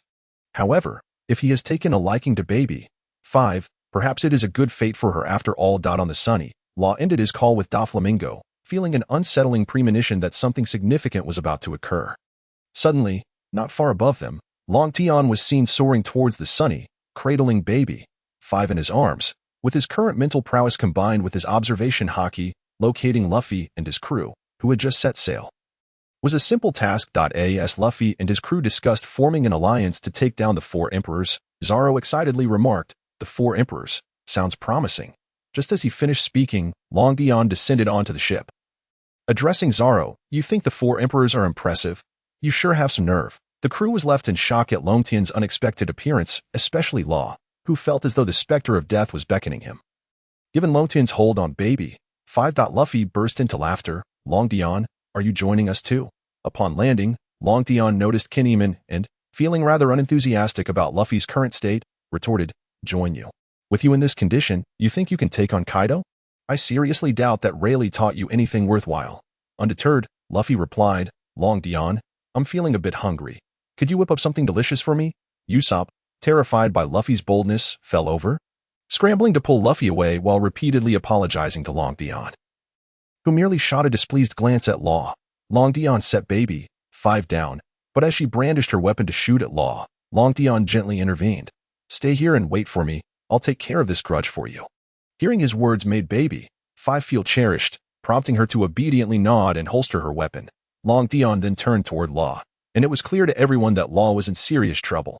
Cracking his neck, Long Tian said, So, will you let me pound you into submission, or shall I kill you? Choose wisely.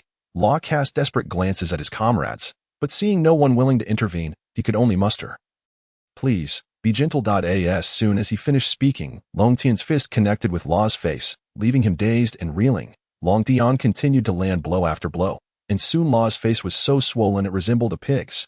Satisfied with his outburst, Long Tian had managed to restrain himself.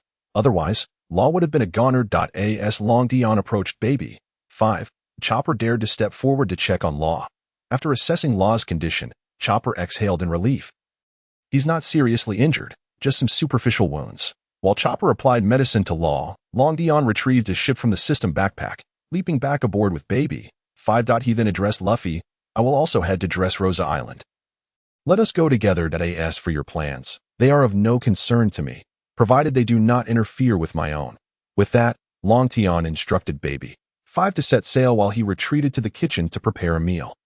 As evening approached, Sanji also began cooking, and soon the aromas of Long Tian's dishes filled the air, tantalizing everyone. On the sunny, Luffy, unable to resist the delicious scent, pleaded, Hey, Long Tian, let me have a taste, just one bite. Ignoring Luffy's pleas, Long Tian called out, Dinner's ready. My wife, delighted by being referred to as his wife, Baby, 5 hurried to the outdoor dining table. After her first bite, she felt as though she had ascended to the heavens. The food was simply exquisite. Though she longed to devour it ravenously, she restrained herself to maintain her newfound gentility. On the sunny, Luffy, savoring the enticing aromas of Long Tian's cooking, found Sanji's food utterly bland in comparison. Everyone was captivated by the aroma, their eyes fixed on Long Tian's table. Suddenly, Long Tian addressed those across from him, Zoro, no need to drool. As a mentor, it's impossible for me to let my students starve. Come, eat, without hesitation. Zoro leaped over, diving into the meal with gusto, while the others silently cursed his lack of loyalty. Unable to hold back any longer, Luffy jumped onto Long Tian's ship, arriving at the dining table with drool dripping from his mouth. Long Tian, look, Zoro is eating. Please, just one bite for me. Seeing Luffy's eagerness, Zoro chimed in to plead on his behalf, prompting Long Tian to relent, realizing he had anticipated Luffy's insatiable appetite. Long Tian had prepared extra dishes, after a moment's thought. He called out, Nami and Robin, come join us. Overjoyed at being mentioned, Nami seized Robin's hand, eager to join. However, she couldn't jump high enough, so Robin used her abilities to create a bridge, allowing them to reach Long Tian's ship. Nami could hardly contain her excitement as she took her first bite, feeling sheer bliss, while Robin shared in the ecstasy of the meal. On the sunny, the crew watched with longing, and Nami appeared hesitant to speak, while Luffy and Zoro continued to eat without a care. Meanwhile, Baby, 5 and Robin enjoyed their meals gracefully. Sensing Nami's unspoken thoughts, Long Tian addressed Robin, Robin, please use your powers to send 5 portions over. I can't bear to see Nami like this. Embarrassed, Nami blushed at Long Tian's words, while Robin responded calmly, 5 portions won't be enough for them.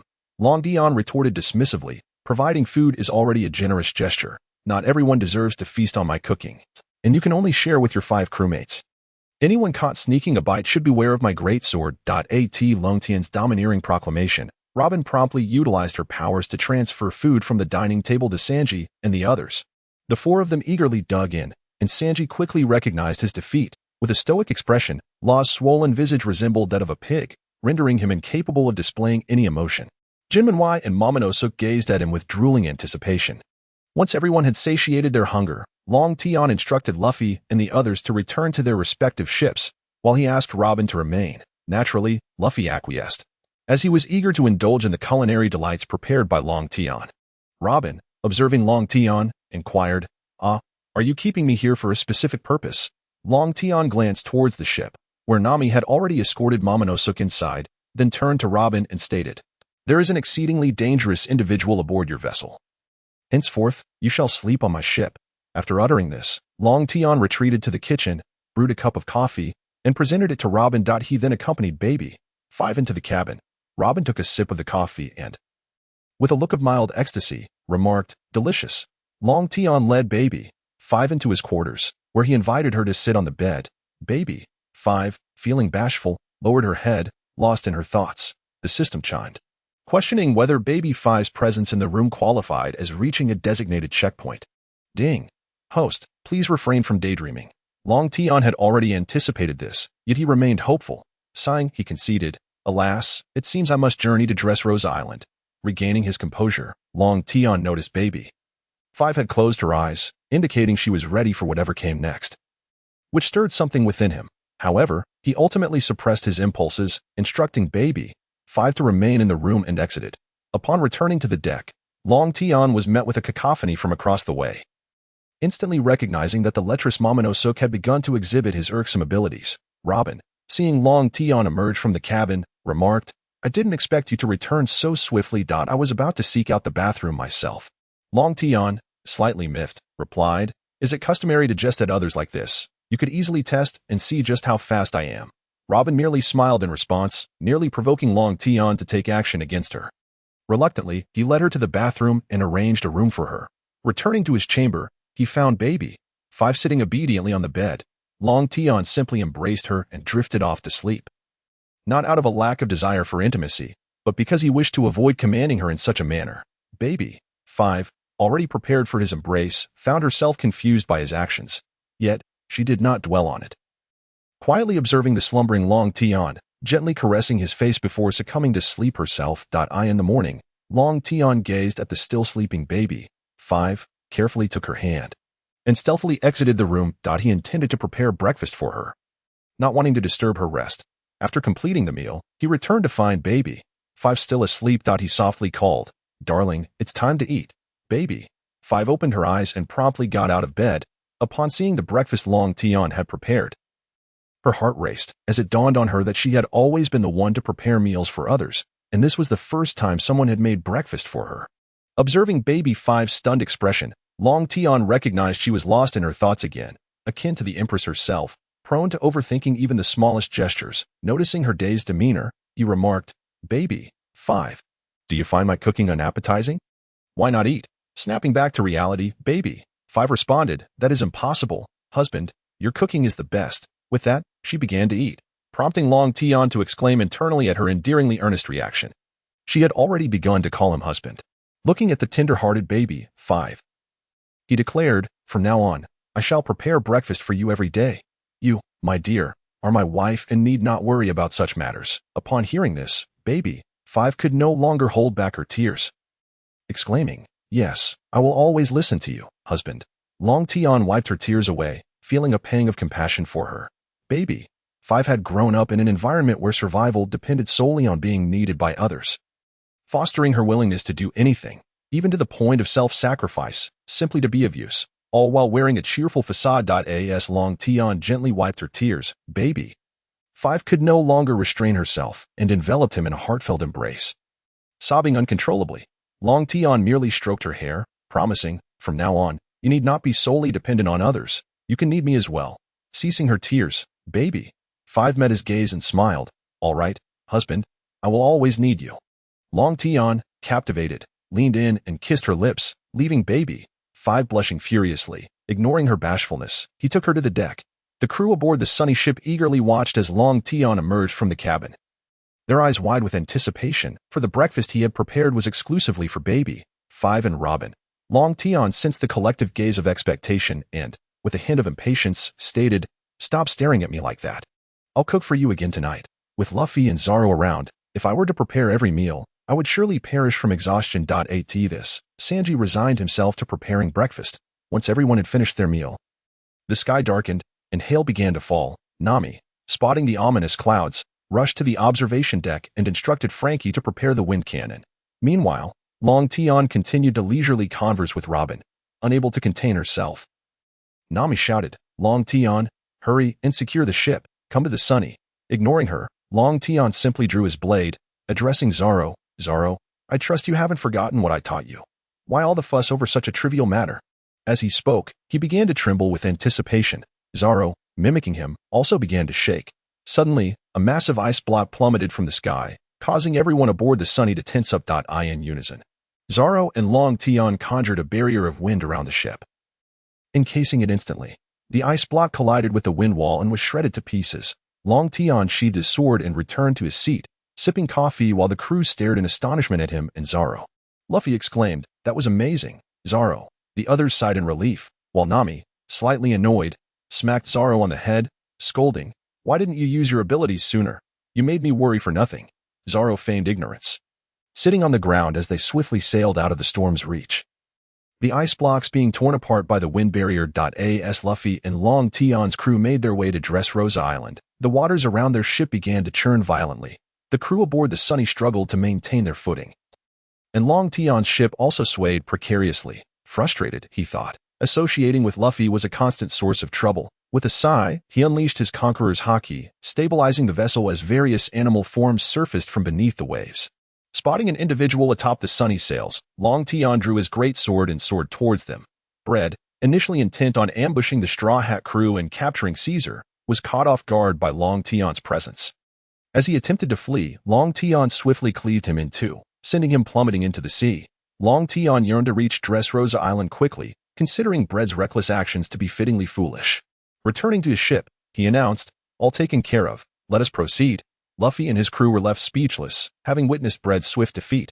Luffy, still eager for a fight, turned to Long Tian and said, "Hey, Long Tian. Next time there's trouble, can you let us handle it?" With a hint of exasperation, Long Tian replied, "Once we arrive at Dressrosa Island, how you choose to stir up chaos is entirely your concern. I shall remain uninvolved." Following this, the ship set sail once more. The following morning, Law received a newspaper announcing Doflamingo's resignation from the Shichibukai and promptly contacted him. Long Tian, aware that this news was fabricated, felt no concern, hoping instead that Law would encounter difficulties. Suddenly, Long Tian heard Doflamingo's voice on the line. "Hello, Long Tian. I know you're there. Are you planning to join in?" Resigned. Long Tian jumped aboard the Sunny and picked up the receiver, saying, "I initially intended to offer assistance, but given your commendable protection of Baby 5, I will refrain this time. However, your childish tactics, Flamingo, are rather amusing. Rest assured, I will not divulge this to anyone." Doflamingo chuckled in response. "Hee, Long Tian, I have something interesting for you. Are you interested?" Intrigued, Long Tian inquired, "What do you have in mind?" Doflamingo replied, "How about the dark fruit? I plan to place it in the arena." Long Tian was somewhat taken aback, having not anticipated that it was indeed the dark fruit. However, he held no particular interest in the fruit itself. He merely remarked to Doflamingo, "I have no desire for such trifles. Nevertheless, once I arrive at Dressrosa, you must ensure I have an enjoyable time. As for Luffy and his crew, they are of no concern to me." After finishing his statement, Long Tian handed the microphone to Luffy and leaped back onto his own ship. After all, he was merely going to sign in.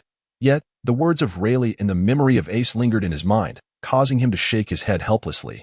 After a considerable period, Long Tian and Luffy's group finally arrived at Dressrosa Island. Upon disembarking, Luffy and Momonosuke, transformed into a pink dragon, immediately engaged in a scuffle. Following a thorough reprimand from Kinemon, Momonosuke happened to spot Robin descending from Long Tian's ship, and his first instinct was to rush towards her. However, before he could make a move, he sensed an overwhelming aura of malice. Startled, Momonosuke swiftly turned to seek refuge in Nami's embrace, only for the menacing presence to intensify. Terrified, Momonosuke ended up colliding with Kinemon. Weeping profusely, tears streaming down his face, the source of the ominous aura was none other than Long Tian, who stood aboard the ship. At that moment, Long Tian had solidified his resolve. No wonder those who had previously watched One Piece had insisted that Momonosuke must perish. The mere thought of the plot, wherein Momonosuke clung to Nami and Robin while exhibiting that infuriatingly lecherous expression, ignited a fervent desire for violence within Long Tian. Nevertheless, he refrained from immediate action, deciding that Momonosuke's demise should not come too easily. Certain matters must be approached with patience. Soon, Luffy and his companions devised a plan for their team en route, while Long Tian stowed away a ship. Then, addressing Luffy's group, he declared, "Robin, I shall accompany you." Robin, slightly perplexed, inquired, "Did you not say you would not interfere?" Gazing at Robin's insufferable face, Long Tian retorted, "I do not intend to interfere. But does my presence there require your approval? Am I not delivering enough punishment?" Upon hearing Long Tian's words, Robin's expression darkened. While Luffy and his crew charged towards the town, Long Tian followed suit, although Robin harbored substantial reservations about him, despite their disguises. Only Long Tian, Baby, 5, and Robin were brazen enough to forego any semblance of concealment. Noticing Robin's irritation, Long Tian promptly cracked his neck and looked at her, causing Robin to suppress her dissent and take the lead. While Robin chuckled softly and followed suit. Along the way, everyone who glimpsed Long Tian fled in terror, creating quite a commotion. However, Long Tian remained unfazed, cozying up to Baby-5. Is this the bridge? He mused. Observing the structure. "I heard there are gigantic fighting fish in the waters," remarked Law. Long Tian waved his hand dismissively. "Hurry along. That rascal Luffy has likely already stirred up trouble. We can't afford to waste time." With that, he stepped onto the bridge, followed closely by the others, yet they encountered no fighting fish. Long Tian's overwhelming presence ensured that not a single creature dared approach. They soon arrived at a forest on the other side of the bridge. Suddenly, a diminutive figure dashed towards Long Tian with remarkable speed, prompting everyone to take notice. Baby-5 instinctively brandished her weapon, but just as she prepared to fire, Long Tian unleashed a burst of Conqueror's haki, causing the small figure to collapse instantly. His haki reverberated throughout the forest. He had no intention of letting Robin enter its depths, so incapacitating them was sufficient. The others trembled as they gazed at Long Tian, their bodies still standing due to his deliberate restraint. Otherwise, they would have succumbed long ago. Soon, the hour struck 3, and a figure appeared in the sky, accompanied by a throng of silhouettes in the forest. Doflamingo descended from above, casting a somewhat displeased glance at Long Tian and Baby-5. "Did you not claim you would not partake in this?" he queried. At that moment, the figures in the forest revealed themselves. Admiral Fujitora and a cadre of Navy soldiers. Long Tian shook his head and replied, "I merely happened to pass by. I shall take my leave now. Robin, let us go. This battle is theirs to fight. Your involvement would serve no purpose." Baby-5, feeling somewhat sheepish, turned to Doflamingo and said, "I apologize, Master. I have found my destined partner." Doflamingo chuckled. He, no worries. Baby-5. Following Long Tian is far preferable to being with those useless fools, ignoring Law and Usopp. Long Tian proceeded with Robin and Baby-5 towards the bridge, intent on signing in. His presence was such that none dared obstruct his path, not even Fujitora, who could sense the terrifying power emanating from Long Tian. It was no wonder that even the elders of the 5 elders were at a loss against him. Meanwhile, Law's expression shifted from dark to pale. Watching Long Tian depart, Doflamingo turned to Law with a grin. You don't genuinely believe Long Tian will come to your rescue, do you?" Following closely behind Long Tian, Robin asked, "Where are you taking me?" Long Tian glanced at Baby-5 and said, "Dear, you lead the way. Just take me to your residence." Baby-5 nodded and guided Long Tian towards Doflamingo's castle, with Robin trailing behind. Upon arriving at the castle, they found chaos reigning everywhere. However, upon spotting Long Tian, the people hurriedly cleared a path. At the entrance, an elderly man awaited their arrival. Upon seeing Long Tian, he promptly announced, "I am the Master's butler." "Welcome, Lord Long Tian. How may I assist you today?"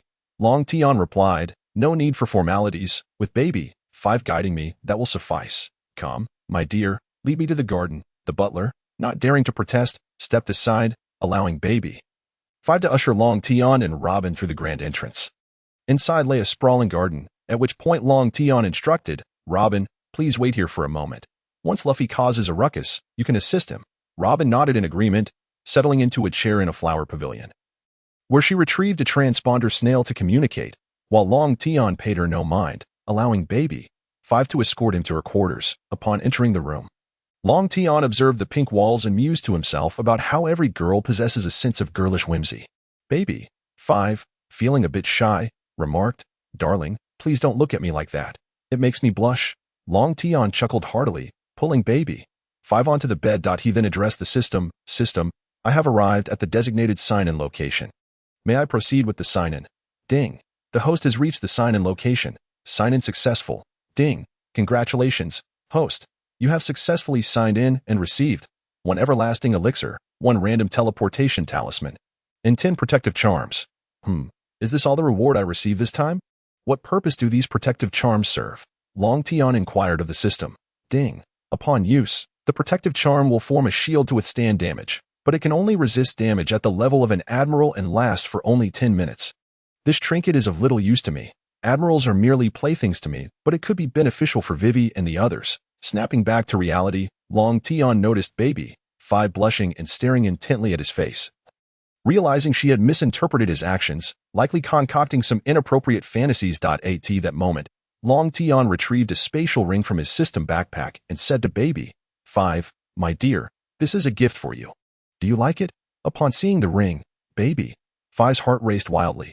Long Tian took her hand and slipped the ring onto her ring finger, causing her to feel as if she were melting. She gazed at Long Tian with deep affection and declared, "Darling, we shall be together forever." Long Tian replied, "Is that even a question? You are my wife. Where else could you possibly go?" While Long Tian and Baby 5 were engaged in their conversation, Robin had already left to assist Usopp. In the room, Long Tian mentioned Baby 5's sisters, but she expressed no interest in them, prompting a sigh of relief from him. Suddenly, he sensed something and exclaimed, Is someone returning so soon?" Baby 5, puzzled, asked, "Who has returned? Has something happened?" "Nothing of concern. It's merely the flamingo returning, and he has brought an admiral with him. Come, let us go meet him," Long Tian replied, pulling Baby 5 out the door.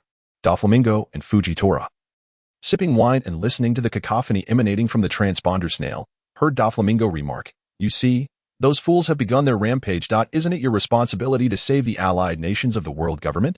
After listening to Doflamingo's words, Fujitora set down the jar and remarked, "I apologize for my absence." With that, he exited the room. A short while later, the door swung open again, this time revealing Ryuten and Baby 5. Ryuten fixed his gaze on Doflamingo and stated, "Flamingo, be cautious not to underestimate Luffy. You might find yourself losing your trousers." Doflamingo chuckled, "Hehehe, do you truly believe I would lose?" Just as his words echoed, his transponder snail rang, informing him of an invasion in the castle, causing veins to bulge on Doflamingo's forehead. Ryuten, aware that Cavendish and Luffy were approaching, grabbed Baby 5 and headed outside, requesting her to lead the way to the dining hall. As both of them were feeling quite hungry after such a long time. As Ryuten stepped out, Doflamingo could no longer restrain himself and unleashed a torrent of curses into the transponder snail. His thoughts then lingered on Ryuten's disdainful gaze, igniting a fervent desire to eliminate Luffy at that very moment. Baby 5 guided Ryuten towards the dining hall when they encountered a small girl wearing half a pair of glasses, which sent Baby 5 into a state of terror. However, Ryuten approached the girl, gently patting her head as he said, "You must be Sugar. You're quite adorable." Suddenly, Sugar extended her hand towards Ryuten, attempting to use her powers.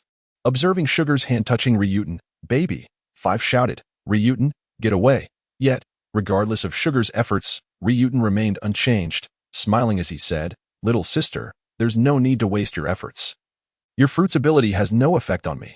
Sugar collapsed in fear, staring wide-eyed at Ryuten, who, choosing not to engage with the child, continued on with Baby 5. Immediately, Sugar reported back to Doflamingo, "The hobby fruit's ability has failed against Ryuten. He did not transform into a toy." Doflamingo laughed, "Hehehe. If he didn't possess some means, he would have perished long ago in Mariewa. However, you must refrain from provoking him further. Your unauthorized use of abilities could have enraged him, and we would all be doomed." Meanwhile, the injured Law, seated nearby, erupted into laughter. "I truly hope you provoke him. I want to witness the wrath of the king of the SEA.AS." Baby 5 accompanied Ryuten to the dining hall.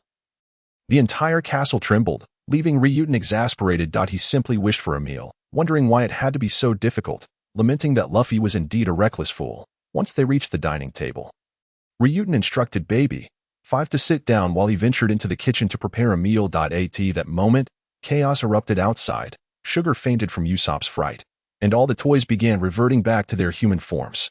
In Doflamingo's chamber, the restored form of Cavendish severed Doflamingo's head, while Luffy and Violet arrived, ready to rescue Law.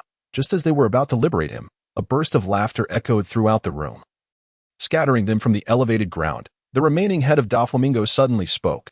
"I never anticipated being pushed to this extent." The revelation that only his head remained shocked everyone, as Doflamingo continued, "It seems Ryuten was correct.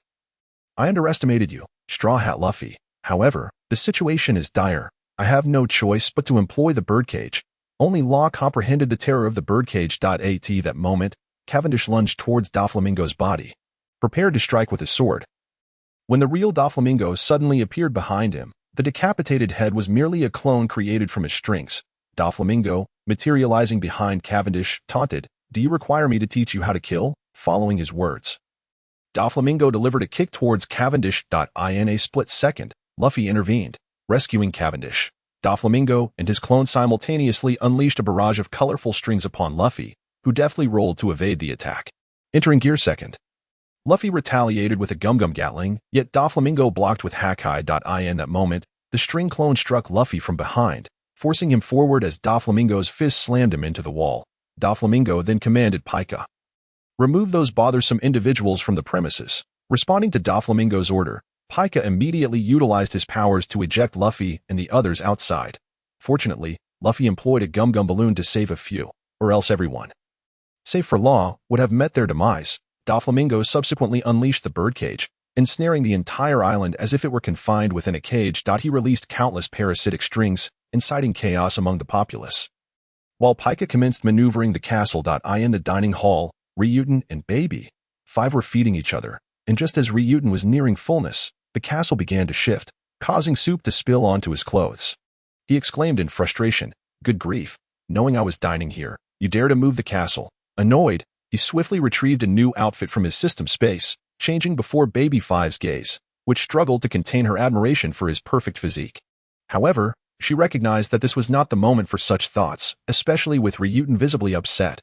Unbeknownst to Doflamingo, Ryuten had made his way to the top of the castle. Doflamingo, meanwhile, continued broadcasting live, using a megaphone to declare, "Everyone in this nation is a hunter. Only by killing can you save yourselves." Before he could finish, Ryuten interrupted, "Oh, may I kill you right now?"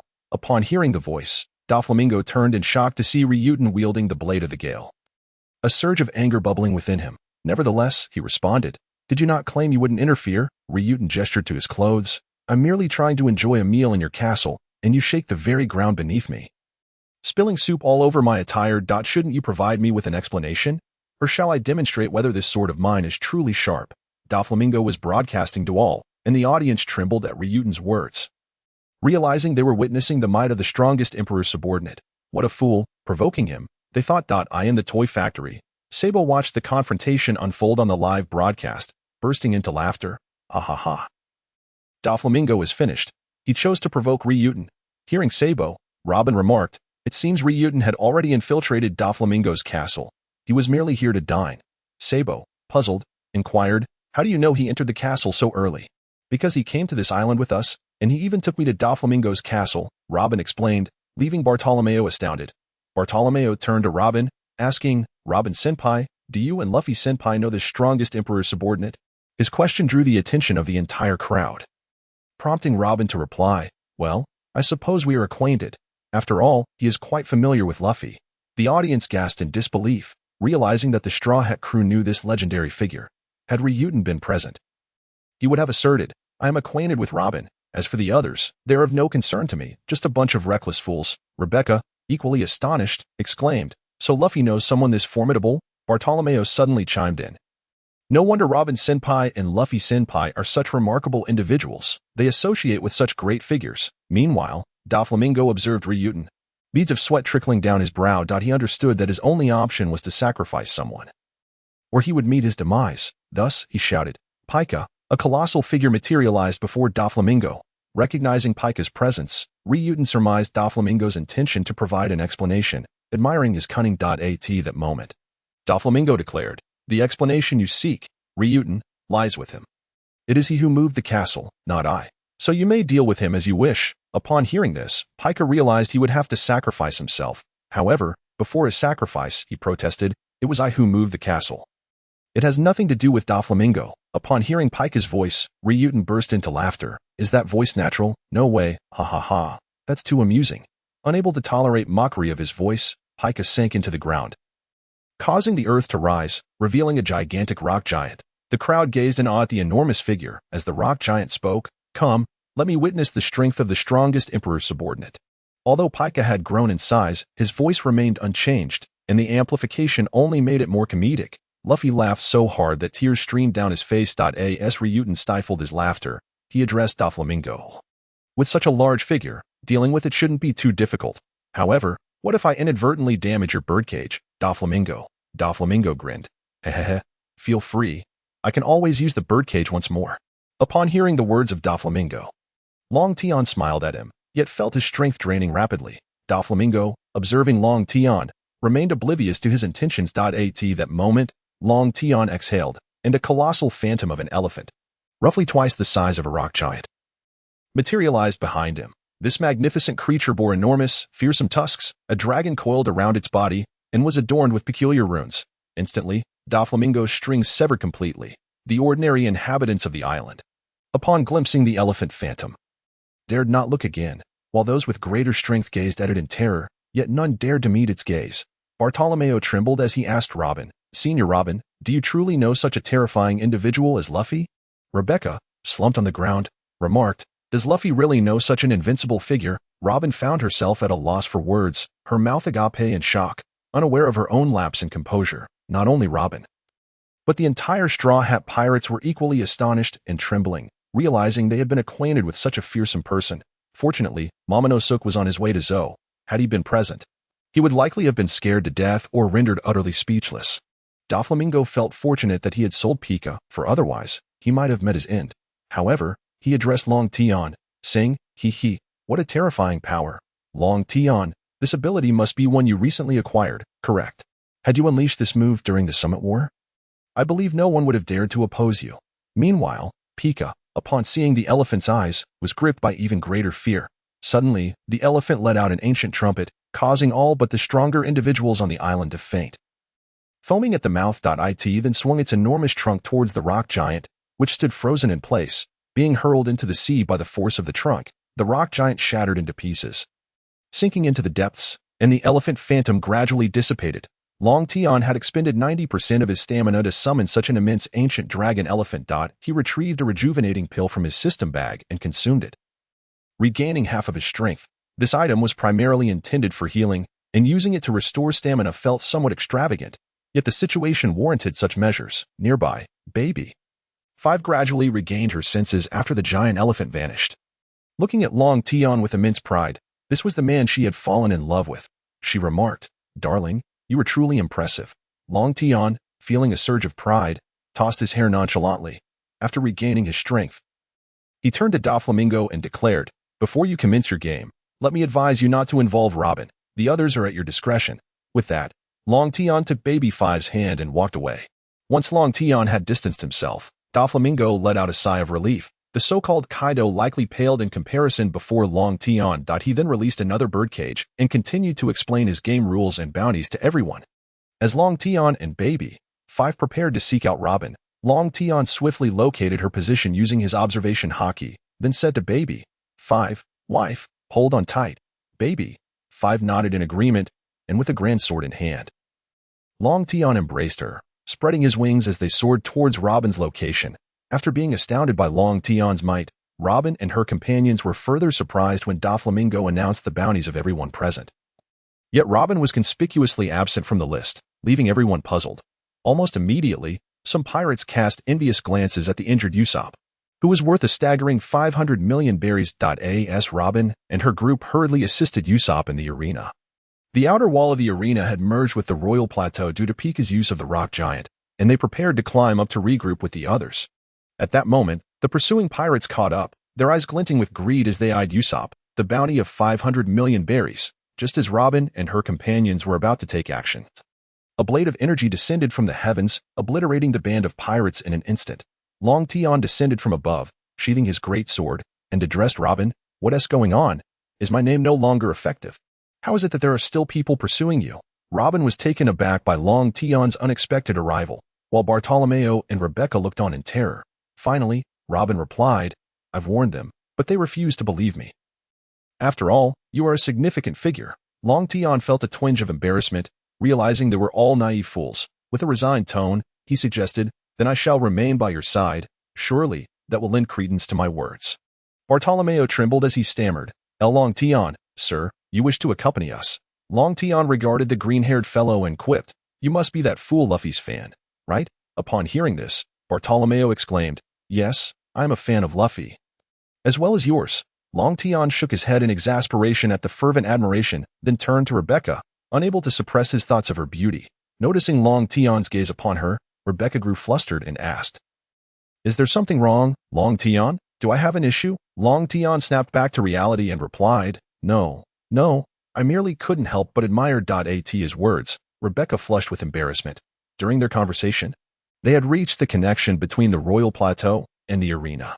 Robin used her powers to create a climbable net, and the others began to ascend.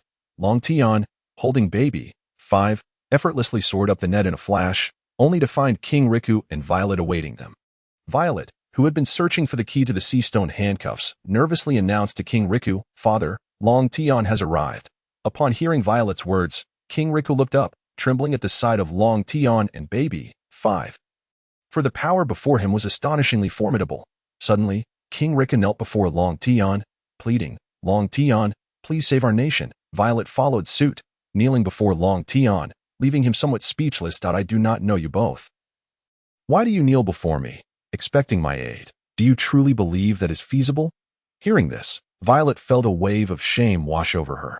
Nevertheless, they remained kneeling, prompting Long Tian to shake his head and say, This nation does not require my salvation. Focus your efforts on assisting Luffy. However, should that insolent brat find himself in dire straits, then I shall intervene. Upon hearing Long Tian's willingness to act, King Riku felt a glimmer of hope for his nation. He attempted to bow again, but Long Tian stopped him. Disliking such displays. As Robin and her companions climbed up while King Riku and Violet stood, Violet successfully found the key. Rebecca took the handcuff key from Robin and resolutely declared, Let me go to Luffy. Violet hesitated briefly but, seeing Rebecca's determination, agreed. Robin then pulled out a transponder snail to contact Luffy, confirming his location, and the little people summoned a swarm of beetles using their methods. Ultimately, it was decided that Rebecca, Robin, and Bartolomeo would seek out Luffy, while the little person Leo remarked, There aren't enough beetles, so we can only descend slowly without flying. Long Tian, overhearing the little person's words, shook his head and said, Robin, come here. I will take you over. This way, the extra beetles will suffice for your flight. With that, he drew out his great sword, spread his wings, and, with one arm holding baby, 5, and the other Robin, took to the skies. Rebecca and Bartolomeo were also lifted by the beetles, following closely behind Long Tian. As Long Tian's sword, none dared to obstruct him, but Rebecca and Bartolomeo faced a more arduous journey. Nevertheless, they arrived at the sunflower field outside the castle, where Long Tian set Robin down and said, From here on, it is your responsibility. I shall not interfere. With that, Long Tian produced 2 sun loungers and a small table adorned with 2 glasses of juice. Reclining with baby, 5, displaying no intention of intervening. This infuriated Robin. How could he possess such power and choose not to act, treating the situation as a leisurely outing? Meanwhile, Rebecca cast envious glances at baby, 5. While Bartolomeo thought to himself, It's only fitting for the great Long Tian. As Luffy scaled the barrier staircase created by Bartolomeo, he spotted Long Tian lounging and could not help but exclaim, Long Tian, once I defeat Doflamingo, will you prepare a delicious meal for me? As Luo gazed at Long Tian's indulgent demeanor, a surge of frustration welled within him. Here we are, engaged in a fierce battle below, while you revel in the pleasures of life up here. Yet, despite his discontent, Luo dared not voice his grievances. You better win first, he retorted. Don't let it backfire on you. With that, Long Tian retrieved 2 pairs of sunglasses from his system bag, one for himself and the other for baby, 5. The spectators, witnessing his insufferable attitude, felt a mix of anger and helplessness. Suddenly, a voice emerged from the sunflower field. Diamante declared, Since Lord Long Tian has spoken, you shall not enter the castle to trouble Doflamingo. Robin and the others, having learned about this individual from the little people, exchanged glances. Robin turned to Luffy and said, Luffy, go ahead, we'll handle things here. Violet added, Go on, Luffy. Nodding in agreement, Luffy replied to Luo, All right, let's go defeat Doflamingo. With that, Luffy dashed towards the castle, followed closely by Luo. However, Diamante was determined not to let Luffy pass. Just as his sword was about to strike Luffy, Rebecca intercepted the attack, prompting the others to engage Diamante, allowing Luffy and Luo to enter the castle. Not a chance I'll let you hinder Luffy, Rebecca proclaimed as she shielded him from Diamante's assault. Diamante, regarding Rebecca. Conceded, if you insist, I shall comply. With that, he and Robin's group plunged into chaos, but fortunately, Robin and Bartolomeo joined the fray. Without their assistance, Rebecca would have been crushed. Meanwhile, Long Tian observed the spectacle from a distance. At that moment, Baby, 5 suddenly inquired, is Long Tian really not going to lend a hand? Diamante possesses the power of the string fruit, and his strength is formidable. Sipping his juice, Long Tian replied, this is their battle. We shall simply enjoy the show. Just then, Curly approached from below, witnessing Rebecca in combat, and promptly joined the fray, altering the tide of battle. Meanwhile, the skirmish below shifted as the absence of Pika and the addition of Zaro led to the swift defeat of all the officers. Exhausted, everyone observed as the birdcage began to constrict, tension mounting as they watched the tightening wires. In the sunflower field, Diamante was soon bested by the newly arrived Curly, while Long Tian, reclining on his sun chair, remarked, has he really been so easily defeated? Just as he spoke, an explosion erupted from the castle, and Luffy hurled the dismembered Luo down. Robin quickly utilized her powers to weave a net, catching Luo midfall. Long Tian then rose, gazing at Luo, and said, TSK, TSK, TSK, you're in quite a predicament. Robin, feed him the healing pill, and place your hand over the severed limb to reattach it. He tossed a rejuvenation pill to Robin, leaving Luo incredulous. After all, Long Tian had never helped him since their first encounter, and had even delivered a beating. Noticing the incredulity in Luo's eyes, Long Tian sensed his thoughts and felt a mix of exasperation and amusement. Don't look at me like that, he said. I was a bit peeved about Baby 5, but seeing you in such a sorry state has lessened my ire. So, will you take it, or not? Return it if you refuse. Luo, resigned to his fate, acknowledged that if he could overpower Long Tian, he would have done so long ago.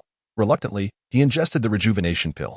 Violet placed Luo's arm against the severed stump, and soon enough, his dismembered hand regained movement, leaving everyone astonished at Long Tian's capabilities. Long Tian waved his hand dismissively and returned to his sun chair, while Baby 5 looked at Luo with a proud expression, silently conveying that he should refrain from provoking her further, for her husband holds grudges. Luo, recognizing the precious medicine Long Tian had provided, chose not to contest her demeanor. At that moment, a figure fell from the castle, landing near Long Tian. Recognizing who it was, Long Tian remarked with irony, Flamingo, have you already been reduced to this by Luffy? Just then, Luffy, in his 4th gear, leapt down, and Doflamingo rose once more, his face ablaze with fury. Ignoring Long Tian entirely, the onlookers were taken aback by Luffy's new form. As Luffy and Doflamingo prepared to clash again, a wave of Conqueror's haki stilled them. All eyes turned to Long Tian, who removed his sunglasses and addressed them. Do you two think I don't exist? Is my sword not sharp enough? With that, he unsheathed a colossal sword, its hue shifting from black to red, emanating a terrifying power. Only then did Luffy apologize. Sorry, Long Tian, I didn't realize you were here. Long Tian, hearing Luffy's contrition, responded, you two better fight far away. If you disturb me again, be prepared to be flattened into mere mortals. Doflamingo shuddered at Long Tian's words, while those present trembled in fear. Luffy, undeterred, launched an attack, sending Doflamingo flying, and followed suit. Once they had distanced themselves, a collective sigh of relief swept through the crowd. Long Tian turned to Robin and the others. Robin, you can't assist Luffy now. Come watch the show with me. The rest of you, why linger here? Go prevent the birdcage from closing. As he spoke, he set up another sun chair beside him and thoughtfully poured a cup of coffee. The onlookers could only feel a mix of indignation and admiration at his nonchalance. Robin, understanding it was Luffy's battle, reclined and sipped her coffee. It was far better to be by Long Tian's side, where there was no peril, while the others rushed to the edges of the birdcage. Meanwhile, Luffy unleashed a barrage of attacks on Doflamingo, leaving him unable to retaliate. Just as Luffy struck Doflamingo down once more, Doflamingo began to laugh, and his surroundings transformed into strengths. The devil fruit has another form known as awakening, a feat exceedingly rare, he declared. Though Long Tian could not see Luffy's battle from the sunflower field, his keen perception and observation skills allowed him to sense every movement, and he took on the role of commentator, explaining the unfolding events to Robin and Baby-5. At that moment, King Riku began to rally the people, urging them not to lose hope, assuring them that Doflamingo would be defeated. Inspired by King Riku's words, Luffy's resolve to vanquish Doflamingo intensified. In a final bid, he delivered a head, but that sent Doflamingo crashing into the wall. With Doflamingo motionless, everyone believed victory was at hand. Yet, Long Tian shook his head, remarking, Luffy, really now? In your fourth gear, you still hesitate to strike? Are you waiting for the flamingo to recover? Concerned, Robin asked. Long Tian, what is wrong with Luffy? Long Tian, seeing her anxiety, replied, look at the sky, the birdcage hasn't vanished. Luffy thinks he S1 because he incapacitated the flamingo, but he is not using his head. If the flamingo were truly unconscious or deceased, the birdcage would have disappeared long ago. He missed the optimal moment, and his fourth gear has a time limit due to his weakened state. Just as Long Tian finished speaking, the crowd realized the birdcage had not disappeared. It merely paused before resuming its constriction. Luffy, finally coming to his senses, readied himself for a final blow against Doflamingo, but before he could unleash his attack, his stamina was depleted. He collapsed to the ground. Akin to a deflated balloon, Doflamingo, perched against the wall, observed Luffy's weakened state with a smirk, clutching his abdomen as he began to heal. Meanwhile, Luffy lacked the strength to rise. A pirate nearby lifted Luffy, exclaiming, Straw Hat, what's wrong? Doflamingo is about to strike. What should we do? In a feeble voice, Luffy replied, I need 10 minutes to regain my abilities. With that, he succumbed to sleep. The pirate, hearing Luffy's words, rallied the others. 10 minutes. If we can hold off Doflamingo for just 10 minutes, the Straw Hat will be able to defeat him. The surrounding pirates, inspired, gathered around, and the pirate carrying Luffy fled. Doflamingo, having regained his strength, leaped down, taunting, you insignificant pests, I need not expend energy to dispose of you. Infuriated by Doflamingo's derision, the crowd surged forward, only to be swiftly subdued. Doflamingo, noticing the absence of Luffy, seethed with anger and escalated the birdcage's constriction rate. King Riku, watching the chaos unfold, could not hold back his tears but suddenly had a thought, shouting, quick, find the loudspeaker, we must act fast. Responding to King Riku's command, everyone began to search for the loudspeaker. Ultimately, it was Violet who located it and handed it to King Riku. Grasping the loudspeaker, he cried out, Lord Long Tian, I beseech you, save these unfortunate souls. Everyone heard the words of King Riku and began to cry out, Lord Long Tian, save us. Meanwhile, Robin, lying in the sunflower field, could not help but implore Long Tian beside her, Long Tian, please lend your hand to help these ordinary people. Long Tian was genuinely taken aback by King Riku's theatrics. Although he had indeed prepared to intervene, as he could not bear to stand idly by while civilians perished, upon hearing Robin's plea, he couldn't help but respond, is this your request, Robin? Robin immediately replied, yes, this is my request. You are the only one in the entire nation capable of saving them. Only then did Long Tian draw his great sword, declaring, since it is your request, I must fulfill it. For I would not want to disappoint you. With that, Long Tian spread his wings and soared into the sky. At that moment, Baby, 5, providing her support, chimed in, I truly envy you. My husband promised not to intervene. But look at him now, he is so kind to you. It was then that Robin realized Long Tian's earlier inquiry about whether it was her request was motivated by this, filling her heart with a sweet sensation. Meanwhile, Doflamingo's expression darkened upon hearing King Riku's words. If he truly managed to sway Long Tian, it would spell disaster for him. Thus, he immediately launched an attack on King Riku. King Riku stood resolutely, staring at Doflamingo's assault. Just as the attack was about to reach King Riku, a figure descended from the heavens, slicing through Doflamingo's strings with a single sword strike. Everyone gazed at this figure as if witnessing an angel. Shouting, Lord Long Tian, Doflamingo, with a scowl, remarked, Long Tian, did you not promise me you would not intervene? Long Tian retracted his wings and replied, indeed, I did promise you. Alas, I am rather afraid of my wife. So I must apologize, but I shall not kill you. You may seek out Luffy instead. With that, Long Tian's great sword emitted a green glow as he slashed at the connection of the birdcage, severing it. The entire birdcage began to dissipate, while Doflamingo glared at Long Tian in furious silence. Unable to voice a challenge, and was left to pursue Luffy. As the birdcage vanished, the crowd erupted in cheers, chanting, Long Tian, Long Tian. Long Tian merely scratched his ear and addressed King Riku, you old rascal, had it not been for Rebecca, I would have long since dealt with you. No one dares to cause trouble for me. Upon hearing Long Tian mention Rebecca, a light flickered in King Riku's mind. Unbeknownst to Long Tian, after finishing his words, he flew back to the sunflower field, relishing the comfort of watching the unfolding drama. Reclining on his sun chair, Long Tian felt Robin's curious gaze upon him and inquired, what is it? What do you mean with that look? Did I not save them at your behest? At that moment, Baby, 5 tugged at Long Tian's arm and whispered in his ear, everything you said down there was heard by Robin through the snail. Upon hearing this, Long Tian turned to Robin, feeling somewhat awkward, and said, I spoke without thinking. Please don't be upset. Robin simply replied, Do you like me? I can't help but feel it. Hearing her words, Long Tian fell to the ground. Rising to face Robin, I have been helping you all along, and you couldn't tell. This made Robin a bit shy as she confessed. I thought you were helping me because of Luffy. Long Tian could no longer contain himself, declaring, If it were for him, Doflamingo would be dead by now. I have been by your side solely to assist you. Otherwise, I would have left long ago. Robin blushed and said, Thank you, Long Tian. My reaction has been too slow. I apologize. Recognizing the opportunity, Long Tian asked, So how do you plan to thank me? After pondering for a moment, Robin replied apologetically, I'm sorry, Long Tian. I have some feelings for you, but I cannot be with you right now. Not only because I am still Luffy's crew member, but I also wish to collect and interpret all the historical texts. Long Tian was not surprised by Robin's response. He merely sought her attitude. He then looked at her and said, I understand, Robin. As long as you have feelings for me, that is enough. With that, Long Tian retrieved a spatial ring and a talisman from the system space. He had already given Baby 5 a talisman, then took Robin's hand and placed the ring on her ring finger, asking, Do you like it? Robin's cheeks flushed slightly as she nodded.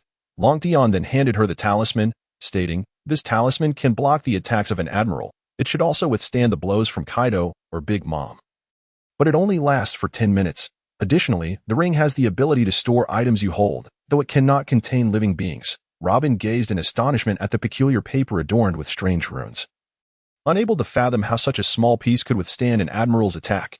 Following Long Tian's instructions, she held the talisman, and upon thinking, it vanished. However, she felt it now resided within the ring, igniting her curiosity. At that moment, Long Tian, with audacity, said, Robin, don't you think it's time to reward me? Robin instantly understood his implication and lightly pecked his cheek. Long Tian immediately added, This side of my face is feeling a bit itchy too. Baby 5, naturally, understood the cue. Hearing Robin's laughter, Long Tian suddenly remembered something and urgently said, Robin, there is one thing you must promise me. Seeing Long Tian's serious demeanor, Robin inquired, What is it? Please tell me. Long Tian quickly asserted, You must absolutely stay away from Momonosuke. Do not let him near you. This puzzled Robin, who responded, Why? He is just a child. How could he have any ill intentions? Long Tian nearly spat blood upon hearing Robin's words and insisted, Robin, I will comply with any of your wishes, but this one you must agree to. Faced with Long Tian's insistence, Robin could only nod in agreement. However, Long Tian remained uneasy, plotting how to deal with that little lecher. If Robin were to be taken advantage of, it would truly be a disaster. Ding! Does the host not feel a tickling sensation on their head? If you do not speak, no one will consider you mute. Ding! The next refresh of the sign-in location will be altered to 100 years. No, dear system, please do not do this. I was merely joking. Ding! Please be mindful of your humor in the future. Host. Long Tian felt a mix of despair and frustration, unable to counter or retaliate. Meanwhile, in the central square below, Zoro and Sabo held Doflamingo at bay, buying time for Luffy to recover. Thanks to Sabo's newly acquired dark fruit powers, he could only barely withstand the onslaught, while the others were utterly exhausted. They had expended all their strength to block the birdcage, but fortunately, Long Tian had severed it, causing them all to collapse. With Sabo and Zoro's resistance, Luffy had more time to recuperate. After 20 minutes, Luffy had fully regained his strength and transformed into Gear 4th. Confronting Doflamingo. Thank you for your hard work, Zoro, Sabo. Leave the rest to me. With that, Luffy ascended into the air. Doflamingo, watching Luffy hover above, scoffed, You dare to confront me in the air? What a fool! He then coated his strings with haki and jumped into the sky. Both he and Luffy preparing to unleash their ultimate techniques. Meanwhile, Long Tian in the sunflower field had already predicted the outcome, so he made his way into the castle to prepare food. After all, Luffy had performed admirably, and rewarding him with a meal was certainly warranted. Eye in the sky, Luffy began to blow air into his arms, causing them to swell tremendously. Doflamingo, witnessing Luffy's preparation, unleashed his own ultimate move. 16 Holy Bullet Barrages. Divine Execution. Great Ape King Gun. The two attacks collided, and the spectators in the square cheered fervently, Luffy, go! After resting for 20 minutes, Luffy had accumulated ample stamina, and with gritted teeth, he summoned all his strength to deliver a punch that sent Doflamingo crashing to the ground, burying him beneath the surface. Just as Luffy, exhausted, began to plummet towards the ground, Long Tian appeared, catching him by the collar before he could hit the ground. The crowd erupted in cheers, chanting, Luffy, Long Tian, Luffy, Long Tian. As Long Tian gazed at the unconscious Luffy, He lifted him into the air, soaring toward the castle. With his medical expertise, it would not take long for Luffy to regain consciousness. Meanwhile, on the ground, the Straw Hat crew, along with various pirate captains, made their way to the castle, anxious to check on Luffy's condition. Those who harbored animosity toward Doflamingo were already shedding tears. Long Tian gently laid Luffy on a bed within the castle, and Robin immediately cast a worried glance at him before turning her gaze to Long Tian. Understanding her unspoken concern, Long Tian sighed and said, "Robin, you don't think my medicinal concoctions are mere candies, do you? This lad merely fainted from exhaustion. I have prepared a feast for him. Once I tend to his needs, he shall awaken and then indulge further." With that, Long Tian instructed Baby, 5, and Robin to step outside so as not to disturb him. He proceeded to remove Luffy's clothes, retrieving a pack of silver needles from his system space to begin the treatment. While Long Tian was occupied, everyone arrived at the castle, eager to enter the room. But Robin barred their way. Long Tian's treatment required solitude. After all, for him, the notion of disturbance was non-existent. Only Robin and Baby, 5 were forbidden from witnessing Luffy's disrobing. Upon regaining consciousness, Luffy's first sight was Long Tian, and he immediately felt an itch across his body. Alarmed, he shouted, "Long Tian, what are you doing? This is terrifying. So many needles." Just as he finished speaking, Long Tian gently tapped his head and replied, "I am treating you. And there is a banquet prepared outside. Once I finish, you can feast to your heart's content." Hearing about the lavish spread, Luffy's mouth watered uncontrollably, and he exclaimed, "Long Tian, could you hurry? I can't hold back. I'm starving." Long Tian shook his head in exasperation, then began to remove the needles and bandage Luffy's wounds. Once completed, he announced, "You may eat now. The food awaits in the dining hall." Without hesitation, Luffy dashed out the door, and those outside were astonished to see him bouncing back to life so quickly. Though Luffy was unaware of the dining hall's location, his nose guided him toward the tantalizing aroma, leading him straight to the source. Behind him, apart from Robin and Baby, 5, the others were left puzzled by Luffy's sudden enthusiasm. Upon entering the dining hall, the delightful scent had everyone swallowing in anticipation, while Luffy began devouring the food with fervor. Long Tian soon joined them, and upon his arrival, everyone made way for him. He observed Luffy's voracious appetite and shook his head in resignation. Suddenly, a series of rumbling sounds emanated from behind, unmistakably signaling hunger. Long Tian looked at the throng of people behind him with a hint of exasperation and said, "Everyone, go ahead and eat. Baby, 5, Robin, your meals are over here." He gestured toward a smaller table laden with dishes. Nodding in acknowledgement, Baby, 5, and Robin approached, while Rebecca noticed that Long Tian had prepared a small table for them, but not for herself, prompting a slight pout of annoyance. Unbeknownst to her, Long Tian had retreated to the kitchen. With so many mouths to feed, the available food would scarcely suffice. As Long Tian labored in the kitchen from afternoon until evening, he finally satiated the appetites of all present, observing the satisfied patrons. He expressed his irritation, "Are you all full now?" The pirate captains nodded in affirmation, prompting Long Tian to bellow, "Then if you're full, get out. What are you still doing here? Planning to sleep?" Terrified, the pirate captain scampered away. Alleviating some of Long Tian's annoyance, he turned to Sabo and inquired, "How is Bartholomew Kuma faring?" Sabo replied, "Kuma has yet to fully recover. Due to the prolonged loss of his personality, the process is rather slow." Following Sabo's explanation, Long Tian instructed him to take Crowl and leave, as the latter shared Luffy's insatiable appetite. He then turned back to Luffy and said, "Luffy, have you had enough? Why aren't you leaving?" Luffy, puzzled, responded, "Huh, are you talking about me, Long Tian?" Luffy's words nearly sent Long Tian into a fit of exasperation. He grabbed Luffy and kicked him out the window. Luffy yelped, "That hurts." Long Tian glanced at Zoro and Usopp, who, without prompting, also exited. This left Robin and her companions watching Long Tian, at which point Robin remarked, "I'm leaving too." Long Tian, taken aback, quickly seized Robin's arm and said, "Robin, are you jesting? I didn't ask you to leave." With a smile, Robin replied, "I thought you wanted me to go." Long Tian, feeling a tad helpless, said, "How could that be? Go find a room to rest. And you too as well, Baby, 5, let us go." With that, Long Tian took Baby, 5 back to his quarters. The remaining trio, Robin and the others, each sought out their own rooms to rest. "Honey, it seems Rebecca has taken a liking to you," Baby, 5 remarked, clutching Long Tian's arm.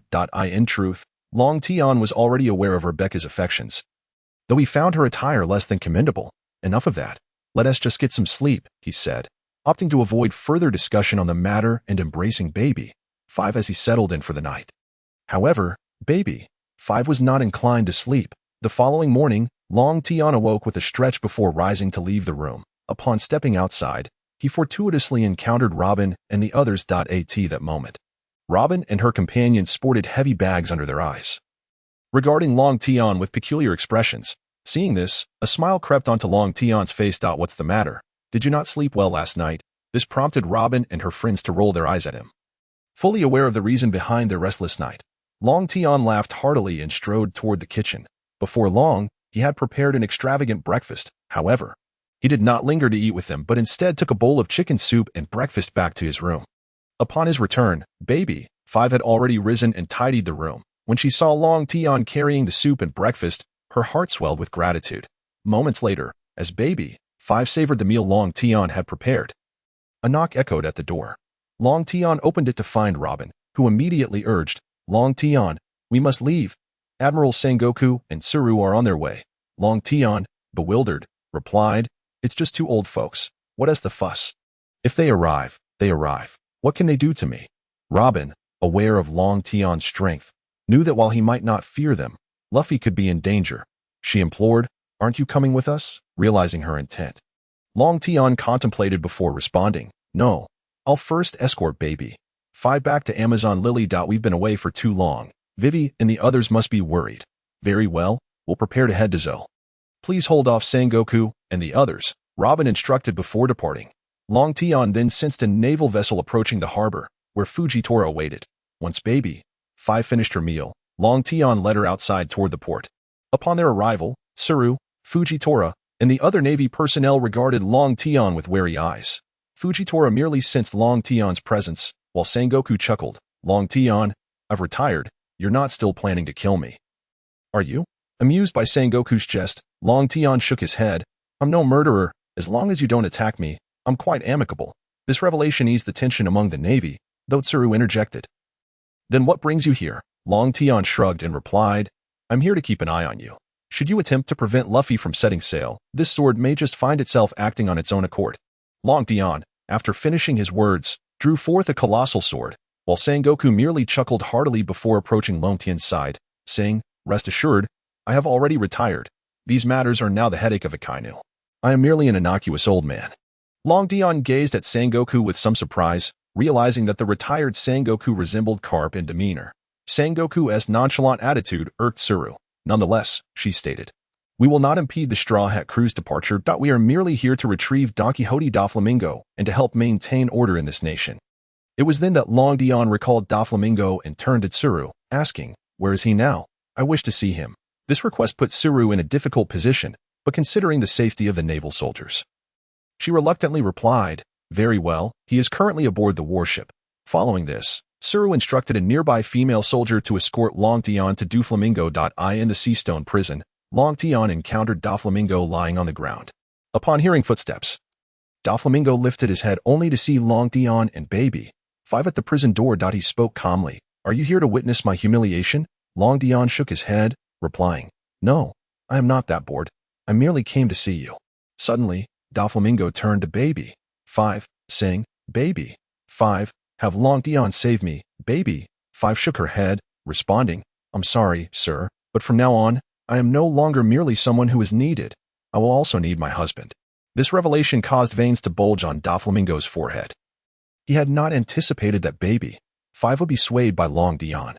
However, he quickly composed himself and looked at Long Tian, saying, "Please, Long Tian, get me out of here. You know that if I am captured, 2 of the 4 emperors will go mad." Long Tian casually dug at his ear, replying, "Why should I care? Let them go mad. Do you think my father is irrelevant?" Upon hearing Long Tian's words, Doflamingo felt despair. Indeed, Long Tian need not lift a finger, for Whitebeard alone could quell them. Then Long Tian added, "In fact, I came to tell you that your ideals will undoubtedly be realized in the future." After saying this, Long Tian took Baby 5's hand and left, while Doflamingo, hearing Long Tian's words, began to laugh heartily. Believing that the gods of this world would eventually be dethroned, once Long Tian disembarked from the warship, he sensed through his observation haki that Luffy and the other pirate crews had set sail. He then approached the shore, retrieving his ship from his system backpack, and set sail towards the land of women with Baby 5. Meanwhile, not far away, Rebecca watched Long Tian's departing vessel, contemplating her inevitable decision to relinquish her feelings for Lord Long Tian. 2 days later, Long Tian surveyed the vast ocean, with Baby 5 lounging on a sun chair on the deck while he steered the ship. Suddenly, he felt a presence on the surface of the water. A woman had fainted and lay on a plank. He steered the ship closer, and upon seeing her, he was taken aback. The woman was clad in a military uniform, but since he had seen her, he could not simply ignore her plight. Long Tian unfurled his wings and dove down, swiftly retrieving the female naval officer and laying her on the deck. Baby 5 looked at the female officer, feeling a sense of familiarity as if she had seen her before. Long Tian then produced silver needles to treat the female officer.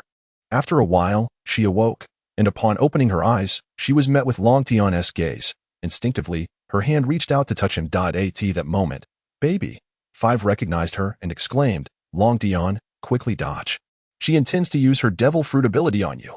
However, Baby 5's warning came too late, as the female officer's hand had already made contact with Long Tian. To her astonishment, there was no reaction. Long Tian turned back to Baby 5, somewhat exasperated, saying, "Wife, why are you so worried? Do you not trust your husband? It seems I must have Vivi explain this to you." Hearing Long Tian's words, Baby 5 felt a bit embarrassed and said, "I'm sorry, darling. I only worry about you. She is Rear Admiral Ein, who possesses the reverse fruit." It was then that Long Tian realized why he found the sea blue-haired officer so familiar. Ein gazed at Long Tian in shock, her devil fruit ability seemingly ineffective against him. This revelation astonished her. But as she scrutinized Long Tian more closely, she shivered, realizing that this was the very Long Tian who had caused chaos at Mariehua twice. Due to her immediate reaction upon awakening, she had failed to observe him carefully. Long Tian, looking at Ein, asked uncertainly, "Are you currently with the new navy under Zifa?" Ein paused momentarily before responding with confusion. "What is the new navy?" Upon hearing Ein's words, Long Tian felt assured that his father was not dead, and that the impostor claiming to be his father's son had not dared to show up, which also meant that Zifa had not been disheartened by the incident. Understanding this, Long Tian remarked to Ein, "It's nothing. I was merely speaking casually, but how did you end up in the sea?" Ein lowered her head in silence, and Long Tian, recognizing that he could not pry further, said nonchalantly, "Forget it. Your troubles are none of my concern. I simply acted out of goodwill to rescue you. Later, find an inhabited island and you may leave." After saying this, he resumed his course at the helm while Baby 5 lounged in the sun chair, sipping juice. Ein was taken aback by Long Tian's words. After all, in her mind, pirates were inherently malevolent, thus making her perception of Long Tian slightly less negative. After some time, Ein stood at the ship's railing, gazing out at the ocean, yearning for Long Tian's assistance but unable to voice her request. However, the thought of that formidable individual crossed her mind. Even a Kainu would struggle against him. Just then, a small island came into view, and Long Tian navigated the ship toward it, which made Ein quite anxious. As the vessel gradually approached the shore, Long Tian sensed a town on the island and said to Ein, "Go ahead, this island has a town." Ein hesitated, and Long Tian, having discerned her desire to speak, added, "If you have something to say, then speak. If not, then leave. Do you intend to remain on my ship indefinitely?" Upon hearing Long Tian's words, Ein steeled her resolve and said, "I need you to do me a favor." Refusal. "Now get off my ship." "Thank you." Long Tian's blunt reply left Ein stunned. "You reject me, a stunning beauty?" In truth, Long Tian had already sensed Ein's intention to request his assistance.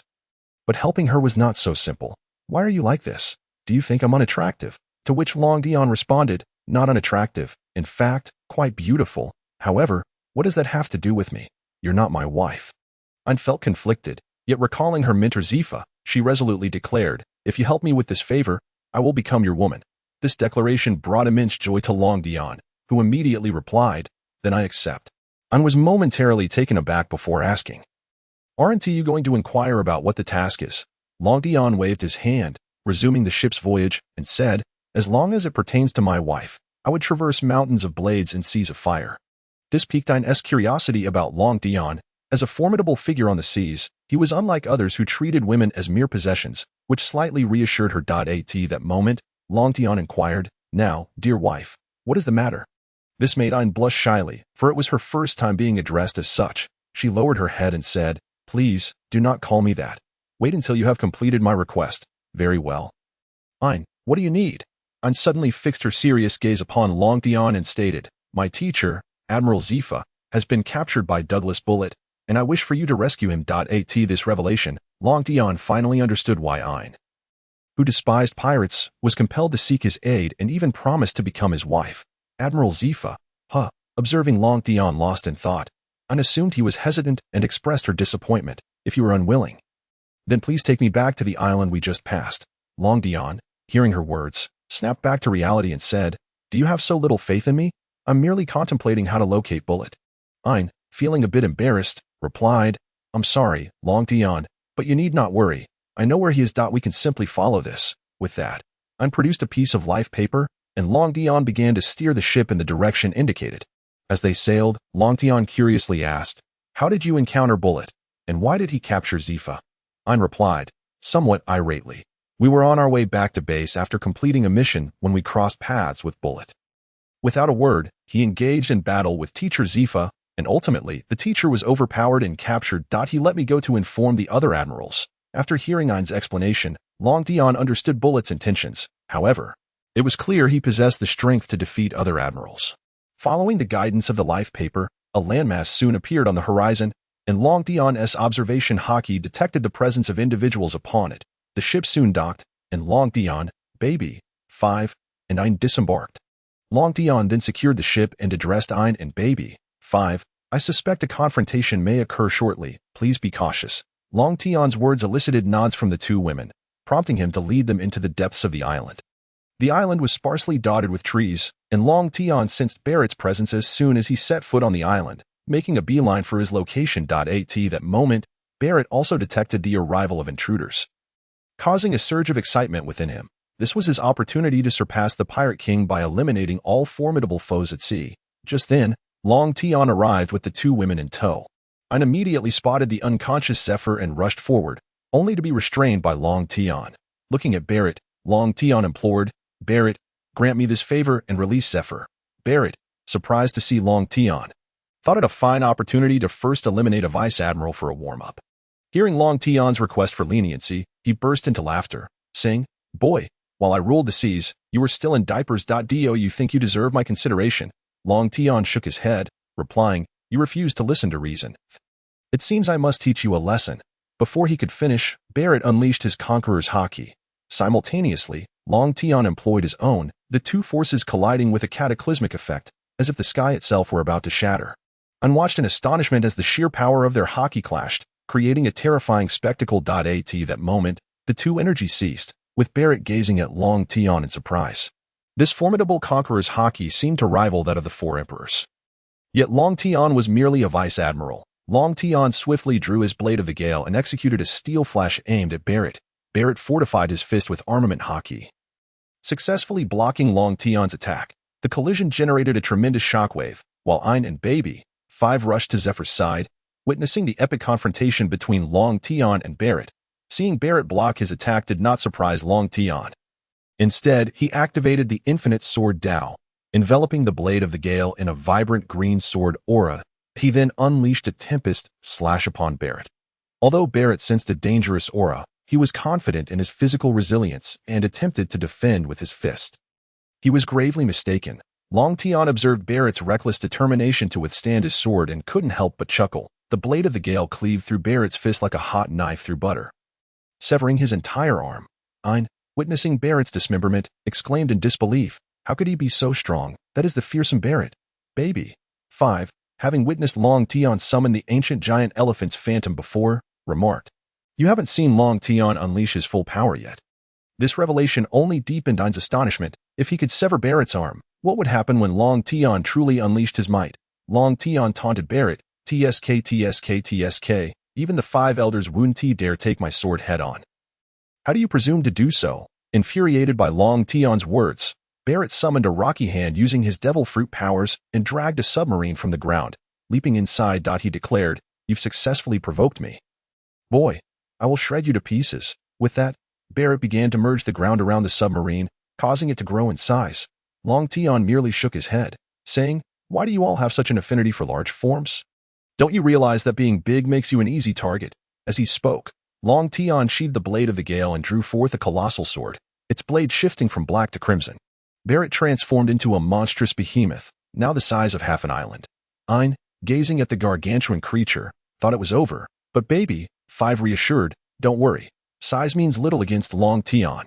The enormous creature fixed its gaze on Long Tian. With Barrett's voice echoing from within, you dared to harm me. You shall pay with your life. With that, he swung a massive fist down upon Long Tian. Long Tian, wielding his great sword and unfurling his wings, activated the infinite sword Dao once again, cloaking the sword in a layer of green light, which complemented its red hue, creating an imposing presence. He executed a tempest slash against the colossal fist, severing the entire arm once more.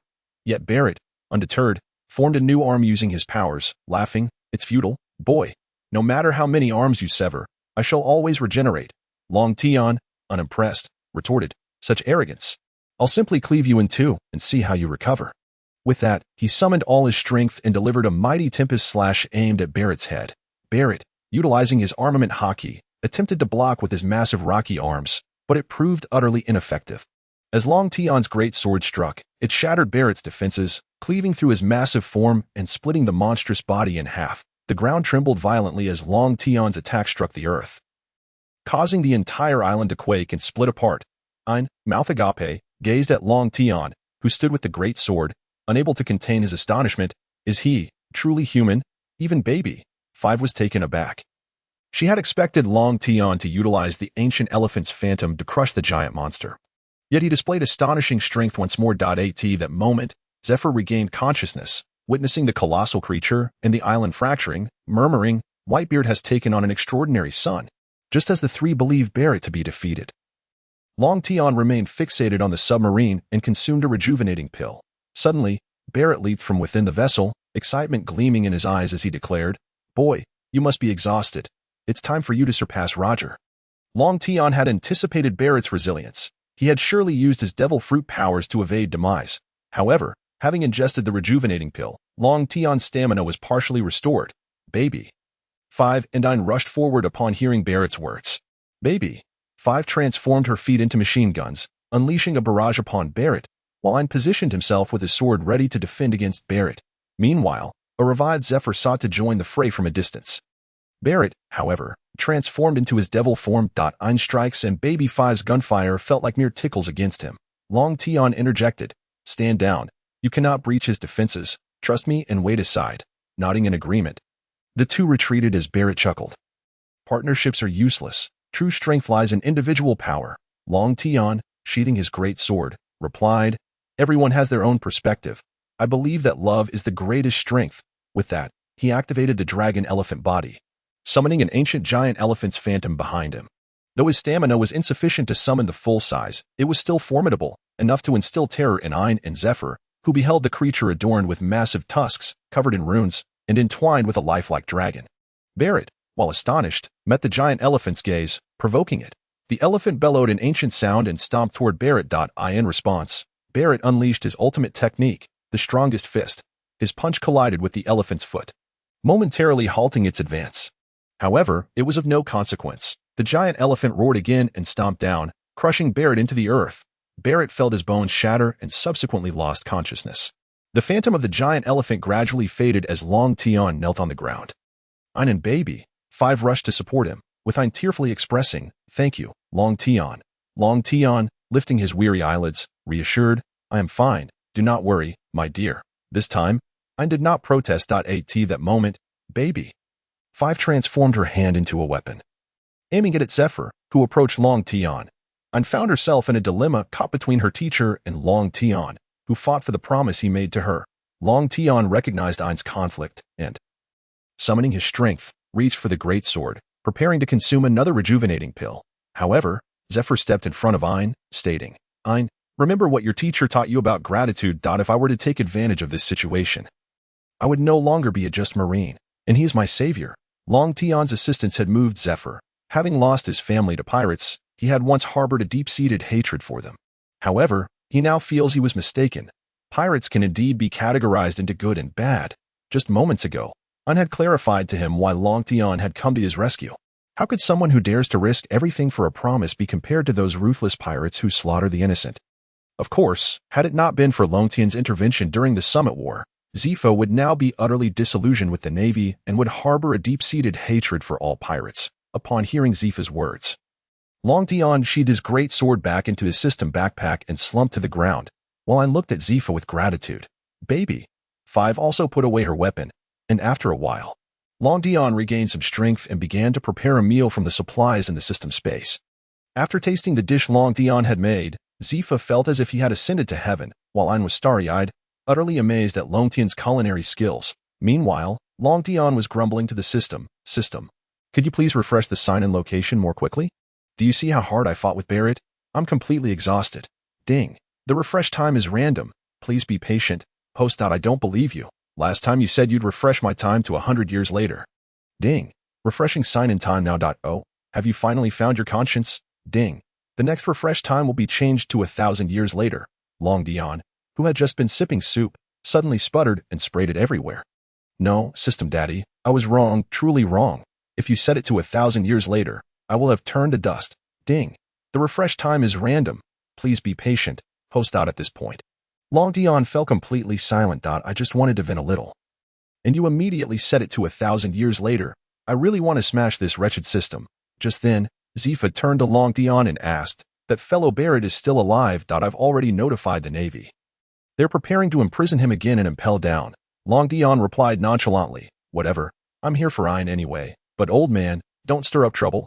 I know Ayn listens to you the most. After Long Tian's statement, Zifa chuckled and said, rest assured, this is Ayn's choice. And besides, you're a pretty good fit for her, much better than being with this old codger. Upon hearing Zifa's words, Ayn couldn't help but blush and exclaimed, Teacher, please stop. Zifa looked at Ayn's reaction and said to Long Tian, I've never seen Ayn blush before. You better take good care of her. Long Tian immediately replied, that's a given. I'm a man who cherishes his wife above all else. The Navy ship soon arrived, and Long Tian set sail again with Ayn and baby. 5 towards the Land of Women. In the village of the Land of Women, 5 women were gathered discussing Long Tian's return when suddenly a guardian rushed over and announced, Lady Snake Princess, Lord Long Tian has returned. This news filled them with immense joy. However, Bonnie suddenly asked, did he bring anyone back this time? The guardian could only honestly reply that he had brought back 2. Upon hearing this, Bonnie immediately dashed towards the port, where Long Tian was conversing with Ayn and baby. 5 about how well the other 5 women got along. Just then, Bonnie charged in, and upon seeing her, Long Tian opened his arms to embrace her, but she dodged him.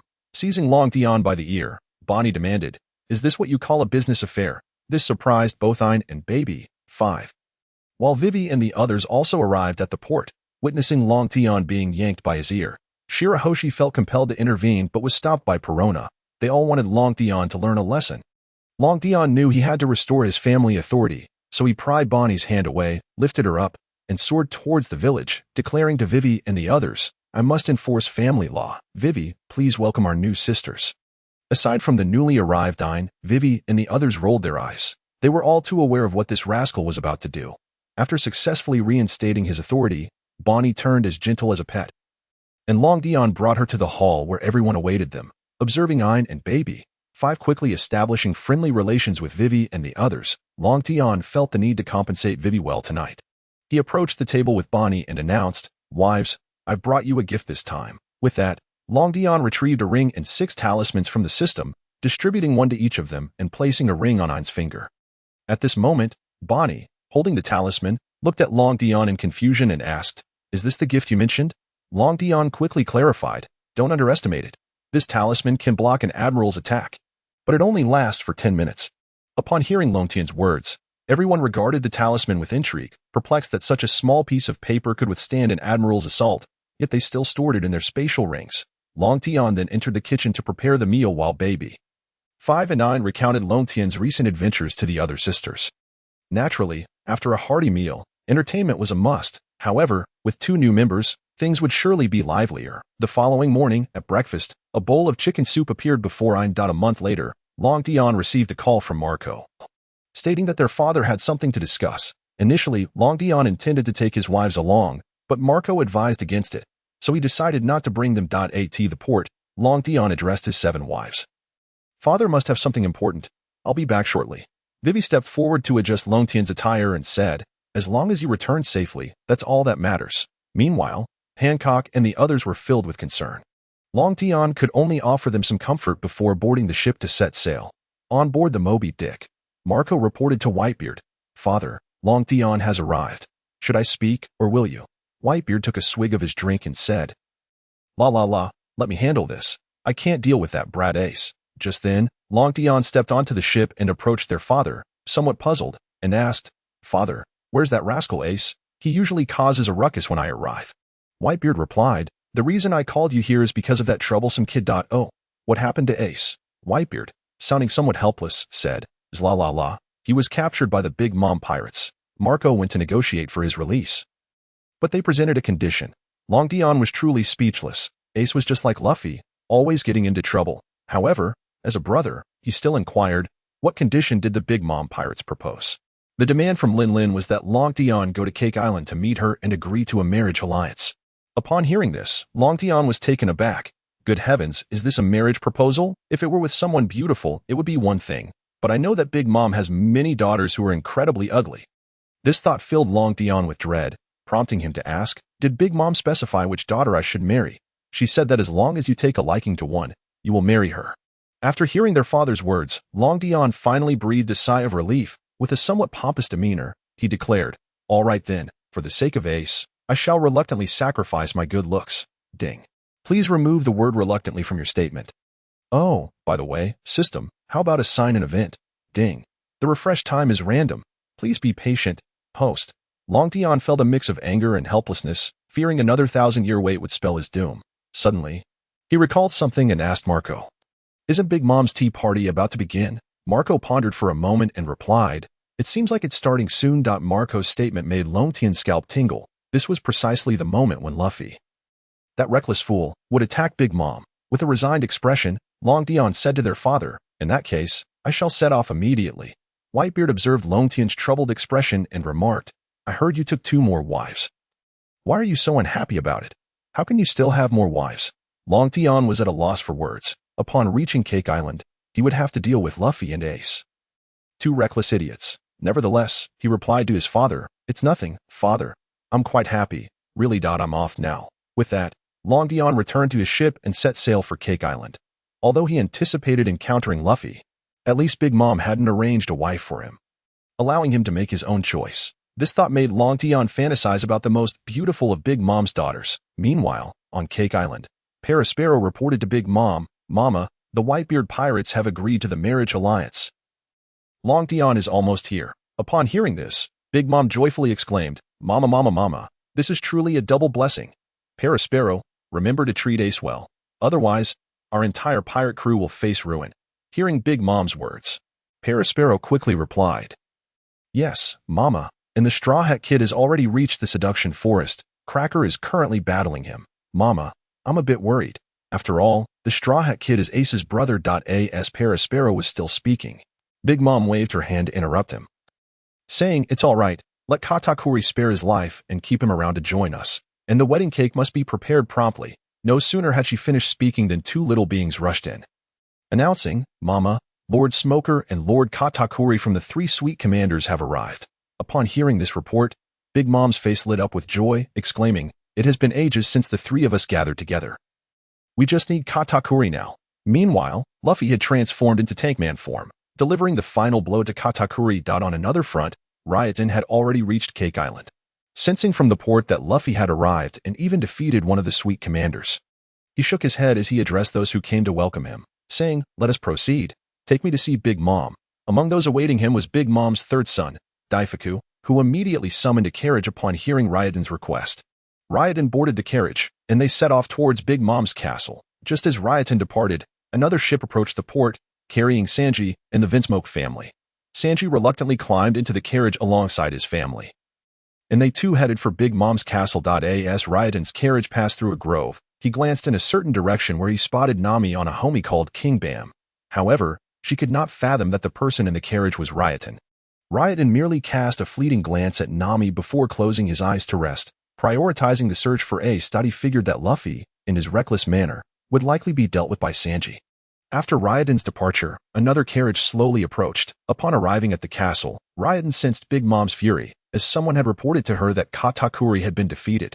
This revelation sent a wave of trepidation through the castle, causing everyone to tremble in fear. Nevertheless, Ryoten paid little mind to it as he strode directly into the castle. Sparrow entered Big Mom's chamber, fully aware of her anger. However, with Ryotan's arrival imminent, he steeled himself to report. As soon as he stepped in, Big Mom shot him a furious glare. Summoning all his courage, he stammered, "Mama, please don't be angry. Ryotan has arrived and is already in the castle." Just then, Ryotan walked in. Meeting Big Mom's wrathful gaze, he questioned, "Big Mom, why do you glare at me in anger?" In an instant, Big Mom's expression transformed. She smiled at Ryotan and said, "Mama, mama, mama, Ryotan, you've come, my dear son-in-law." Hearing her words, Ryotan could only respond with resignation. "Where is Ace? Now that I'm here, you ought to release him." Big Mom, glancing at Parasparrow behind Ryotan, stated, "Ryotan, I have treated him with the finest care. Parasparrow, go fetch Ace." "Yes, Mama," Parasparrow replied before exiting.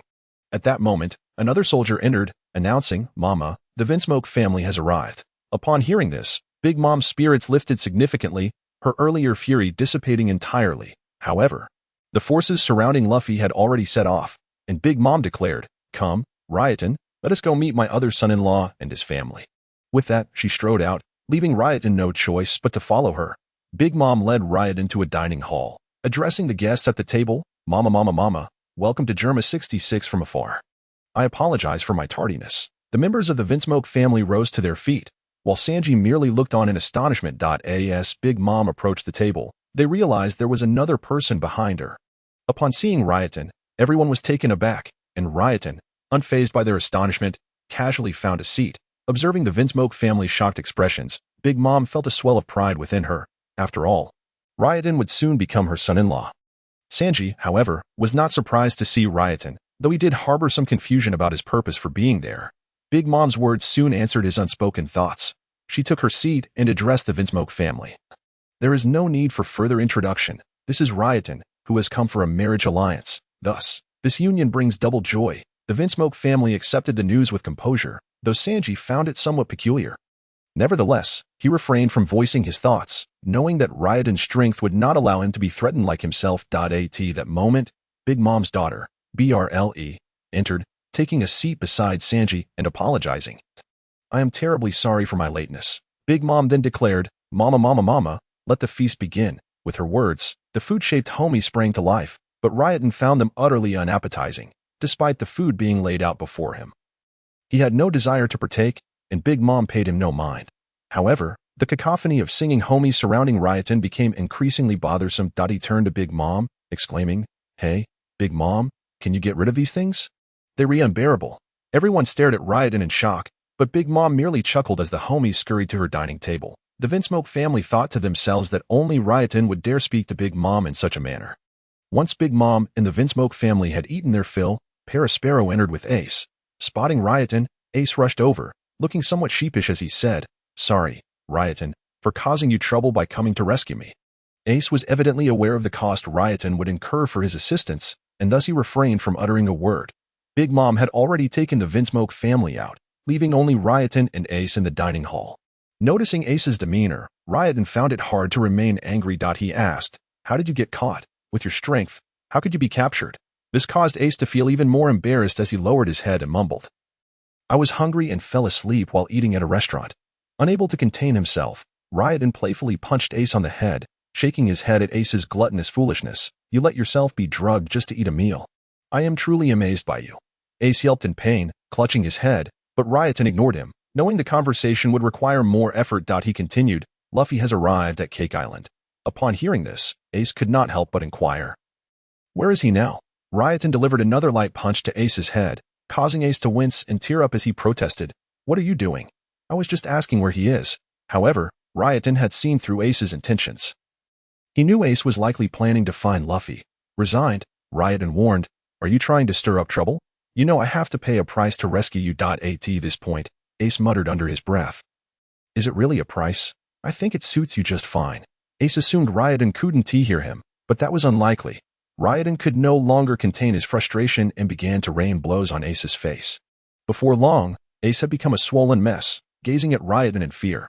After laying into Ace, Ryotan felt a surge of energy and looked at him, saying, "Just don't go looking for Luffy. He has his own adventures." "And do you really think he would appreciate you interrupting him?" Hearing Ryotan's words, Ace, now a swollen visage, pondered for a moment before nodding in agreement. "You're right, Ryotan. He has his own adventures, and I have mine. But if he is in life-threatening danger, I must go save him. At this, Ryotan did not object. Instead, he reassured Ace, rest assured, he will not face life-threatening danger. At most, he will end up like you, a swollen mess. I promise you, if he is in danger, I will intervene. However, you must not act. Otherwise, I will no longer concern myself with him. You can try to see if you can defeat Big Mom. The thought of Big Mom sent a shiver down Ace's spine. And he nodded in agreement, indicating his consent. After clarifying matters with Ace, a considerable amount of time had passed. Ryotan then led him outside, where Parasparrow looked at Ace's swollen face with some surprise. Nevertheless, he said nothing, and Ryotan addressed Parasparrow, arrange for 2 rooms for us. I need to rest. Upon hearing this, Parasparrow immediately replied, aren't you going to meet Mama? Ryotan responded with exasperation. What do I need to see her for? Katakuri interjected, of course, she is your betrothed. Ryotan shook his head, saying, just take us to rest. I have already confirmed my betrothed. However, I do not wish for it to be a loveless union. I intend to cultivate feelings with her first. Parasparrow regarded Ryotan with a hint of surprise, while Ace, knowing Ryotan's character, was not taken aback. Parasparrow guided Ryotan to a room and arranged for Ace to stay in the adjacent one. Once in his room, Ryotan felt a sense of helplessness, for it was originally Jinbei who was meant to rescue Luffy. However, at present, he is absent, thus Luffy finds himself unable to escape from the prison, leaving it to him to effect the rescue. Long Tian stepped back outside, and with his formidable strength, swiftly arrived at the book prison. Upon entering, he was immediately met with Luffy's cries and Nami's sobs, shaking his head in resignation. He executed a sudden flash and appeared behind the guard. Opera, delivering a powerful blow to his head, causing Opera to instantly lose consciousness. Seeing Long Tian, Nami could not help but shed tears of frustration, while Luffy, upon spotting Long Tian, exclaimed, hurry and let me out. Long Tian, Sanji is in danger. Long Tian then retrieved the blade of the Gale and utilized the infinite sword technique to slice through the book, entering to remove the nails from Luffy and Nami's hands. Nami immediately collapsed onto Long Tian's shoulder, weeping, which left him feeling quite helpless. After all, who wishes to witness their companions inflicting such harm upon themselves? Only someone as reckless as Luffy could do such a thing. Long Tian could only gently pat Nami's back in comfort. Luffy, in his typical oblivion, muttered a thank you before dashing out. Long Tian did not pursue him. Although he had rescued Luffy, he could not alter Luffy's thoughts or actions. Hence his moniker of Reckless Fool. At that moment, Nami shyly lifted her head, sticking out her tongue at Long Tian as she said, I'm sorry, Long Tian, for getting your clothes wet. Long Tian, with a resigned smile, replied, it's quite all right. Let us find a mirror first. Your companion should be inside. With that, he left Nami and walked ahead, leaving her feeling somewhat defeated. Did Long Tian truly have no feelings for her? Unbeknownst to Long Tian, Nami's thoughts were far from his mind as he guided her to a mirror. After a brief wait, the reflection revealed Chopper and Galette. Chopper appeared startled upon seeing Long Tian. But Long Tian paid him no mind and continued on his way. Luffy had caused quite the commotion, and the tea party was about to commence, so he was preparing to seek out someone. Long Tian arrived at a room where he found Smuggy squeezing juice from fruits. Upon noticing a pair of feet at the door, Smuggy looked up and recognized Long Tian, promptly standing to inquire, is there something you need? Would you like some juice? Observing the juice in Smuggy's hand, Long Tian replied, yes, I would like a glass of juice. Upon hearing this, Smuggy handed him the freshly squeezed juice. And after taking a sip, Long Tian couldn't help but compliment, this juice is quite delightful. Enjoying the praise, Smuggy felt a sense of satisfaction. At that moment, Long Tian stated, Big Mom has asked me to select one of her daughters for a marriage alliance. And I have made my decision. Assuming Long Tian meant to propose to her, Smuggy felt a surge of happiness, for someone as powerful and handsome as Long Tian was certainly appealing to her. However, she still inquired, whom have you chosen? After a moment's contemplation, Long Tian responded, your sister, Snamin. This left Smuggy, who had been prepared for a declaration of love, utterly stunned, her previously joyful mood plummeting. Still, she managed to stifle her sadness, and said, yes, my sister is a wonderful person. Long Tian earnestly replied, that is precisely why I wish to learn more about her. I do not desire a union devoid of affection. I would prefer not to have a partner without love. Hearing his words elevated Smuggy's feelings for Long Tian to new heights. They conversed for a while until Long Tian suddenly remarked, I truly wonder if she would like someone like me. Observing Long Tian's troubled expression, Smuggy encouraged, Snamin will certainly like you. You are both handsome and strong. As she spoke, her cheeks flushed, while Long Tian simply said, Thank you. I must take my leave now. After which, he departed, leaving Smuggy gazing after him, feeling a twinge of disappointment. Nevertheless, she wished her sister Stammen happiness and joy, shaking her head to refocus before continuing to squeeze juice. Shortly after Long Tian exited, Parasparrow approached him, saying, Long Tian, mother wishes to see you. Long Tian nodded and proceeded directly to Big Mom's chamber. Upon arrival, Big Mom greeted him cheerfully. Maha maha. Have you decided on a marriage candidate, Long Tian?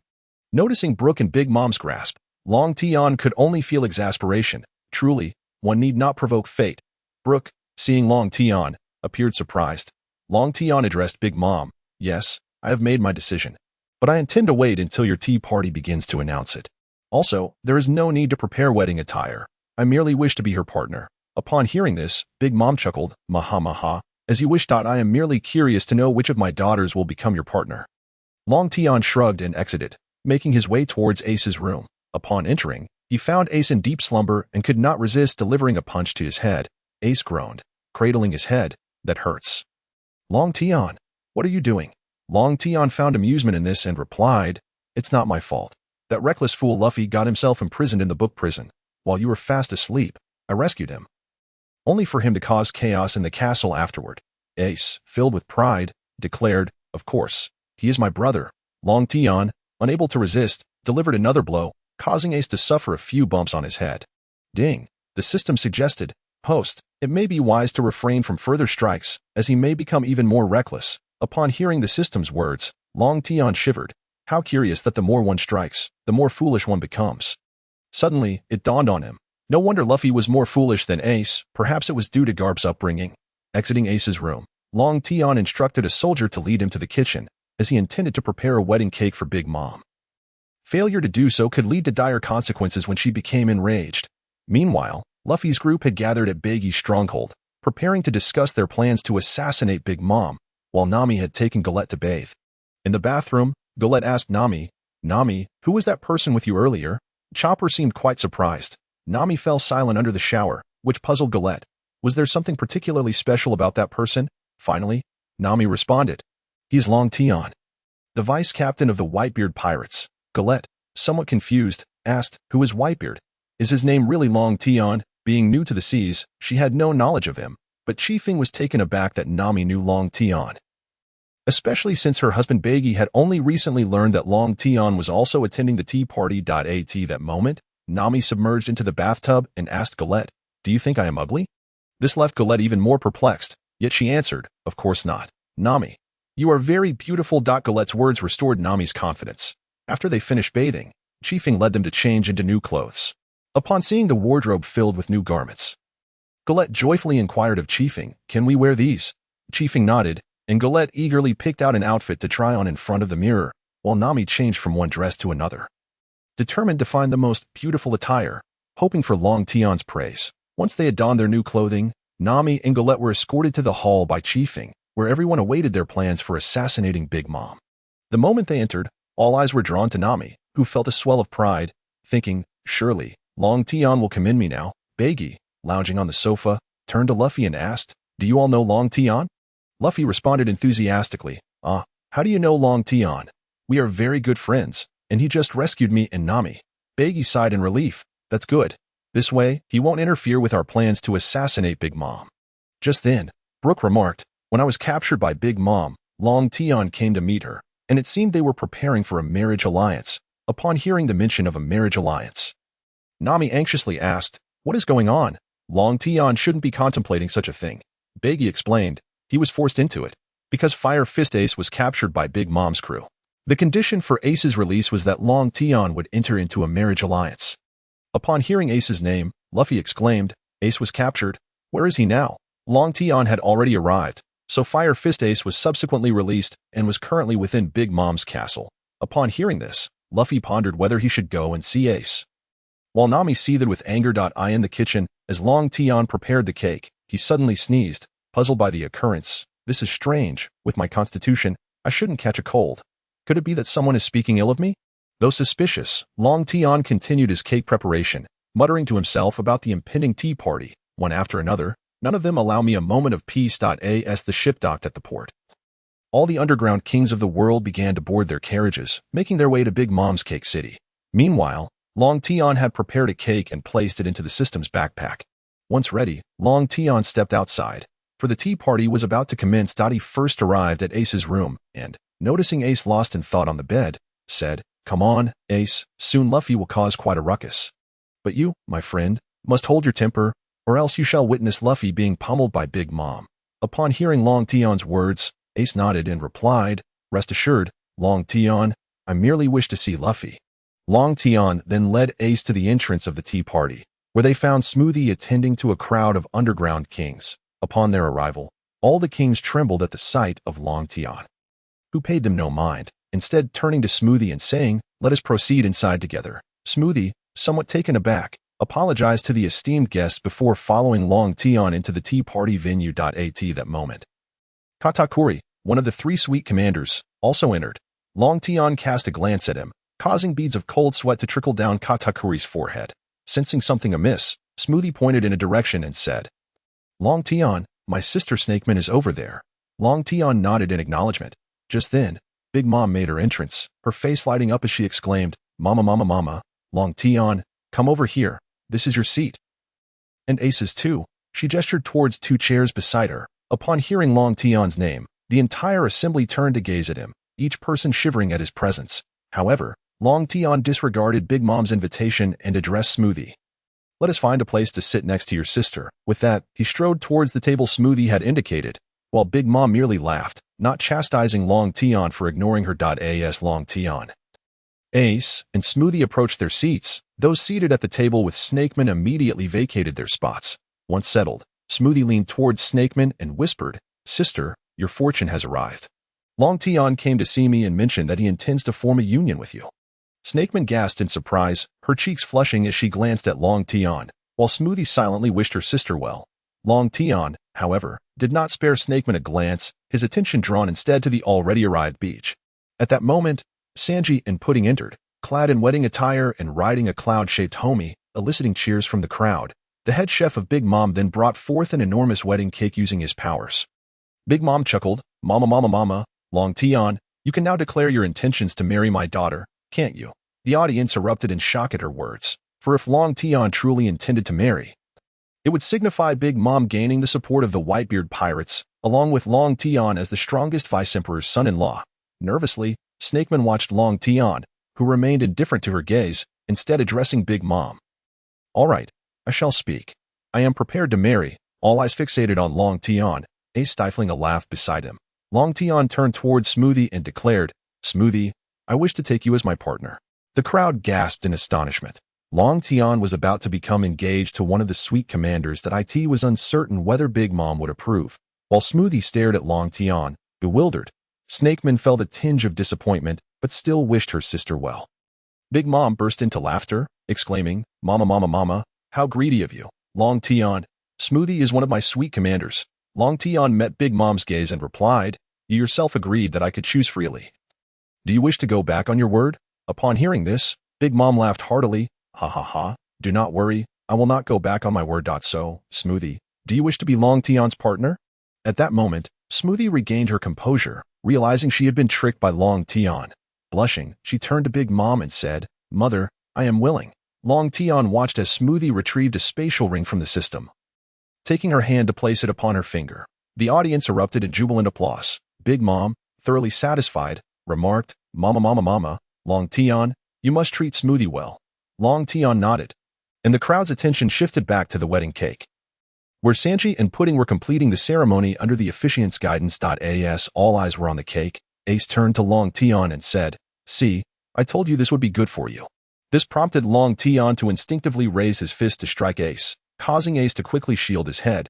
Smoothie couldn't help but giggle, and Long Tian glanced at her, saying, "I apologize, Smoothie, I merely wanted to surprise you." Smoothie shook her head and replied, "It is all right, Long Tian. I am already very happy that you chose me." As she spoke, she gently caressed the ring Long Tian had placed on her finger. However, Ace, ever the provocateur, chimed in, "Long Tian, just look at her physique. Can you manage that?"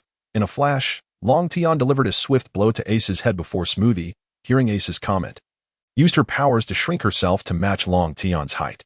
Ace, cradling his head, glanced at the now shrunken Smoothie, feeling embarrassed. He had not anticipated her abilities could be utilized in such a manner. Long Tian turned to Smoothie and said, "Smoothie, do not mind Ace. He simply speaks without thinking." Smoothie smiled at Long Tian. "It is fine, Long Tian.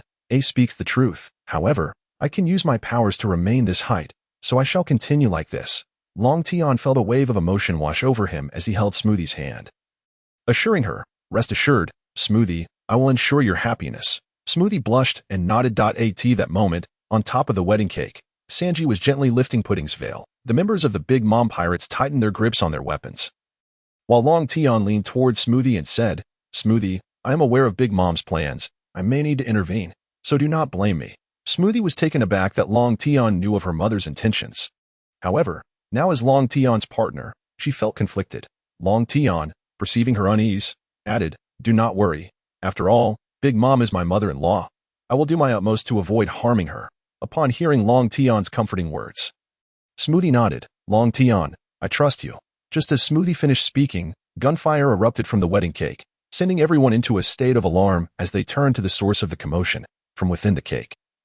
A multitude of mirrored Luffies burst forth, causing the crowd to scatter in panic. The wedding cake collapsed under the chaos, and Big Mom, witnessing its destruction, clutched her head in fury, her cravings ignited once more. At that moment, Long Tian was taken aback as he noticed Jinbei arriving at the entrance. Jinbei acknowledged Long Tian with a nod, while the real Luffy emerged, his sights set on the photo of the nun. Just as Luffy leaped into the air, preparing to shatter the nun's picture, Katakuri used his powers to restrain him. Big Mom, poised to eliminate Luffy, was interrupted by her own son, inciting her ire as she shouted, "Katakuri, do not think you can steal my prey simply because you are my son." Katakuri interrupted, "Mother, their target is the nun's photo. This matter is known only to our family. How did you find out?" Big Mom was taken aback by this revelation. While Katakuri noticed Luffy struggling in silence, he prepared to slam him to the ground but was thwarted by the timely arrival of Jinbei. Big Mom then turned to Long Tian, accusingly stating, "Jinbei is one of your people. Long Tian. Is this you're doing?" Before Long Tian could respond, Jinbei interjected, "I am no longer a member of the Whitebeard pirates. Therefore, Big Mom, you need not ask Long Tian. I am now a crew member of Luffy and his companions." Long Tian was somewhat surprised, having altered many events, yet he had not anticipated Jinbei would join Luffy's crew. Upon hearing Jinbei's declaration, Big Mom turned back, unleashing Prometheus in an attack against Jinbei. As a massive pillar of fire shot into the sky, Brook arrived at Big Mom's table, smashing the photo of the nun with a hammer. Once the flames subsided, it became apparent that the photo of the nun on Big Mom's table lay shattered, causing astonishment to ripple through the crowd. Big Mom stood frozen, stunned by the destruction of the photo, while Smoothie anxiously grasped Long Tian's hand. Observing Smoothie's apprehension, Long Tian gently reassured her, "Do not worry, Smoothie. I told you I would handle this." With Long Tian's calming words, Smoothie finally settled down, while Big Mom swayed unsteadily. Yet she did not topple or scream. The Big Mom pirates began to assault Luffy and his companions. Ace, witnessing Luffy being captured by Beach, felt an urge to intervene but restrained himself upon seeing Long Tian shake his head in disapproval. Amidst the chaos, everyone either fled or engaged in battle, yet none dared to disrupt Long Tian's table. The members of the Vinsmoke family found themselves ensnared by the formidable powers of Parasparrow. Just as Parasparrow was poised to eliminate them, Luffy brandished the shattered photograph of the nun before Big Mom, whose swaying form abruptly ceased its motion, unable to contain herself any longer upon gazing at the photo. Big Mom emitted a terrifying roar imbued with Conqueror's Haki, causing those who first encountered her menacing aura to faint instantly. As this overwhelming Haki threatened to engulf Long Tian, he too unleashed his own Conqueror's Haki, resulting in a cataclysmic clash of wills that seemed to rend the very sky. All present were left in awe, witnessing the might of the strongest vice-captain. Long Tian's Haki stood equally against Big Mom's ferocity. Everyone struggled to withstand the onslaught of their combined Haki, while Long Tian's table remained undisturbed, prompting a look of astonishment from Smoochie. Although she was aware of Long Tian's formidable strength, she had not anticipated it to be so overwhelming. At that moment, Nami, Chopper, and Galad appeared before the Vinsmoke family, assisting them in donning ear protection. Sanji, using his Devil's Wind Leg, shattered the candy binding their family. Seizing the opportunity, Beach released his crew from within him, who emerged wielding rocket launchers aimed squarely at Big Mom, startling her pirate crew. Yet, they could only feebly resist the overwhelming Haki, unable to muster a counterattack. The projectile soared toward Big Mom, but contrary to Biji's expectations, they did not detonate upon impact. Instead, Big Mom's ear-piercing shriek caused them to explode mid-air. Katakuri employed his abilities to provide ear protection for every member of Big Mom's crew, who then focused their attention on Luffy and Biji's party. An all-out assault ensued, cutting off their escape routes, leaving Biji with no choice but to summon his castle people ability, ushering everyone inside the fortress. Meanwhile, the Vinsmoke family managed to reclaim their battle gear, aiding Luffy and the others in their flight into the castle. Nevertheless, Biji, eyeing the still howling Big Mom, was reluctant to let this opportunity slip, yearning to vanquish her, yet was thwarted by her crew. As Big Mom regained her composure, she began to wreak havoc upon the castle people, prompting Long Tian to cease his release of haki. The Vinsmoke family emerged once more from the castle, determined to confront Big Mom. It was then that Luffy, in his typical reckless manner, and Sanji stepped forth. Biji reverted to his human form, while Caesar utilized his abilities to ascend into the sky. Big Mom's crew attempted to intervene, but Luffy engaged Big Mom head-on in his fourth gear. Long Tian, exasperated, glanced at Ace and remarked, "You and Luffy never allow me a moment's respite. You could run, yet you choose to act recklessly." Ace, unperturbed, replied, "Of course, he is my brother." Long Tian shook his head at Smoochie, instructing, "Smoochie, keep a close watch on Ace. Do not let him intervene." With that, Long Tian unsheathed his great sword and unfurled his wings, leading everyone to believe he intended to confront Big Mom. Instead, he soared to the castle's pinnacle, where Amit was about to seize the treasure chest. Long Tian appeared before him, delivering a swift kick that sent Amit sprawling, before securing the chest within his system's backpack. Amit, terrified, anticipated his demise. Yet Long Tian paid him no mind as he ascended toward Big Mom. With every ounce of strength, Luffy attempted to hurl Big Mom away, but found himself lacking. Just as he was on the verge of collapse, Long Tian descended, great sword in hand, and addressed Big Mom. "Big Mom, grant me a favor and allow them to depart." Luffy, in his obstinate manner, retorted, "Long Tian, stay out of this. This is my battle with her." However, he quickly succumbed to exhaustion, prompting Long Tian to shake his head at the exhausted Luffy, saying, "Sanji, take Luffy and flee. I will hold off Big Mom, but the others are your responsibility."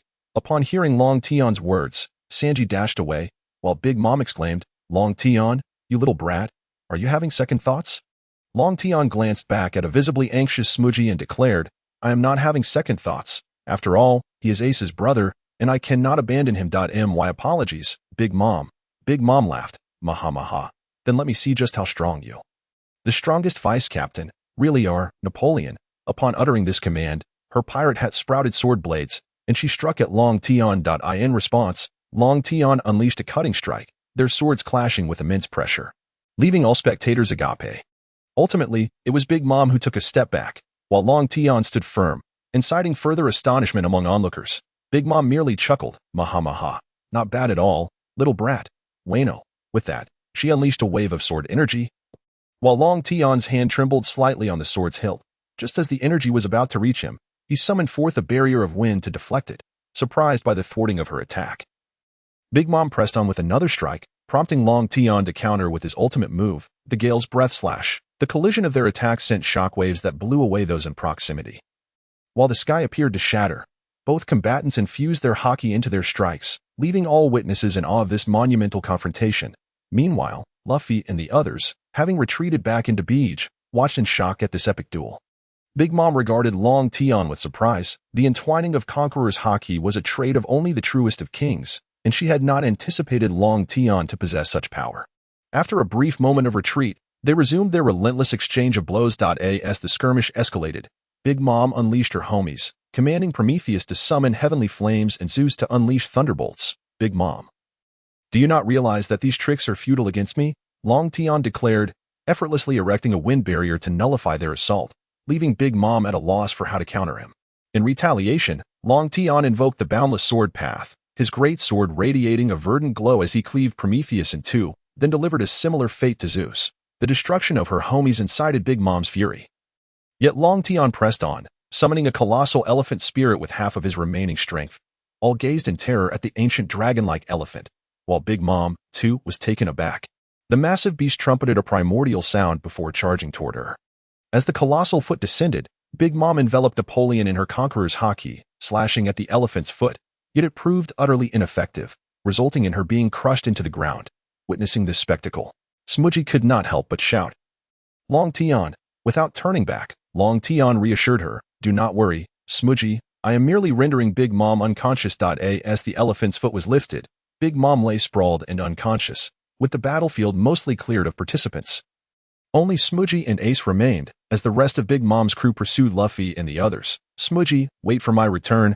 I shall apologize to Big Mom and seek her forgiveness. With those words, Long Tian unfurled his wings and soared in the direction of Luffy's escape.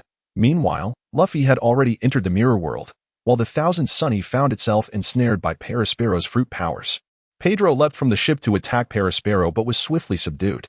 As Pedro revealed the explosives bound to his body, shock rippled through the onlookers. He was prepared to sacrifice himself. Pedro cast a final, poignant glance at Gallet aboard the Sunny, causing tears to well in her eyes. As well as in Nami's, for they all understood his intentions. At that moment, a voice reignited hope within Nami and Gallet. Hey, Parasparrow, let them go. Do not force my hand again. Lives are at stake. It was Long Tian's voice, echoing from the skies, causing Parasparrow to break into a cold sweat and release his grip on Pedro. Observing the Sunny ensnared by Sugar's powers, Long Tian addressed Parasparrow. Release your men and revoke your abilities. Parasparrow hesitated, yet the sharpness in Long Tian's gaze compelled him to comply. Withdrawing his powers and instructing nearby ships to steer clear, Long Tian turned to Pedro and urged. Quickly, depart. I will have Sanji lead Luffy to you shortly. Upon hearing Long Tian's words, Pedro returned to the Sunny, and the crew set sail. Nami cast a wistful glance at Long Tian, but he merely instructed Parasparrow not to impede their escape before soaring toward Cocoa Island. However, as Long Tian journeyed there, he miscalculated. He had assumed that Big Mom would remain unconscious for a considerable time, yet she proved to be a formidable force, even more so than Luffy's unique resilience. Big Mom regained consciousness just as Parasparrow returned, and upon witnessing his enraged mother, Parasparrow devised a cunning plan, while Smudgy anxiously awaited Long Tian's return. As Parasparrow approached Big Mom, guiding her toward the seaside in pursuit of the Straw Hat crew. Ace attempted to intervene but was halted by Smudgy. Smudgy remarked, do not entertain thoughts of stopping Mother now. It would be utterly futile. The only way to prevent her from advancing is to offer her a wedding cake. Ace scratched his head and replied, I can't cook at all. Where would I even find a wedding cake? However, Long Tian should be able to make one, and his is the most delectable in the world. Smudgy, observing the already entranced Big Mom led away by Parasparrow, shook her head in resignation. She found herself caught between her mother and the person she wished to share her life with. Noticing Smudgy's distress, Ace encouraged her. You must have faith in Long Tian. If he says he will manage things, he will. For now, all we can do is wait. Upon hearing Ace's words, Smudgy nodded in agreement. Meanwhile, Long Tian arrived at Cocoa Island, where he witnessed a throng attacking the injured Luffy and Sanji, with members of the Vinsmoke family also joining the fray. Long Tian felt a sense of exasperation. It seemed that every time Luffy stirred up trouble, he was the one left to clean up the mess, making him reluctant to venture to Luffy's location. Despite the Vinsmoke family's involvement, Luffy and his companions struggled against the overwhelming forces, as Cocoa Island was a stronghold for military reserves, populated by soldiers. Just as Luffy and the others were nearing defeat, Long Tian appeared before Owen. He exchanged his large sword for the blade of Gale and confronted Owen, stating, will you let them go? Or shall I draw my sword? Owen answered with action, heating his fist and launching it toward Long Tian, while an unending wave of troops surged behind him. If you choose to reject my offer, do not blame me, Long Tian declared. Sanji, take Luffy and your family to safety. I shall handle things here. With that, Long Tian executed a swift strike toward Owen, prompting Sanji and the others to dash towards the harbor. The clash of Long Tian's blade and Owen's fist sent Owen flying, though Long Tian had not dealt a lethal blow. However, Sanji's group soon found themselves in trouble, as an incessant tide of soldiers blocked their path. Observing the vast army, Long Tian summoned powerful winds around him and, after a moment of concentration, instructed Sanji and the others, step aside, I will clear a path for you. Upon hearing Long Tian's command, Sanji and his companions quickly moved to his side. Long Tian unleashed a colossal tempest, which swept all opposition away, lifting everyone into the air. Just as Long Tian's whirlwind carved a route, the Thousand Sunny approached. Sanji expressed his gratitude to Long Tian before swiftly carrying Luffy and his family aboard. Thanks to Long Tian's intervention, they boarded the ship quickly. Upon reaching the harbor, Long Tian heard everyone on the Sunny exclaiming, Thank you, Long Tian. With a smile and a shake of his head, he drew his greatsword, preparing to return to Cake Island. Suddenly, he sensed a presence that darkened his expression. Big Mom, riding Zeus, accompanied by Prometheus and Perospero's ship. While Long Tian was not surprised by the homie's revival, Big Mom's awakening took him aback. He immediately soared toward the Sunny. Meanwhile, everyone aboard the Sunny sighed in relief, but suddenly, Nami pointed in horror at a distant figure.